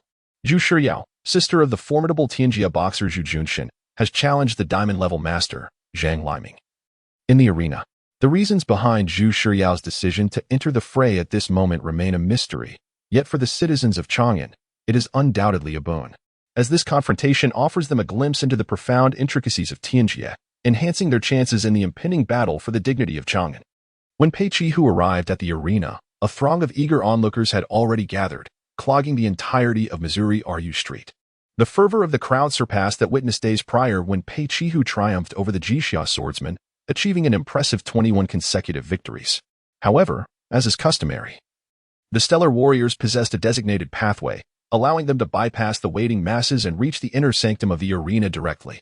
In the resting area, Pei Qi-ho encountered Zhu Shiyao, who was on the verge of battle but was being held back by her two companions, embroiled in a heated dispute. Zhu Shiyao, her brows furrowed, retorted, "Victories are always better in abundance. Who speaks of satisfaction? When we declared our intent to vanquish all challengers in Chang'an, have we achieved that? Winning against a sorcerer and a poison master does not equate to conquering Chang'an." On the other hand, a stout and sturdy fighter interjected, "Junior sister, do not be so pedantic. To conquer Chang'an is merely a figurative expression. We lack the time to engage every single opponent. Defeating their representative suffices. Moreover, engaging in numerous battles may prove detrimental. The more we fight, the more we expose ourselves." Zhu Shiyao scoffed, "So you are afraid? Afraid that revealing too much will cause my brother to falter?" The two quickly shook their heads in denial. Zhu Shiyao pressed, "Then are you worried I will not prevail?" They shook their heads even more vigorously. "What, then, are you obstructing me for? Am I not allowed to engage with the people of Chang'an? It is not a clandestine duel. We are adhering to their rules, and they have given their consent, yet you two chatter on." The duo continued to shake their heads. Rendered speechless, Pei Qi-ho could not help but chuckle. Setting aside the contrasting heights of the two fighters, Zhu Shiyao's frank disposition was truly refreshing. From their dialogue, her rationale for entering the battle was surprisingly straightforward. As a martial artist, she yearned to fight and feared not the clash. The various pragmatic considerations were of no concern to her. Even gaining renown for Tianjia was merely a waypoint on her path of martial arts. Such sincerity is a rare gem among warriors. And for a moment, Pei Qi-ho, the observer, felt a stirring desire to join the fray. Fortunately, neither the arena nor Tianjia would permit unforeseen skirmishes. Before Zhu Shiyao could shift her focus to Pei Qi-ho, staff members hurriedly arrived, announcing that her battle with Zhang Liming was prepared and could commence at any moment. Zhang Liming, the challenger in the Missouri RU Street Arena, is a legend within the underground fighting scene of Huayuanfang, albeit of the less illustrious and understated variety. At the tender age of 13, he entered the underground fighting arena, commencing his journey as a mere errand boy, evolving into a sparring partner, a warm-up performer, and gradually ascending through the ranks from bronze to silver, ultimately attaining the coveted diamond tier after 3 decades of relentless effort. This remarkable tenure is noteworthy if one considers the illustrious achievements of the radiant starry goalkeeper, a Shuai, who survived over 3 years with a record exceeding 100 victories, then Zhang Liming, with a survival duration nearly tenfold, should undoubtedly be renowned across the realm. Regrettably, over these 30 years, Zhang Liming has clung to the arena by a thread. He refrains from battling formidable opponents, avoids perilous confrontations, and often withdraws from competitions when his health falters. When his finances are ample, he takes extended breaks. Over this span, he has fought in a little over 400 matches, securing 200 victories while suffering 230 defeats, his losses outnumbering his wins. His ascent to the diamond tier was predicated on the artful selection of adversaries, winning just enough to gain points while minimizing losses, gradually accumulating his score until Wang Jie begrudgingly awarded him a promotion certificate.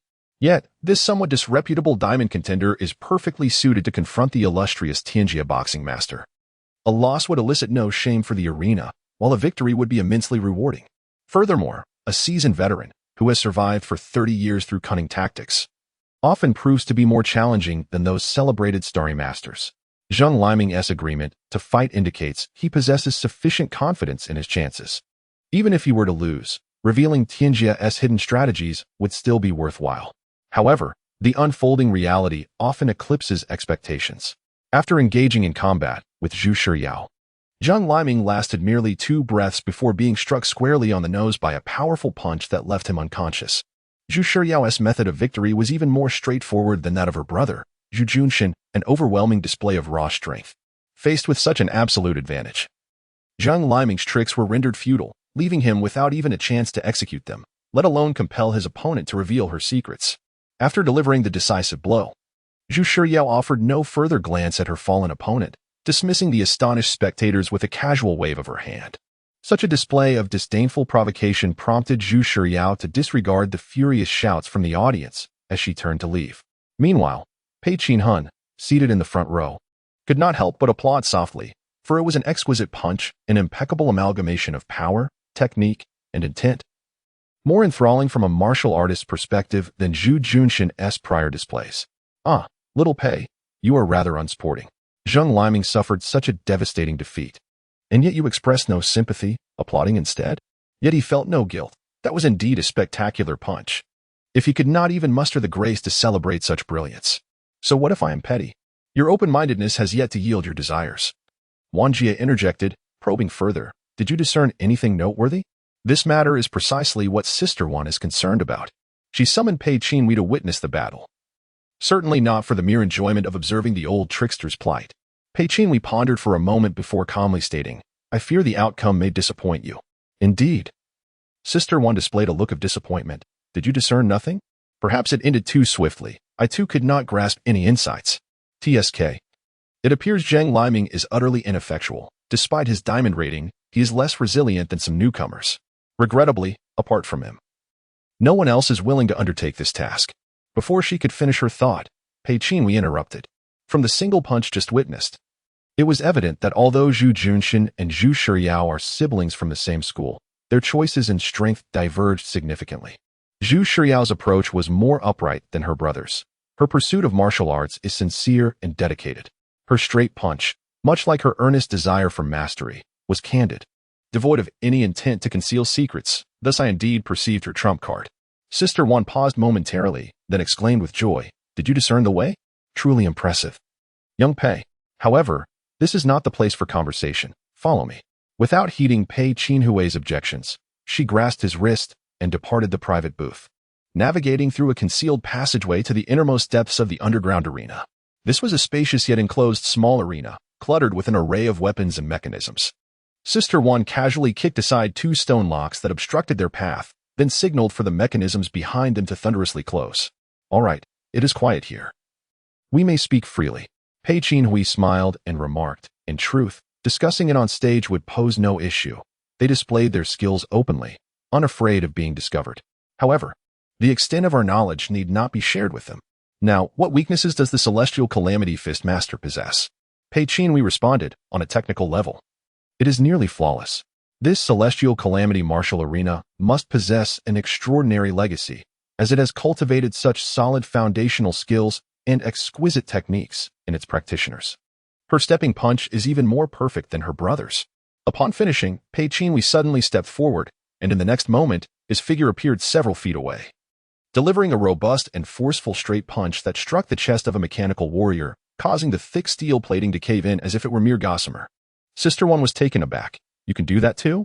After observing it twice, especially during the second viewing when the individual generously demonstrated the technique, I could naturally replicate it to a fair extent, though I could not execute it as proficiently. As he spoke, Pei Qinhui lightly tapped the ground with his toes, at which point Sister One noticed that the tiles where he had landed were shattered into pieces. If it were a practitioner from the Celestial Calamity, their landing would not be so heavy, and their speed would surpass mine. They do not rely on the earth for strength, their fist power akin to celestial decree.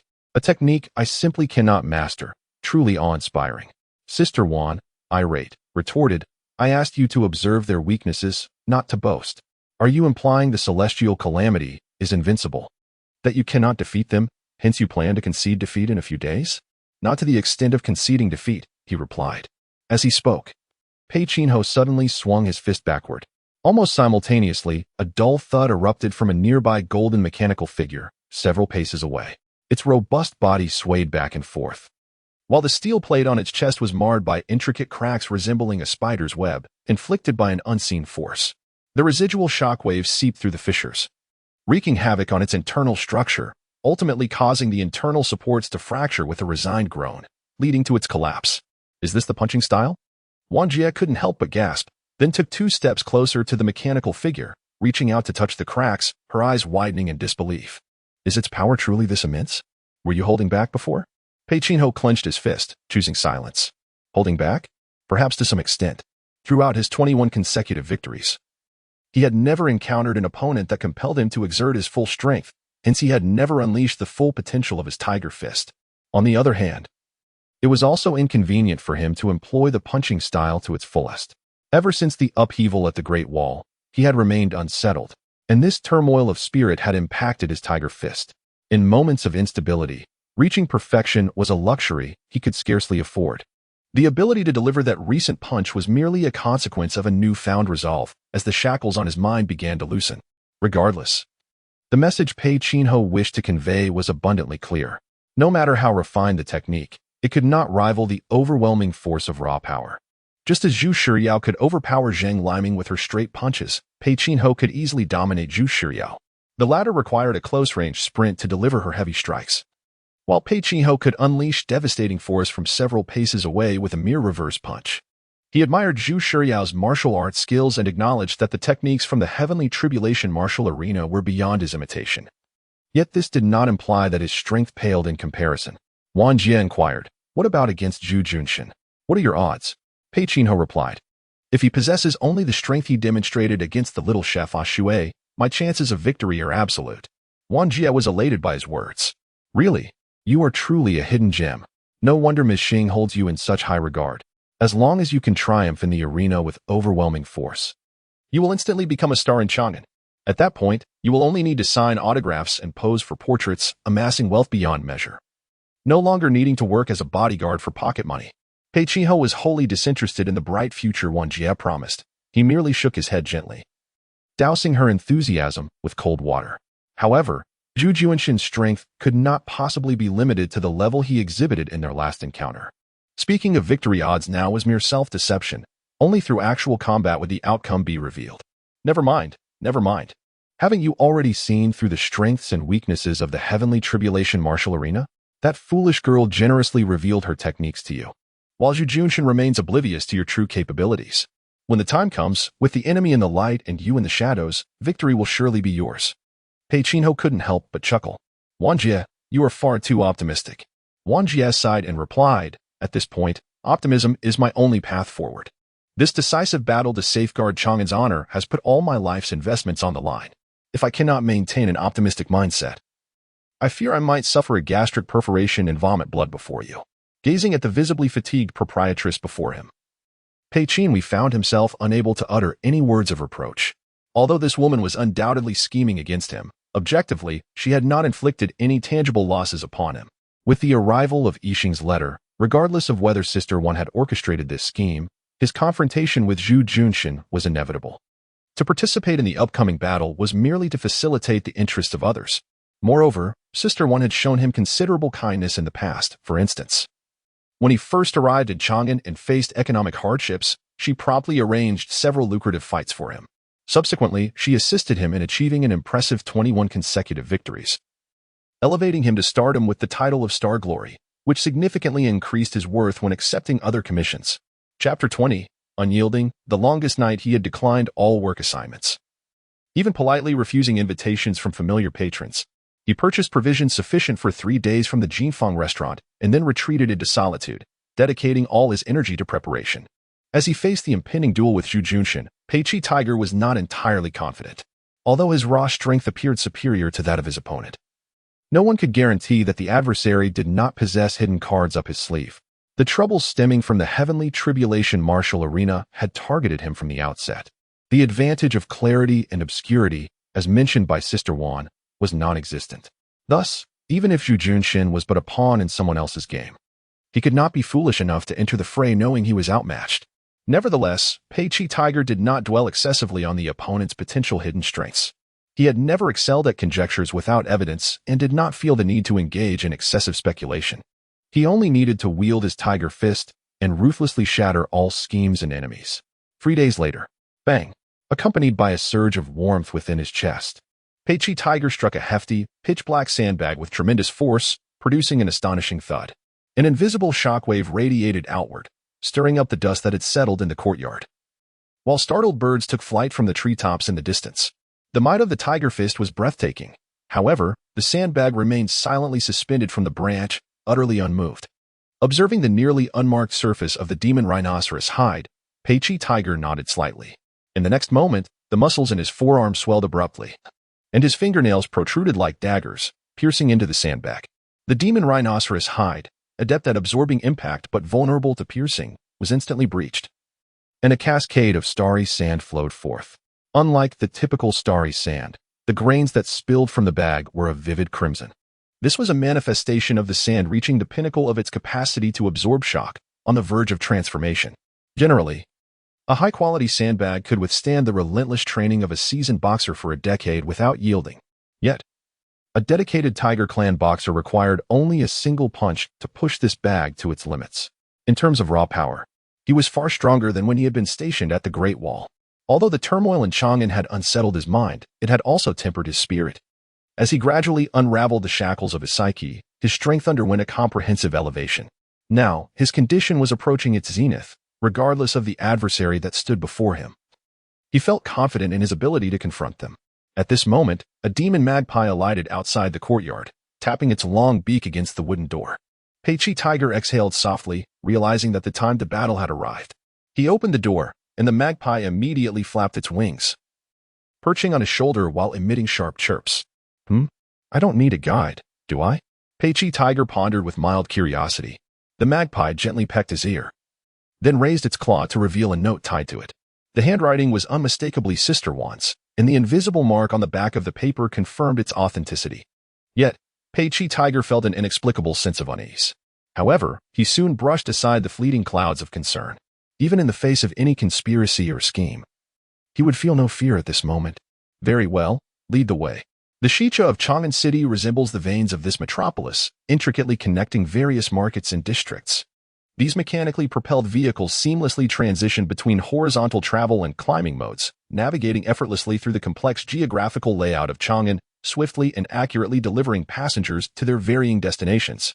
Without the Shicha, the splendor of Chang'an would cease to exist. Conversely, the city's prosperity enhances the Shicha, making it unparalleled throughout the realm. Today, this iconic mechanical creation of Chang'an embodies far more than mere transportation. It radiates the resplendent light of civilization, much like the city itself, which exuberantly exudes its brilliance at the heart of the continent. With enhanced speed, superior stability, and intricate functionalities, the Shicha of Chang'an impeccably upholds the honor of the city of mechanisms from every conceivable angle, boasting a level of excellence that would render any competitor abashed. As Pei Qinhui sat within the Shicha, gazing at the dazzling lights of Chang'an resembling a forest of flames and silver flowers, he couldn't help but reminisce about his arrival, when he had been awestruck by the sight of dozens of Shicha linked in a continuous line, stretching for hundreds of meters, carrying thousands of people to ascend and descend. He had stood there, momentarily speechless, while the locals of Chang'an wore smiles of familiarity, radiating their pride in the city.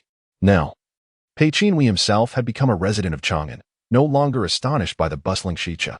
On one hand, he had witnessed even grander spectacles, with Shicha lines pushing the limits of Chang'an's mechanical regulations, and on the other, he had seen how the people of Chang'an adeptly commercialized their unparalleled mechanical prowess. Furthermore, some Shicha were not even designed for passenger transport. Instead, they were adorned with hundreds of dense advertisements, endlessly traversing the veins of the city, leading to a form of spiritual pollution among the citizens. The Shicha in which Pei Qinhui currently traveled was one such semi-advertisement vehicle. Spacious enough to accommodate a dance troupe from Pingkangfang, its framework grinned like a luxurious float.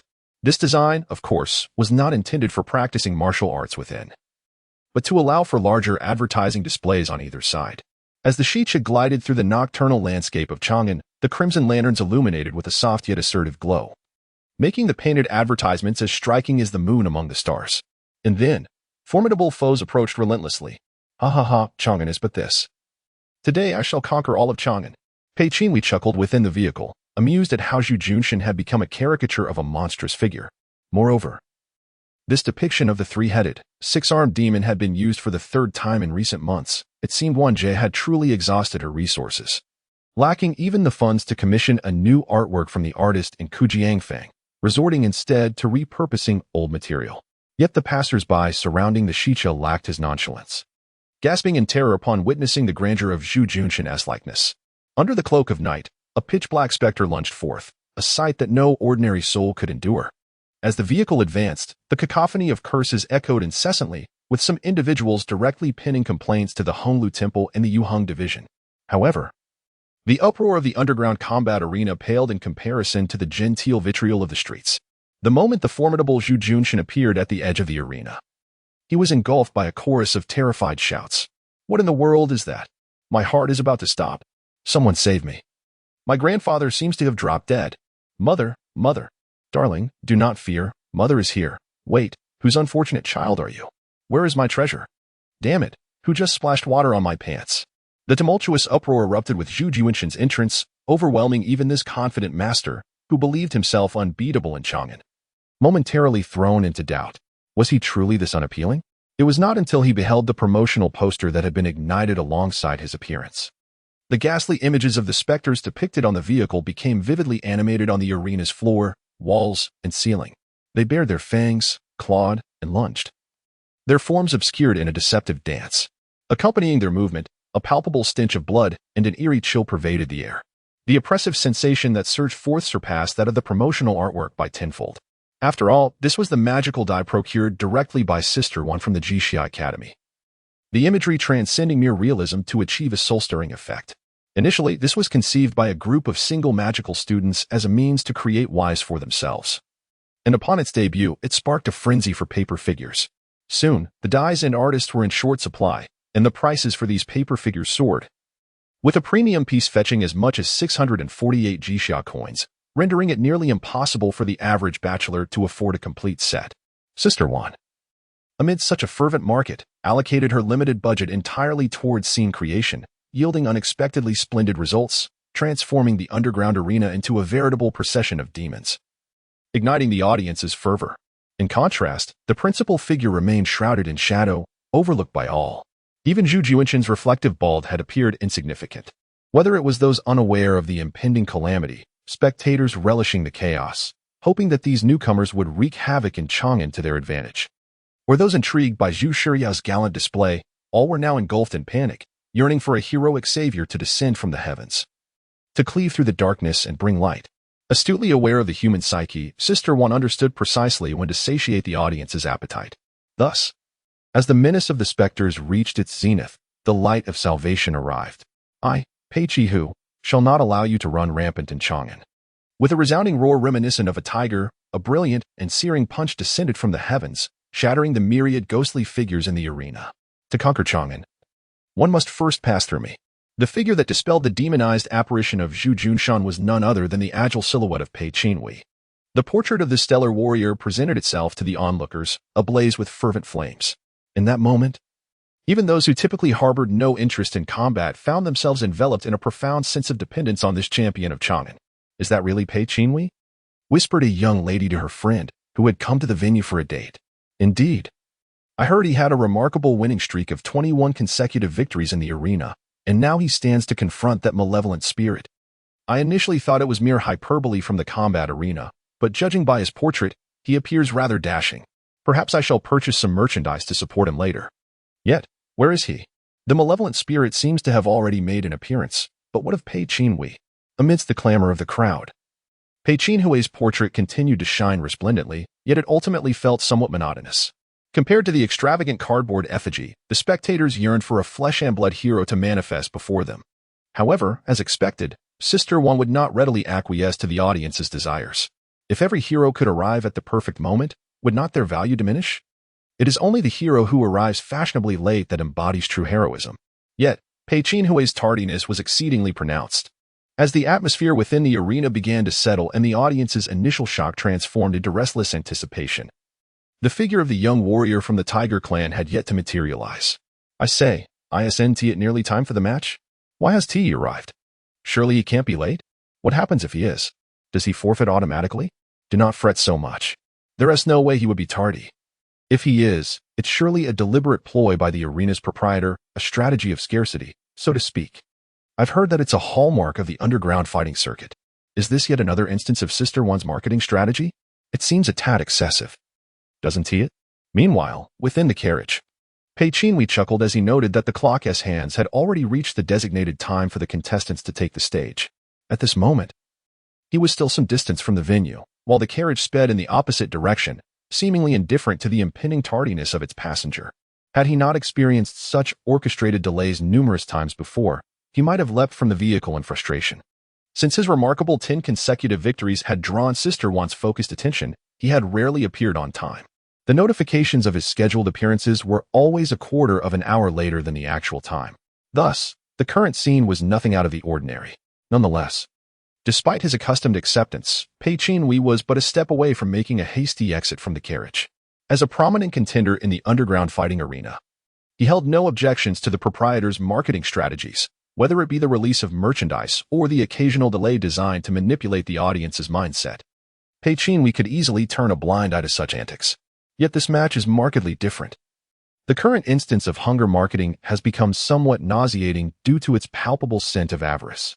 However, before long, the meditative Pei Qingtian felt ripples of awareness surge within him, akin to a stone cast upon a tranquil lake or the sudden shattering of exquisite jade. He opened his eyes and immediately furrowed his brow. The position of the she carriage was excessively remote. Even if it were an intentional ploy of hunger marketing to have Pei Qingtian meander before the competition, it should have circled around the vicinity of Huai Yuanfang. Yet now, the scenery outside the carriage no longer belonged to Huai Yuanfang. It had traversed into desolate territories far removed from the marketplace. To describe this area as desolate might be somewhat misleading, for flanking the she carriage were orderly lights illuminating the thoroughfares of Chang'an. And one could also observe the patrolling night watchmen of Honglu Temple, as well as the diligent merchants navigating the night market, with a steady stream of passers-by even in the nocturnal hours.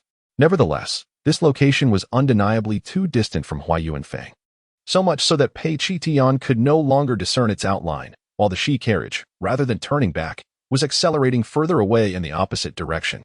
Pei Qingtian's brow knitted tighter as he seized the communicator beside him, which could establish direct contact with the underground fighting arena, only to discover it was utterly silent. The connection had long been severed. Subsequently, he pulled the emergency brake lever beside his seat, but predictably, there was no response. Humph. Pei Qingtian rose immediately, striding purposefully towards the drive compartment at the rear of the she carriage. The sight that met his gaze caused his heart to sink further. The mechanism core of the Chang'an she carriage, a closely guarded secret of this city of mechanisms, resembled an intricately crafted work of art in its external form. Yet now, this masterpiece appeared akin to a rubber ball being manipulated by an invisible hand, stretching, swelling, and resembling madness. Chapter 21. Unyielding. The longest night continues. Before the man stood a petite yet commanding woman, her face twisted in fury as she glared at her inept subordinate, demanding, "What do you mean the person hasn't arrived yet?" The man attempted to defend himself. "I truly arranged the carriage as per your instructions. And I specifically told the carriage company not to take unnecessary detours. Logically, they should have arrived by now." "Logically," she retorted. "If everything could be resolved by mere logic, why would I spend money to employ this collection of incompetence?" Just as her frustration was beginning to boil over, a mocking laugh echoed in her ear. Her gaze shifted to the side, where a bejeweled wealthy merchant lounged on a cushioned seat, winking at her as if they shared an unspoken understanding. Though her chest swelled with indignation, she ultimately suppressed her anger. In preparation for the upcoming glory battle of Chang'an, her sacrifices extended far beyond financial ruin. Her habitual extravagance had led her to borrow a considerable sum from other affluent merchants in the marketplaces. The man who was now winking at her was none other than her creditor, the illustrious boss of the T.S. Carriage Company, Ma Da. The majority of the carriages for this event had been supplied by him. "Boss Ma, you need not worry about the competition," she said, taking a deep breath, ready to offer a sincere explanation. However, at that moment, one of her trusted subordinates stumbled over, a look of confusion etched across his face. In a trembling voice, He whispered urgently, "Boss, Pei Qinhui has gone missing. We cannot reach the carriage, and the remote control mechanism has failed. It seems to be driving further away." At that instant, a chill enveloped her heart, and all remnants of hope dissipated into thin air. Yet, the shivering dread also sharpened her senses. She turned her gaze to the winking boss Ma and inquired, "I have heard there are substantial bets placed on the participants of the Tianjia martial arena. We have long been curious who might be so generous. Do you have any leads, boss Ma?" With a chuckle, he replied, Sister Wan. Why would I know such things? However, if someone has traveled from afar to establish their authority, I cannot believe there isn't a mastermind or benefactor behind it. But isn't this good news for you? Since you have utmost confidence in your own star fighter, any additional wagers from others merely contribute to your fortune. Allow me to congratulate you in advance on your impending wealth. Sister One retorted with a cold smile, "Indeed, I do not believe there is no mastermind involved. However, what I despise the most is when strangers inexplicably offer me money. San, come here." As soon as she finished speaking, a shadow descended abruptly from the ceiling above. Sister Wan commanded, "Cancel the bets." At this, everyone in the backstage area stood in stunned silence. Not only the staff of the fighting arena, but even the visiting boss Ma stared at Sister Wan in disbelief. Wanjia has diligently prepared for the glorious battle to defend Chang'an, with the primary source of profit hinging upon the gambling stakes. Now that she has canceled the betting, it seems inevitable that she will incur substantial losses, and the abrupt announcement of this cancellation is likely to offend all the gamblers. The figure clad in black, San, appeared distressed. "Boss, the betting has already been notarized by the guildmaster. It cannot be rescinded." "Oh, did I mention that you could seek notarization from the guildmaster?" San replied, "But typically, notarization occurs before the betting is established. We have delayed too long. Then, why do you think I have refrained from allowing you to seek notarization?" Wanjia coldly gazed at him before sighing. "San, how long have you been by my side?" 7 years. 7 years indeed. Throughout this time, you have been diligent and loyal. I appreciate your efforts." This is merely my duty." Before San could finish, he suddenly felt an overwhelming brilliance emanating from Wanjia's palm, and in the next moment, it was as if his brain was pierced by 1,000 needles, his consciousness dissipating in an instant. Meanwhile, the once confident boss Ma now wore a grim expression. Fixated on the headless corpse at his feet, a mixture of fear and fury evident in his demeanor. "Li Wangwan," Wanjia assured him, "rest assured. Since the betting has been notarized, even if there is deceit, I shall take responsibility to the end, provided you two accept your obligations." With that, Wanjia slammed her hand on the table, and with a resounding crash, a lavishly adorned desk collapsed. The exquisitely crafted mechanism of the chariot shattered under the force of a mighty blow, scattering into countless fragments akin to shattered glass at Pei Kinnis's feet.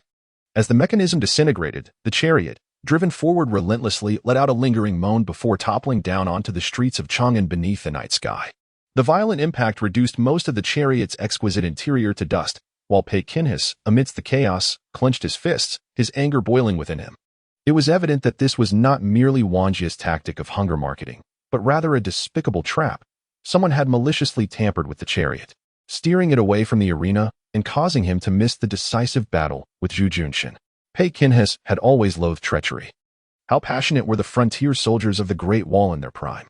Under Su Lai's leadership, they triumphed in every battle, steadfast as mountains, safeguarding the peace of Chang'an's borders and the honor of their garrison. Ultimately, however, they fell victim to deceit. Now, once again, treachery had ensnared him before the battle had even begun. Observing the debris at his feet, Pei Kinhis slowly released his grip. That night, as the battle for the glory of Chang'an commenced, it also coincided with the routine relocation of the Chang'an market. Throughout this process, the veins of the city would become disordered, with markets and streets shifting positions in unimaginable ways. Only a chariot equipped with navigational mechanisms or an elder intimately familiar with the geography could discern their bearings and find the correct path. Time was of the essence. He had to act swiftly. Fortunately, before he could obliterate the core, he discerned clearly the crash site of the Shicha. Although it was sparsely populated, 2 night watchmen, wielding bronze measuring rods and steel blades, stood guard. In Chang'an, few could rival the geographical acumen of these night watchmen of the Honglu Temple.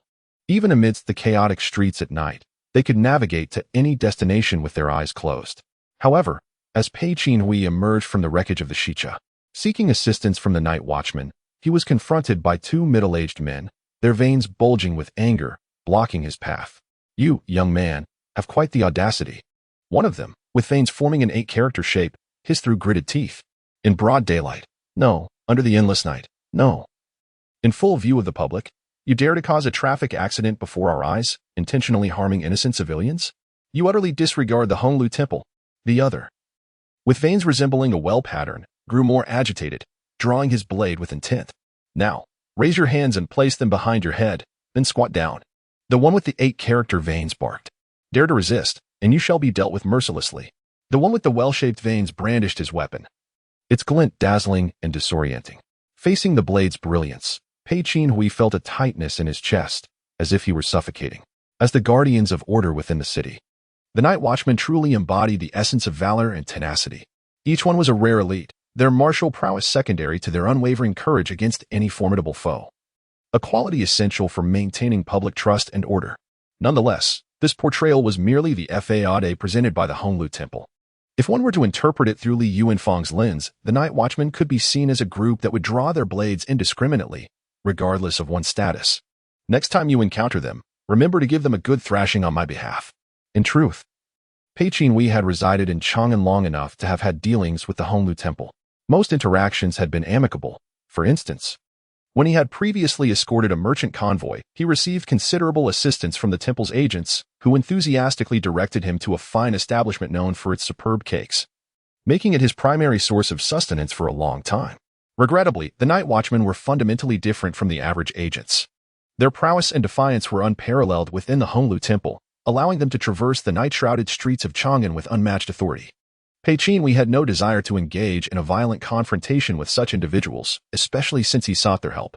Thus, he patiently attempted to explain, "This is a misunderstanding." However, no sooner had he spoken than the well-patterned man lunged forward with his blade.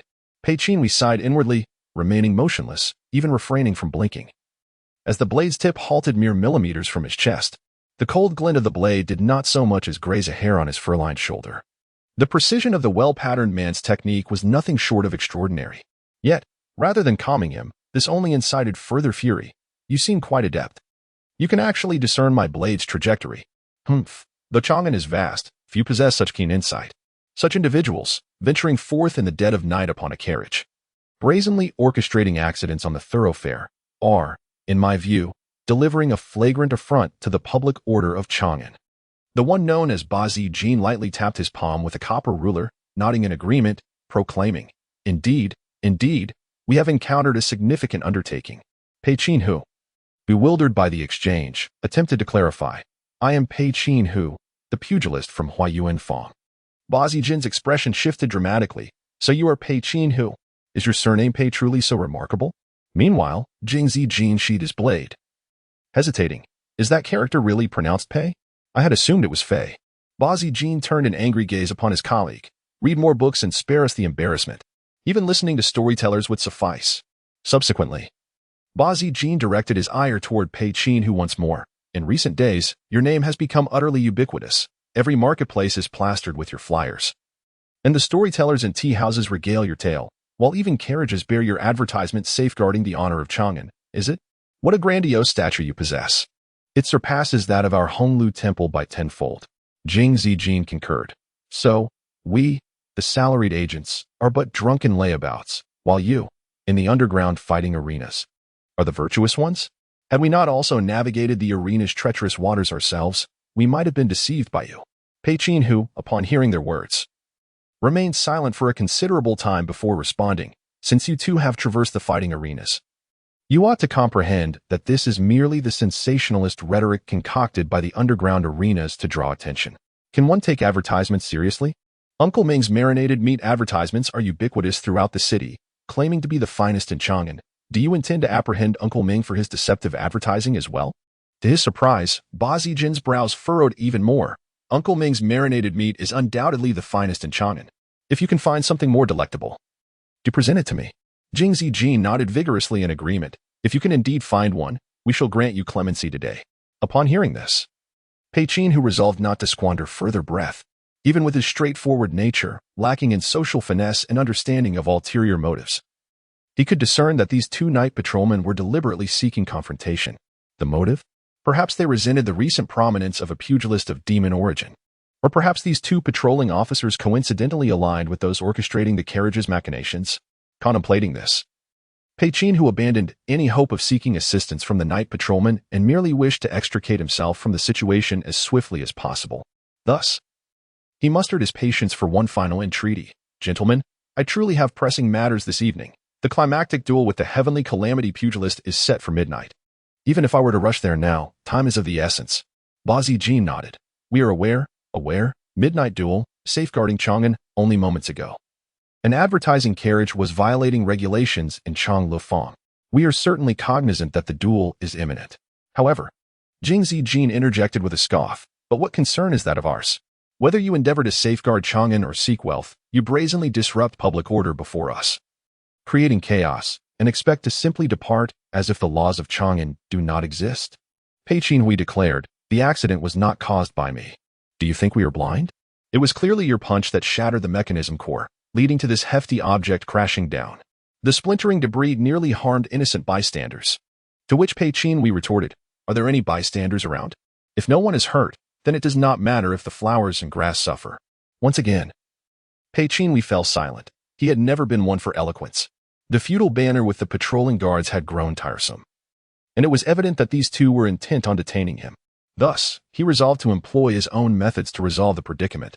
Apologies. In the next moment, his fist roared forth without mercy. Very well, if you insist on using violence to apprehend me, do not blame me for being ruthless. The former starry apex master, Jing Ziguan, bellowed, his blade glinting coldly like the moon, arcing towards Pei Qinhui's advancing punch. Simultaneously, a streak of light, reminiscent of a shooting star, illuminated the underground arena. As the blade's brilliance ignited, the audience erupted into thunderous cheers. Kill him! Kill him! The blade monk is invincible, the diamond's finest. Within the arena, a rotund monk wielding a sword subtly curled the corners of his mouth, feeling assured of victory, as if the treasured blade before him was firmly within his grasp. As the current top contender in the diamond tier of the Missouri RU street fighting arena, he had long awaited the opportunity to prove himself, and now, that moment had finally arrived. The one who was meant to engage in a fierce battle against the heavenly calamity fist master and defend the glory of Chang'an could not appear for reasons unknown, leaving the arena with no choice but to allow someone designated for preliminary matches to take the spotlight. After all, the challenge posed by the heavenly calamity martial arena was directed at Chang'an City, not Pei Qinhui. What mattered was the defense of Chang'an's honor, rendering Pei Qinhui's identity less significant. According to the written rules established prior to the event, each side would dispatch 4 participants, and the first to lose all would be defeated. The initial 3 matches were merely warm-ups, intended for seasoned diamond-level experts to engage with Zhu Junshan's disciples. Their victories or defeats were inconsequential, serving primarily as a showcase of talent. The true focal battle was to be between Pei Qinhui and Zhu Junshan. However, plans were thwarted by unforeseen circumstances. Pei Qinhui's unexpected delay compelled the heavenly calamity martial arena to alter their strategy, sending Zhu Junshan out first, leaving no room for a warm-up. Consequently, the arena was left with no alternative but to elevate the designated warm-up fighters to the main event. Thus, the Blade Monk became one of the elite fighters called upon to replace Pei Qinhui. As he stepped onto the stage, the surrounding cheers led one to believe that he was the primary contender, while the tardy Pei Qinhui was merely a substitute. The name of the Blade Monk commanded such influence in Huayuan Square, although he had stagnated in the diamond tier for some time. No one could forget his mastery of the Red Sun Divine Blade. In his prime, he had severed the arms of starry apex masters with this very blade, and now, as he faced Zhu Junshan, he seemed to dominate from the outset with his treasured weapon. When the radiance of his red sun enveloped the arena, his ample figure appeared omnipresent and invincible. In stark contrast to the looming blades, the calamity martial artist appeared oblivious, offering no response, seemingly at a loss and succumbing to a disadvantage. In this moment, the onlookers could almost perceive the dawn of victory. The blade-wielding monk could not suppress his delight. Prior to the match, Sister One had specifically sent a message urging him not to strive for victory, but rather to prolong the contest until Pei Qinhan arrived. Only then would his task be deemed complete. Yet, it became evident that this mistress of the arena had greatly underestimated him. There was no need to delay. No necessity for Pei Qinhan. This mere calamity was nothing more than.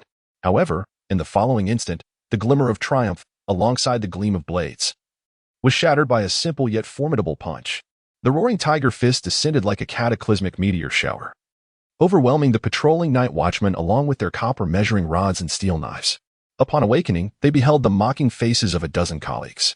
Old 8. You lost quite spectacularly. Your face is a mess, jeered one. Old 8 spat a mouthful of bloodied saliva, retorting, Get lost. I was born with a crooked face. Old Jing, where's your knife? Inquired another. Old Jing grunted, It misbehaved, so I discarded it.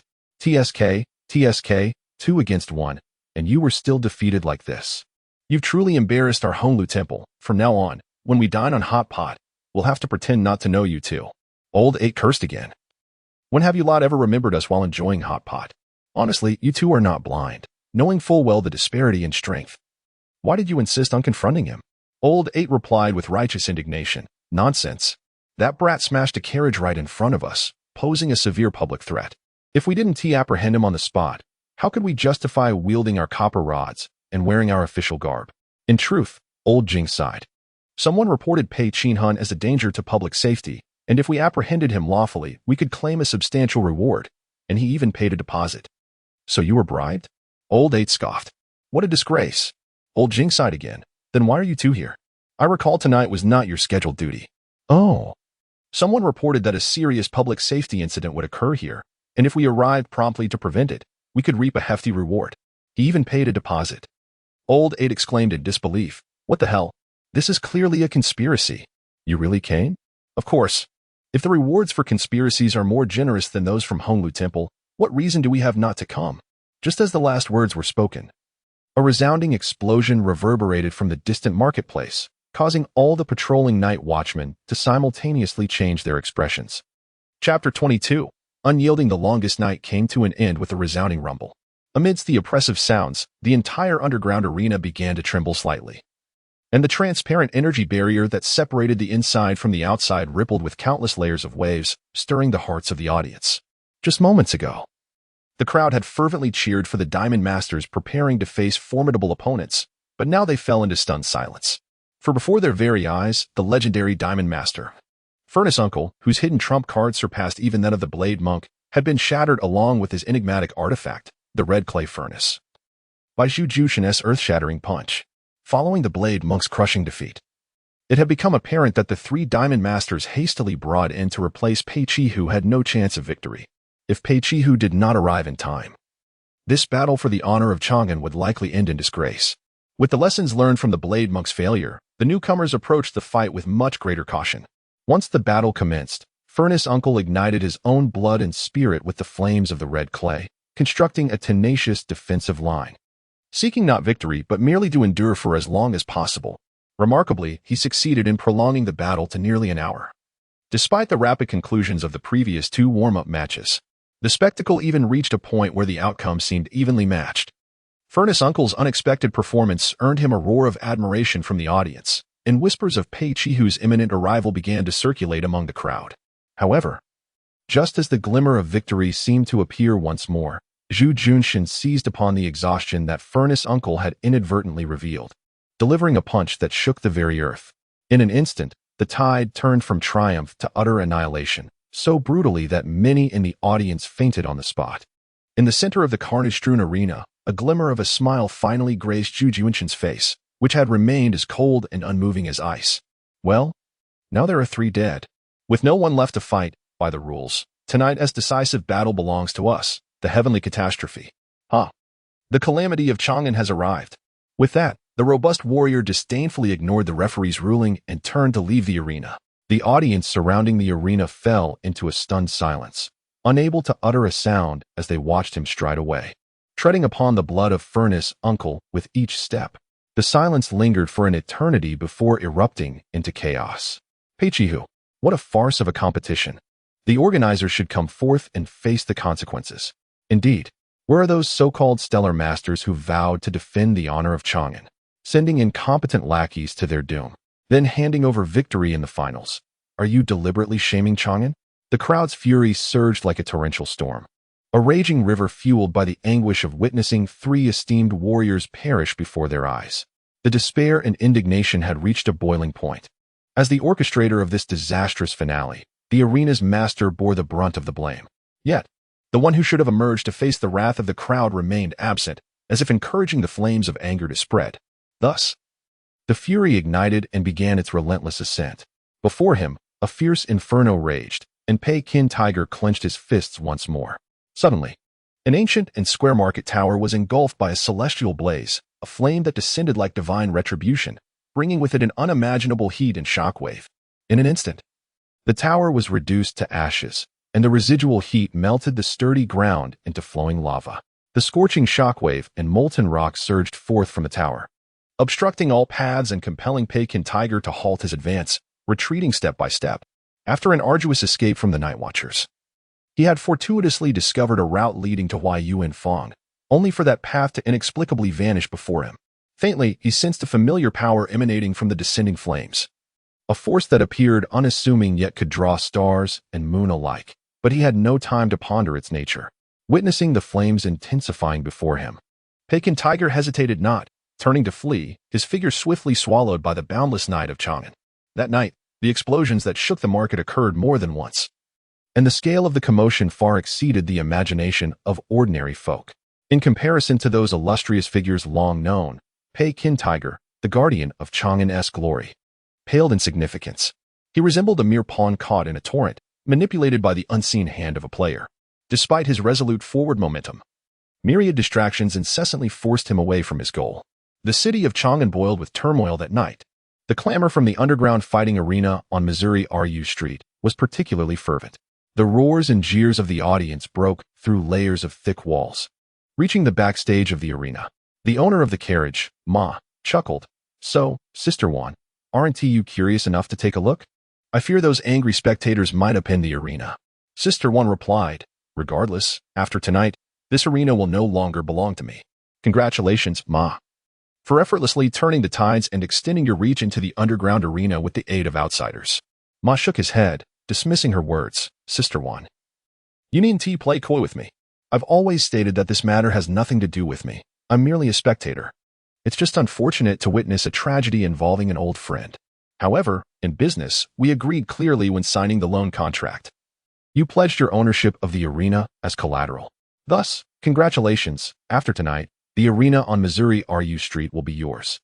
If you act now to dissuade those intent on wreaking havoc, you might still preserve an intact arena." Sister One's nonchalant words only caused Ma to narrow his eyes in suspicion. "Are you truly relinquishing it? The arena you've managed for years. Are you really handing it over to me?" Sister One asserted, "I will honor all that is notarized, be it betting stakes or loan agreements. But let me reiterate, you and those behind you had better learn to be accountable." At dawn, a disheveled Pekin Tiger walked along the familiar streets of Huayuanfang, his weary steps akin to having traversed an entire lifetime. Last night was undoubtedly the longest of evenings, as he wandered aimlessly through the chaotic streets of Chang'an until dawn, finally encountering the familiar Huayuanfang and Jinfang Street. This was certainly abnormal, for even the most lost individual would not be so disoriented for an entire night. The Chang'an of last night resembled a chessboard, meticulously manipulated by unseen hands, with him as a solitary pawn, lost among the squares.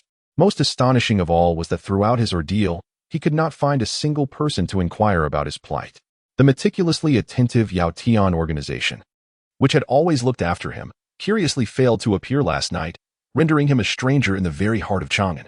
Now, amidst the once familiar scenery of Jinfang Street, an unsettling sense of estrangement lingered.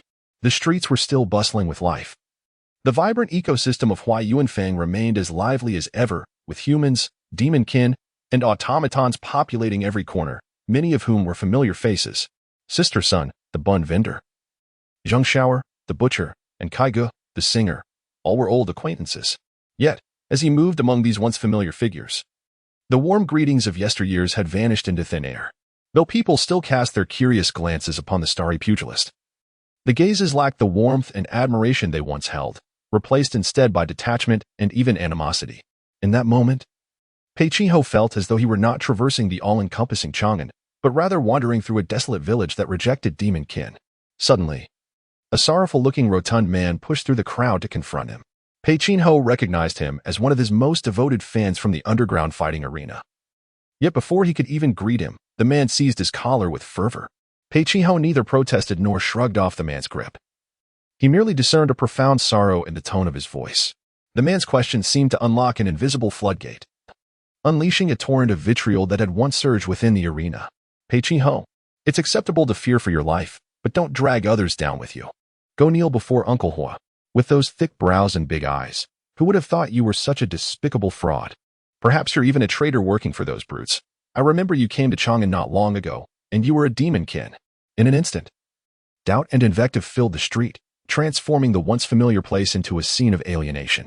Faces that were once warm and welcoming now twisted into grotesque masks of fury. Those who had only days prior nodded and smiled now glared with clenched fists. Just as the tide of malice was about to erupt, a diminutive yet commanding figure emerged from the crowd, donned in dark attire, his oversized ears conspicuous. It was none other than Li Yuanfang, the spy from the Dali Temple and a frequent visitor to Huai Yuanfang. Upon his entrance, the seething public ire was extinguished in an instant. No matter how approachable Li Yuanfang might be, when he raised his waist badge, he embodied the most elite law enforcement of Chang'an. From that diminutive form, the shadow of Di Rinjie could easily be discerned. With the badge in hand, exuding authority, Li Yuanfang maintained a cheerful demeanor, skillfully pacifying the restless crowd as he made his way through. Do not be so tense. I neither capture nor engage in fights. Continue to prepare your buns, but refrain from using that tasteless frozen meat, for it is utterly unpalatable. Ultimately, it is you. As he spoke, Li Yuanfang had already approached Pei Qinhe and seized the hand of the corpulent middle-aged man. I recall you have always been an ardent supporter of Pei Qinhe, having backed him since his inaugural entry into the underground arena. The stout man, upon hearing this, immediately burst into tears. Indeed, I have been supporting him since he first arrived in Chang'an, never anticipating that I would be backing such a coward. Li Yuanfang sighed. Given your prolonged support, you should know that he has never been one to shy away from battle, nor would he harbor any malicious intent. Take a closer look at the man before you. Observe the bloodstains and charred marks on his attire. The weariness etched upon his face. Surely even the blind would discern that he too has fallen victim to the enemy's insidious trap, would they not? Yet Li Yuanfang continued. I remember your keen interest in the underground arena of Moore Street spans over 2 decades, your experience even surpassing that of the current proprietor, Sister Wan. Therefore, if you employ your intellect, you ought to realize that the owner of the underground arena would not intentionally stage such a farce to disgust others. Those few heavenly tribulation fighters are merely transients. You are the true patrons of the arena. Would they deliberately tarnish their own reputation? They would relish it. And we would not. Are you aware of how many lawsuits we at the Dali Temple have received this evening, accusing the people of Huai Yuanfang of bringing disgrace upon all of Chang'an? At this juncture, even the most indignant could find no retort, reluctantly lowering their banners and retreating in embarrassment. The stout man, after a prolonged silence, bowed his head repeatedly in apology to Pei Qinhe. And had it not been for Pei Qinhe's timely intervention, he might have ended up in a state of utter despair. Once the crowd had dispersed, Li Yuanfang grasped the hem of Pei Qinhe's garments and said with a smile, "Will you not treat me to a few drinks?" Pei Qinhe nodded, sighing. "Indeed, I should." The venue for their libations was set at the Jinfang Tavern, where Chun Yang, the attentive hostess, graciously served them the finest spirits. Both Pei Qinhe and Li Yuanfang consumed 3 bowls each before broaching the subject. Li Yuanfang remarked, "My previous warnings were not unfounded, were they? That troublesome group, lacking in martial ethics, knowing they cannot best you in the arena, simply barred your entry." Pei Qinhe, straightforwardly, inquired, "Who is the mastermind behind this?" Upon hearing this, Li Yuanfang fell silent, gazing intently at Pei Qinhe for a protracted moment before retorting, "You do not know?" Pei Qinhe was momentarily taken aback, then realized the implication of Li Yuanfang's response. He is not alone in Chang'an, and if he remains oblivious to the truth, it likely indicates that the organization does not intend for him to uncover it. This notion is indeed worthy of contemplation, especially considering the absence of Yao Tian's companions throughout the previous night.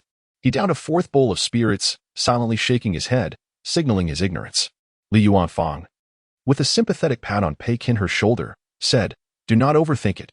Perhaps from your companion's perspective, it is better for you to remain unaware of the truth. Imagine, if you had heeded my advice from the beginning and kept your distance from those ethereal beings, would you not be living in carefree bliss now?" Pei Qinhua remarked, "Is a life of carefree bliss truly desirable?" As he spoke, Pei Qinhua couldn't help but recall his comrades in the Great Wall Garrison, those impassioned souls. If it were merely for the sake of ease, they need not have shed blood at the frontier. The elite among them could certainly have enjoyed a more splendid existence in the bustling cities. Yet, none of them regretted their choices, and neither did Pei Qinhua. Li Yuanfang interjected. To be frank, my knowledge is rather limited. After all, that group has concealed themselves well, only revealing their true nature yesterday. The chaos that ensued left the Dali temple short-handed, and as an elite operative, I could only rush to extinguish the fires of turmoil, scarcely having a moment to quench my thirst, let alone seek the truth from Lord D. Rengia. In summary, the orchestrator of the heavenly calamity seems to be a figure known by the codename Snake Young Master. Wait a moment, Pei Qinhua said. Your demeanor suggests you are familiar with this name. Is that so? Only in name, he replied. So, who exactly is Snake Young Master?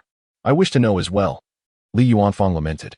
Those rogues who can control the arena of heavenly calamity are undoubtedly after something significant and have vast connections. Capturing even one of them could bolster my performance metrics for 3 years. Alas, that individual vanished almost as soon as the turmoil subsided last night. What I currently understand is that the troublesome figures from the arena, including you and even Sister Wan, are mere pawns on someone else's chessboard. This grand battle for the glory of Chang'an has been a deliberately crafted trap from the outset. As Li Yuanfang continued, he expressed, Sister Wan is clever yet greedy. She knowingly steps into the heart of a potential deception without hesitation. If she continues this way, it may well lead to her demise. Before he could finish his thought, he noticed the young man from the Tiger clan vanish like a gust of wind at the street's end. Is he in such a hurry? Was my hint too obvious, or has he simply grown wiser? Nevertheless, there is no need to overly concern ourselves with Li Yuanwan. Afterward, Li Yuanfang sighed repeatedly, his large ears drooping in despondency, until he felt the stern gaze of Chun Yang from behind the counter fix upon him for an extended moment. It dawned on him that Pei Qinhua had slipped away without paying. TSK, this little tiger has truly gone astray. Yet, in these times, how easy is it to aspire to be a good person? As he spoke, Li Yuanfang tossed some coins onto the counter, adjusted his attire, and sauntered toward the direction of Missouri RU Street. Sigh. I really do not wish to clean up after that woman. I hope by the time I arrive, it will be too late. Chapter 23. Unyielding what is destined to come will inevitably arrive. Pei Qinho strode purposefully towards Morris Street, akin to a lost traveler rushing towards an oasis. He had comprehended Li Yuanfang's insinuation with clarity. Within this conspiracy, Sister One might not be the mastermind. Yet she was undoubtedly an informed participant. Thus, deprived of contact with his comrades, or perhaps dissuaded by the Yaotian organization from delving too deeply into the matter, he had no choice but to seek out Sister Wan for clarification. Upon his arrival at Morris Street, he was met with an overwhelming throng of people, their emotions surging like a tumultuous tide, filling not only Morris Street but spilling over into the surrounding dozen streets, creating chaos reminiscent of a wildfire. Dozens of beleaguered Honglu Temple agents stood atop rooftops and street corners, struggling to maintain a semblance of order amidst the escalating turmoil. The crowd had gathered, of course, due to the humiliation inflicted upon Chang'an in the previous night's battle. Sister Wan had fervently promoted this decisive confrontation, resulting in spectators flocking from far and wide. The more spectators there were, the greater the number of enraged individuals. Though they could not locate the mysteriously vanished Pei Qinho, they could certainly find the underground fighting arena on Morris Street. Some came for the dignity of Chang'an, others to mourn the tragic demise of 3 diamond-level masters. Some to reclaim their lost fortunes, and countless more simply to partake in the revelry. However, when these individuals converged, it was akin to a powder keg, precariously poised for detonation. The agents from Honglu Temple were compelled to set aside their meals, for the situation had escalated to a critical juncture that demanded their utmost attention. Thanks to their efforts, while the chaos on Morris Street had not dissipated, it had also not spiraled further into turmoil. The patience of the crowd was, after all, finite. If they could endure for just half a day longer, hunger and fatigue would inevitably disperse them. Regrettably, it was at this moment that a spark capable of igniting the powder keg arrived. When Pei Qinho reached the scene, he was oblivious to the magnitude of the disturbance he would incite. It was only when the surging malice crashed upon him like a flood breaching a dam that he realized not everyone was as amenable as those on Jinfeng Street. He had become a target of universal hostility. The outer crowd was the first to recognize him. A tall, robust woman gaped in disbelief, her voice booming. It's Pei Qinho. That coward? How dare he show his face here? Surely he intends to negotiate with the arena owner on how to divide the betting pot. Never mind that. Since the owner is absent, let us seize him and have him lead us to the casino owner. Wait, he is a starry champion. How can we overpower him? Fear not, for there are agents from Honglu Temple present. If Pei Qinho dares to retaliate, he will be promptly apprehended. A nearby agent, overhearing, was taken aback and hastily interjected, "No, no. We just had two brothers who were left battered and bruised by him." What did that agent just say? That he would absolutely leave Pei Chinho bruised and battered. How wonderful. The agents are supporting us. Let us eliminate Pei Chi Tian. In mere moments, the public outrage in Missouri RU Street erupted violently, catching Pei Chi Tian off guard. Fortunately, amidst the surging crowd, a hand unexpectedly emerged, pulling him swiftly into the ground. In the next instant, the furious masses charged forward, only to find a smooth and pristine surface where Pei Chi Tian had once stood. The foremost individual felt as if he were hallucinating and instinctively halted, while those behind pressed forward in confusion. Instantly, a severe stampede ensued, prompting the agents from the Honglu Temple to lament and hasten over, employing their various skills to disperse the throng and assist the injured. Meanwhile, within the underground passage, Pei Chi Tian regarded the diminutive figure clad in a black arena uniform and masked in black, nodding in gratitude. Without the assistance of this resident sorcerer who had opened the secret passage, it would have been quite challenging for him to extricate himself from the crowd with such composure. The sorcerer shook his head, stating it was all per the master's instructions. Pei Chi Tian inquired about Sister Wan, wondering if she was fleeing her debts. This answer both surprised him and seemed entirely reasonable. The sorcerer candidly confessed, "The greatest loss last night was to the master. She is now bankrupt." Apologizing after a moment's reflection, Pei Chi Tian insisted, "I wish to see her." The sorcerer replied, "The master said that if you can still utter an apology after learning her whereabouts, then you should inform her of her true location. She is currently in the Wuzhong Alley." Upon hearing this, Pei Chi Tian was struck with realization. So she truly is a pair with the scholar? It would be quicker to go this way, he remarked, astonished. She has even constructed a secret passage leading to Wuzhong Alley? The four arenas of Hurenfang, though situated within the same district, were quite distant from one another. Otherwise, there would be no need to divide the arena into four. To excavate an unknown passage connecting the two grand arenas within the district was an undertaking of staggering complexity and expense, bordering on the unfathomable. However, considering Sister Wan's success in managing the Missouri RU Street arena over the years, raking in vast sums, and recalling her extravagant disposition, especially that golden statue of a ferocious tiger, this secret passage began to seem quite plausible. "Then I shall take my leave," he said, "wishing you a safe journey." As the sorcerer spoke, he removed his mask, revealing an unremarkable face. Pei Chi Tian halted, astonished. The sorcerer explained, "After the master's bankruptcy, the master-servant contract between us was dissolved. By guiding you, I have become a free man. Congratulations. Well, having served in the arena for all these years, I cannot discern whether this freedom is a blessing or a curse. If given the choice, I would prefer to continue serving under the master. Thus, I wish you a safe journey." With that, the sorcerer's figure melted away into the darkness. The secret passage connecting the two grand arenas meanders intricately, and as Pei Kinher traverses its length, he is continually awestruck by the craftsmanship of this hidden corridor. It resembles a clandestine yet resilient vine, tenaciously flourishing within the complex subterranean realm of Yuanfang, remaining unbeknownst to all. This is evidently the true trump card that Wan Jie has relied upon for survival, her last resort in desperate times. On the other side of this passage lies the domain of the masterful scholar, a place that, despite failing to nurture a starry genius in 3 years, has steadfastly upheld the prestige of the four great arenas, commanding respect and attention from all. However, as he nears the end of the passage, Pei Kinher suddenly catches a whiff of a metallic scent, causing him to furrow his brow and tense his muscles. The instincts honed over years of experience deliver a clear warning. The far end of this passage is no longer secure.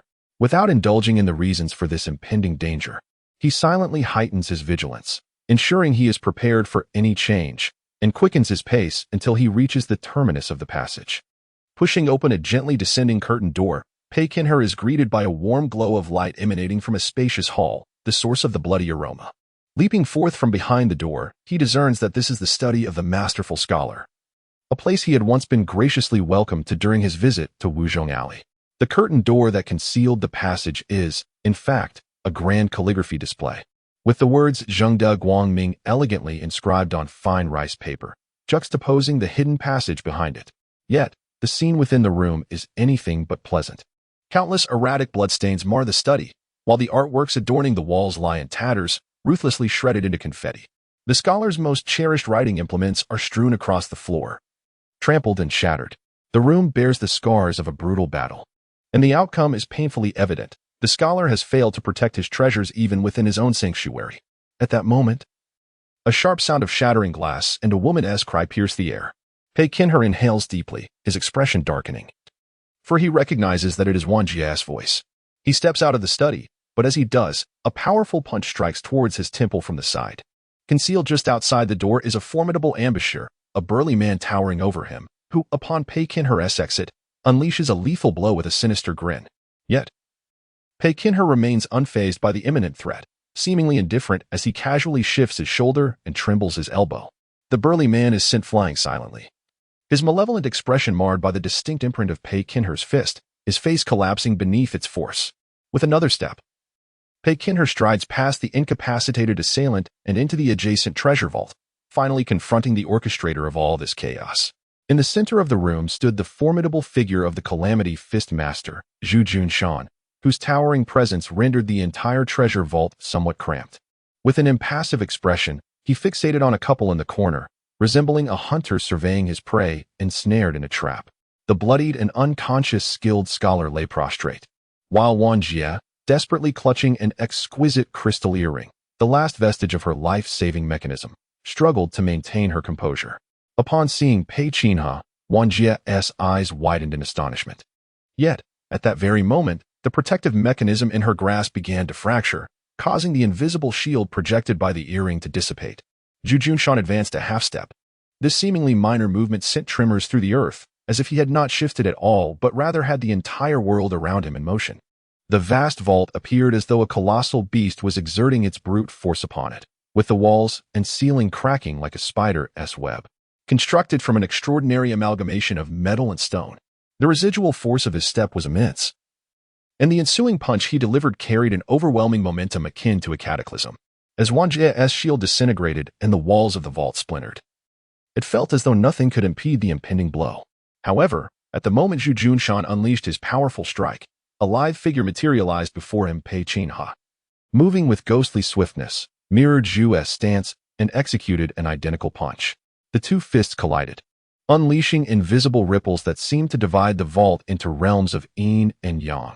At that instant, Zhu Junshan furrowed his brow, and his massive form was reluctantly forced backward by the force of the impact. This time, it was not the world that shifted, but Zhu Junshan himself. The Calamity Fist Master, renowned for his invincibility, had been met with a counter nearly equal in power and precision. Yet, this apparent triumph was merely Zhu Junshan taking a single step back, his knuckles bloodied and raw. Following that exchange, Pei Qinhe had begun to outline Zhu Junshan's formidable prowess. He indeed surpassed his previous display against the adept chef, a Shui. His honed physique and the ability to draw upon the forces of nature through his Calamity Fist were extraordinary, rare in a lifetime. His claim of being unbeatable in Chang'an was not born of baseless arrogance. Had it not been for Zhu Shiyao's clandestine battle with Zhang Liming, where she boldly employed the Calamity Fist, revealing a hint of vulnerability, Pei Qinhe would have found it far more challenging to intercept Zhu Junshan's advancing strike. Confronted with such a formidable adversary, Pei Qinhe, as the trump card, had been delayed in entering the fray, leaving Wang Jie with no choice but to dispatch a second-rate expert to confront the threat, resulting in an outcome that was all too predictable. Despite the setback, Zhu Junshan remained unfazed. He shook off his injured hand, witnessing the flesh of his knuckles miraculously heal at an observable pace. "You have arrived far too late," Pei Qinhe remarked. "You have already attained everything you desired. Why persist in such aggression?" "Attained everything?" Zhu Junshan's gaze flared with indignation. "You might as well inquire of the woman behind you what I have truly gained." Seeing Pei Qinhe dismiss him, Zhu Junshan gritted his teeth and directed his glare past Pei Qinhe towards Wang Jie. "Let me ask you one last time. Will you acknowledge the gambling debts?" Wang Jie remarked, "I will concede to the debts I owe, not a single cent less. However, I shall not recognize debts that are unjust. In that gambling match, I have already settled my dues, and I have since transferred the ownership of the arena to Boss Ma. The debts incurred under the arena's name naturally follow the transfer of property. Any winnings you believe you are entitled to should be sought from the current owner." Zhu Junshan retorted with fury, "Your arena is utterly worthless. You drained it of all its value before the match even began. Every employee, every document, every treasure, every connection. All gone. You have turned it into a hollow shell, which you then used to secure a substantial loan from the dealership. Subsequently, You remortgage the arena to establish the gambling table. Now, Boss Ma is left with nothing. Where do you expect me to obtain my winnings? Huh? Boss Ma naively believes that possessing the land deed and tokens makes him the rightful owner of the arena and grants him influence over the arena alliance. Such childish notions are truly laughable, Zhu Junshin accused. So, in the end, this is nothing but your deceit. And what of it? Wang Jie countered.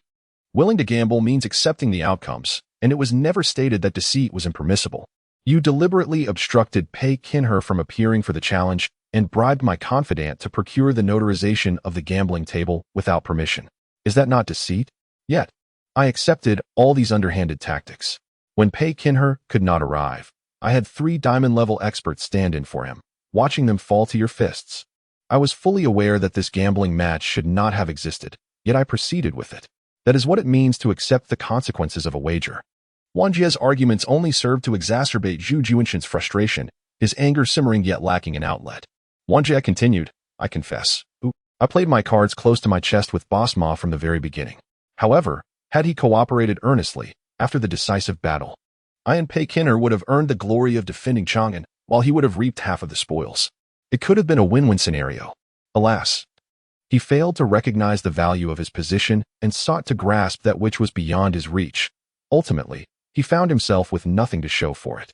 After all, the name on the loan contract is undoubtedly his, and the fingerprint is his own. Yet you, ever quick to speak of calamity, assume you are a person of great significance, when in truth you are merely a petty soul unwilling to accept defeat. Before she could finish, a voice of indignation erupted from outside the treasury. What nonsense! Who is refusing to acknowledge their debts? It was clearly my brother who emerged victorious. Yet you resort to deceit and denial, even going so far as to slander us. As she spoke, Zhu Shiyao entered the treasury with nimble steps, casually tossing a pair of severely injured and unconscious individuals at Pei Qinhe's feet. Upon seeing the two, Wang Jie's smile vanished instantly. These two were her true confidants, incomparable to the traitor Ai San who had followed her for 7 years. For years, they had remained hidden in the shadows, executing her most clandestine tasks, only to be captured by those seeking retribution. Zhu Shiyao sneered, Brother, many are speculating that we bribed the dealership to ensure Pei Qinhe missed the decisive battle, thus winning without a fight. When I apprehended these two, they were conspiring with informants to devise a slanderous plan. In my opinion, there is little purpose in engaging in conversation with these cunning individuals. If she refuses to pay, then let us capture her unscrupulous companion and compel her to comply. Upon finishing her words, the young woman turned to Pei Qinhe, first gritting her teeth while casting an indignant glare at him, then mocking, So you finally reveal yourself? You excel at hiding like a turtle. I foolishly believed you to be a true master, yet it turns out you are merely a lackey serving the vile. Pei Qinhe remained silent, for he was at a loss for words. Should he declare that all of this was a misunderstanding, that he, too, had been kept in the dark throughout? Or should he retort against Zhu Shiyao, accusing them of their initial treachery? Perhaps he might inquire of Sister Wan whether this conspiracy had been meticulously plotted from the very outset. Were those grandiose speeches urging him to emerge merely a fade of artifice? There were countless sentiments he yearned to express, yet this abundance of thoughts rendered him mute. Moreover, the aggressive demeanor of the Zhu siblings dissuaded him from wasting breath at that moment. After a long night of relentless endeavors, he now found himself capable only of standing resolutely before Sister Wan and the scholar, raising his fist to unleash the pent-up fighting spirit within him. Chapter 24. Unyielding stance. Zhu Shiyao is somewhat taken aback, then elated. Oh, has the turtle finally poked its head out? You dared not confront me openly last night. Yet now you suddenly muster the courage? Zhu Junshan merely let out a cold laugh. Ultimately, it seems that the resolution must be settled through brute force, which suits me just fine. The imprint of his fist, deeply embedded in his forearm's muscle, vividly testified to the recent encounter. Aerial punches? Zhu Shiyao observed with keen clarity, her eyes sparkling with delight. Though he's a scoundrel, his skills are quite impressive. Brother, allow me to engage him first. Zhu Jushan lowered his arm, his countenance grave, and then spoke solemnly. No need for that. Let us confront him together. Together? Zhu Shiyao was taken aback. Zhu Junshan replied candidly, I fear I cannot contend with him alone. What? Very well, you lead the way, brother. Though she was somewhat puzzled, she did not question her brother's judgment, merely raising an eyebrow to caution Pei Qinhe. Be wary of the scoundrel. When my brother and I combine forces, it is not merely a matter of 1 + 1. Before her words faded, The girl's figure vanished from Pei Qinho's sight. Her sudden assault possessed an extraordinary destructive force. When Zhu Shiyao's strike missed, her face only radiated further surprise. What quick reflexes! Simultaneously, a gust of wind rushed past her ear as Zhu Junshan seized the moment Pei Qinho sidestepped, his center of gravity momentarily airborne, stepping forward to unleash his signature technique, the Heavenly Calamity Fist. Yet Pei Qinho remained unflustered, circulating his internal energy in midair, guarding his dantian. His vast and surging aura converged like myriad streams flowing into the ocean, ultimately coalescing into a tangible golden elixir. At the same time, an intangible yet substantial shield formed around Pei Qinho, precisely intercepting Zhu Junshan's forceful strike. Bang! A muffled thud echoed as Zhu Junshan's raw power pierced through Pei Qinho's energy shield, yet Pei's dantian energy remained solid and unwavering, undisturbed by the reciprocal force. Instead, Zhu Junshan staggered back a half-step to absorb the backlash. The disparity in strength was glaringly evident. Pei Qinho, exerting his full might, surpassed Zhu Junshan in every aspect, particularly in the mastery of his energy. Had he arrived on time that evening to engage Zhu Junshan in a one-on-one duel, he would undoubtedly have triumphed over the audacious provocateur, becoming the resplendent star of the city. Alas, there are no what-ifs. Pei Qinho ultimately failed to appear punctually. And this battle in the underground alley was not a mere one-on-one confrontation. As Zhu Junshan retreated, Zhu Shiyao seized the offensive, stepping forward with an elegance that surpassed her brother's, imprinting her fist against Pei Qinho's arms, which were raised defensively before his chest. Devoid of his energy shield, the Tiger Clan martial artist was compelled to withstand the force of the Calamity Fist with his flesh and blood. He was sent flying through the air, crashing against the wall riddled with cracks, causing a cascade of bricks to tumble down around him. Though this scenario appears alarming, it truly reflects the exquisite skill of Pei Qinho in dispersing force. He has managed to channel nearly all the impact onto the wall, sustaining remarkably limited damage himself. However, the imprint of the girl's fist is distinctly visible on his forearm, lingering momentarily. "It's back to you," Zhu Shiyao exclaimed with exuberance and delight, followed by, "This is for you." Amidst her shouts, Zhu Junshan charged forward. This more robust warrior abandoned the finesse of intricate fist techniques, opting instead to utilize his shoulder as a battering ram, aiming to sandwich Pei Qinho between himself and the wall for a full-force strike. Yet, at the very moment Zhu Junshan surged forward, Pei Qinho once again concentrated his breath, reforming the shattered energy shield to intercept his opponent's charge. This timing was impeccable, causing Zhu Junshan's force to dissipate into nothingness, nearly toppling him in the process. However, Zhu Shiyao's subsequent attack arrived swiftly, this time. She swept her long leg as if wielding a sharp, unforgiving guillotine aimed at his chest. A deep fissure marred the wall. The bricks cleaved as if they were mere tofu. In a hair's breadth, Pei Qinho evaded to the side, his form as light and nimble as the wind, wholly unbound by gravity and inertia, just managing to sidestep Zhu Shiyao's sweeping strike. Yet, as his feet met the ground, Pei Qinho instinctively clutched his side. A shallow but lengthy gash marred his flesh, a testament to the residual force of Zhu Shiyao's kick. And his cherished resilient tiger skin jacket failed to afford him the protection he so desired. Observing the gleaming remnants of her strike upon her toes, Pei Qinho's expression darkened further. Since the onset of the battle, he had devoted 70% of his attention to Zhu Junshan, reserving his strongest defensive technique, the energy shield, solely for him, while adapting to Zhu Shiyao's attacks as they arose. This was primarily due to the fact that Zhu Junshan posed a far greater threat than his sister. In the arena of celestial tribulation, the crowd clearly recognized Zhu Junshan as the leader, a title befitting his unmatched prowess. The reason for his multiple failed attempts was due to Pei Qinho expending a greater portion of his energy to counter him. If struck by Zhu Junshan's powerful fist, the repercussions would be far graver than merely a fist imprint on his forearm, not to mention the relentless force of Zhu Junshan's charge.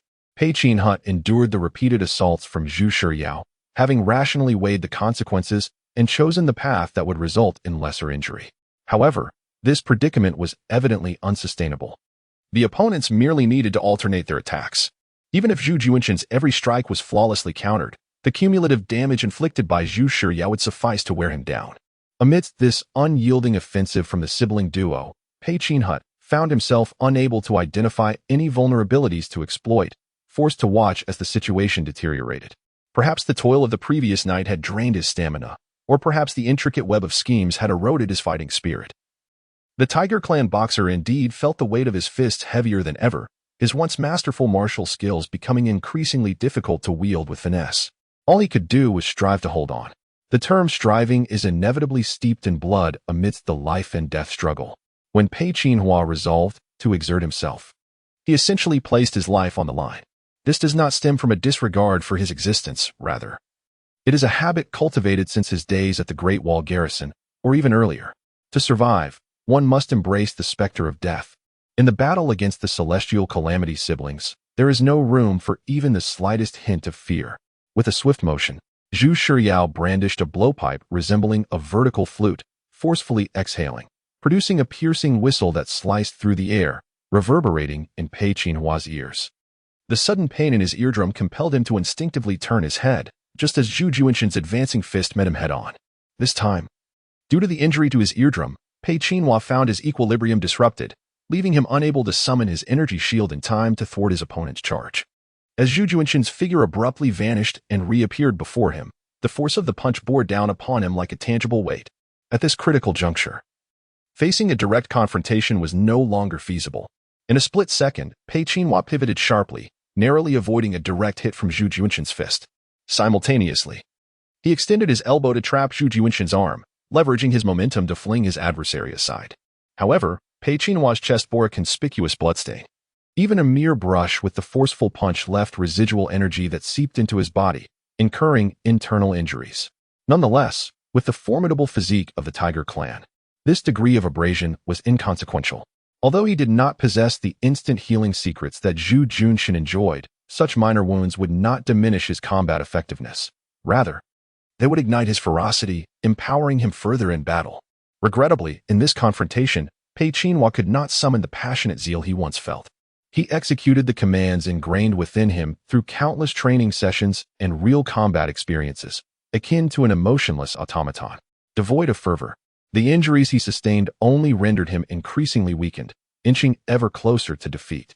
At last, amidst another flawlessly coordinated assault from the sibling duo, Pei Qinhua could no longer maintain his precarious balance and was struck in the chest by Zhu Shiryao's punch. His retaliatory claw was deftly evaded by his opponent. Following this blow, Pei Qinhua's form merely swayed slightly, seemingly undamaged, yet the bloodstain on his chest darkened ominously. Although Zhu Shiryao's strike lacked the sheer power of her brother's, its explosive force was equally formidable. The internal injuries Pei Qinhua sustained were unmistakable. Zhu Shiryao wore an expression of triumph. Having finally ensnared her prey, you've held out for quite some time, but your fate has arrived. It is time for you to lie down. Zhu Junshin, however, stepped forward in silence, unwilling to grant his opponent a chance to surrender, or rather, he would only allow Pei Qinhua to rest in one manner, as a lifeless corpse. Pei Qinhua's condition had deteriorated significantly.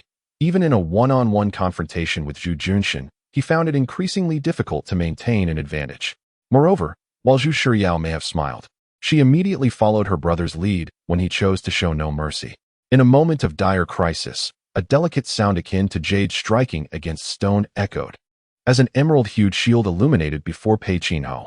With a faint, sorrowful smile, Wang Jie summoned her final life-preserving talisman, a treasure imported from the Jixia Demon Academy, boasting defensive capabilities akin to formidable fortress walls. Although it was a consumable item, it could secure the life of its wielder. At this moment, Wang Jie chose to bestow her life upon Pei Qinhua. Even if we possess it, we cannot escape, yet you need not risk your life for us. Pei Qinhua remained silent, his heart devoid of joy or sorrow. Wang Jie's artifact was genuine, with the jade shield protecting him. He indeed had a fair chance of fleeing from the brother and sister. But would he escape? If he did, Wang Jie and the skilled scholar would face certain doom. He could not bear to witness their demise before his eyes, especially at the hands of the heavenly tribulation, which was the very reason he had chosen to remain. Surely, Wang Jie understood this simple truth. By utilizing her life-saving treasure on Pei Qinhua, did she genuinely wish for him to escape unscathed? If that were the case, why did she not use it at the very beginning, when Pei Qinhua was in his prime condition? Pei Qinhua could not ascertain when he had begun to entertain such thoughts, yet they lingered unceasingly in his mind. Meanwhile, Zhu Junshin and Zhu Shiryao, upon witnessing the green light enveloping Pei Qinhua, temporarily ceased their assault. The adept Zhu Shiryao retrieved a pitch-black spike from her sleeve, while Zhu Junshin flexed his limbs, causing a series of sharp cracks to resonate through his bones. Outside the treasure vault, Several towering figures approached silently. They were other martial artists facing the heavenly tribulation. Although Pei Chiho had acquired a protective artifact, the situation had not improved in the slightest. The siblings refrained from attacking, recognizing that the longer the conflict continued, the more advantageous it became for them. Once they deemed it easy to conclude the battle, they would do so without hesitation. Throughout this, Pei Chiho remained resolutely silent. Unable to contain herself, Zhu Shiryao inquired, "You truly intend to fight to the death for those two behind you? Is it worth it?" Zhu Jushin maintained his silence, harboring thoughts far deeper and more ruthless than his sister's, yet at this moment, he seemed genuinely inclined to offer Pei Chiho a reprieve. However, Pei Chiho showed no intention of conceding. He stood steadfastly before Wang Jie and the skilled scholar, slowly raising his fist and unwaveringly locking eyes with his adversaries, refusing to yield an inch. This was an odd form of persistence. Pei Chiho was acutely aware of the likely outcome of continuing the battle, and he recognized that while the two behind him were not malevolent, they were certainly not worth sacrificing himself for. Pei Chiho would never protect a schemer. Yet, at this very moment, he would not withdraw.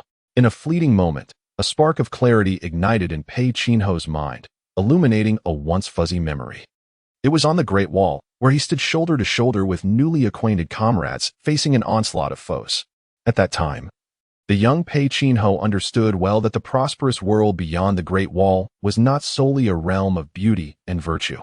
In the vibrant tapestry of the world, the multitude within the Great Wall bask in the tranquility it offers, taking all that is beautiful for granted while perceiving those who guard the borders as burdensome.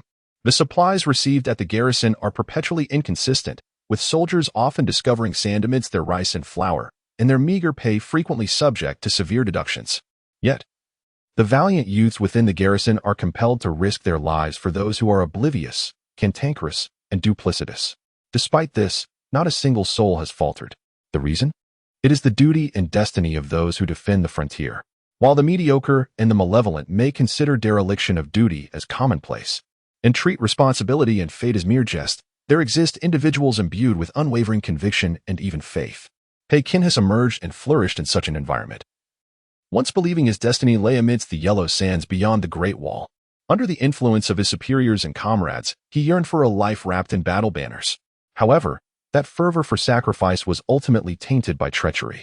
Faced with formidable and nefarious foes, and the same ungrateful charges needing protection, he found himself ensnared in a web of intricate conspiracies, feeling isolated like a mere pawn. The difference now was the absence of comrades in arms with whom he had shared life and death. Those brothers in arms were likely lost to him forever. In the next moment, something within his mind seemed to shatter, an inexplicable chill spreading with alarming rapidity. Simultaneously, Zhu Jushin sensed the impending crisis. He turned to his sister and shouted, "Be careful." Before his words could fully escape, Pei Kinhis transformed into a whirlwind, surging forth. A green luminescence still radiated from him, rendering him impervious while the energy of his artifact remained. Zhu Jushin had no desire to engage directly. He adopted a defensive stance while awaiting his more astute sister to discern an opening. Just as thoughts began to coalesce in Zhu Jushin's mind, he felt a constricting pressure in his breath. The Emerald Tempest was evidently more ferocious than anticipated. Meanwhile, Zhu Shiryao, who was supposed to be supporting from the rear, rushed forward with a look of astonishment. In the next moment, Zhu Jushin faced the wrathful onslaught of Pei Kinhis. A soul-stirring roar echoed violently in his mind, leaving him bewildered and dazed. Before he could comprehend the opponent's strike, he was engulfed by a torrent, his consciousness fading into obscurity. Brother, in that moment of disorientation, it was the collective effort of all that saved him, albeit at a grave cost. Bang! Bang! Two thunderous sounds of flesh tearing resonated as two heavenly calamity masters, standing before Pei Kinhis, were sent sprawling like rag dolls, their bodies grotesquely ruptured mid-air, blood and entrails splattered like paint. Through the crimson rain, Zhu Jushin discerned the visage of his adversary. To be precise, it was no longer human. The once man, now cloaked in emerald hues, had transformed into a demonic tiger, exhibiting an unprecedented ferocity. Run! Instinctively, Zhu Jushin attempted to push his sister away, urging her to flee alone. Upon encountering the emerald-hued demon tiger, Zhu Jushin was acutely aware that he was ensnared in an unavoidable calamity. The disparity in strength between friend and foe had grown insurmountable, rendering their harmonious sibling synergy utterly futile beneath the onslaught of its razor-sharp claws. They had unwittingly provoked an adversary far beyond their reckoning. The celebrated pugilist of Chang'an was more formidable than he had ever imagined. In this dire moment, wealth and renown held no significance. He must preserve the ember of his lineage's legacy. Thus, even at the cost of his own life, he resolved to push Zhu Shiya away, urging her to flee as far as possible while there remained a glimmer of hope. Yet, in the next heartbeat, Zhu Junshin was plunged into despair, realizing that he had lost his hands. The robust arms, honed through decades of toil and resilience, were severed at the elbow as if cleaved by a blade of unparalleled sharpness, the surface almost pristine. This fleeting moment of shock cost the siblings their final chance at escape. The demon tiger, fueled by boundless fury, lunged toward them with a deafening roar. Chapter 25. Unyielding enough. That's sufficient. A somewhat juvenile voice suddenly resonated within the confined space. In a flash, a spinning blade, akin to a streak of lightning, hurtled towards Pei Qinhua. The momentum of the ferocious beast was abruptly interrupted by this brilliant flash, as the massive creature displayed an astonishing agility midair, defying gravity and inertia to turn back and evade the cutting edge of the blade. In the next moment, a diminutive figure materialized like a specter, catching the rapidly spinning blade with a swift hand, as if wielding a sharp shield before him. This individual possessed disproportionately large ears and a youthful visage. Yet the gravity etched upon his face belied his boyish appearance. Goodness, it seems like an eternity has passed since we last met. Yet you've transformed into an entirely different species in just half an hour. Li Yuanfang's tone remained lively and playful. Yet anyone familiar with him understood that the moment he brandished the blade, he was prepared to exert his utmost effort. What are you two still doing there? Do you truly wish to meet your demise here? Although you conspired with the serpent to plot against Chang'an, which is deserving of your fate, we have yet to interrogate you. Besides, you both have just been marked with a bounty from the Dali Temple. I am counting on you for my meals this fortnight. Upon finishing his words, Li Yuanfang sensed something amiss behind him. He twitched his ears and realized that Zhu Junshan had already lost his breath. He had arrived a moment too late. Although he had repelled Pei Qinhua with the blade, the beast's sweeping tail, reminiscent of a steel whip, had struck Zhu Junshan on the temple. Li Yuanfang inhaled deeply, gripping the blade even tighter. It was indeed careless of him. He had lost more than half of the internal bounty. Thus, he had no choice but to cherish the remaining fraction even more. However, this close-quarters combat in such a confined space was exceedingly disadvantageous for him, facing an adversary like Pei Qinhua, who was exceptionally skilled in hand-to-hand combat, while his charge was a conspirator attempting to undermine Chang'an. Yet, as a covert agent of the Dali Temple, he had no other option but to fulfill his duty.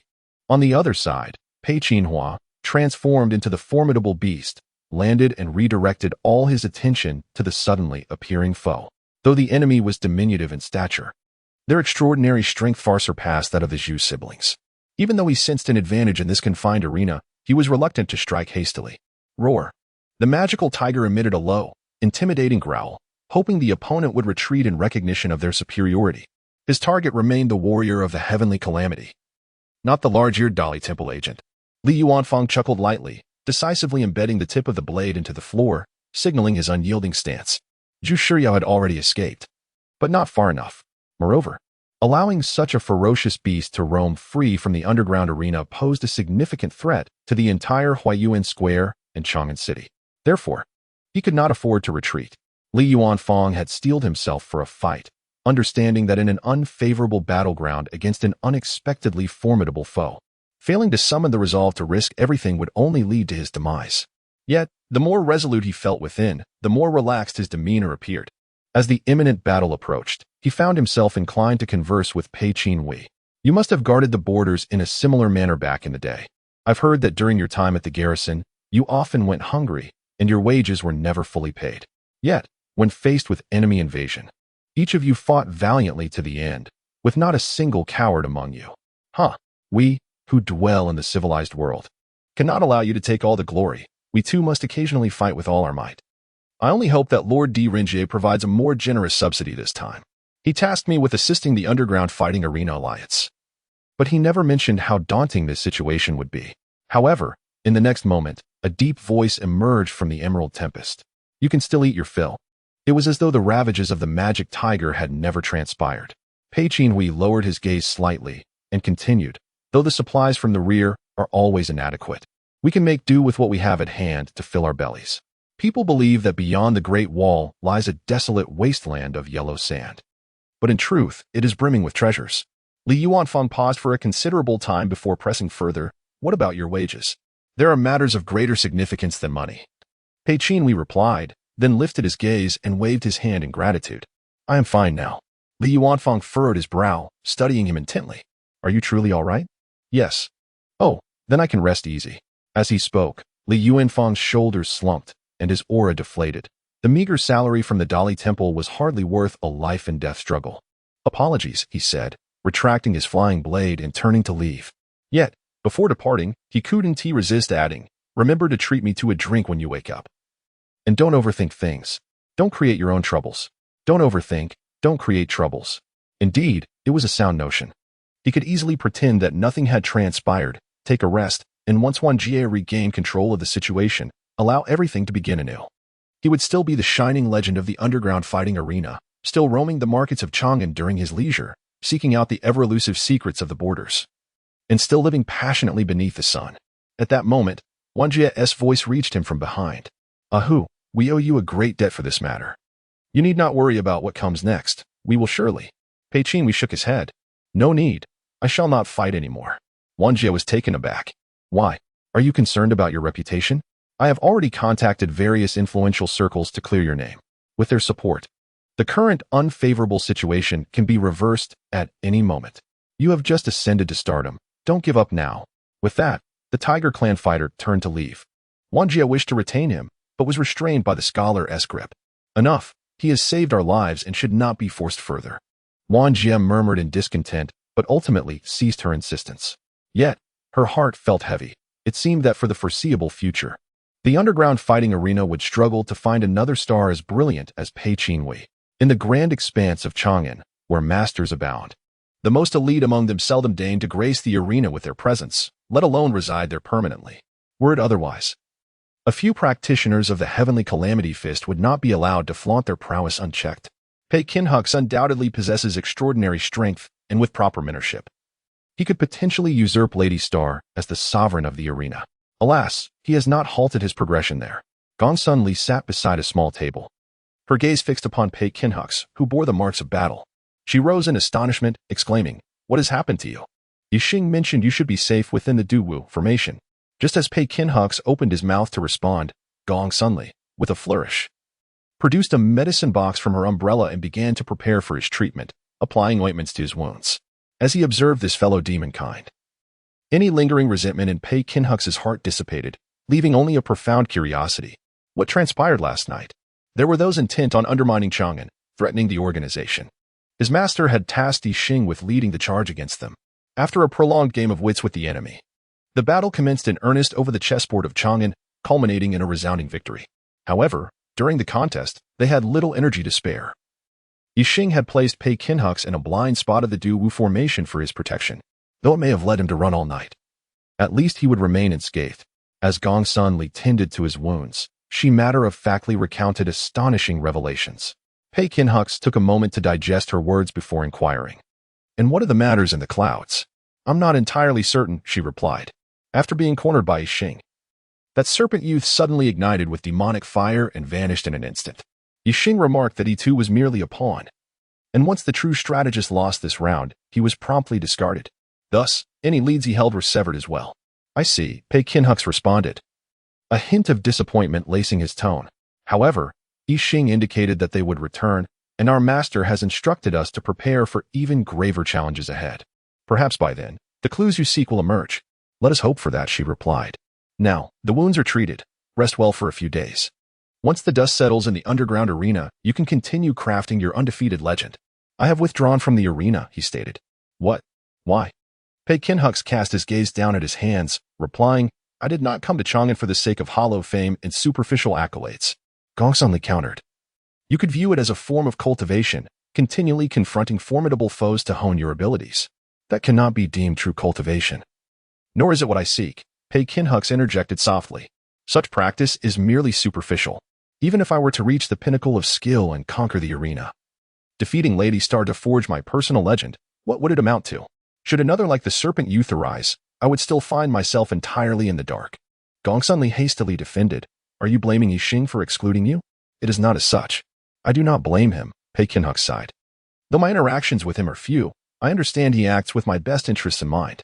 I have always harbored a disdain for scheming, even when it involves my own kin. Thus, he urged me to refrain from stepping onto the chessboard, lest I invite unnecessary troubles. However, to abstain from the chessboard is merely to be a pawn. As he spoke, Pei Qinhe clenched his fist. I have long regarded my superior, Lord Su Lai, as the epitome of martial prowess. He may not be the foremost master in the world, yet he is the warrior I hold in the highest esteem. Even he, when confronted with the machinations lurking behind him, finds himself at a loss. And as for me, despite achieving 21 consecutive victories in the underground arena, when faced with the most consequential battle, I am rendered incapable of even stepping onto the stage. That is not your fault. This is not a matter of right or wrong, but rather, I believe I have finally discovered the correct method of transformation. Eh? Gong Sunli was utterly astonished. And now, Pei Qinhe claims to have found the means to attain freedom in his metamorphosis? Indeed, I think I had been searching in the wrong direction all along. I believed it was due to my insufficient effort or my lack of righteous fury, yet that was not the case. The tiger is not a creature driven by extreme emotions. It is fierce yet cautious, powerful yet wise. The more mature it becomes, the steadier it stands. Residing in the mountains, transcending and observing the myriad beings within. Only with such a detached mindset can one truly harness the strength of the tiger.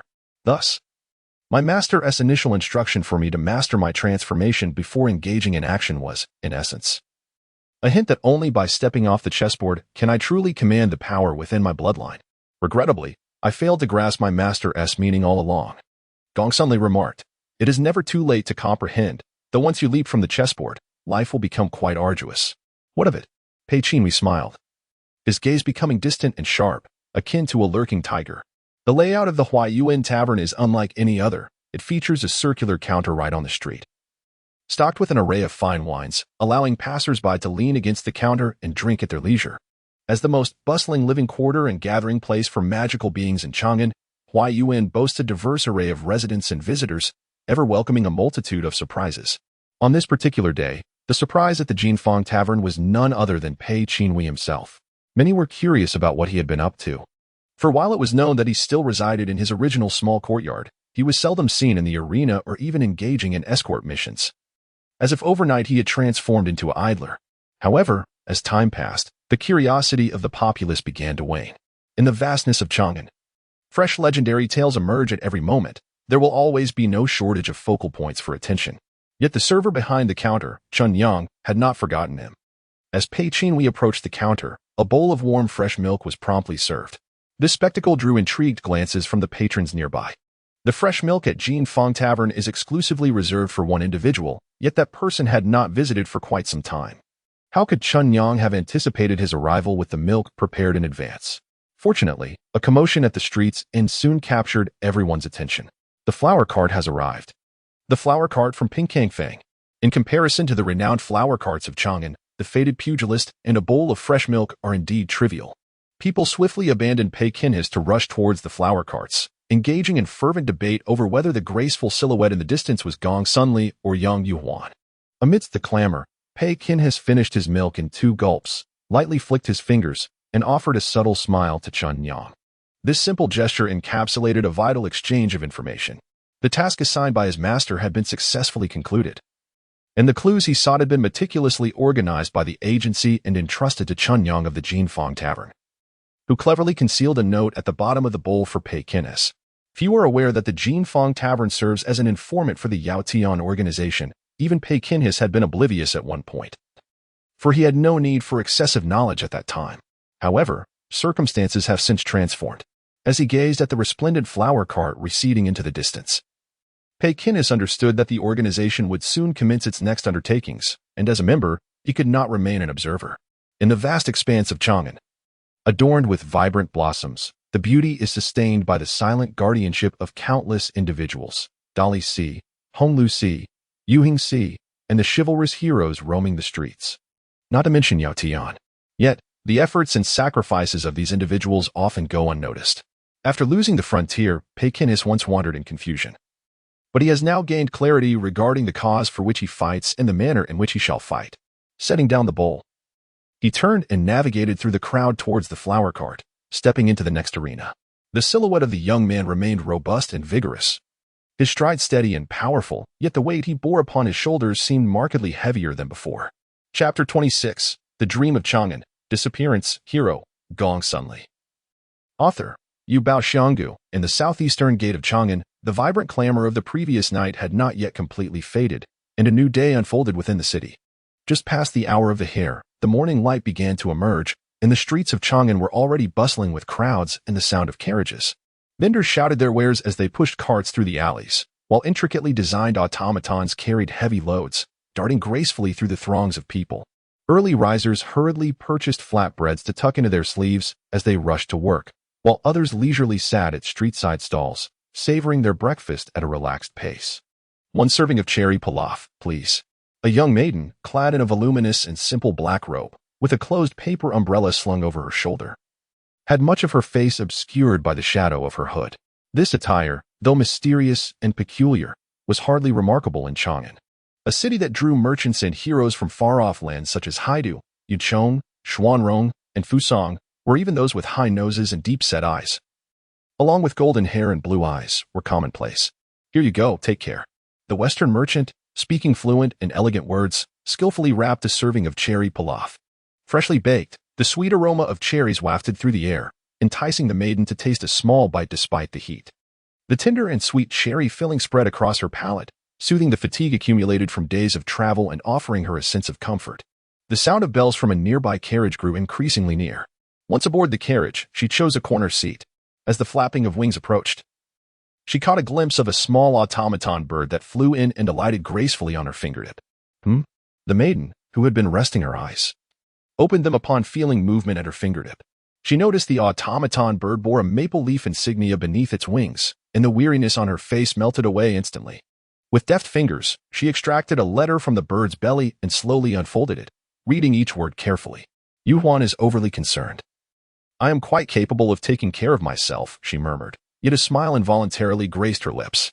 As the carriage glided smoothly and swiftly through the bustling marketplaces of Chang'an, she seized the moment to gather her strength. Among the wealthiest in Chang'an was Guomao, who publicly presented himself as benevolent and charitable, constructing bridges and roads for the benefit of the people. However, beneath this facade lay a ruthless nature. He engaged in the slaughter of rivals, clandestinely gathered intelligence for opposing forces, smuggled vital automata, and seemingly partook in other unsavory dealings. Gong Sunli sensed that pursuing this matter further would lead to the unearthing of more significant crimes. It was no wonder that even Yuan, with her typically cool disposition, could not remain idle and had sent the automaton bird to inquire about the situation. Just as she began to feel drowsy, the carriage came to an abrupt halt. Gong Sunli was jolted awake, her slumber dissipating entirely as she heard the gasps of fellow passengers and the chaotic ringing of the carriage bells. "What is happening? Is there a malfunction with the carriage?" A young man, presumably a mechanic, carried a rather heavy automaton pack, yet moved with the agility of a monkey. It appeared they had mistakenly entered the carriage's path, compelling it to make an emergency stop. "Stop. Don't run." A group of robust men, wielding sharp weapons, pursued the young mechanic with an air of menace. Gong Sunli observed the scene for a moment, her indifference apparent.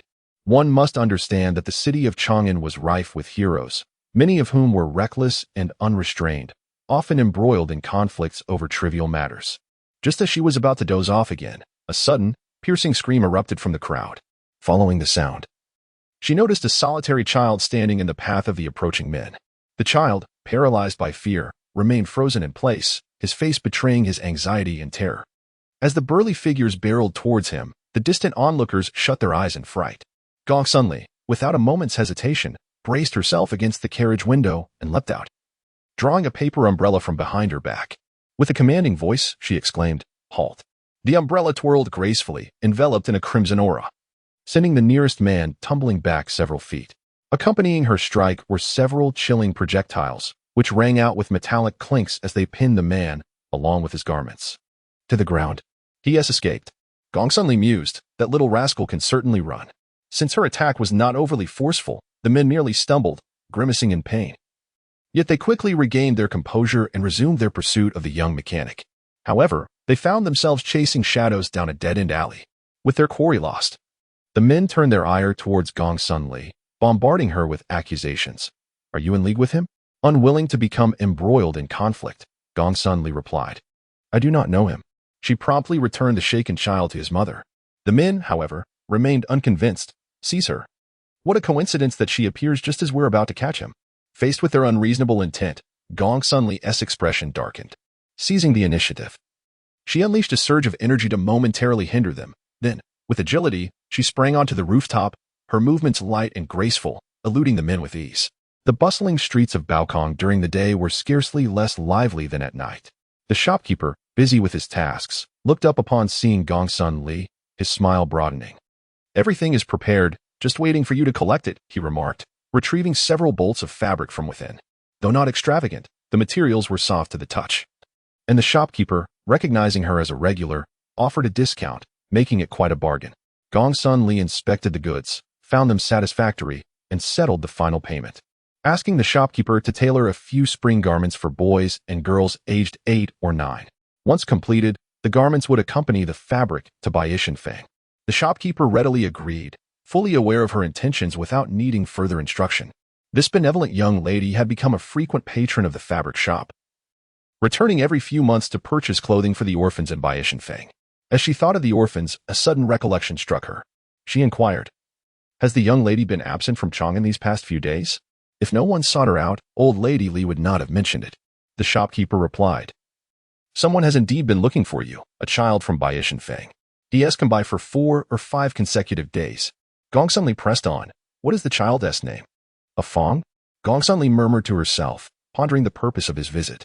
A slender figure of a young boy surfaced in her mind, though he did not articulate it. His anxious demeanor suggested urgency. The shopkeeper seemed concerned that if he spoke for too long, he might break into tears, a sight that tugged at one's heartstrings. After expressing her gratitude to the shopkeeper, Gong Sunli resolved to visit Bai Shenfeng later. Bai Shenfeng was a charitable establishment in Chang'an dedicated to housing orphans. Having endured the loss of her parents during her own childhood, Gong Sunli was intimately familiar with the anguish of wandering alone. Growing up, she often supported the orphans in the establishment, hoping to alleviate some of their suffering. Lost in thought, she caught sight of a frail figure huddled beneath the eaves outside. Upon closer inspection, she recognized it as Ah Fong, the child the shopkeeper had just mentioned. Gong Sunli hurried over, kneeling to rouse the drowsy boy. Ah Fong, why are you sleeping here? He stirred, his voice muffled and uncertain. Ailey, Sister Ailey? After a moment's hesitation, he realized before him stood the real Gong Sunli. Not a figment of his imagination, and he instantly woke up. It really is Sister Ailey. He grasped her sleeve with urgency. Yes, it is I, Gong Sunli replied gently. Sister Ailey, something has happened. Ah Fong spoke rapidly, his eyes shadowed, revealing his lack of restful sleep. What has occurred? She asked, pulling him up from the cold ground. Urging him to speak slowly. It's Ayuan. Ayuan is missing. As he spoke, his voice grew choked, his eyes reddening, and soon, hot tears began to fall. What? Upon hearing that Ayuan was the one in trouble, Gong Sunli's voice rose sharply. What has happened to Ayuan? It was understandable for her to lose her composure. Ayuan was also an orphan taken in by Bai Shenfeng, and held a special significance for Gong Sunli. They shared similar backgrounds. Gong Sunli could see her own past reflected in Ayuan. Both had lost their parents at a young age, endured hardship, and faced discrimination due to their mixed heritage until they found some solace in Chang'an. Ah Fong wiped his tears with his tattered sleeve. Shall we fetch a lantern? Gong Sunli murmured softly, recalling Ayuan's earlier mention of gifting her a mechanical lantern that would illuminate at night as a birthday present. Though mechanically simple, the custom-made lantern represented a considerable expense for a child like Ayuan, who had been saving for it since the beginning of the year. Gong Sunli naturally disapproved of such extravagance, yet Ayuan had her own reasoning. My mother said a home should be clean, with lights and people waiting. Ayuan may not be able to wait, but the lantern I bought can. Gong Sunli was at a loss for words. As to her, a home was merely a shelter from the elements. Ah Fong, has this matter been reported to the authorities? What did the officials at the Honglu Temple say? Honglu Temple was responsible for mediating disputes in the marketplace. Suppressing her anxiety, visions of the child being taken away against her will fill her mind. Indeed, the city of Chang'an is bustling with life, yet it is not without its lurking dangers. A Yuan, being a delicate and charming young girl, is unfortunately susceptible to unwanted attention. A Fong, with reddened eyes, shook his head and sniffled. No news. The silence from the Honglu temple prompted him to seek out Gong Sunli. A Yuan often chattered incessantly about how formidable her elder sister was, and a Fong clung to a glimmer of hope, eventually uncovering Gong Sunli's residence after several inquiries. Upon hearing the commotion, Gong Sunli could not help but curse under her breath at the ineptitude of those around her. The Honglu temple, which gathers all manner of miscreants from the streets, has eyes and ears throughout Chang'an, rendering it almost omnipotent. Given Gong Sunli's role in the Yaotian organization, primarily focused on intelligence gathering, her dealings with the Honglu temple were frequent. They were supposed to be competent, yet now they could not even locate a lost child. According to the shopkeeper, a Fong had been searching for 4 or 5 days, which likely meant a Yuan had been missing for 6 or 7 days. A Fong nodded, tears welling in his bright, clear eyes, filled with hope. He firmly believed that his sister's admired elder would surely surpass those from the Honglu temple in capability. After soothing a Fong, Gong Sunli invited him inside to rest. Having been away for some time, a thin layer of dust had settled on the furniture. Realizing that a Fong's clothes were damp, she deduced he must have been waiting since dawn, likely without the means to procure breakfast. She decided to eat something first to gather strength for the task of rescuing a Yuan. Lacking the habit of stockpiling provisions, she searched the kitchen and found nothing edible, only to remember the few uneaten cherry pastries in her bag. Ah, thank you, sisterly. A Fong ate cautiously, and Gong Sunli prepared to replenish the concealed weapons and medicinal supplies expended during her last mission. The pressing concern was to first visit Bai Shenfang to ascertain the situation, specifically when and where a Yuan had disappeared, who may have seen her being taken, and how many days had elapsed since her disappearance. Unfortunately, a Fong was too young to articulate these details clearly. Bai Shenfang was not a marketplace. It lay in a remote corner of an unusual district, populated mainly by laborers and mixed-blood demonic beings living in hardship. As they approached the district, Gong Sunli heard the lively sounds of labor and shouts. Occasionally, she recognized the faces of orphans bustling about. Everyone was aware that life was tough in Bai Shenfang, and the residents often took care of the orphans, assigning them manageable tasks for meager earnings to support their survival. Gong Sunli led a Fong through familiar paths to Bai Shenfang. Upon her inquiry about a Yuan, the middle-aged demonic overseer, with a countenance more sorrowful than a bitter melon, instinctively rubbed his hands together and furrowed his brow. Miss, I visited the Honglu temple this morning to inquire. They seem to think the situation is quite dire. Quite dire? Gong Sunli's expression darkened. One must have clarity about a Yuan's fate. What does quite dire even mean? It seemed increasingly likely that a Yuan's prospects were grim. And what of a Yuan? The overseer, unable to bear the weight of the truth, hinted, she has been missing for 7 days. The implication is that the situation is dire. As the days pass, Gong Sunli's heart sinks deeper into despair. The Honglu temple is overwhelmed with countless responsibilities, and the few lost orphans hardly garner genuine concern. In a few days, this case will likely fade away like the previous missing persons incidents, glossed over and forgotten. Gong Sunli understands this truth more acutely than anyone. But the thought of that timid yet sincerely admiring little girl, who may now be facing misfortune, abandoned in the wilderness, or perhaps still alive, wandering in fear and helplessness, sends a chill through her. The overseer, oblivious to her expression, merely chews thoughtfully, letting out a deep sigh. Such is the cruel fate of a Yuan. After struggling to reach this age, just on the brink of adulthood and independence, this calamity has befallen her. Chapter 27, Departing Dream. Longing for Chang'an, the words fate is cruel stirred something within Gong Sunli. She pressed her lips tightly together, seemingly suppressing a wave of emotions. The inability to locate individuals at the Honglu temple is a dereliction of duty. The chief officer, intimidated by Gong Sunli's imposing presence, hesitated momentarily. But, my lady, Gong Sunli rose, making a solemn vow, Chief Wang, entrust this matter to me. If they are alive, I shall find them. If they are dead, I shall retrieve their remains. The officer was taken aback, clearly not anticipating that Gong Sunli would willingly shoulder such a burden. He gently urged, my lady, you need not force yourself. Gong Sunli shook her head resolutely. This is not a matter of forcing myself. A Yuan is a sister of great importance to me, and I shall not abandon her. Her resolve was driven not only by her affection for A Yuan, but also by her own experiences. Compared to Yuan, Gong Sunli had undeniably been fortunate. Both had faced the loss of parents and endured the trials of life, yet Gong Sunli had persevered, emerging into the light with companions and family to share her burdens. To this day, she remembers the most challenging times, having once longed for assistance. How similar she was to Ah Yuan then. Ultimately, fortune smiled upon her, and she seized the opportunity that transformed her life, liberating her from the clutches of hunger and cold. Had she resigned herself to fate, she would not be the Gong Sunli of today. Fate is not immutable. She yearned to extend the chance to alter destiny into Ah Yuan's hands. The officer appeared hesitant. But, Gong Sunli understood his unspoken thoughts. How could she resolve a missing persons case that even the Honglu Temple could not? Yet, she chose not to explain and instead rose to depart. Unknown to all, she was a member of the enigmatic organization, Yaotian, responsible for intelligence gathering and espionage. Her extensive connections made it far easier for her to inquire about individuals than for an ordinary person. A mere orphan's disappearance was a challenge she felt confident in tackling. However, considering that Ah Yuan had been missing for 7 days, every moment was critical. Conventional channels would be too slow, she mused. In contemplation, Gong Sunli recalled a certain individual, Yang Yuhuan, a fellow member of the Yaotian organization. In Chang'an City, at Guangjifang, within the exquisite Yujun Tower, the ethereal strains of music wafted down from the high halls. The deep notes resonated robustly while the delicate strings sang softly, at times flowing like gentle streams through the ears and hearts of the guests. Immersed in such celestial melodies, visions of unreachable dreams danced before the guests' eyes. Wanderers yearned for home, while wayward souls longed for their families, and the hall occasionally echoed with muffled sobs. Only when the music ceased did the audience emerge from their reverie, exchanging glances before erupting into thunderous applause, showering the performer with unreserved admiration.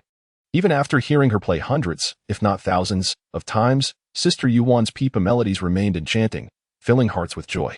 Gong Sunli, cloaked in black, concealed herself in the shadows until Yang Yuan concluded her performance. She then removed her hood, revealing a radiant smile, her elegance and grace living up to her reputation. Upon hearing the commotion, the stunning woman, cradling her pipa and leaning against the railing, turned to see Gong Sunli's smile, which appeared less genuine than usual. With a hint of confusion, she inquired, "Ali, have you encountered some troubles?" Gong Sunli paused, her smile faltering. "Sister Yuan, I have come to seek your assistance." She departed from Baishan Fang and hurried towards Pinkang Fang, only to discover that she was at a loss. After some inquiries, she learned that Yang Yuan had been tasked with a mission at the Yuijun Tower in Guangzhou Fang, prompting her to rush there without delay. Although she concealed her feelings, thoughts of a Yuan lingered in her mind, inevitably influenced by the melodies played by Yang Yuan. Upon seeing Yang Yuan, she felt a sense of reassurance wash over her. Noticing her demeanor, Yang Yuan put away her pipa. Even with her cool disposition, she recognized that something was amiss. Alalai, whom she knew to be typically optimistic and cheerful, was now unusually formal. "Shall I not inquire what keeps you busy?" Yang Yuan asked with natural candor. Alalai's affairs are naturally my concern as well. She was not one to indulge in curiosity, nor did she wish to know more. Alalai seldom sought help, so her request must carry significance. Hearing such forthright words from the exceptionally beautiful Yang Yuan, even Gong Sunli felt a blush creeping to her cheeks. Gathering her thoughts, influenced by the enchanting melodies, she endeavored to regain her composure and relate Yuan's situation to Yang Yuan in detail. The matter unfolded thus. Yang Yuan pondered briefly, and an image of a little girl surfaced in her mind. "Is it true that a Yuan is missing and you have no news of her?" Yang Yuan recalled the orphan from Baishan Fang named a Yuan. The reason was simple. A Yuan's early life bore striking resemblances to Gong Sunli's own struggles. And seeing the sensible and obedient A Yuan inevitably reminded her of Gong Sunli's own childhood hardships. Even someone as composed as Yang Yuan could not help but feel a sense of kinship and concern for a Yuan. Perceiving the worries and unease hidden beneath Gong Sunli's exterior, Yang Yuan said nothing more, merely stating, "Follow me." The Yuejun Tower was not merely an establishment for dining. It served as a clandestine hub for intelligence gathering, frequented by a myriad of individuals from all walks of life, making it a wellspring of information. Yet, without connections or familiar faces to guide them, ordinary people could not penetrate its secrets. Yang Yuan occasionally came here to perform, both for her mission and to gather information. Many had been captivated by her music over time, allowing her to discern the inner workings of this place, leading Gong Sunli through a labyrinth of turns. She raised her hand to manipulate a lantern mounted on the wall. This was a meticulously crafted mechanism, with new access codes issued daily. Only by turning it in accordance with the instructions could they enter. With deft fingers, Yang Yuan adjusted the lantern, and faint sounds of machinery echoed nearby. A hidden door, seamlessly integrated with the wall, slowly opened, revealing a narrow passageway barely wide enough for one person. Oil lamps flickered along the sides of the passage, occasionally popping softly. Gong Sunli followed closely behind Yang Yuhuan as they navigated the winding, narrow corridor where the sounds of animated conversations gradually grew louder. Pushing open an intricately carved wooden door at the passage's end, bright light flooded over them, akin to daylight. Gong Sunli squinted momentarily to adjust. The secretive hub was bustling, with individuals clad in various cloaks and adorned with masks, moving gracefully, most of them practiced in the arts of combat. Gong Sunli even overheard a negotiation over some information, mistaking it at first for a vendor and customer haggling over trivialities. "What news do you seek?" Yang Yuhuan stepped aside, allowing Gong Sunli to gather her scattered thoughts as she turned her gaze towards the figure behind the counter, a masked individual. The person was slender, their voluminous robes draping loosely around their frame, raising doubts about whether a mere skeleton lay beneath. Their voice was high-pitched and hoarse. However, Gong Sunli was well-versed in the realm of intelligence. The masked figure, taken aback, raised their gaze to meet hers before lowering it once more. They inquired, "Your voice suggests youth. Might you be from the Honglu Temple?" After a brief appraisal of her, they seemed intent on piercing through her disguise. Gong Sunli remained unperturbed, exuding an air of calm. After all, they were merely a few unnoticed beggar orphans. It was unlikely the Honglu Temple would squander resources on them. A burden weighed on her heart, and her temper flared more than usual, exacerbated by the masked individual's probing words that hinted at uncovering her true identity, an affront to anyone in the intelligence trade who detests being drawn into revealing their secrets. She coolly retorted, "What, do you scrutinize the identity of your customers before selling information? Is a mismatched identity grounds for refusal?"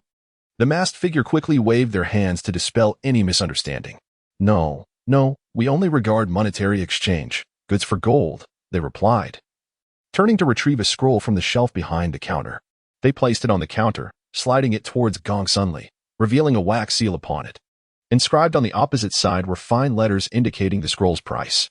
Gong Sunli cast a fleeting glance at the price, her eyelids twitching involuntarily. The cost, she swiftly interjected. "That is not my intent."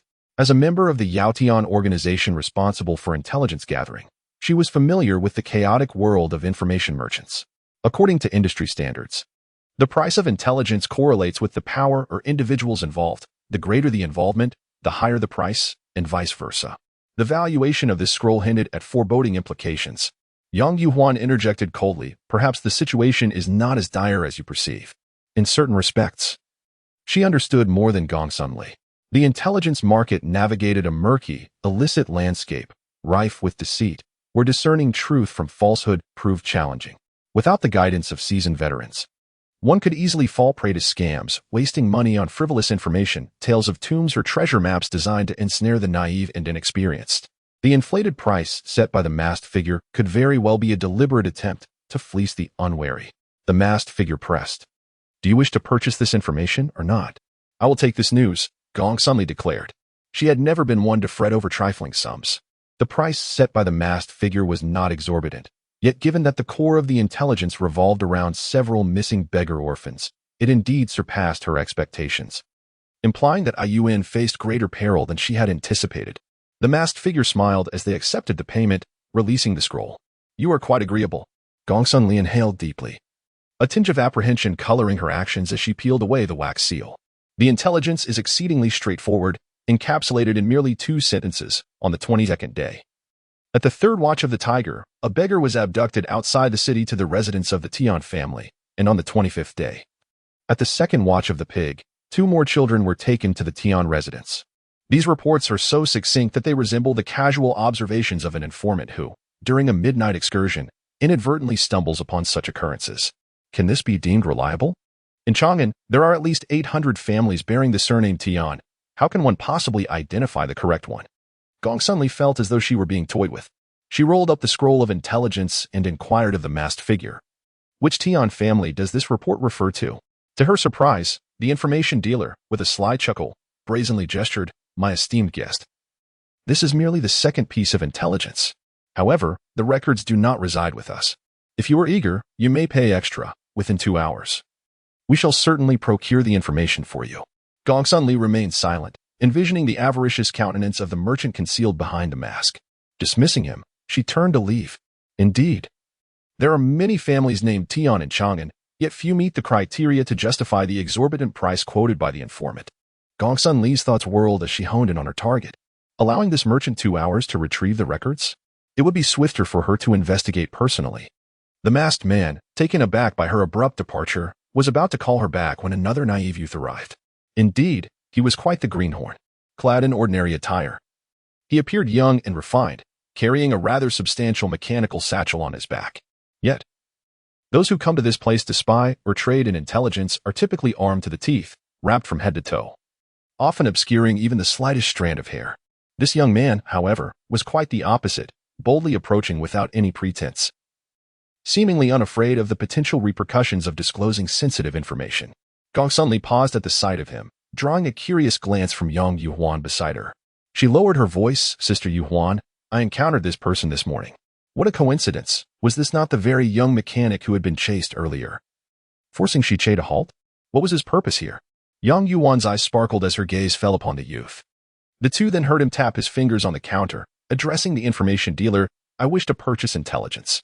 His voice, imbued with youthful vigor, rang out clearly, in stark contrast to the other patrons who seemed intent on whispering like mosquitoes.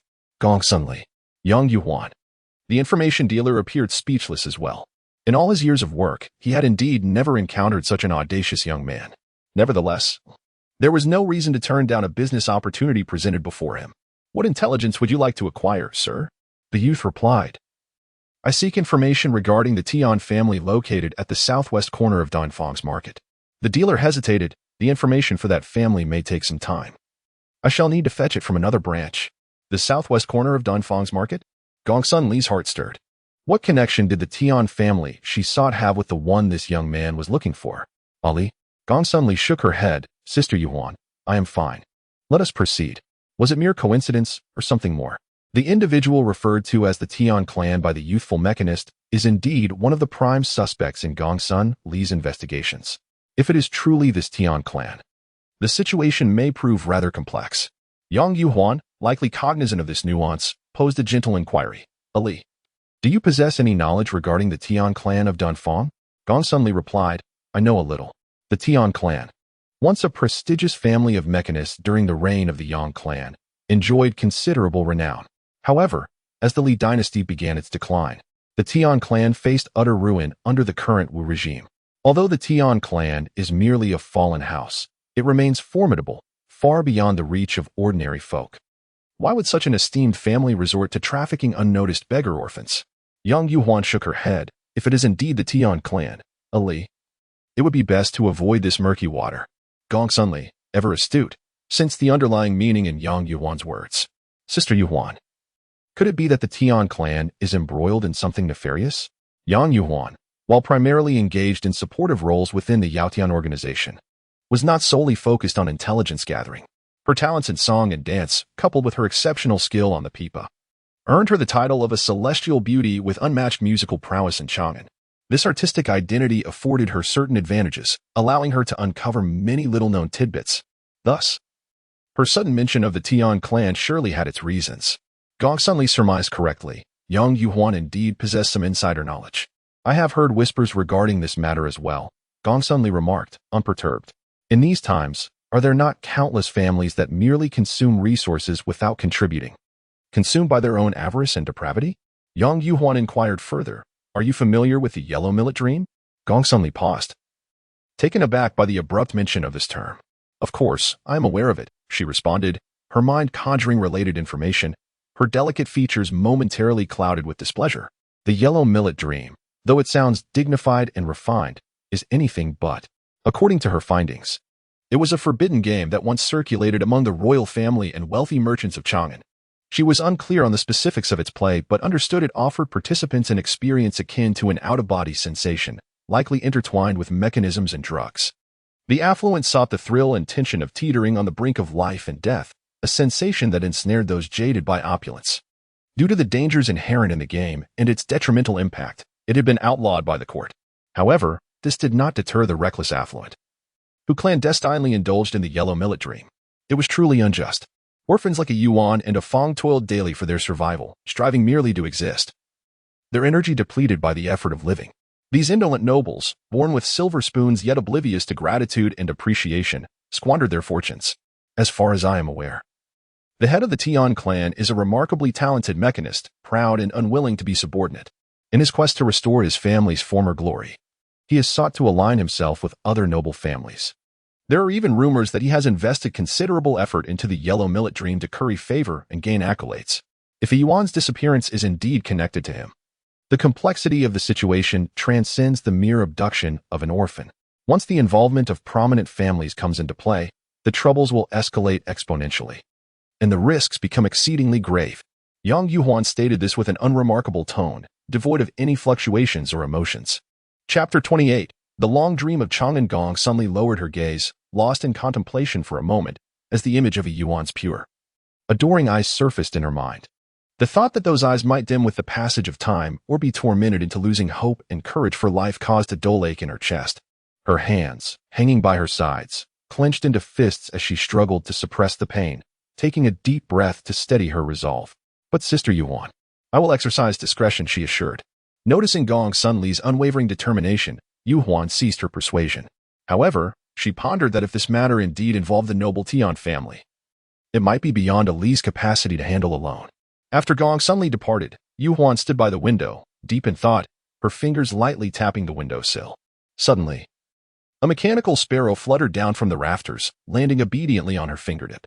Yuhuan approached her writing desk, retrieved a blank piece of paper, and with graceful strokes, pinned her thoughts fluidly before meticulously folding the paper and placing it inside the sparrow's belly. Go, she commanded, watching as the mechanical bird took flight, soaring towards the horizon. As the saying goes, two flowers bloom, each expressing their own branch. Although the Tian family of Din Fong appeared to be the primary suspects at present, Yuhuan, out of caution, devoted her efforts to investigate other potential targets. One after another, she dismissed various suspects until the night fell, prompting her to hasten to the vicinity of the Tian residence at the southwest corner of the Dunfang marketplace. The marketplace bustled with vibrant life, adorned with exquisite treasures and overflowing with splendid garments. The soft red of lanterns illuminated the night, the bright moon pursuing the revelers. As the night deepened, the lamps ignited across the venue, transforming Chang'an into a radiant jewel nestled upon the earth. The city thrived, filled with a multitude of visitors. Flower boats paraded through the waters, and carriages wove through the marketplace. The air was alive with music and laughter, embodying an era of peace and prosperity. Yet Gong Sunli found herself devoid of the usual joy in witnessing such scenes. Draped in a flowing black robe, her figure moved with an ethereal grace, blending seamlessly into the shadows of the courtyard. The Tian residence lay at the southwest corner of the Danfang marketplace, which itself was situated near the southeastern gate of Chang'an, adjacent to the outer city. This area, predominantly residential and somewhat secluded, facilitated Gong Sunli's stealthy infiltration. Her journey had been smooth until she stepped upon the Tian family's courtyard wall, where a slight shift beneath her feet alerted her to potential danger. Drawing upon her extensive experience in agile movements, she swiftly slipped into the courtyard, concealing herself in the shadows of a rockery while suppressing her presence. Before long, the footsteps of two guards grew increasingly audible. One of them surveyed their surroundings, repeatedly confirming, "There is no one here." How strange. The other speculated. Perhaps it was merely a cat that inadvertently triggered the mechanism. Such a minor alert could hardly be the work of a person. Perhaps so. Let's check elsewhere. The first guard agreed. All right, let us go. As the voices of the guards gradually faded into the distance, leaving no sound behind, Gong Sunli let out a slight sigh of relief. Her gaze, illuminated by the moonlight, fell upon the spot she had nearly stepped on moments ago. Truly, a family skilled in mechanisms, the estate was rife with traps, and even the walls were equipped with warning devices sensitive to the weight of intruders. Had she not reacted in time, her foot might have triggered a trap, likely summoning a horde of guards. Once she confirmed that the guards would not return, Gong Sunli left the rockery to continue her stealthy infiltration. The earlier incident had rendered her even more cautious. Upon discovering that the Tian residence was riddled with traps, nearly every 3 steps posed a new peril, she couldn't help but mutter, "Even a broken ship has 3,000 nails." Although the Tian family appeared to be in decline, the profound heritage accumulated over the years by a family of mechanics should not be underestimated. Not only were there mechanisms, but the Tian residence also boasted several teams of guards patrolling throughout the night, changing shifts every 15 minutes, each one poised for action, ready to respond immediately to any alert from the traps.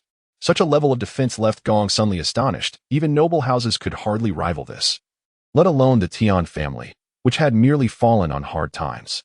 With such stringent vigilance, even a slight disturbance could be perceived as a significant threat. This Tian family indeed harbored considerable secrets. Similar to other noble residences, the layout of the Tian estate followed a standard symmetrical design, overall rectangular in shape. Adhering to the classic three-courtyard structure, it featured a front hall, back courtyard, pavilions, corridors, and hidden passageways, all meticulously arranged.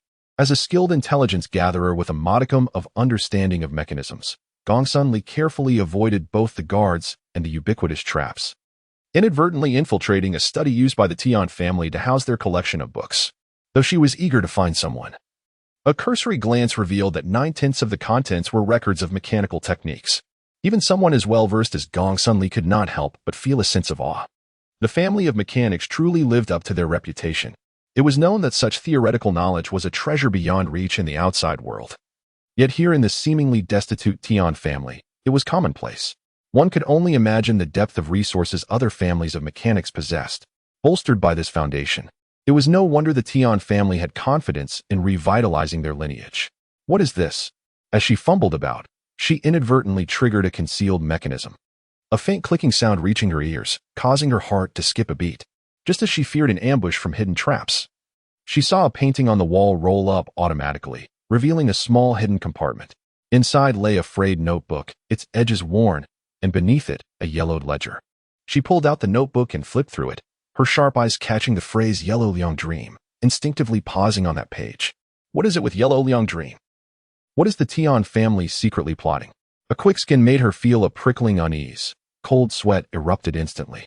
Despite the scrawl, it was evident that the author aimed to utilize the Yellow Liang Dream to exert control over individuals, transforming them into puppets, accompanied by a flurry of dizzying mechanical sketches. Time was of the essence, and without the opportunity to examine the ledger's contents, she carefully stowed away both items and restored the mechanism to its original state. Finding no further discoveries in the study, she redirected her search elsewhere. After an hour of diligent exploration, she had nearly scoured the entirety of the Tian residence. Not only had she failed to find Yuan, but she hadn't even spotted a single child who might have been abducted. Gongsun Li found herself in a quandary. In this family of contraptions, it is highly probable that, in addition to the above-ground residence, they have also constructed hidden chambers underground. Could the missing children be concealed there? As this thought crossed her mind, a fleeting hesitation flickered across her face. While infiltrating the Tian residence at night was not excessively challenging, to stealthily enter the secret passage of a well-established family of contraptions was a task of a caliber akin to breaching the grand halls of the Ming Palace. The concealed entrance of the secret chamber was well hidden, making the search a laborious and time-consuming endeavor, even if she harbored confidence in evading the guard's detection. Ascertaining the location of the hidden door was not something that could be accomplished in merely a day or two, and the opportunity would have withered away. Or perhaps she had been chasing the wrong target from the outset. In this moment of desperation, a rustling sound emanated from the corner gate of the backyard garden, capturing Gongsun Li's attention. She cautiously took refuge in the shadows, observing the scene before her. Two robust men emerged from the rockery, crouching low and carrying two burlap sacks, murmuring to one another. She recognized the rockery, but recalled that it contained no passageway. How did these two burly men manage to emerge from it? The only plausible explanation was that there was a hidden door to the Tian family's secret chamber within the rockery. This deduction sent a jolt of excitement through Gongsun Li. Indeed, it was true that sometimes, what one seeks is found effortlessly, like finding a pillow just as one dozes off. Gongsun Li planned to wait for them to depart before entering to investigate further, but just then, the clouds parted, allowing the moonlight to cascade down upon the earth. With her eyes slightly squinted, she noticed that one of the sacks on the men's shoulders shifted slightly. The shape of the two sacks suggested they contained a person. At that moment, their conversation reached her ears. One man muttered in a low voice, "Ugh, these beggars reek. The stench of urine is overwhelming." The other man callously mocked him. "You do realize they're beggars. What cleanliness can you expect? If you hadn't frightened him earlier, would he have what himself in fear? This is your own doing. Just bear with it for now. We can't waste any time." Sigh. "I really don't understand why the master wants to capture these worthless beggars." As he spoke, he deliberately jostled the sack on his shoulder. The other man glanced at him, lowering his voice in stern warning. "Do you wish to court death? Is the master's business something we can question? Speak less and focus on the task at hand. If we jeopardize the master's plans, we won't be able to bear the consequences." Understood, understood. With that, the two men proceeded toward the corner gate of the backyard, carrying the sacks. Bathed in moonlight, Gong Sun could faintly discern a plain, unadorned cart parked outside the gate. The driver turned to glance at the sacks in the cart, counting them. Displeased, he remarked, "Why are there only this few?" One of the men replied, "Things have been tense these past few days. We don't know how the Yuhang division got involved, so we dared not capture more." The driver pondered for a moment before responding, "Why would the Yuhang division concern themselves with these matters? Why are you so anxious? A handful of beggars won't suffice. The Master's experiments are reaching a critical juncture and he urgently needs manpower. You two need to scout for more and capture a few more beggars. Even in the most prosperous places, beggars exist, and Chang'an is no exception. These beggars are highly mobile. Should they go missing or lose their lives, no one will care." Gong Sun pressed her lips tightly together, suppressing her murderous impulse.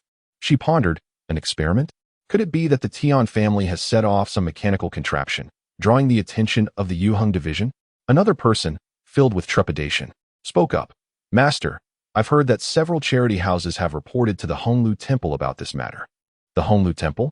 If the Honglu Temple were to involve itself in every case, even 3 heads and 6 arms wouldn't suffice.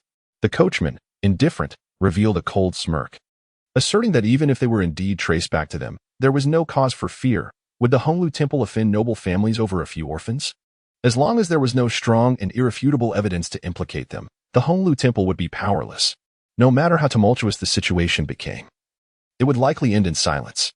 It was the Yuhang division, however, that posed a more formidable challenge. The coachman's words undoubtedly provided reassurance to the two. They repeatedly reminded themselves that as long as they had not discovered Ai Yuan's whereabouts, they must not act carelessly. There were several guards near the carriage, and she felt confident she could retreat unscathed, but such actions would be detrimental to the larger scheme. In a flash of inspiration, she devised a plan. Cautiously approaching, she pressed a mechanism at the handle of her umbrella, extracting a mechanical spider the size of her thumb from the compartment. As the coachman cracked the whip and the carriage wheels began to turn, Gong Sun discreetly flicked her fingers, sending the mechanical spider silently affixed to the carriage, utilizing the intricate suction cups on its legs to cling firmly without movement.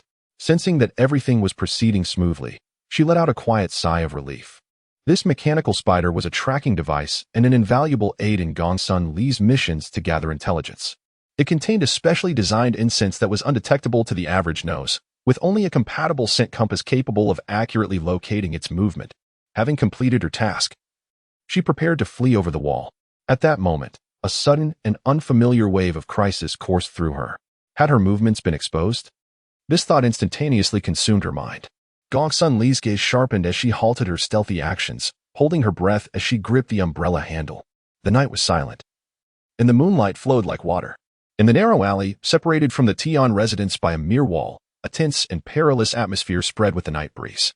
A faint, almost imperceptible buzzing sound reached Gong Sun Li's ears. Almost simultaneously, she caught a glimpse of a silvery reflection, only to find it vanished, as if it had been a mere figment of her imagination. Without a moment's hesitation, Gong Sun flipped her wrist, her fingers flicking to release several concealed shuriken shaped like maple leaves, which collided with an unseen object in the air, producing a series of metallic clangs. Taking advantage of the moment, she retreated into the shadows, yet the silent threat clung to her like a shadow. An unseen entity? An illusion? No, it was certainly not an illusion. In the hands of a mechanist, it was the sharpest of weapons. Gong Sun held her breath, nearly certain that the person engaging her was a mechanist. They were back? Realizing that the hidden mechanist harbored ill intentions, Gong Sun ignited her resolve. However, being so close to the Tian residence, a full-blown confrontation would inevitably alert the guards. So she opted to use her concealed weapons to sever the mechanical threads that pursued her while distancing herself from the residence. The hidden mechanism master seemed reluctant to escalate the commotion, subtly coordinating with her movements. The two engaged in a relentless pursuit, weaving through narrow alleys, where the air was occasionally punctuated by the resonant clash of mechanism threads and the sharp edges of concealed weapons. With her inhibitions shed, Gong Sun devoted her entire focus to resisting the adversary.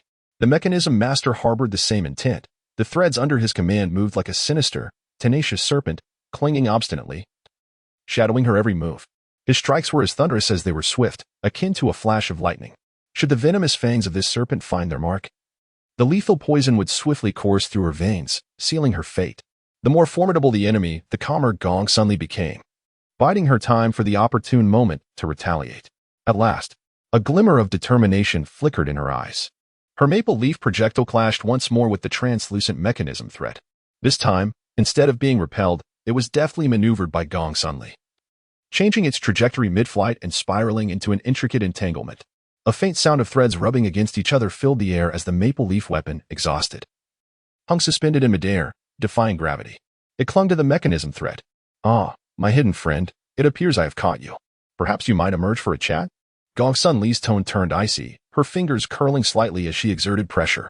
Upon closer inspection, one could discern a translucent mechanism thread entwined with her own, responding to her forceful retraction.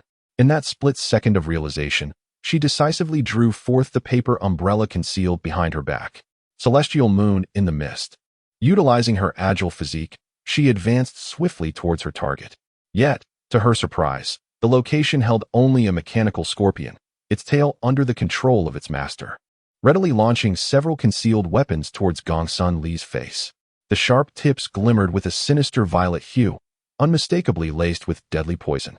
She harbored no doubt regarding the lethal nature of this toxin. Despite the seemingly perilous situation, Gong Sunli maintained her composure. This mechanism master proved to be a formidable opponent. It seemed he had mastered the art of puppetry, wielding the threads with precision, capable of severing heads in an instant. Truly a promising candidate for an assassin. A barely audible sound of the mechanism threads slicing through the air reached her ears. Gong Sunli had anticipated this, even without sighting the invisible thread. She could gauge its approximate position by the subtle shifts in the air. Even if there were slight oversights, she could counter with her frost leaf maneuver. Within mere moments, she had exchanged a multitude of strikes with the unseen mechanism master. Thanks to her keen reflexes and nimble movements, she had yet to suffer significant losses. However, this state of affairs, her adversary lurking in the shadows while she remained exposed, was not sustainable. She needed a strategy to draw him out. As she pondered her next move, a familiar voice erupted from above. "Ali." Gong Sunli's heart skipped a beat. The voice belonged to who? Upon seeing the newcomer, she momentarily froze, her astonishment evident on her face. This lapse in focus was particularly perilous amidst combat, yet she felt no fear. For the descending youth unleashed a wave of energy that forcefully repelled the mechanism threads aimed at her. Gong Sunli seized the moment, gracefully leaping to the side of the young man, their bodies instinctively aligning as they prepared to confront their adversaries. A swift exchange of glances sufficed, eliminating the need for excessive nonverbal communication to comprehend each other's intentions. This was the unspoken understanding shared between her and the members of the Yao Tian team. The young man displayed a sincere and cheerful smile, slightly concerned as he inquired, "Ali, did I arrive in time? Are you hurt?" "Perfectly timely, and I am unscathed," she replied. A sense of relief washed over him. That's wonderful, he chuckled. Chapter 29. Departing dreams of Chang'an, she cautioned the young man not to underestimate their adversary. "Be wary, Tiger. He is a master of mechanisms." The young man, Pei Qinhui, appeared quite youthful, in his early 20s, with a tousled mane of unruly red hair that exuded a natural wildness. His body was adorned with extensive tattoos, making it evident to any onlooker that he was not one to be trifled with. A master of mechanisms? Upon hearing Gong Sunli's warning, he suppressed his mirth, his expression turning serious, yet he confidently thumped his chest and boisterously declared, "He is merely a sneaky coward. What is there to fear? Leave it to me." Gong Sunli refrained from mocking Pei Qinhui's bravado. The mechanism master, seemingly spurred by Pei Qinhui's words, did not retreat but rather chose to advance. Suddenly, the tranquil alley was filled with the sounds of insects and creatures stirring. Upon closer inspection, there were rustling sounds of creatures scuttling and climbing. The obscuring clouds parted, allowing the cold, silvery moonlight to cascade down upon this confined space. As Gong Sunli discerned the figures emerging from the shadows of the walls, her expression darkened. To her astonishment, they were all transformed mechanisms resembling insects and beasts. Quite confident indeed. Do you take me for a mere sickly cat? As the mechanical creatures surged forward in unison, Pei Qinhui's combative spirit ignited. He summoned his inner energy as a shield, deflecting the first wave of approaching constructs with swift punches, leaving a trail of afterimages. These mechanical beings were relatively small, primarily equipped with hidden mechanisms, darts, and poisons. Employing an unexpected and agile approach, while Pei Qinhui relied on brute strength to shatter their cunning designs. As he charged, each of the mechanical entities fell before him. In contrast to Pei Qinhui's fierceness, Gong Sunli's method mirrored that of the mechanism master. She twirled gracefully, her paper umbrella fluttering as she adeptly evaded the assaulting constructs. Appearing to possess eyes in the back of her head, skillfully escaping the snares of hidden threats. With a light push against the wall, her form danced through the air, reminiscent of an enchanting ballet. Regrettably, there was no audience to witness her performance. She dispatched a maple leaf projectile that ensnared a thread, using her momentum to leap upward, while her other hand retrieved a silken pouch filled with fragrant ash from her cloak. Faced with a dozen mechanical creatures bounding toward her, she smiled faintly as she tossed the pouch, which erupted mid-air. In an instant, a shower of fragrant ash descended upon the mechanical constructs, rendering their previously invisible threads partially exposed. "Tiger, it's time," she called, her voice lilting. The formerly transparent threads now glistened with the special ash, revealing their positions. Pei Qinhui, growing impatient with the incessant harassment of these nuisances, responded to Gong Sunli's alert with a thunderous roar, channeling his energy throughout his body. With a fierce gaze, he swiftly locked onto his target. The hidden mechanism master, realizing his position was now compromised, commanded all mechanical constructs to converge upon Pei Qinhui, simultaneously releasing several smoke bombs and retreating. While Pei Qinhui remained engaged, Gong Sunli seized her opportunity. "Friend, will you not stay and converse?" The paper umbrella, accompanied by a flurry of hidden weapons, surged from behind. A series of metallic clinks echoed as the projectiles embedded themselves deeply into the ground, precisely 3 inches from the feet of the mechanism master, obstructing his path. The mechanism master, his expression grave, gazed ahead, where a paper umbrella adorned with a maple leaf motif gracefully descended under the control of an approaching figure. The black cloak billowed, revealing a pair of elegantly slender legs. As the gaze traveled upward, it was revealed to be a young girl draped in a black robe. She removed her hood, exposing a pair of rabbit ears amidst her hair. Her initially sweet and charming visage was now cloaked in an aura of icy severity. The mechanism master remained silent, yet unwilling to concede defeat, subtly curled his fingers at his side. In the next instant, a concealed weapon, manipulated by his threads of control, whirled towards Gong Sunli's back with a remarkably treacherous angle. Gong Sunli swiftly pivoted to evade. How obstinate! Unbeknownst to her, this was merely a feint. No sooner had she regained her stance than she caught a glimpse of the mechanism master slipping away through a gap. Gritting her teeth, she prepared to pursue, only to sense the potent energy wave emanating from Pei Qinhui in that direction. Gong Sunli halted in her tracks. "Heh, my friend, why the rush?" Pei Qinhui had been closely tracking this individual. As the mechanism master fled, he followed suit. With his fist charged with energy, he descended upon the mechanism master, aiming a powerful strike at his head. "Get out of the way." The mechanism master staggered back several steps, his youthful voice laced with an edge of harshness. Had he not dodged swiftly moments earlier, his skull might have been fractured. Even so, he was left reeling, his internal energy disrupted and blood surging. "This won't do."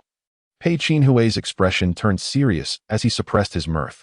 The mechanism master, sensing the murderous intent, was taken aback when he witnessed the red-haired pugilist transform into a fierce tiger, gathering strength and pouncing with an almost ethereal speed, his claws cutting through the air as he violently swatted away the mechanism master's thrown projectiles. "Ali, I've got him." Gong Sunli held her umbrella, waiting patiently. Within moments, she heard the exuberant voice of the youth, filled with joy and vigor. She looked up towards the wall, where a familiar head emerged. The young man, tattooed with elaborate beast motifs, vaulted over the wall with one hand, a bright, simple-minded grin adorning his face, while in his other hand he carried none other than the mechanism master. Pei Qinhui was far from gentle with his captives. He casually tossed the mechanism master to the ground, the thud resonating as the figure rolled to rest at Gong Sunli's feet.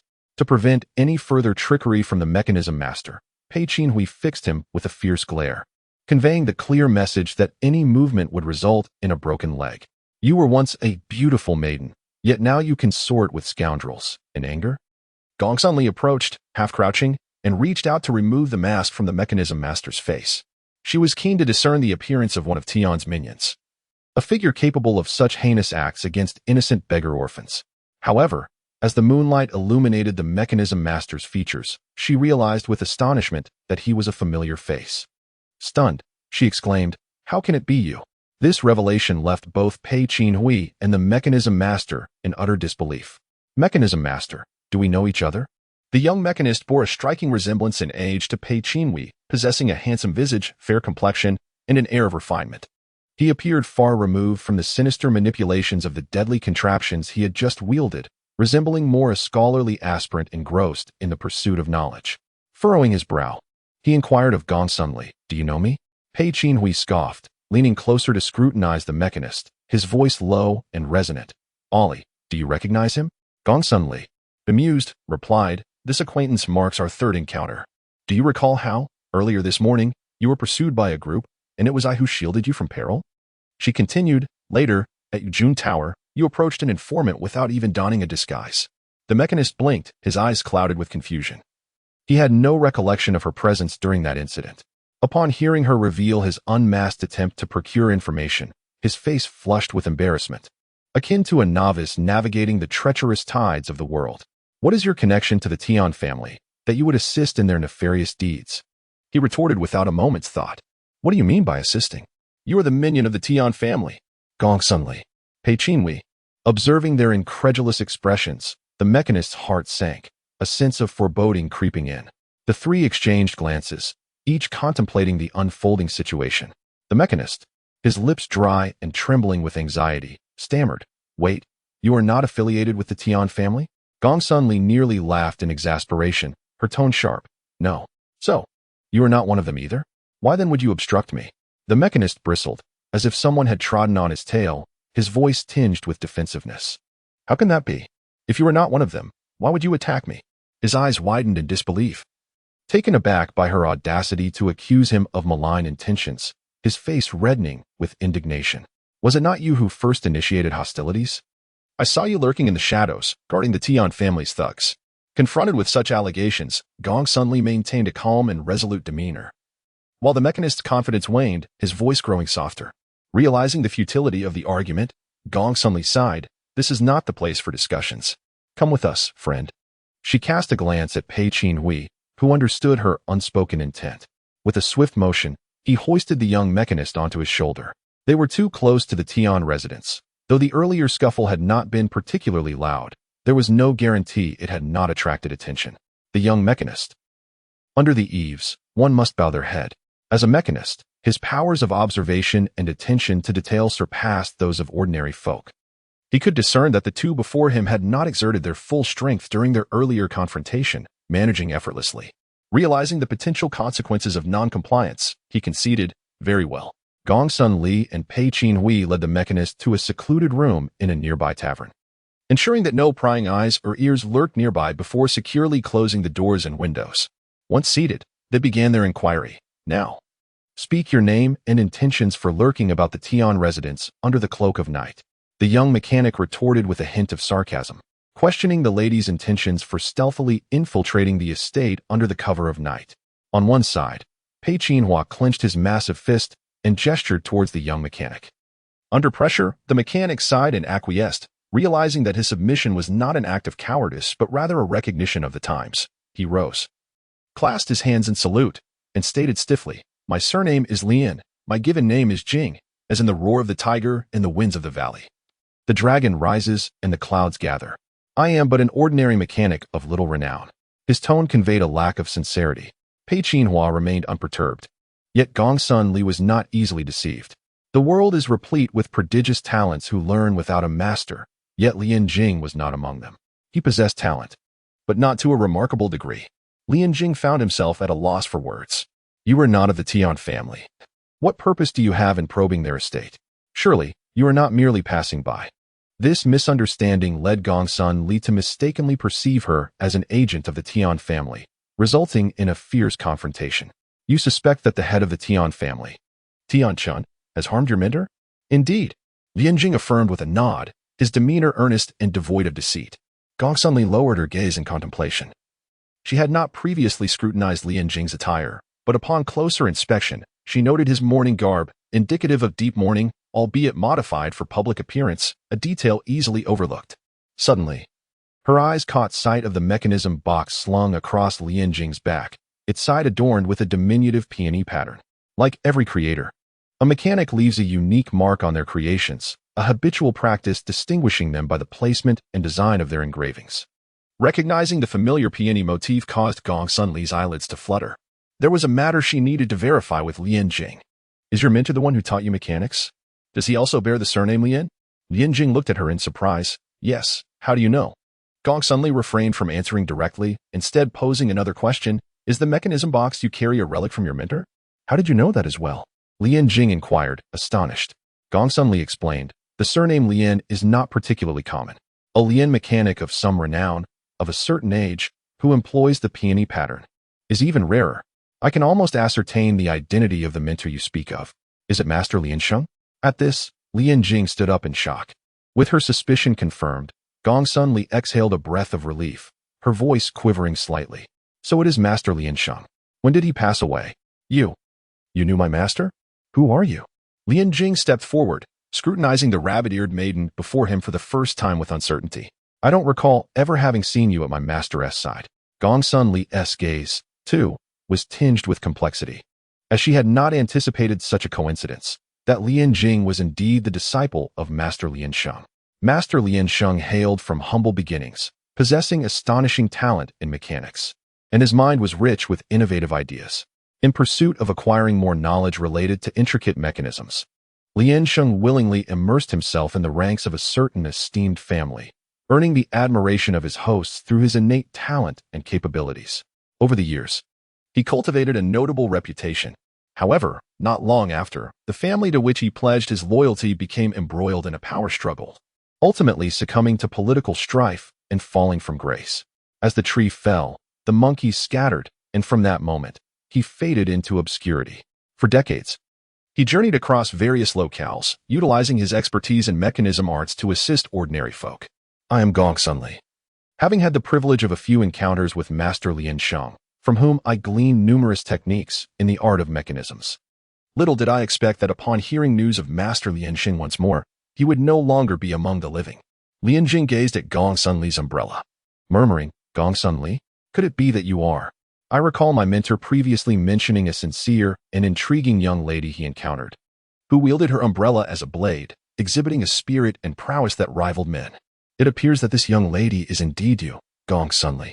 An awkward atmosphere enveloped the two as they exchanged glances.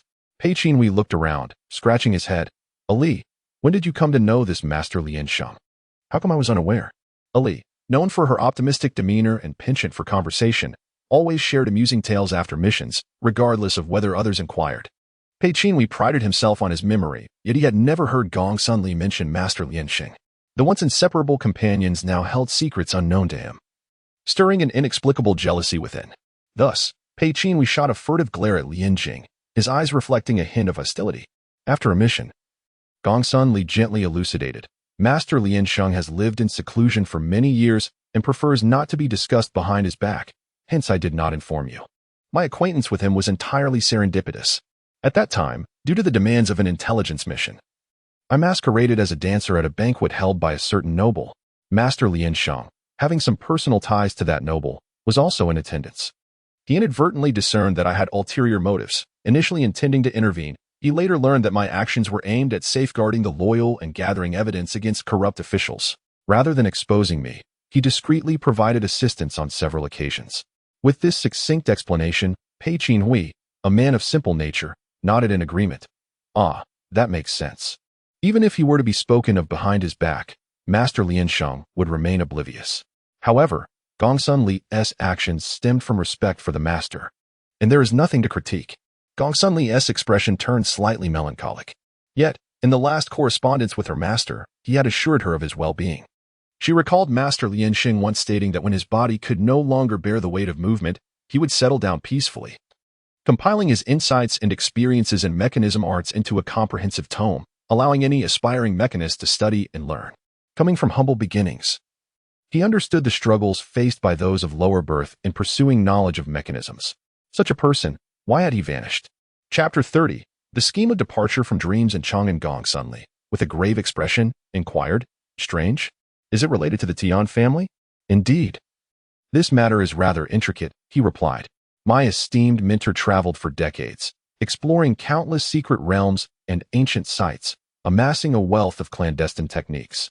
Inspired by these, he crafted numerous mechanical creations, one of which is named Huangliang Dream. Upon hearing the term Huangliang Dream, Gong Sun Li's eyelids instinctively twitched. She pondered, why does this Huangliang Dream keep resurfacing? The repetition of the same term thrice suggested a connection rather than mere coincidence. During the day, Sister Yu Huan had also mentioned that the Tian family, in an effort to curry favor with other aristocratic families, had been exerting effort on the forbidden game of Huangliang Dream. Furthermore, Master Lian had created a mechanical Huangliang Dream. Coupled with the notes discovered in the Tian family study, which also spoke of Huangliang Dream, there must be some correlation among the three. Yet, her current concern was for a Yuan, as ominous premonitions filled her heart increasingly. Master Lian, does this Huangliang Dream hold any significance? There is no need to address me as master.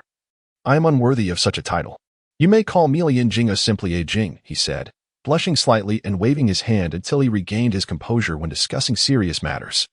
As for Huangliang Dream, there is nothing particularly mysterious about it.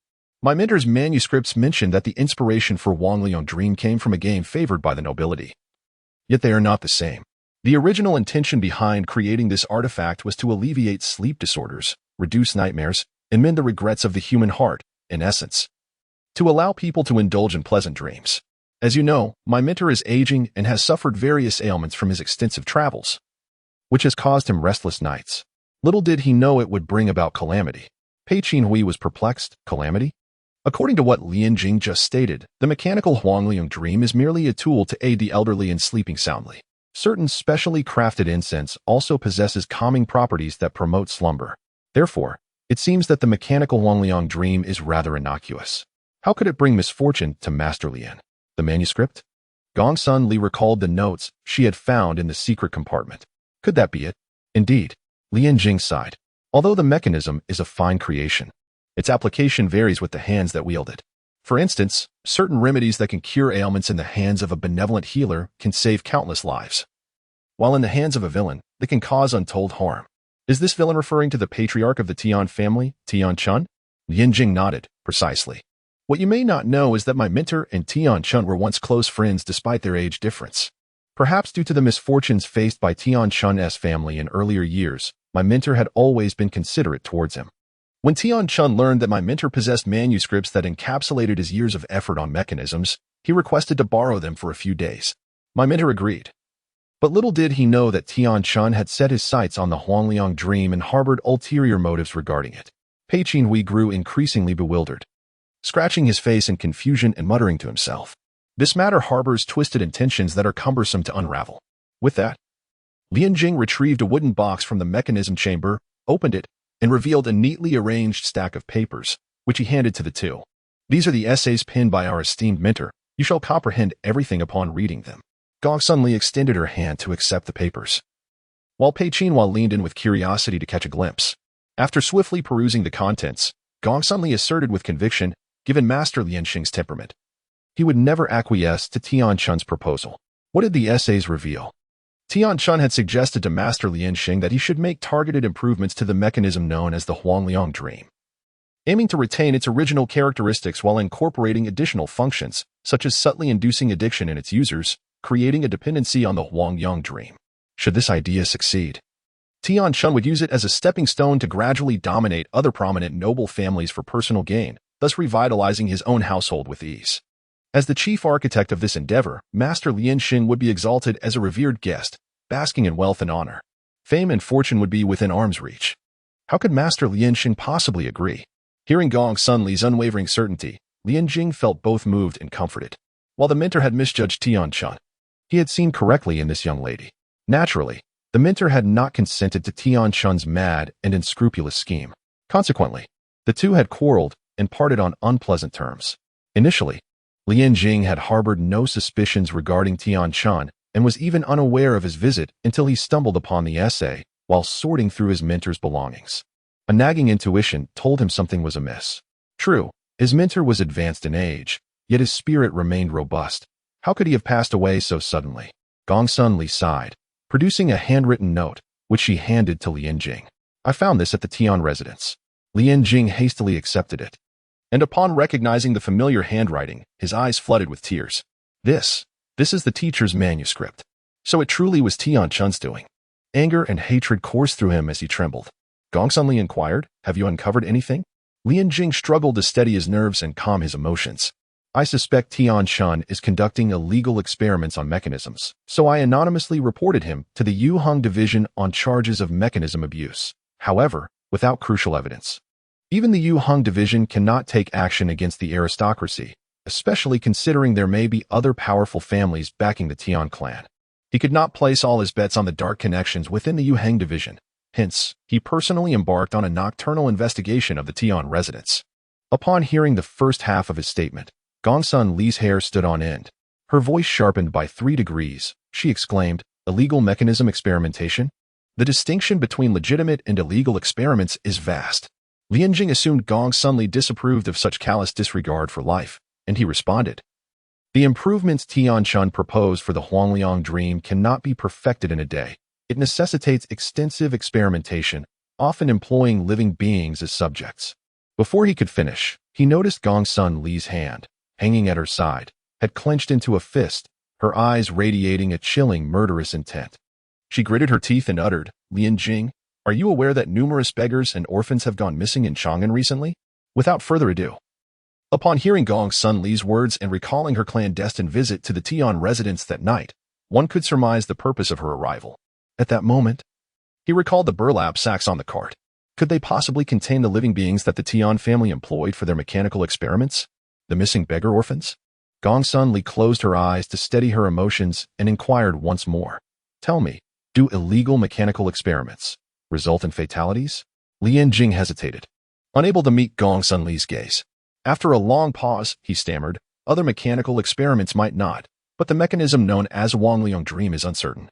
As it stems from a forbidden game, which is exceedingly perilous, a moment's carelessness could lead to the game player perishing in their slumber. Tian Shun intended for the users to become entranced, reliant, and addicted to the virtual dreamscape, rather than seeking their demise. Naturally, this required extensive experimentation to gauge the precise balance. Based on my personal experience, this process likely involved the use of drugs, compounded by the very design core of the Huangliang dream mechanism. The remainder of his words went unspoken, yet the astute comprehended the implications. It was tantamount to sentencing those living beings to death. Gongsun Li felt as though she had plunged into an icy abyss when she extricated herself from her tumultuous thoughts. She realized her hands had grown icy and numb. Clinging to her dwindling rationality, she continued to inquire, "What is the design core of the Huangliang dream?" Pei Qinhui, a man of both brawn and subtlety, detected her pallor. "The design core is the illusion," Lian Jing dutifully elucidated, stating that once the mechanism was activated, the user would be ensnared in an extraordinarily realistic world of illusions, or rather, a dream, wherein they would encounter the objects or individuals of their deepest desires. A fleeting dream, a grand illusion. This was the origin of the mechanism's name, hence it was called Huangliang dream. Typically, users would not realize they were dreaming, even if they did, without a resolute will to genuinely resist the allure of the illusions that could not awaken midway. "You speak of illusions?" A term that was not entirely unfamiliar to Gong suddenly inexplicably surfaced in her mind. "Jade from Yunzhong?" Although her voice was low, both individuals present heard her clearly. Pei Qinhui was initially taken aback that she would voluntarily mention the jade from Yunzhong, yet he could not suppress a look of concern. Several times attempting to offer words of comfort, Gong suddenly, catching sight of his subtle gestures and expressions, slightly shook her head and forced a faint smile. "Who? I am fine." The term jade from Yunzhong was not a pleasant one for Gong Li. At that time, she was merely 5 years old. In the early spring of that year, a merchant caravan passed through her hometown on the border of Yunzhong, resting for 3 days. Young Gong Li, along with other children, hid in a corner, curious about the appearance of these distant travelers and how they differed from the local townsfolk. She was also captivated by the tales of the outside world they shared while indulging in drinks, enamored by such a vibrant and expansive realm. Shortly after the caravan's departure, rumors emerged of a jade mine near the town. In her youth, she remained oblivious to the concept of jade mines. Nor did she comprehend the avaricious descriptions of jade by the gold seekers who arrived with the wind. All she understood was that this rumor had sparked a sudden fervor in her small hometown, bringing forth a multitude of unfamiliar faces. The modest shop run by her parents thrived amidst the bustle, yet their expressions grew increasingly grave with each passing day. Before long, she vaguely overheard adults whispering about impending war, hoping it would not reach their doorstep. Her childhood memories had begun to fade, yet one particular scene remained etched in her mind. Awakening from a deep slumber, she found herself nestled against her father's sturdy back, while her mother wore a worried expression. Young Gongsun Li soon realized that her parents were weaving a tale of deceit. It was not just her family. Others in the town were also departing from the ancestral home they had known for generations. At that time, Gongsun Li did not grasp the significance of this exodus, only that they had been gone for what felt like an eternity.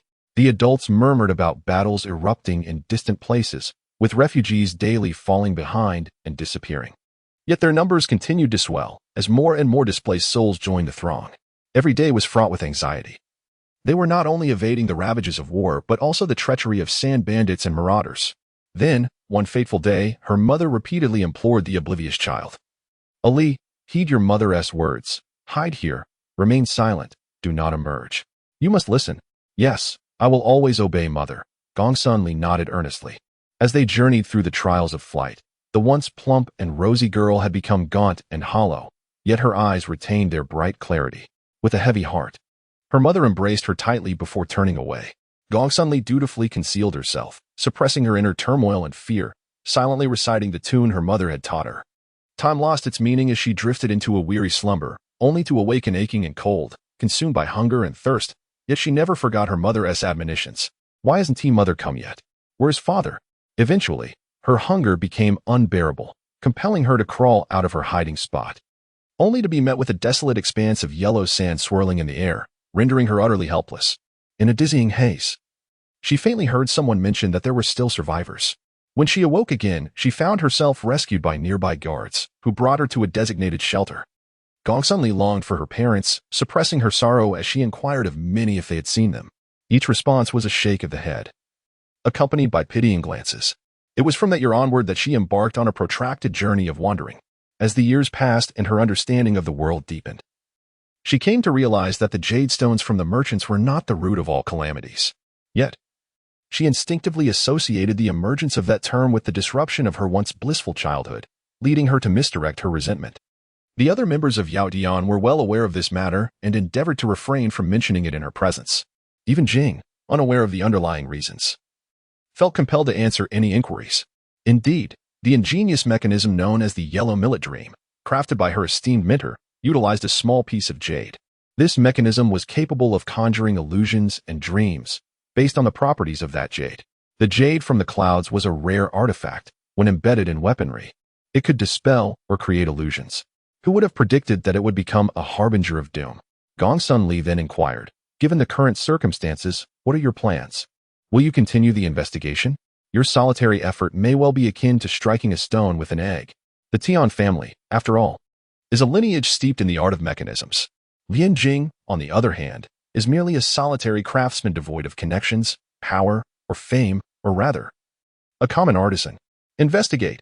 Lian Jing insisted, his eyes slightly reddened, his determination unwavering as he declared that a thorough inquiry must be conducted to bring solace to his late mentor's spirit. Yet, despite his fervor, the execution of such a plan was fraught with difficulty. Firstly, the manuscript of Master Lian Xing was insufficient to topple the Tian family and could easily backfire. To achieve his goal, irrefutable evidence was essential. Secondly, it was unrealistic for Lian Jing to confront a venerable family of mechanists alone. Gongsun Li, deep in thought, mused. In that case, allow me to accompany you. Accompany me? Gongsun, you truly need not take such a risk. Whether or not Lian Jing was involved, she intended to make the journey regardless. Seeing Gongsun Li's resolute demeanor, Lian Jing ceased to insist. Pei Qin's gaze flitted between the two women, awaiting Gongsun Li to summon him, but after a prolonged silence, he could wait no longer. Ah, he exclaimed, choosing to take the initiative. What about me, Ali? I shall go as well. Gongsun Li inquired, you too? Pei Qin nodded eagerly. Yes, I shall go. He had forgotten to ask, Ahu, how did you arrive? Not only had he arrived, but he had done so remarkably promptly, it surely could not have been mere coincidence. Indeed, it was no coincidence. Pei Qin revealed that Yang Yuhuan had sent him a message, and upon hearing of Gongsun Li's impending adventure, he hastily made his way here. Moreover, Yang Yuhuan was also present. Gongsun Li glanced around, astonished. She had not heard the distinctive notes of her sister's pipa earlier. Sister Yuhuan has come too? But where is she? A comforting thought crossed her mind. She knew that Sister Yuhuan was typically aloof and indifferent, seemingly unaffected by the world around her. neither provoking trouble nor entangling herself in it. Thus, for whom was she making this journey? Where had Yang Yuan gone? Just as Pei Qin was about to respond, a gentle knock echoed against the window, 3 deliberate taps. Lian Jing immediately raised the alarm, vigilant and on guard, ready to activate the mechanisms at the slightest movement from outside. Only Gong Sunli displayed delight, swiftly advancing with alacrity. The paper window cast the silhouette of a graceful, slender woman. Gong Sunli needed no guesses to identify the visitor and joyfully pushed the window open. Sister Yuan. The figure outside was none other than Yang Yuan herself. The woman responded softly, Ali. As she entered through the window, Yang Yuan noticed an unfamiliar face in the room and offered Lian Jing a slight nod of acknowledgement. Lian Jing, having never before encountered such an exquisite beauty, found himself momentarily entranced, only to feel a flush creep from his neck to his ears upon regaining his composure.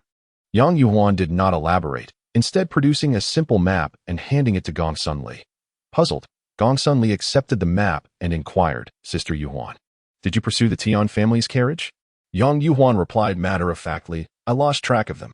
Gong Sunli, already prepared, reassured her, that is of no consequence. I have left a mechanized creation on the carriage, imbued with a new fragrance I developed. Yang Yuan shook her head, that will be of no use. Why is it of no use? Could it be that the Tian family and others have discovered it? Not quite.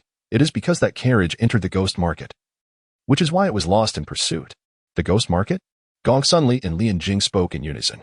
Upon hearing this, Lian Jing's expression changed significantly. No wonder the Yu Heng division could not find any incriminating evidence against Tian Shan. It turns out he had relocated his mechanical experiments to the ghost market. He is not a native of Chang'an and has only heard whispers of the infamous ghost market. Yet he knows that it has long served as a trading platform for countless illicit dealings, where forbidden items and human mechanical modifications find their market. The imperial authorities cannot reach there, and Tian Shan is likely banking on this notion. Gong Sunli decisively made a decision. We shall first seek out the shadow broker. The so-called shadow broker is a middleman who frequently operates in the ghost market. Entering the ghost market requires their guidance, for ordinary folk cannot locate its entrance. Gong Sunli is in charge of intelligence gathering and reconnaissance within the Yaotian organization, utilizing diverse channels, most of which lie in the gray area. In Chang'an, is there any realm grayer than the underground ghost market? Chapter 31. Departure from dreaming Chang'an. The ruined workshop Gong Sunli was undoubtedly a frequent patron of the ghost market, possessing an extensive list of shadowy patrons.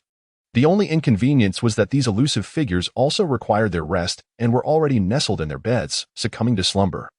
Yet she managed to rouse them from their repose. Grateful for the generous red envelope she had provided, the shadowy patrons suppressed their ire, which stemmed from the reluctance to abandon the comfort of their sheets. After a brief interval, the patron gestured down the alley, indicating, proceed straight through that hidden gate. Beyond lies the ghost market. Thank you for the guidance, Gong Sunli replied with a slight nod. The group ventured into the ghost market together. If the city of Chang'an under the night sky appeared orderly and magnificent, a resplendent sea of stars, then the underground ghost market was a cacophony of crimson. A frenzied realm of liberty. It teemed with a diverse array of humans, demons, and half-breeds, alongside an assortment of contraptions, where disputes could escalate into violent confrontations at any moment. Within this ghost market, the mechanical creations Gong Sunli had left in the carriage proved to be invaluable. Following the indicated path, they passed a peculiar structure entirely shrouded in black. As they drew nearer, raucous cheers and shouts emanated from within. Lian Jing, ever the curious one, inquired, what establishment is this? The business seems exceptionally prosperous, so lively. Gong Sunli, who had maintained her vigilance since entering the ghost market, could not help but chuckle at this remark. A business establishment? Hardly. This is an underground fighting arena. Is there any youth who does not possess a fiery spirit? Lian Jing remarked, though his eyes sparkled with eagerness despite his words warning of the arena's dangers. Gong Sunli replied, I cannot say for certain. But Ahu frequently participates and has yet to suffer a defeat. He possesses a deeper understanding of the underground arena. Pei Qinhua often descended into the fighting pit to hone his skills, benefiting from free opponents to spar with and the potential for monetary gain, a win-win situation. Gong Sunli had little interest in brawling. Her rare visits to the underground arena had been solely for the sake of duty. Lian Jing clasped his fist in jest, exclaiming, Pei Langjun is indeed valiant. Indeed, you are not lacking either, he responded, accepting Lian Jing's praise wholeheartedly. A closer observation would reveal the flushed hue of his ears, a sign of his embarrassment. Initially, the four exchanged light banter, Yet as they meandered deeper into the desolate and dilapidated areas, their expressions grew increasingly somber. Ali, are you certain we are headed in the correct direction? Gong suddenly glanced down at her incense compass, affirming it should be right. At that moment, Yang Yuhuan narrowed her eyes, alerting the others, someone approaches. They quickly concealed themselves, and after a time, a squad of heavily armed guards patrolled past, wrapped tightly in their cloaks. Once they had completely departed, Pei Qinhua voiced his confusion. In a ghost market replete with abandoned districts, who would arrange for patrols here? Gong suddenly replied, precisely because of that, it indicates we have not strayed from our path. Despite the dilapidated surroundings of the ghost market, the guards are unusually vigilant. Who can claim that there are no ulterior motives at play? Gong suddenly surmised, given the situation. It is likely that Tian Chun's stronghold lies within the ruins of the Forsaken Workshop. The ghost market, concealed beneath the city of Chang'an, is a place where myriad forces intertwine, a veritable blend of fish and dragons. In this realm reside not exiled criminals, nor fleeting mercenaries, nor calculating and scrupulous merchants, but rather artisans of mechanisms engrossed in forbidden experiments. To conceal their whereabouts, most of them establish their lairs in desolate graveyards. The scent-detecting compass conveniently points to this very location. Desolate graveyard? Jian questioned, curious. Although he was a craftsman, his knowledge of the secrets of Chang'an City was limited, largely based on hearsay with questionable reliability. Gong suddenly lowered her voice. The markets of Chang'an are not static, with the emergence of new marketplaces. The old ones inevitably decline due to mismanagement, becoming desolate and descending into the underworld. Over time, this gives rise to graveyards of abandoned markets. The quartet navigated their way past patrolling guards to a notably aged structure within the abandoned market. Gong suddenly cautioned them, be vigilant. Our destination should be nearby. According to the compass, this area exhibits the strongest response. This implied they were close to Tian Chun's lair. This forsaken place truly lived up to the term graveyard. Observing the severely eroded wooden beams and dilapidated eaves, Jian silently steadied himself, each step taken with trepidation, fearing he might misstep and fall. However, as fate would have it, a sudden, sharp sound startled him, causing his hair to bristle. He turned to Pei Qinhui. Pei, you must be more cautious. Pei, having stepped onto a void, found half his foot ensnared in a crevice, extended his hand for support. With a swift motion, Pei extracted his foot, muttering, how was I to know there was a hole beneath the tiles? A hole? Gong suddenly approached, intrigued by the term. She cleared away the shattered tiles, revealing a palm-sized circular opening. This aperture, situated discreetly in the corner of the roof, was easily overlooked. The edges did not appear to be the result of decay, but rather seemed to have been deliberately carved. Deliberately carved? Gong Sun Li's expression shifted, and before she could utter another word, she gestured for the others to depart swiftly. Yang Yuhuan, naturally reserved and seldom inquisitive, was nonetheless drawn in by Pei Qinhui's curiosity. He leaned in, asking, Ali, was that house peculiar? Gong Sun Li explained, it seems we may have intruded upon a private dwelling. Intruded upon a private dwelling? Pei's voice rose, only to be hastily silenced by Gong Sun Li. Realizing his error, he lowered his tone sheepishly. Who would inhabit such a wretched place? Lian Jing, caught in a moment of imagination, exhibited a hint of guilt, seemingly sharing Pei's line of thought. Gong Sun Li's eyelids fluttered. Repair the roof? Pei remarked, after all, it was I who inadvertently broke through it.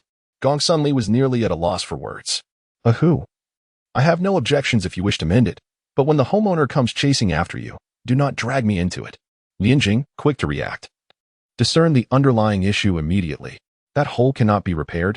He mistakenly believed that the owner of the house was a beggar. Beggars lead a life of hardship, and finding a place to shield themselves from the wind and rain is no easy task. Naturally, if they damage someone's roof, they must repair it. Gong Sun Li shook her head, saying, no, it is likely that a pure-blooded demon is residing there. Moreover, it is a dilapidated and hazardous dwelling. Living here poses little fear of the house collapsing one day, thus saving on funeral expenses. Gong Sun Li was at a loss for words. This had nothing to do with one's misfortunes. In the domain of Chang'an, pure-blood demons must be monitored by the 3 departments. Those unwilling to be constrained typically choose to reside in the underground ruins, where the mechanisms and artifacts have been cleared away by scavengers at the onset of their fall, making it suitable for their habitation. As far as I know, pure-blood demons carve holes in the roofs or walls of their abodes, allowing moonlight to enter at night, thereby reminding themselves of their identity as citizens of the Light Tower. In Chang'an, only their kind possesses this peculiar custom. Upon seeing that hole, she immediately deduced that the house might be inhabited, or had once been inhabited, by a pure-blooded demon. The concern of unforeseen troubles prompted others to leave swiftly. Lian Jing, unable to contain his curiosity, asked, "So living in the ruins allows one to evade the scrutiny of the three departments?" Gong Sunli took the opportunity to enlighten him. It is said that the master of the ghost market is a formidable pure-blooded demon who has experienced the miracle war, possessing exceptional abilities in an unpredictable form. Even the spies of the three departments are unaware of his true identity and hold him in considerable fear, providing protection for pure-blood demons here. The underground ghost market is indeed a realm of freedom that the three departments cannot control. Yin Jing appeared enlightened, nodding in agreement, expressing admiration for Gong Sun Li's vast knowledge. However, I still have one perplexity. Since carving holes is a custom of the pure-blooded demons to facilitate the entry of moonlight, why then do they cover it with tiles? Is it because the pure-blooded demon residing there has stepped out for errands? If the person is not at home, do they cover the hole? Pei Qinhua also found it odd. If it weren't for the tiles, I wouldn't have stepped into emptiness. The notion of tiles serving as a cover struck a chord. Gong Sunli, prompted by their remarks, paused for a moment. And suddenly a spark of realization illuminated her mind.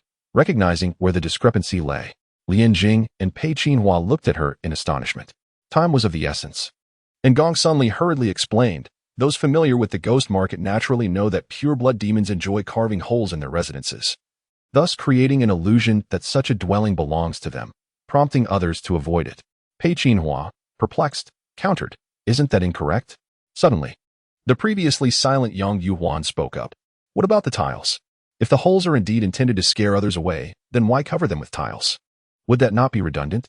The three of them wore solemn expressions, yet they understood the gravity of the situation.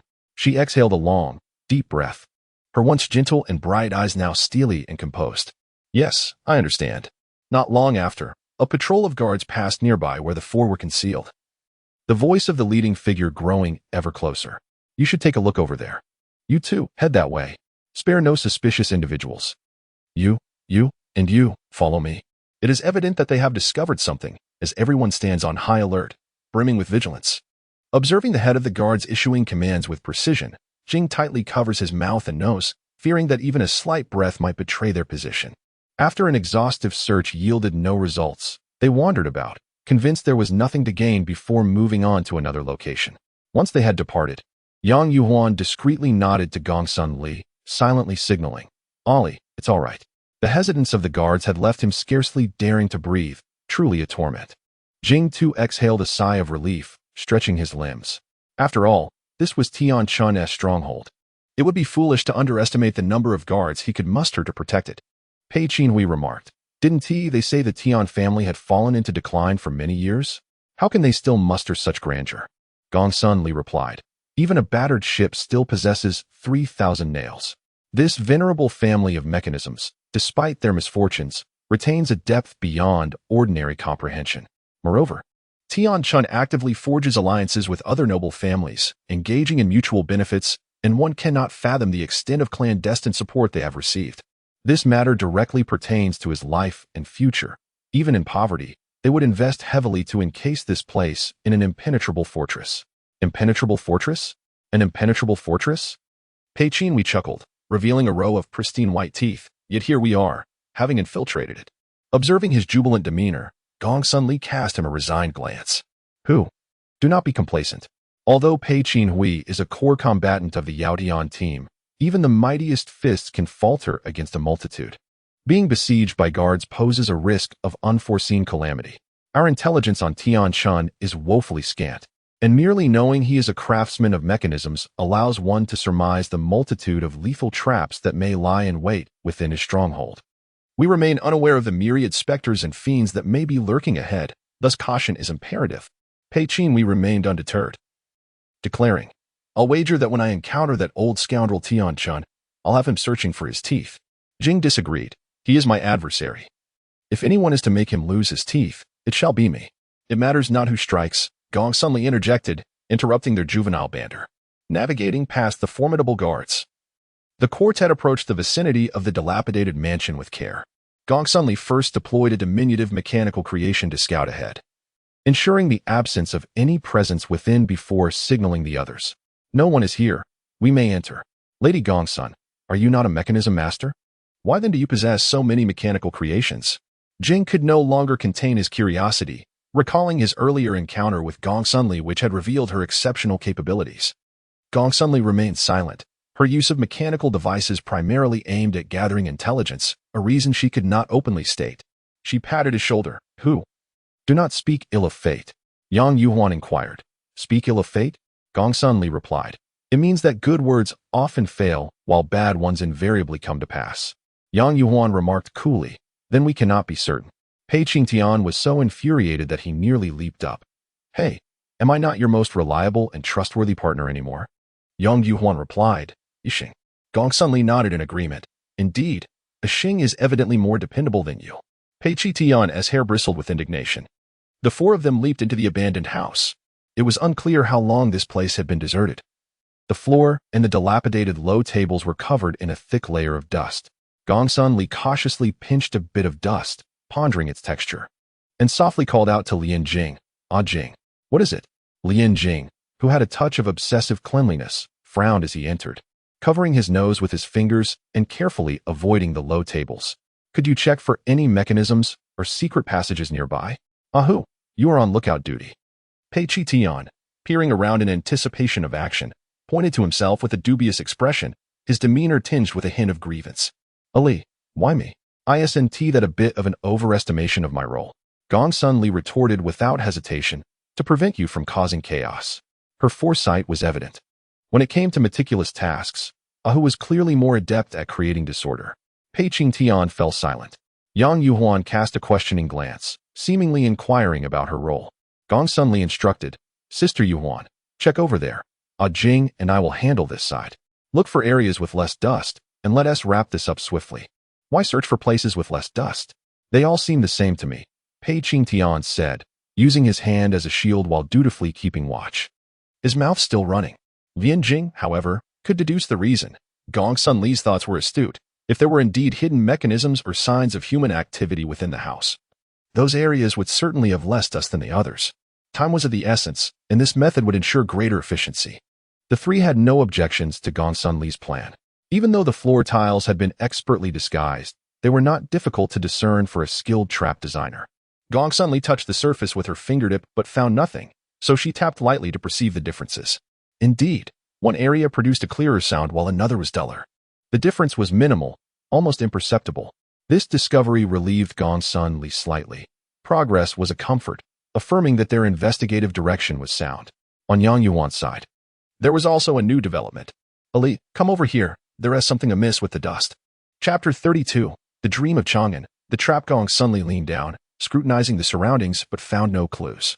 She had no choice but to extract a mechanism illumination pearl, approximately the size of half a longan, from the handle of her umbrella.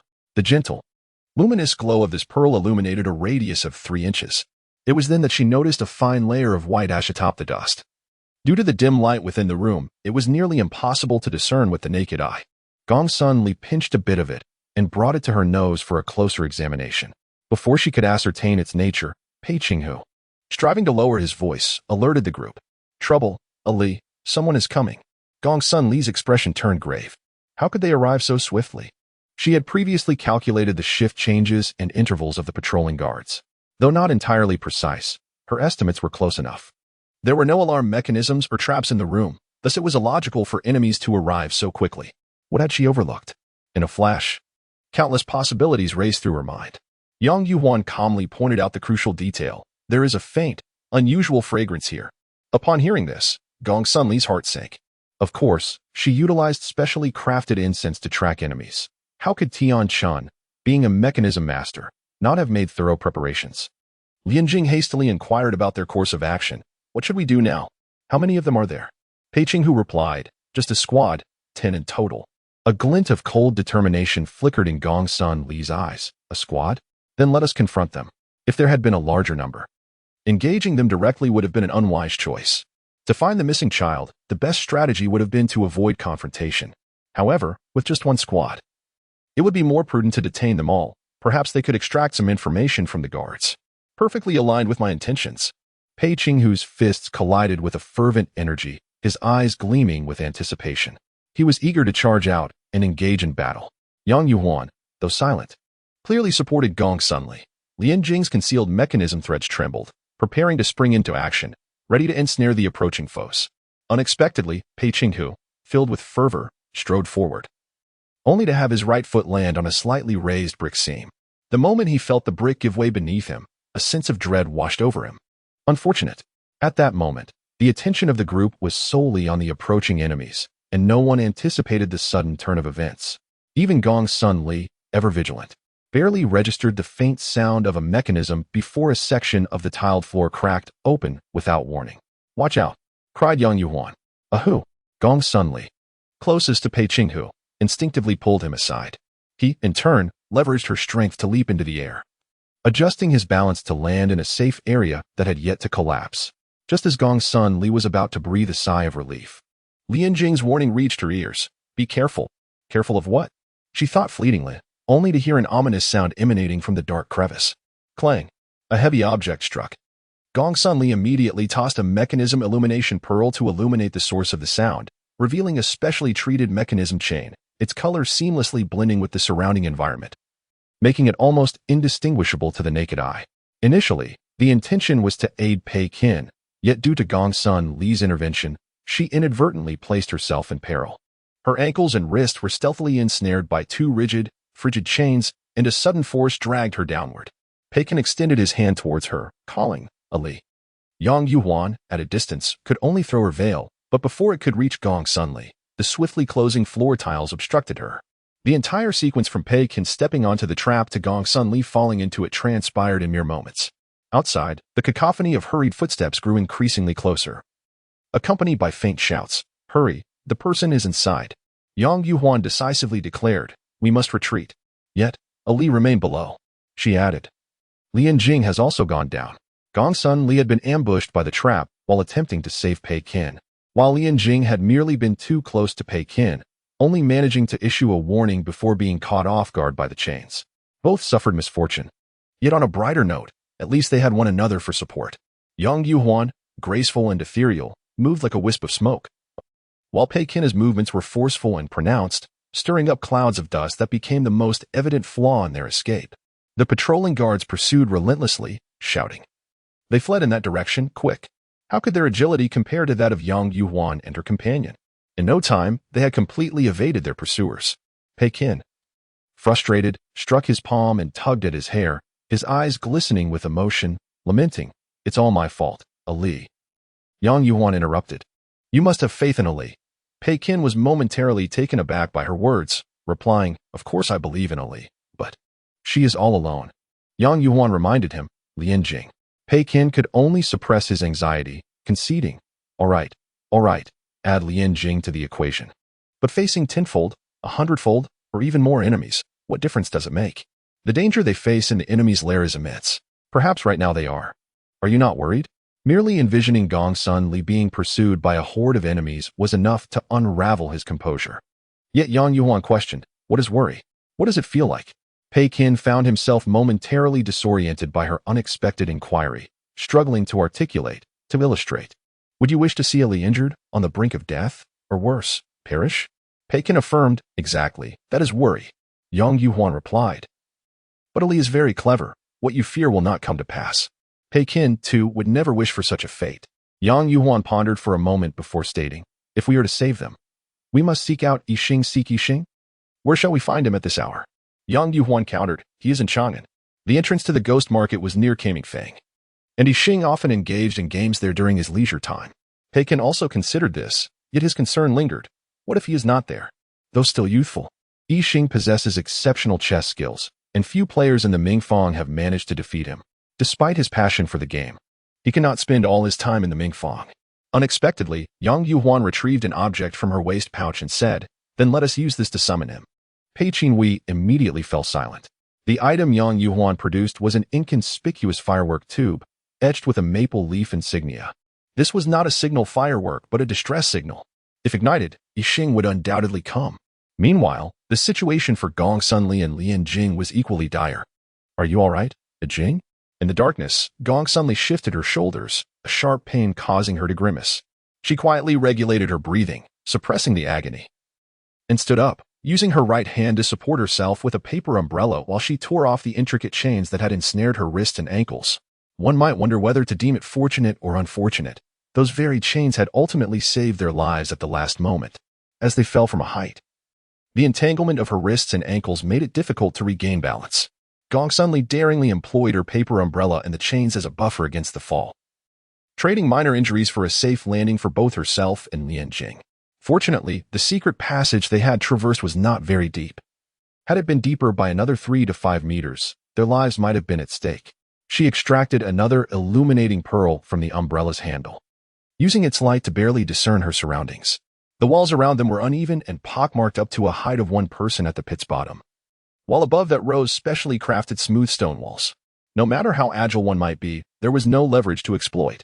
Unable to escape upwards, they had no choice but to seek another path. Lian Jing grimaced in pain as he crawled to his feet. Using his less injured hand to cover the source of his discomfort, he unexpectedly felt a warm, sticky liquid in his palm. The dull ache from his wound prompted a wry smile. At least I'm still alive, though the fall hurts. Ouch! You should apply some medicine first. In the darkness, Lian Jing fished out 2 bottles of medicinal salve from the mechanism box on his back and tossed them to Gong Sunli. Lady Gong Sun, you should use some too. We don't know how many more challenges await us. One bottle was for internal use, and the other for external application. The salve provided by Lian Jing proved effective, and soon the pain subsided significantly, allowing for easier movement. I feel better now, Lian Jing said, tending to his own injuries before shouldering the mechanism box again. He then produced a small mechanical device from within. Lady Gong Sun, let us follow this. There should be no danger ahead if we proceed in this direction. With the mechanical device leading the way, Lian Jing guided Gong Sunli past several inconspicuous traps. Eventually, Lian Jing felt the stone wall blocking their path and gritted his teeth. It's a dead end. Gong Sunli closed her eyes to attune her senses, then opened them again. No, it's not a dead end. There's a breeze behind the wall, indicating a way forward. Lian Jing, skeptical, asked, Really? After feeling around the stone wall for a while, he finally found a concealed mechanism. The wall opened, light pouring in. Lian Jing murmured, Incredible, there truly is. But, is this even a path? A narrow passageway of unknown destination stretched out beneath their feet. Observing the situation, it appears we have rejoiced too soon. Gong Sunli remarked as she lowered her hand that obstructed her view, removed her hood, and grasped her paper umbrella tightly, assuming a vigilant stance. To my knowledge, many mechanists favor establishing intricate labyrinthine traps at their lairs to deter intruders. Lian Jing's lips twitched slightly as he muttered, Surely. This group of mechanists does not include my teacher and me. Constructing a labyrinth at one's doorstep, are they not afraid of one day ensnaring themselves? Gong Sunli sought Lian Jing's counsel. Shall we venture down this path? Lian Jing, retrieving several items from the mechanism box, crouched down to tinker with them for a moment, then replied without looking up, Since we've come this far, how can we not pay a visit to Tianchan? Moreover, retreat is not an option. We must press onward. Let us proceed. Regardless of the complexity of the labyrinth, it is fundamentally based on the principles of mechanistic creation, and there is no reason it should confound us. Especially with the clever, perceptive, and meticulous Gong Sun at my side. Lian Jing remained utterly unperturbed, swiftly preparing for the task at hand. Does Gong Sunli possess extensive knowledge of labyrinths? It is still Lian Jing who leads the way with his mechanistic creations, probing for terrain and traps. Undoubtedly, he was well practiced in this endeavor. Gong Sunli, with humility, acknowledged, I have some understanding, but not much. As an intelligence operative, it is customary to traverse various bizarre locales and interact with a diverse array of individuals. She had executed numerous missions to intercept and acquire vital information, which is often concealed in secure locations. A labyrinth is merely one of many forms of traps, and she routinely undertakes preliminary research to familiarize herself with such constructs. Over time, she had developed her own set of coping strategies. In less than a quarter of an hour, both Lian Jing and Gong Sunli came to a simultaneous halt. Gong Sunli's keen eyes spotted a maple leaf mark she had drawn not long ago in the corner of the wall, handing over the wooden board in her possession. Gong Sunli leaned in closer, only to discover that the board was covered in a dense network of black lines, revealing nothing at first glance. The board was connected to the probing mechanistic device by a slender thread of transparent mechanism wire, easily overlooked without careful inspection. What is this? Lian Jing explained. It is a drawing mechanism inspired by my master's observations from the card he uses. He often ventures into remote, harsh terrains where the topography is unfamiliar and detailed maps are scarce, making it easy to get lost. Pointing to the probing device, he continued. The route it traverses will be meticulously charted on this board. This is the crux of the matter. We have been circling in this very spot. Gongsun Li, reminded by his words, grew solemn. There is another issue, she stated seriously. Lian Jing inquired, what issue? The reason they had encountered the mark only once while meandering in place was due to the fact that each wall was continually shifting. They had encountered misfortune. A labyrinth that is in constant flux? This poses a significant predicament. It implies that no discernible pattern exists. The likelihood of extricating themselves using conventional methods, without halting the labyrinth's central control, is nearly non-existent. Observing Lian Jing's furrowed brow, Gongsun Li reassured him, what is there to fret about? With sheer force, we can break through myriad obstacles. If we find ourselves ensnared and truly unable to escape, we shall dismantle this labyrinth. You are a master of mechanisms. Can the disassembly of complex contraptions truly pose a challenge to you? If disassembly proves impossible, she still possesses a few emergency explosive devices. Lian Jing's concerns were effortlessly assuaged by her few words, prompting a bemused chuckle and an agreement with her suggestion. Indeed, if all else fails, disassembly remains an option. However, such an endeavor would generate considerable noise, likely attracting the attention of adversaries, and would starkly contrast with the meticulous and refined combat style that a master of mechanisms excels in. Unless absolutely necessary, this tactic should be avoided. After taking another circuitous path, Lian Jing pondered aloud. Strangely, one would expect a maze of mechanisms to be fraught with traps. Why have we encountered no danger thus far?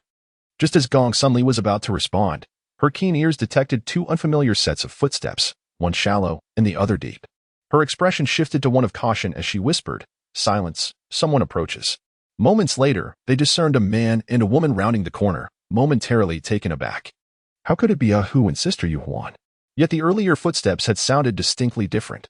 Indeed, the newcomers were none other than young Yuhuan and Pei Qinhu, familiar figures to Gongsun Li. As she spotted Pei Qinhu, the latter too also recognized them. Pei Qinhu waved cheerfully as he trotted over, grinning, "Ali, we finally found you." Young Yuhuan stood beside him, her demeanor softening with a gentle smile. Gongsun Li furrowed her brow in contemplation. Lian Jing relaxed slightly. Pei Langjun, what brings you down here? Pei Qinhu replied, naturally, we came to rescue you. Lian Jing thought to himself, somewhat impolitely, that it seemed Pei Qinhu might have inadvertently entangled himself in trouble instead.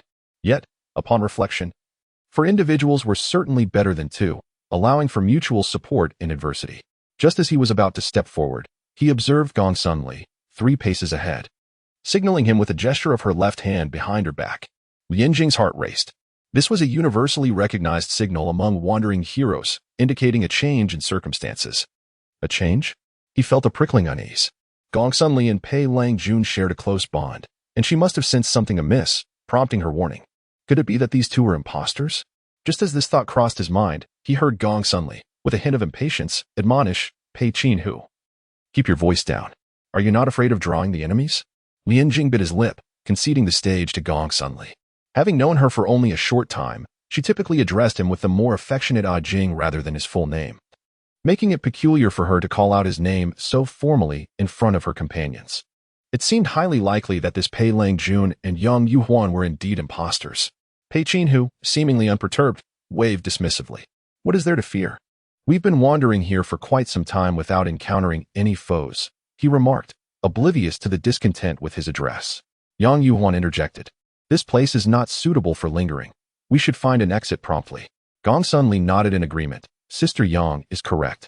Meanwhile, Lian Jing's lips twitched. Despite the gravity of the situation, he found it difficult to suppress a smile. Chapter 33. Leaving the dream for Chang'an. A bitter struggle. These two impostors appeared rather dim-witted. Their disguise as Pei Qitian and his companion was merely a ploy to seize the opportunity when the duo let their guard down. However, how could Gongsun Li afford them such an opening? Naturally, she chose to strike first. She exchanged glances with Lian Jing, and they launched their attack simultaneously against the two impostors. Lian Jing was tasked with entangling Pei Qitian, while Gongsun Li aimed a lethal blow at Yang Yuhuan. Ali, what are you doing? Yang Yuhuan, unexpectedly ambushed, exhibited no hint of panic. Instead, she seemed entirely composed. clearly prepared for this moment. Gong Sun Li replied coolly, "To kill you." Several concealed maple leaf projectiles shot from her fingertips towards Yang Yuhuan's vital points, only to be met with a series of metallic sounds as Yang Yuhuan, with deft fingers, deflected the projectiles barehanded. Gong Sun Li's expression shifted slightly, as memories of the sensation she felt when the paper umbrella struck Yang Yuhuan resurfaced. In a flash of insight, she deduced the true identities of the two imposters. Jing, be careful. They are automatons. At this moment, Lian Jing found himself cornered by Pei Qitian. He dodged a powerful punch and used the momentum to leap onto the wall, then employed the mechanisms to propel himself in the opposite direction. Before he could regain his balance, he caught a glimpse of a faint clicking sound emanating from the wall behind Gong Sun Li. "Behind you." While grappling with Pei Qitian, Lian Jing raised his left hand, activating concealed mechanisms that ensnared the arm of the automaton attempting to ambush Gong Sun Li. In perfect synchrony, Gong Sun Li executed a backward leap, using the tension of the mechanism to propel herself next to Lian Jing, simultaneously brandishing her umbrella to unleash a wave of crimson energy that repelled Pei Qitian. The two stood back to back, their expressions grave. The chilling sound of clicking echoed ominously from the labyrinthine walls surrounding them. As the source became clear, Gong Sun Li could not help but draw in a sharp breath. The walls concealed a multitude of intricate mechanical contraptions. Lian Jing's eyelids twitched violently, muttering in a daze. There are far too many. Even if they were to bring 2 more allies, it would still be futile against such overwhelming odds. It feels like we've stirred a hornet's nest, Gong Sun Li quipped lightly, momentarily diffusing the tense atmosphere. Lian Jing responded with a wry smile, "Lady Gong Sun, disturbing a hornet's nest may not cost us our lives, but provoking them certainly will. Then we shall fight our way out." With a sudden shift, Gong Sun Li vanished, leaving only a spinning maple leaf umbrella in her wake. Yet, in the next instant, Pei Qingtian's fist was upon her.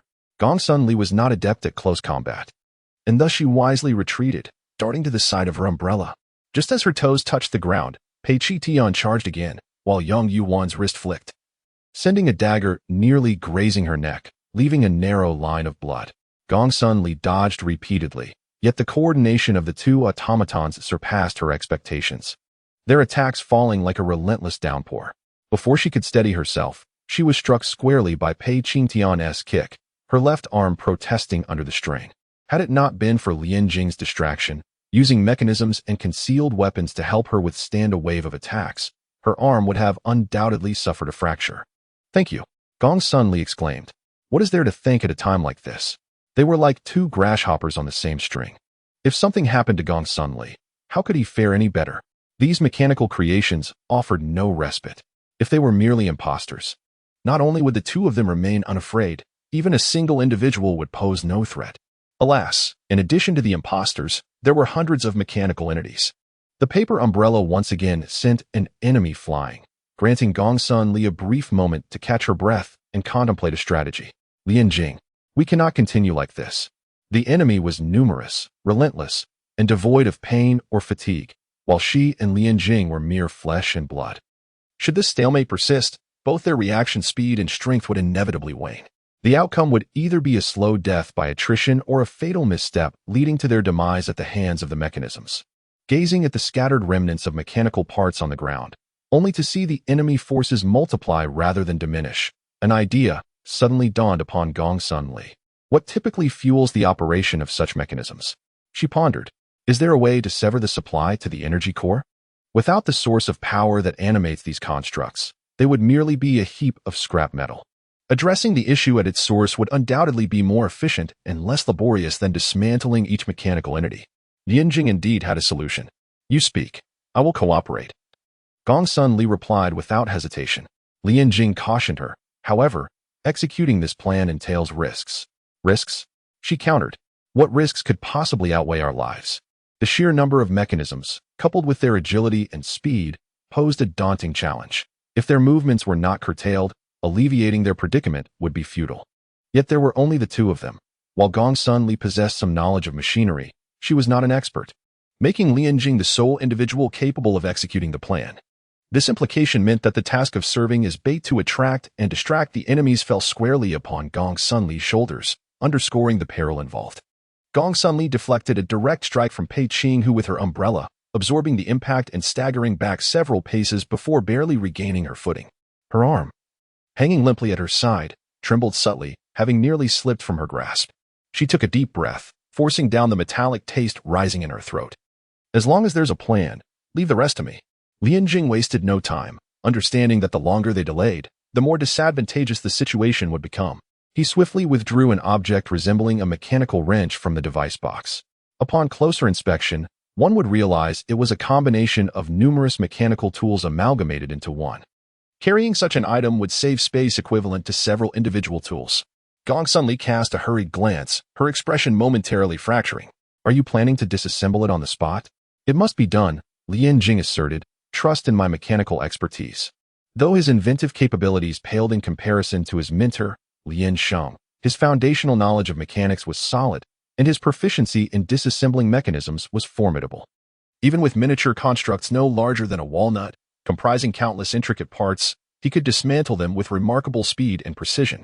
Before her stood massive mechanical constructs, characterized by their simplicity in parts and lack of intricate craftsmanship. The only challenging aspect lay in their sheer numbers. The strategy of achieving maximum effect with minimal effort rendered these mechanical entities incapable of severing the threads for self-rescue. Gong Sun found herself in a predicament, akin to riding a tiger. She had nearly perfected her agility, deftly evading the onslaught of the mechanical constructs while skillfully maneuvering through their ranks. With each movement, she sought to entangle every construct with her threads, ultimately drawing them tight. Meanwhile, she had to divert her attention to restrain Pei Qinhui, who appeared to be a mere imposter. As Gong Sun executed her plan, the once nimble mechanical constructs seemed to sink into a quagmire, their movements growing sluggish. Jiang. Now is the moment. Jiang had awaited this opportunity for quite some time. Without needing a reminder, he acted decisively. Few could fathom the structure of mechanical constructs better than a skilled mechanist. Many of the constructs were repetitive in design. The secret lay in speed, precision, and decisiveness. Gong Sun's task was no easy feat. She had to both restrain the mechanical constructs with her agility and protect Jiang, who was focused on disassembling the mechanisms, from distractions. It required considerable effort and mental fortitude. As the last mechanical construct fell, she disregarded her dignity and collapsed amidst the heap of constructs. Jiang knelt on the ground, his tools slipping from his grasp. Having narrowly escaped disaster, he lay sprawled upon the remains of the constructs, weakly gesturing, the number of mechanisms I just dismantled. It could equate to a month's worth of practice. In the near future, he had no desire to disassemble anything again. Engaging in the meticulous work of disassembly, he felt the pressure of calculation squeezing his mind, while his taut nerves began to unravel. A dull ache, increasing with each passing moment, felt as if someone wielded a small hammer against his temples, or as if a horn was being blown within his skull. A month as practice? Gong Sun surveyed the chaos around her, astonished. She knew many mechanists, and compared to dismantling mechanisms, they were far more passionate about creating new ones. Yet Jiang could maintain his composure through the tedious practice. With a tinge of frustration, Jiang lamented, what kind of rogue method could anyone conceive? His mentor had once smiled and remarked, the great tree of support grows from the tiniest sprout, the lofty platform rises from the accumulated earth. Only by solidifying the foundation and accumulating step by step can one hope to achieve greatness in the realm of mechanisms. How can you expect to run if you haven't even taken a steady step? Gong Sun, upon hearing this, nearly laughed, but was unable to suppress the itch in her throat any longer. After a moment of restraint, she bent down and coughed up a pool of blood. Calmly, she wiped the blood from the corner of her mouth. Jiang, leaning against a mechanical box, barely managed to stand and tossed her 2 vials of medicine for treating internal and external injuries. Lady Gong Sun, you should apply some as well. You bore the brunt of the attacks in that last battle. Seeing her bloodied and mangled hands, he realized how apt his mentor's assessment was of her. Though she appeared delicate, she possessed an inner strength, unyielding and resolute. In her effort to restrain the mechanisms, she had even used her threads barehanded, resulting in deep gashes that had turned dark and congealed with blood, yet she did not flinch. Merely administering medicine to suppress internal injuries is truly a source of shame and embarrassment. Lian Jing, who prides himself on his endurance, cannot help but question himself. Were these injuries inflicted upon him, he would surely wail in agony. With gratitude, he accepted the medicine, applying a small amount to his palms, much like a hand cream, before diligently wrapping his hands in bandages. After this rudimentary treatment, he rose, retrieving the paper umbrella to rest upon his back, taking a deep breath as lingering here was unwise.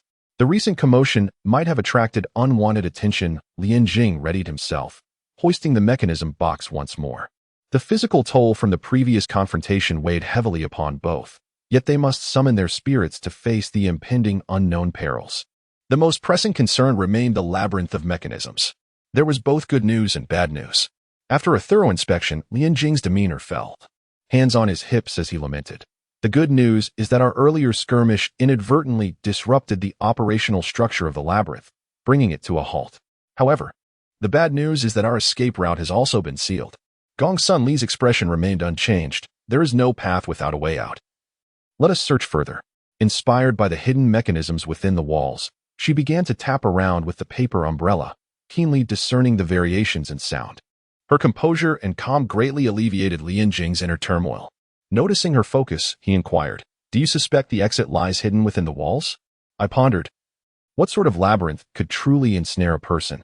The answer lies in a maze devoid of both entry and exit, trapping individuals from above.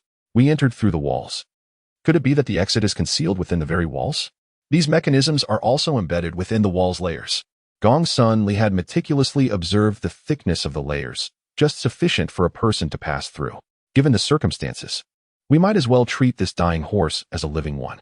As she spoke, her umbrella struck a wall that produced a sound entirely distinct from the others. Judging by the noise, the wall should be hollow, yet it bore subtle differences from the other walls that concealed mechanisms. Could it be that the answer lies here? Gong Sun Li and Lian Jing exchanged glances, seeking consensus. Shall we give it a try? Lian Jing replied, "Indeed, Lady Gong Sun, please step back a little." He retrieved a square, flat mechanism from the box and pressed a hidden latch, causing the device to adhere firmly to the wall, maneuvering with the grace of a spider. A series of sharp cutting sounds erupted as it successfully carved out an opening nearly the height of a person, revealing darkness within. Your mechanism box truly contains a myriad of wonders. Gong Sun Li gazed at Lian Jing's contraption with mild astonishment, though the box was not particularly small. Considering the items Lian Jing had produced, it was indeed quite capacious. Mentioning the paper umbrella, her expression softened considerably. Yes, it was a gift from someone of great importance. As they conversed, they bent forward one after the other to enter the opening.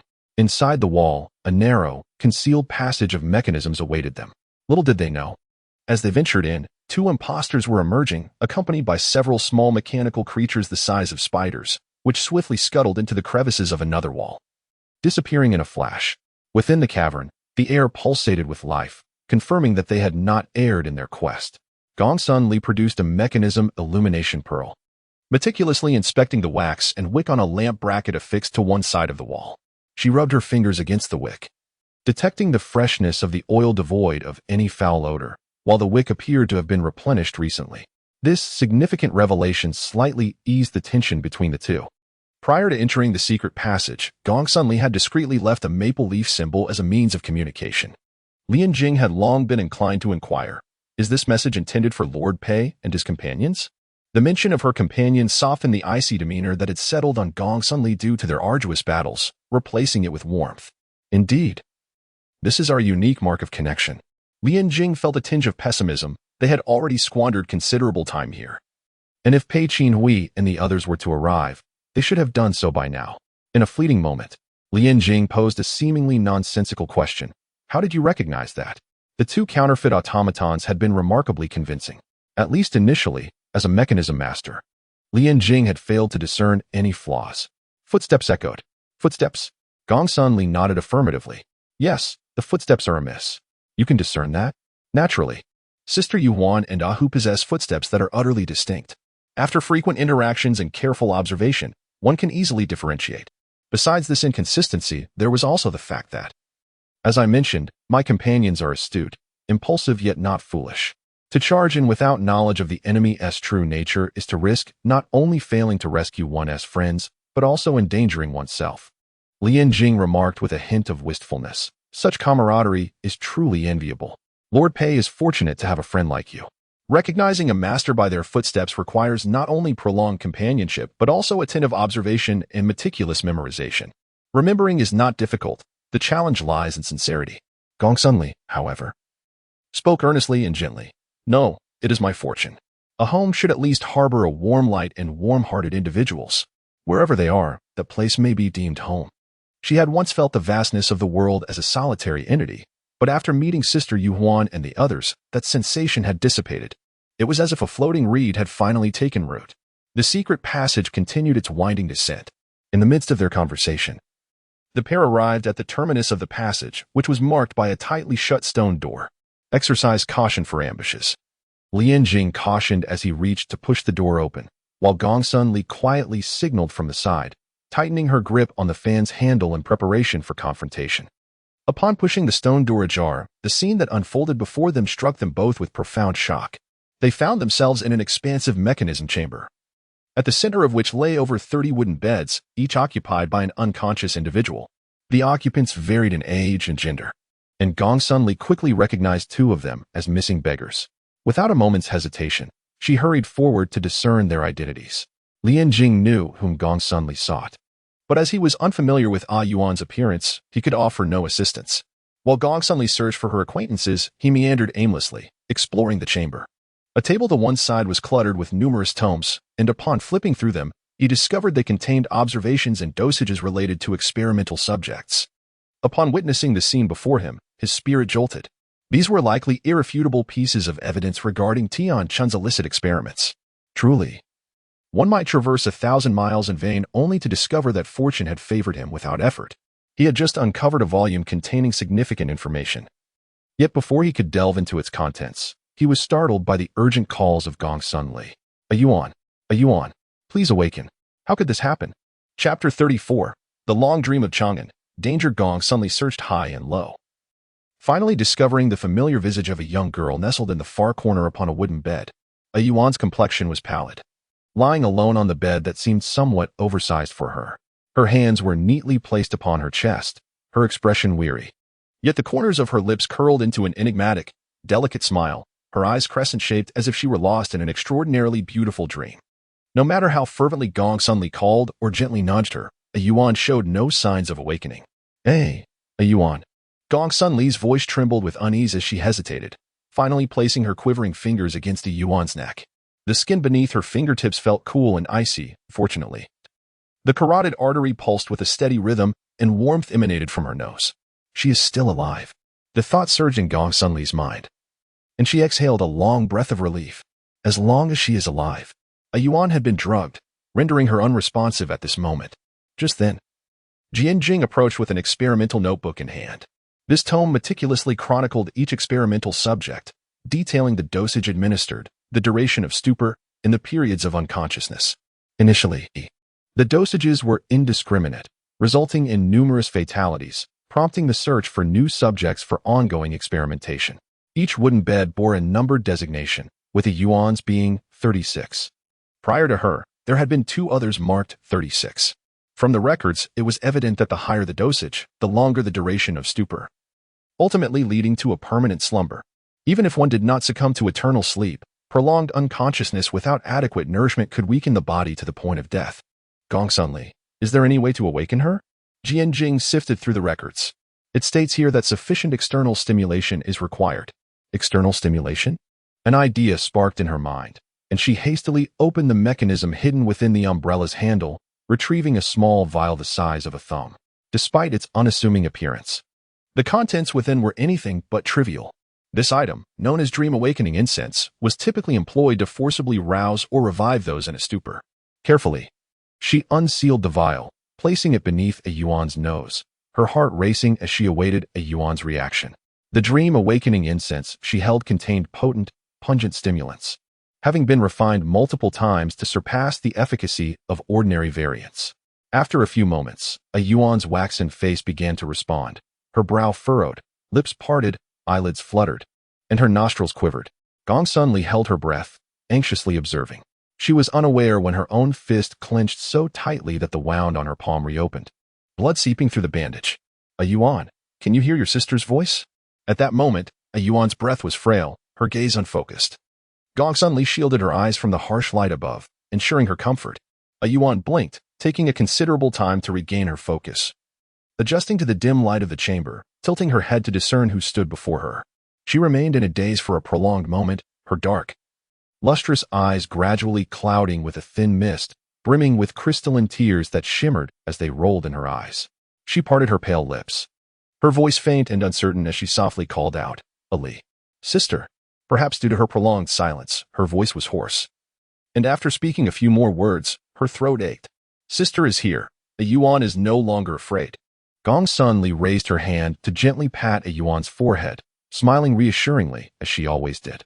It was only then that a Yuan noticed the blood-stained bandages wrapped around Gong Sun Li's hand, the traces of blood on her cheek, and the bruises on her forehead, presenting a disheveled appearance unlike her usual pristine self. Astute as a Yuan was, she quickly deduced that Gong Sun Li had been injured for her sake. Her lips moved, yet no words emerged. Her eyes widened, and crystalline tears silently rolled down her cheeks. Gong Sun Li lifted her into her arms, tenderly wiping away the tears. A Yuan nodded, burying herself in Gong Sun Li's embrace, softly sobbing. "The light," she mumbled incoherently, and Gong Sun Li momentarily struggled to discern her words. "What?" A Yuan sniffled, her lips pouting in grievance as she repeated, "The light. The light I gave to Sister Ali was broken by the bad people." Gong Sun Li's expression shifted, a surge of emotion akin to the sweet and sour filling of a freshly baked cherry pie coursing through her chest. "Silly a Yuan. But for Sister, your safety is of utmost importance. As long as a Yuan is here, that is enough." After the two finished their conversation, Lian Jing finally produced a small vial. "Here, take this." Inside were specially formulated pills designed to swiftly restore stamina and energy. As Gong Sun Li gently patted a Yuan's back, she accepted the vial and took out a pill for a Yuan to dissolve and swallow. "Thank you, Jing." Lian Jing chuckled and waved his hand dismissively. "Lady Gong Sun, must you thank me? It is merely my duty to act heroically and rescue those in need." Gong Sun Li smiled, her eyes narrowing playfully. "Am I being too polite? With you calling me Lady Gong Sun, how can I not?" After a moment of contemplation, Lian Jing replied somewhat awkwardly, "Then, I was presumptuous." "Ali?"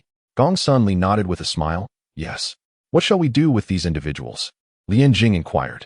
Gong Sun Li responded, "Naturally, we must take away all that we can." Lian Jing had to remind her of the harsh reality. "But there are only two of us. Our strength is limited, time is fleeting, and we are in their stronghold. It is impossible to carry away all 30 experimental subjects." Gong Sun Li hesitated for a moment but resolutely stated, "If we can save them, we shall." Lian Jing agreed. "Very well, then we shall split up." Lian Jing hurriedly gathered detailed evidence, administering stamina-restoring pills to the other experimental subjects, awakening them in the process. A Yuan wished to assist, but having been in a deep slumber for so long, her spirit remained in a heightened state of exhaustion, rendering her both physically and mentally weak. Not to mention helping, she could barely stand on her own. "No one is to make a sound. We will take you away from here." Compared to a Yuan, the other experimental subjects fared much better. Upon awakening, they did not scream or shout. "A Jing, are you ready?" "Almost done." Lian Jing stuffed a pile of evidence into a mechanism box, and Gong Sun Li had also completed her tasks. "Let's go." She and Lian Jing acted swiftly, yet the enemy was equally quick. Gong Sun Li, with her keen ears, detected the chaotic sounds of footsteps and the clinking of armor growing ever closer. Someone was approaching. Her expression darkened, radiating a lethal aura. The other test subjects, upon hearing her words, huddled together in fear, exchanging panicked glances. Lian Jing stuffed the evidence into a mechanism box and inquired, "Is it a mechanical creation?" Gong Sun Li replied, "No, they are living beings." When had a Yuan ever witnessed such a sight of Gong Sun Li? She instinctively shrank her shoulders in fear. At that moment, a gentle voice from above reached her ears, soothing and calm. "A Yuan, do not be afraid. Close your eyes and sleep for a while. And when you wake, you will be home." The ominous sound of arrows being released filled the air. Rarely did Gong Sun Li display anger, but now her face was marked by rage, her eyes glimmering with murderous intent. The sickening thuds of arrows penetrating flesh, accompanied by the splatter of blood and anguished screams, resonated disturbingly in the atmosphere thick with menace. It was no wonder Gong Sun Li was so fierce, within this secret chamber. Apart from her and Lian Jing as uninvited guests, who among the others was not an innocent victim snatched away for experimentation, the guards outside fired indiscriminately. And while the impact on her and Lian Jing remained uncertain, it was clear that none of the frail test subjects behind them would survive. The more she pondered, the angrier she became, her tone frigid as she uttered, "Fight our way out and draw them away." The test subjects were equally terrified, their faces pale or their heads cradled in screams of panic. Gong Sun Li watched this scene, her head pounding with dull pain. Even someone as composed as she was found the situation cumbersome. The perception of a hero often aligns. Gong Sun Li's fury mirrored Lian Jing's own simmering rage. He gazed towards the pursuing enemies with a coldness akin to viewing a horde of mindless corpses. "I shall lead, while you protect these individuals," he declared. His injuries were considerably lighter than Gong Sun Li's. Following their previous battle in the labyrinth, she had expended much of her energy, though a Yuan was slender and petite. Carrying her hindered Gong Sun Li's movements, and she had to remain vigilant against the enemy's hidden attacks, making it impractical for her to charge ahead. Weighing the pros and cons, it was indeed most prudent for Lian Jing to lead the way. Gong Sun Li conceded without any display of arrogance. Positioning her umbrella resolutely and affirming with a simple Lian Jing was undoubtedly an exceptional mechanist. The mechanisms in his hands were wielded with the precision of a master, deftly severing the throats of their foes amidst the chaos. Blood sprayed and cries of agony echoed continuously. The two appeared unstoppable, dispatching several enemies at a glance. Yet their disadvantage was glaringly apparent. They were merely 2 against more than 30 test subjects, all of whom had recently endured a fierce battle, bearing wounds and fatigue that had yet to be fully recovered. This momentum could not be sustained for long. They needed to eliminate this batch of enemies swiftly. However, just then, an unforeseen disaster struck. With a sickening thud, a sharp blade pierced flesh. Blood from Gong Sun Li's arm splattered onto a Yuan's cheek, causing her to tremble as the warm liquid scorched her skin. "Hey, Ali's sister." The innocent voice quivered with fear and trepidation. Unbeknownst to her, Gong Sun Li was equally astonished and perplexed as the test subject she had shielded suddenly turned against her. Had she not reacted with remarkable swiftness, almost instinctively evading the blow, that knife might have plunged into her heart. No, it was not merely one test subject that had betrayed her. Observing the dazed expression and rigid limbs of the test subject, she braced herself with her umbrella, utilizing its force to leap back and create distance. "Fear not. Do not look." Just as Gong Sun Li had finished soothing the situation, a sudden thought struck her. She raised her hand and struck a Yuan on the nape, rendering her unconscious. Lian Jing also noticed the unfolding events, and in a moment of distraction, he sustained an injury, as Gong Sun Li beheld the test subjects converging upon her. Along with the encroaching enemies, a chill coursed through her scalp. There was something amiss with these individuals. Several sharp blades descended upon her, clashing against the crimson energy she emitted. Yet how could her solitary strength withstand the multitude of foes? Almost instantly, she was forced to retreat, constantly on guard against other enemies seeking to ambush her from the sides, ensnared in a perilous encirclement. The situation had plunged into a critical state, compelling her to devise a countermeasure. Rather than accompany a Yuan and Lian Jing to their demise here, it would be wiser to sacrifice the lesser for the greater good. In a fleeting moment, Gong Sun Li made a resolute decision. She teleported to Lian Jing's side, entrusting a Yuan to him. "I will hold them off. You must escape." Lian Jing's pupils dilated, taken aback by Gong Sun Li's decree. He blurted out, "If you stay, you will die," gritting his teeth. He had no choice but to comply. "You must endure. I will bring reinforcements." Understood. Once Lian Jing had taken his leave with the others, Gong Sun Li took a deep breath, facing the oncoming enemies and test subjects.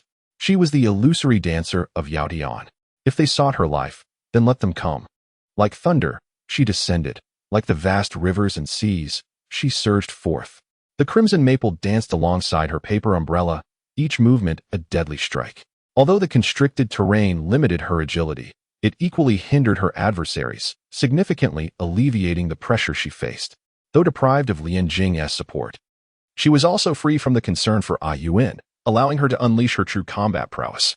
She still possessed a few emergency explosive devices. While their power was limited, they could buy her a moment or two. The clash of weapons and battle cries echoed behind her, the explosions gradually fading away as Lian Jing's heart raced like a drum, his singular focus on fleeing to find reinforcements. Thanks to Gong Sun Li's efforts in stalling the enemy, the forces pursuing Lian Jing were scant, and he soon managed to shake them off. It was uncertain how much effort the Tian family had invested in constructing this place. Lian Jing spent considerable time seeking an exit. With a thunderous explosion, the explosive device cleared a path, a faint light cascading downwards. He leaped through the opening created by the blast, landing in the familiar graveyard of the abandoned factory, where patrolling guards were drawn to the commotion. He dared not linger for a moment longer and continued his escape. Heaven help him. Where could he possibly find Pei Langjun and the others? Perhaps the heavens heard Lian Jing's silent plea, as he suddenly encountered 2 or 3 figures of varying heights approaching him, 2 of whom were strikingly familiar. Lian brother. Pei Qinhui's robust voice resonated in his ears. Lian Jing immediately halted, the tumultuous beating of his heart receding, his mind consumed by a singular thought that filled him with elation. Salvation had arrived. Navigating through unfamiliar terrain, she exerted considerable effort to temporarily elude her pursuers, sustaining additional wounds in the process. Remarkably, she survived. Gongsun Li felt a sense of gratitude for her fortuitous existence. She hoped that Jing and the others would manage to escape unharmed. Relaxing her body against the cold, unyielding stone wall, the serene space was filled only with the sound of her faint breathing. At that moment, she was concealed within a suspected abandoned recess of a tunnel. The air was clean, and the ground was dry, devoid of any damp odor. As she groped along the floor, her fingers brushed against some darkened grains and completely rusted tools, leading her to surmise that this place was once utilized for storing grains and military supplies, now inexplicably forsaken. The confined space was just large enough for her petite frame to hide. She suspected that some force had taken control of her mind. In a decisive moment, Gongsun Li rendered the young Yuan unconscious.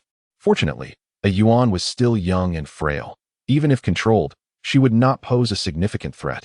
Had she been stronger or concealed a weapon, Gongsun Li feared she might have met her demise in that situation. In the enveloping darkness, she fumbled for the medicinal supplies hidden within the umbrella's handle.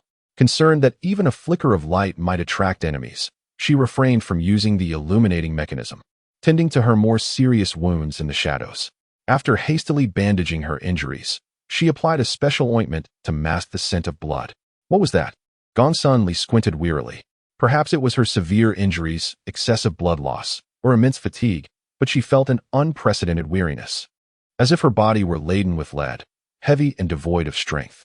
After a while, she followed the sounds lingering in her memory and discovered a small firework canister adorned with a maple leaf insignia. Shaking her foggy, fatigued mind, it took her a moment to recall its significance, a distress signal from within Yaotian. Such fireworks were not to be used lightly. Their deployment indicated a life-threatening crisis or an overwhelmingly formidable foe. Contemplating her dire predicament, Gongsun Li's weary arms stirred, and her blood-stained fingers slowly curled around the firework, as if drawing courage from its presence to confront the unknown. Currently hidden beneath the ghostly market, even if she ignited this firework, it would likely only attract her enemies. With this thought, she couldn't help but let out a bitter smile. Amidst her drowsiness, hallucinations began to take shape. She felt herself curled in the warm embrace of a woman who exuded a hint of sunshine. The woman gently caressed her hair, humming a folk tune from the borderlands, a sound that seemed to drift from afar, imbued with a familiar allure that captivated her. Ali, Ali. The call grew clearer. Yet the voice shifted from tender to frigid. Gongsun Li slowly opened her eyes, fatigued, to perceive a hazy figure before her. Recognizing it instantly, she murmured, "Sister Yu Huan." The figure brushed her forehead, inquiring, "Why do you have a fever again? Wasn't it just subsiding yesterday? Did you forget to take your medicine?" Gongsun Li suddenly recalled that it was Ahu who volunteered to brew the medicine, only to nearly set her kitchen ablaze.